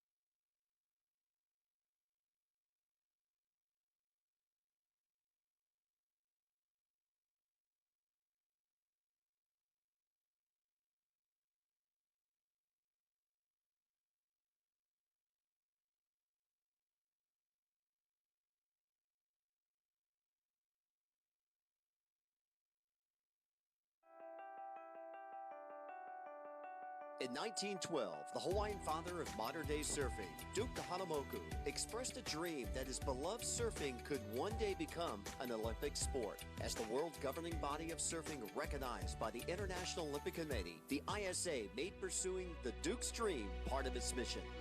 In August 2016, the ISA made the dream come true, successfully lobbying to include surfing in the Tokyo 2020 Olympic Games. Since 1964, the ISA has been working to create a better world through surfing by crowning world champions, awarding scholarships, instructor certification courses, adaptive surfing championships, and spreading the sport to all continents through their 101 member nations and counting. The ISA will continue to use surfing to change the world, one surfer at a time, through Tokyo 2020 and beyond.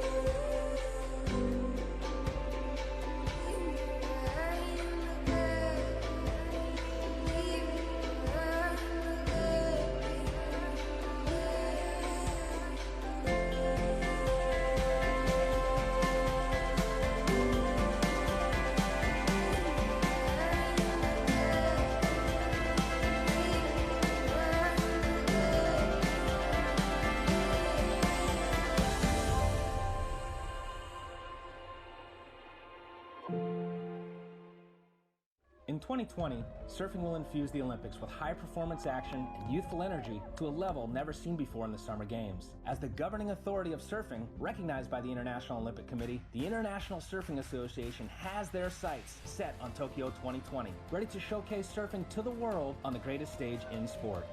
Surfing has the power to make a positive impact in the lives of all, and the ISA will continue to use the sport to change the world, one surfer at a time, through Tokyo 2020 and beyond. Disfruta de tus vacaciones en los mejores rincones de Gran Canaria con Be Cordial Hotels and Resorts. Desde Agaete a Puerto de Moján, pasando por Playa del Inglés o Maspalomas, elige donde quieres que te recibamos con los brazos abiertos. Be Cordial Hotels and Resorts. Experiencias únicas, vacaciones diferentes. Reservas becordial.com.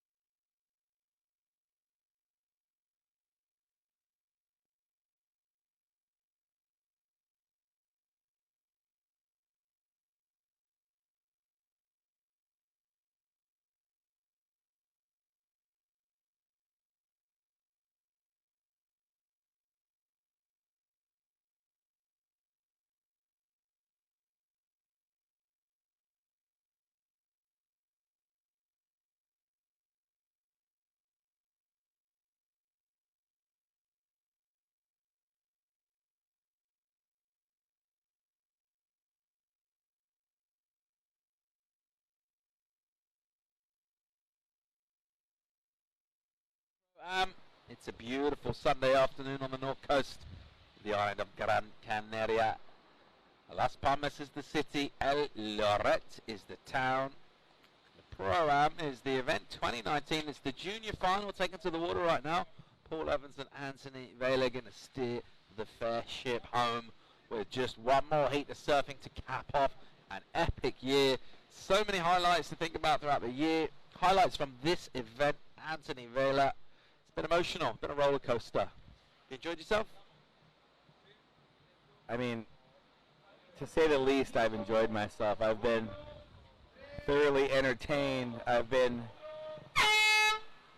the oohs and ahs of all the drama that's happened, and right on the buzzer, Archer Lemen in white, being off the top. Nice little head flick squirt as well on that flamboyant kick out. And Lemen gets down to business early doors in the final. Got a big score in the semi. 10-point ride? Was that a combined two-wave total? Combined two-wave total. Nah, we'll call it a 10-point ride. Yeah, I was calling it a 10-point ride. Also in this final, Maximilian Torres looks a bit like a young Cristiano Ronaldo. Juan Barrios de los Reyes, and of course my new favourite person in the world, Fernando Serra, who performed a great rescue on young Hugo. Yeah, he initiated that rescue. Nice. Just as I was saying he needs to ditch the paddle, Fernando said the same thing. Just at the right time, Fernando says, hey, throw me a paddle, bro. Grab my leash. And he started swimming him out. Juan de los Reyes caught a wave in, threw out his leash as well. So Hugo was holding on to two leashes whilst swimming until the lifeguard jet ski came to get him, took him around the other side, and he got a nice escort ride in from the lifeguard truck. So very effective rescue, and his board came out pretty okay as well. So it's a sad moment getting into our last heat when we think about all of the... Yeah, I know, Paul. Think about all of the different things that happened through the course of our 3 days of competition, 5 days into our waiting period. First 2 days we didn't run. Day 3, we ran. And here we are.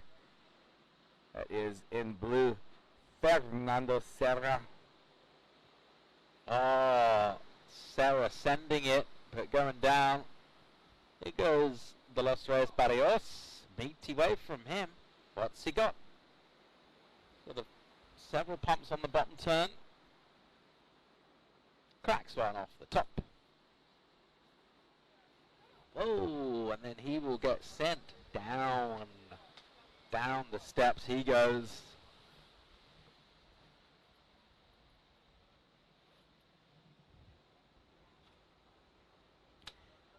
And Max Torres getting his junior final started. He's been in all the junior finals.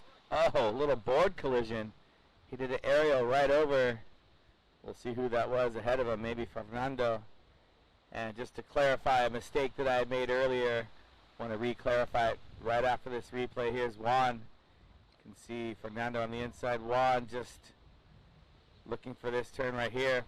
And cut that turn in half. Didn't really accentuate it. That one a little bit spicier. Too much mustard on the hot dog and he fell off. And here's Max hitting the lip. Almost hitting. Board collision. Yeah, that was heavy right there. So Izzy Gomez winning the world title. She clinched that in Barbados. Ibaya Moreno with 10,000 points from winning this event moves into second place. Banya Torres ending up in third place. They both knocked Fiona Wilde out of her previous second place coming into this event. So Izzy first, Ibaya second, and Banya Torres third. That's your top three in the women.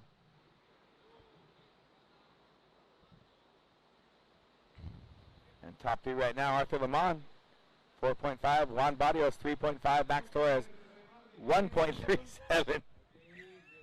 And Fernando Serra, 1.07. Sunday, Sunday, Sunday at the Gran Canaria Pro. One heat to go, 20 minutes, 45 seconds. As our crowd can barely contain themselves. It was a staring contest. And the camera's still staring. Super weird. Oh, here come the cops. Arthur Lemon. Yes, there is a peculiar. Oh, Lemon in white.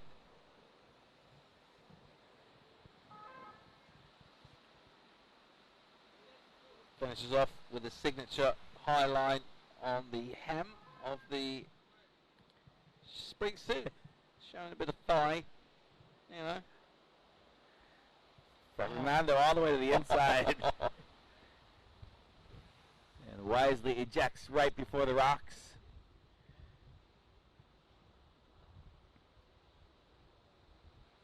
So what do you think? Gran Canaria, place you'd like to bring the family? Yeah, sure. Great place for a vacation. Great spot for a vacate. Generally, the Evanses don't tend to go on vacation, particularly. Yeah. Evans is more of a staycation type of family. Yeah, well, usually we go away in the summer kind of camping. I suppose that is a vacation, but we rent our house out.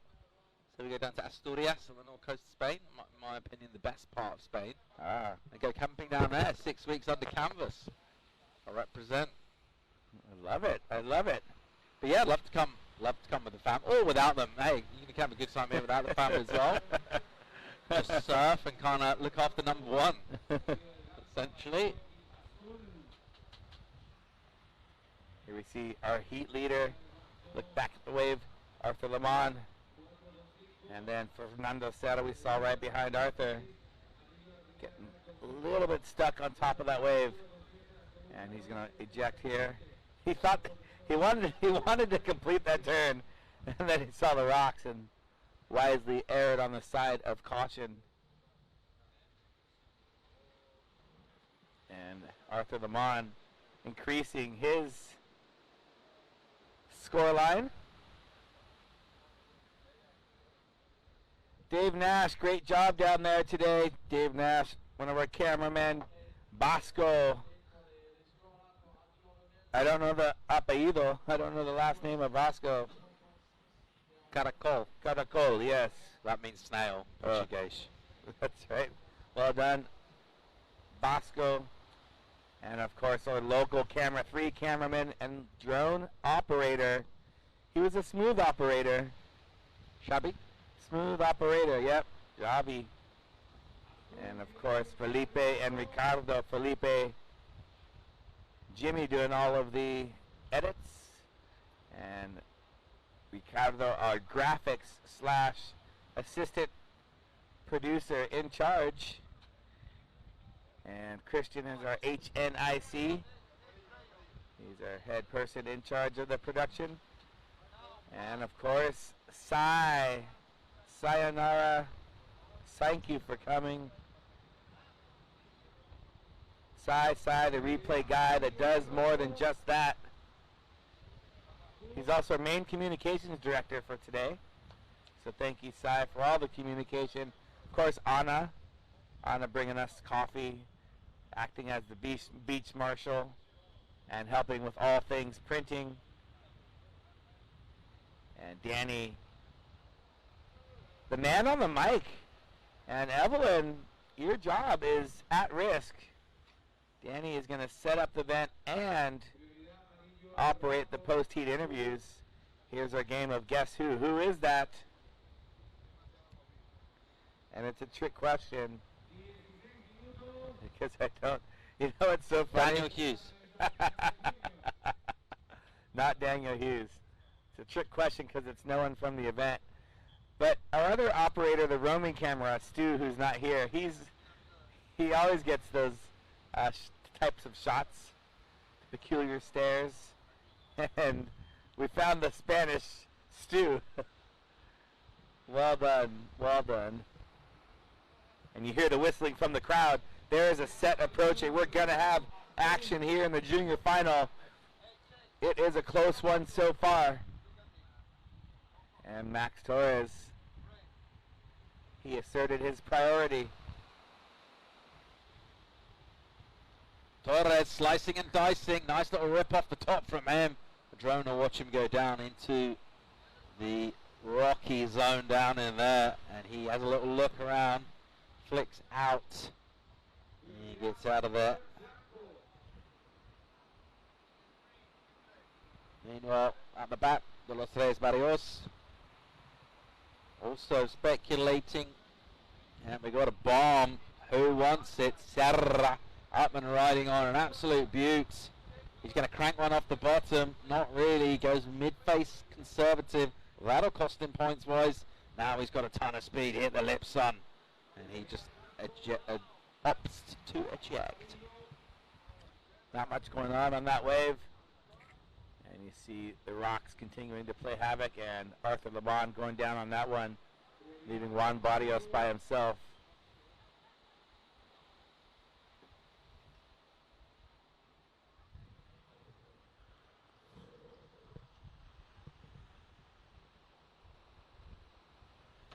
Would you believe, Paul, I had something really awesome to say, but I forgot what I was going to say?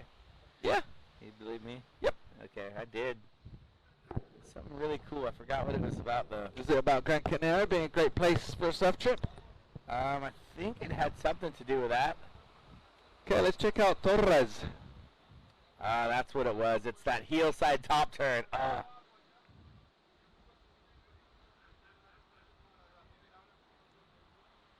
So your first turn is the one that you want to impress the judges the most with. And if you lead with a turn that's not your best turn, like that right there, missed opportunity going for that heel side top turn. Same thing Max Torres did.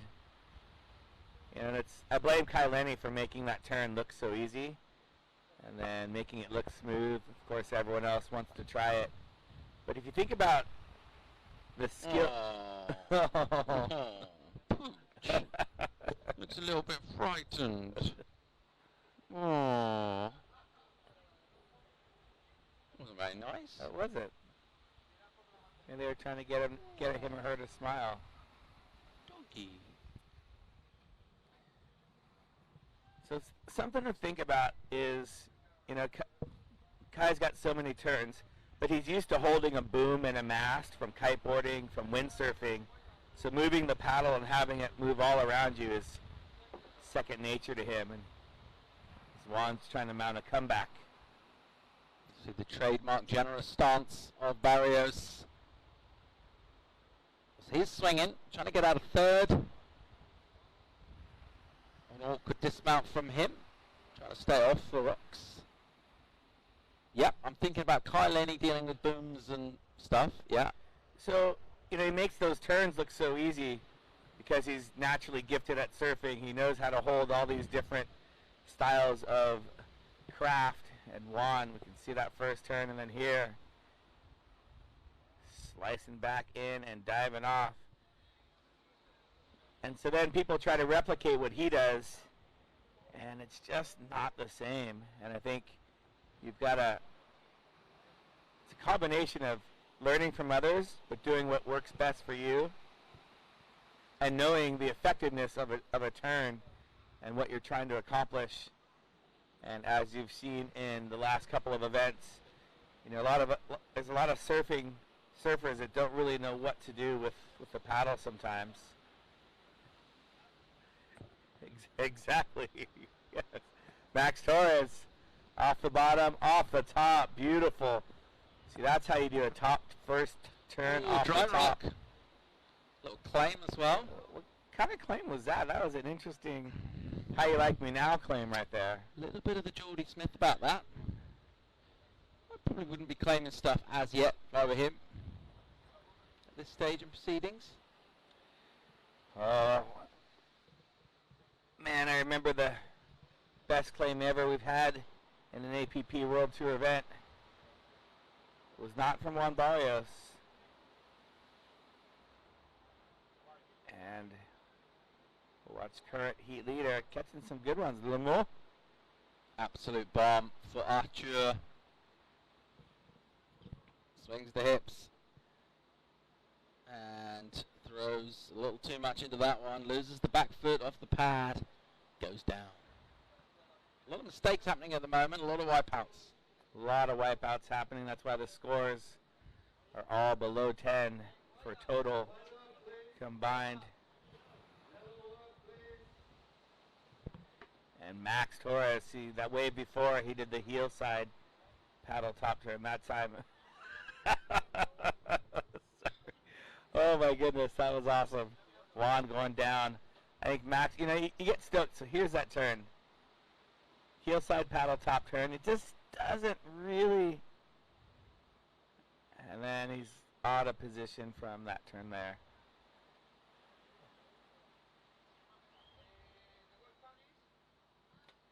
Couple of 4s, couple of 5s, couple of 2s, and a 1. So I think these guys, watching all of the high scores thrown all day, they're going to want to at least put a score up into the good range. Come on, let's see a 5. Let's see a 6. Come on, Juan. Come on, Max. Come on, Fernando. And Arthur. Juan goes down again. Yeah, I think these guys need to realize they're in a competition as well.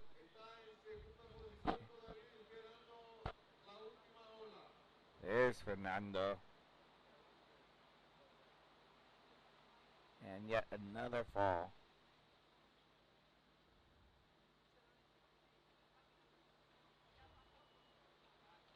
Baton twirling. That's I think the slogan or saying that I'm most thankful for having you introduce me to. I think that describes it, you know, the most. And I really am going to steal that and use that and mention you every time if you're not in the booth with me. Yeah, it could be a lawsuit if not like that. Yeah. Monster one. All right, sets swinging in, 8.5 to go on this season, on this event. About to put 2019 to bed. Here goes Arthur Lemont, the Frenchman, as he rips one off the top. Nice turn from him. Good speed. The board chattering with high velocity. And he won't get a completion. Feels like a long time since we've seen someone finish a wave. Torres gets a 6, goes to the lead. And let's have another look at Arthur. See that top turn, not, a little bit flat, not on rail. Good bottom turn there. And then the hydraulic jump, making him jump off of his board. And the frothman himself, Camille Bouillet, just launching off the beach, getting ready for the free surf action. 667, 567, Max Torres in the lead. He has been our standout surfer in the junior ranks, competing in all of the events this year, Sunset Beach, New York, Barbados, y también aquí en el Gran Canaria Pro. Juan de los Reyes trying to respond. And thank you, Max. I asked for a 5 or a 6, and Max gave us one of each. Now let's ask for a 7 or 8, Max. Oh, look at Juan. He's stoked. And there's Camille. Off on the top of the screen, ready to go surf. Boom. Juan. Oh, nice. Best wave so far? Maybe. I think so.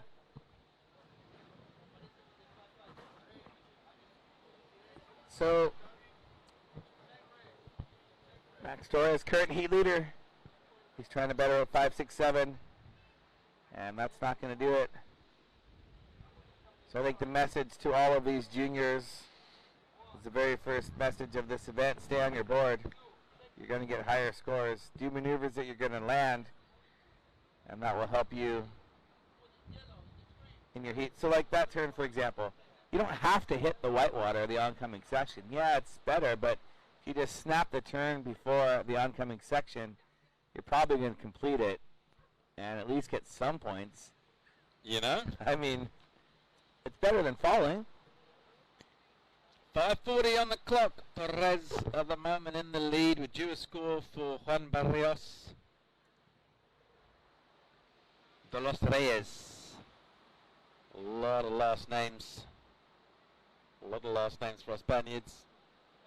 Always tends to baffle. With a different name on screen from on our sheet. Here he goes again. He's up for it. Bang. Nicely done. As he goes past Serra. And he'll go incomplete again. So 2 numbers to come in for Barrios. De los Reyes. 1. And it sounds silly, but if Juan was able to stay on his board, he'd probably be winning the heat. John of the Kings. John of the Kings. Just needs to not go so big and land a couple. He's moved into second place so far. I think he still has one more score to lock in for Juan de los Reyes Barrios de la Playa. Arthur Lemon was the heat leader for about half the heat and has yet and since been taken apart.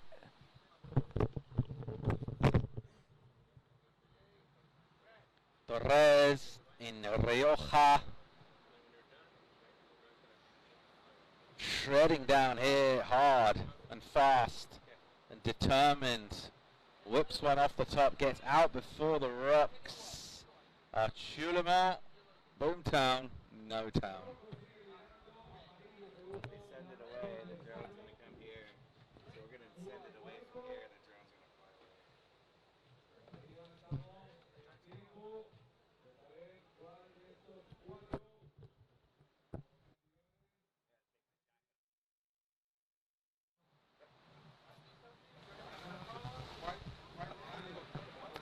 away. 3.5 to go. Torres at the moment putting a little bit of a stranglehold on the seat. Is asserting himself, isn't he, the young Puerto Rican?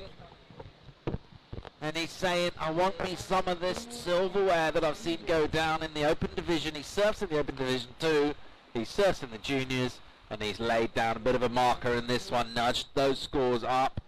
He's thrown down some ripping, and at the moment he's in the lead. Who's going to come back at him? At the moment it feels like Juan de los Reyes Barrios is the most likely. He's in second. Here it goes Artur Lemen, who started strong, hasn't been able to up the ante. Just keep doing similar sort of stuff like that, which isn't the kind of surfing that he needs.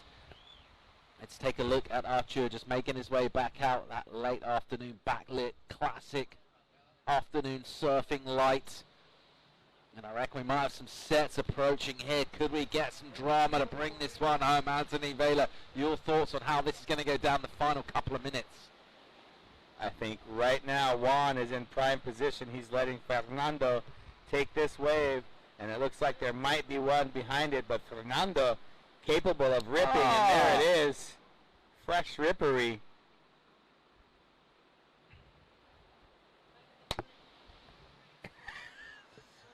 Paul is getting so frustrated with all of you guys falling. Why? He did the hard part. He just poked the nose up. There's no reason to fall on that turn. There is zero reason to fall on that turn.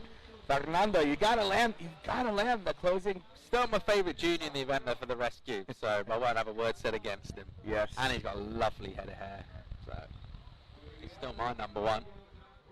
Fernando Serra. 1 minute, 45 seconds. Waves approaching, I believe. Juan's got priority. Juan's got the chance. Juan wants the gold. Max has the lead. You see Juan just needs a 5.02. Look at this thing. It's a boomer. 90 seconds to go. Here goes John of the Kings.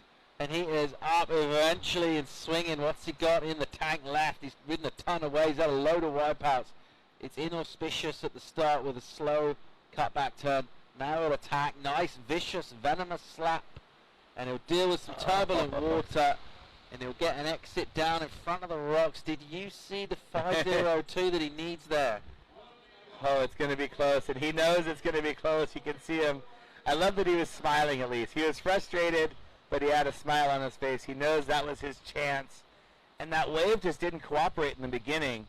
there's not a lot of real estate to waste, and he wasted a little bit of the beginning. Had the one good turn. I don't think that one turn was a 5.02. Stranger things have happened at sea. It's true. I mean, he's got that 7.33, which is a great score. He does. He has ridden the best wave. He's shown us the best surfing. Now, how much can he improve his back up by? We think he'll improve the 3.53. Is it to the tune of a 5.02? Here goes Arthur Lemaine, last gasp. Needs to go nearly excellent. He's going a little bit slow at the moment. And Arthur Lemaine will explode. Oh, great turn on the inside. So that'll be it for Arthur Lemaine. And that's the end of the event. We'll just wait to bring official results. We're essentially just waiting for a score of Juan de los Tres Barrios, John of the Kings. Arthur made it look easy coming in too. Well played. How you do that. Well played. Did the best turn he did on the all heat. And we're just waiting to hear the scores.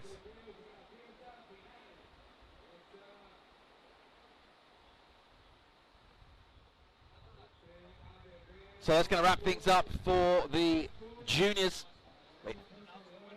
of the Gran Canaria Pro-Am. Waiting for results to come in. It's been an epic week of competition. We've rounded things out on a beautiful Sunday of surf and sun, light winds, amazing scores, perfect 10s going down, big upsets. We've crowned a world champion. Whew, take a breath. Oh, thank you for the breath there. And what a breath of fresh air these youth are for the sport, and fantastic to see the level of surfing from the open, from the juniors, and from the women as well. Max Torres hoping that Juan didn't steal this one from him on the last wave. Juan's looking for a 5.04. I got a sneaky feeling he might get it. I mean, he opened up with, even that first turn wasn't super critical. It was a turn on a big wave. Got a feeling like it could happen. Hey, did he get the score? Yep. Who was it?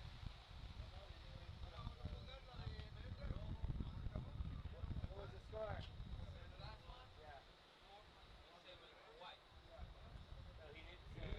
Yeah. Yellow. Yellow needed a 5. Yeah, yellow's last. What was it? I got a feeling he's not going to get it. Yeah, I got a feeling he's not going to get it, actually, Anthony.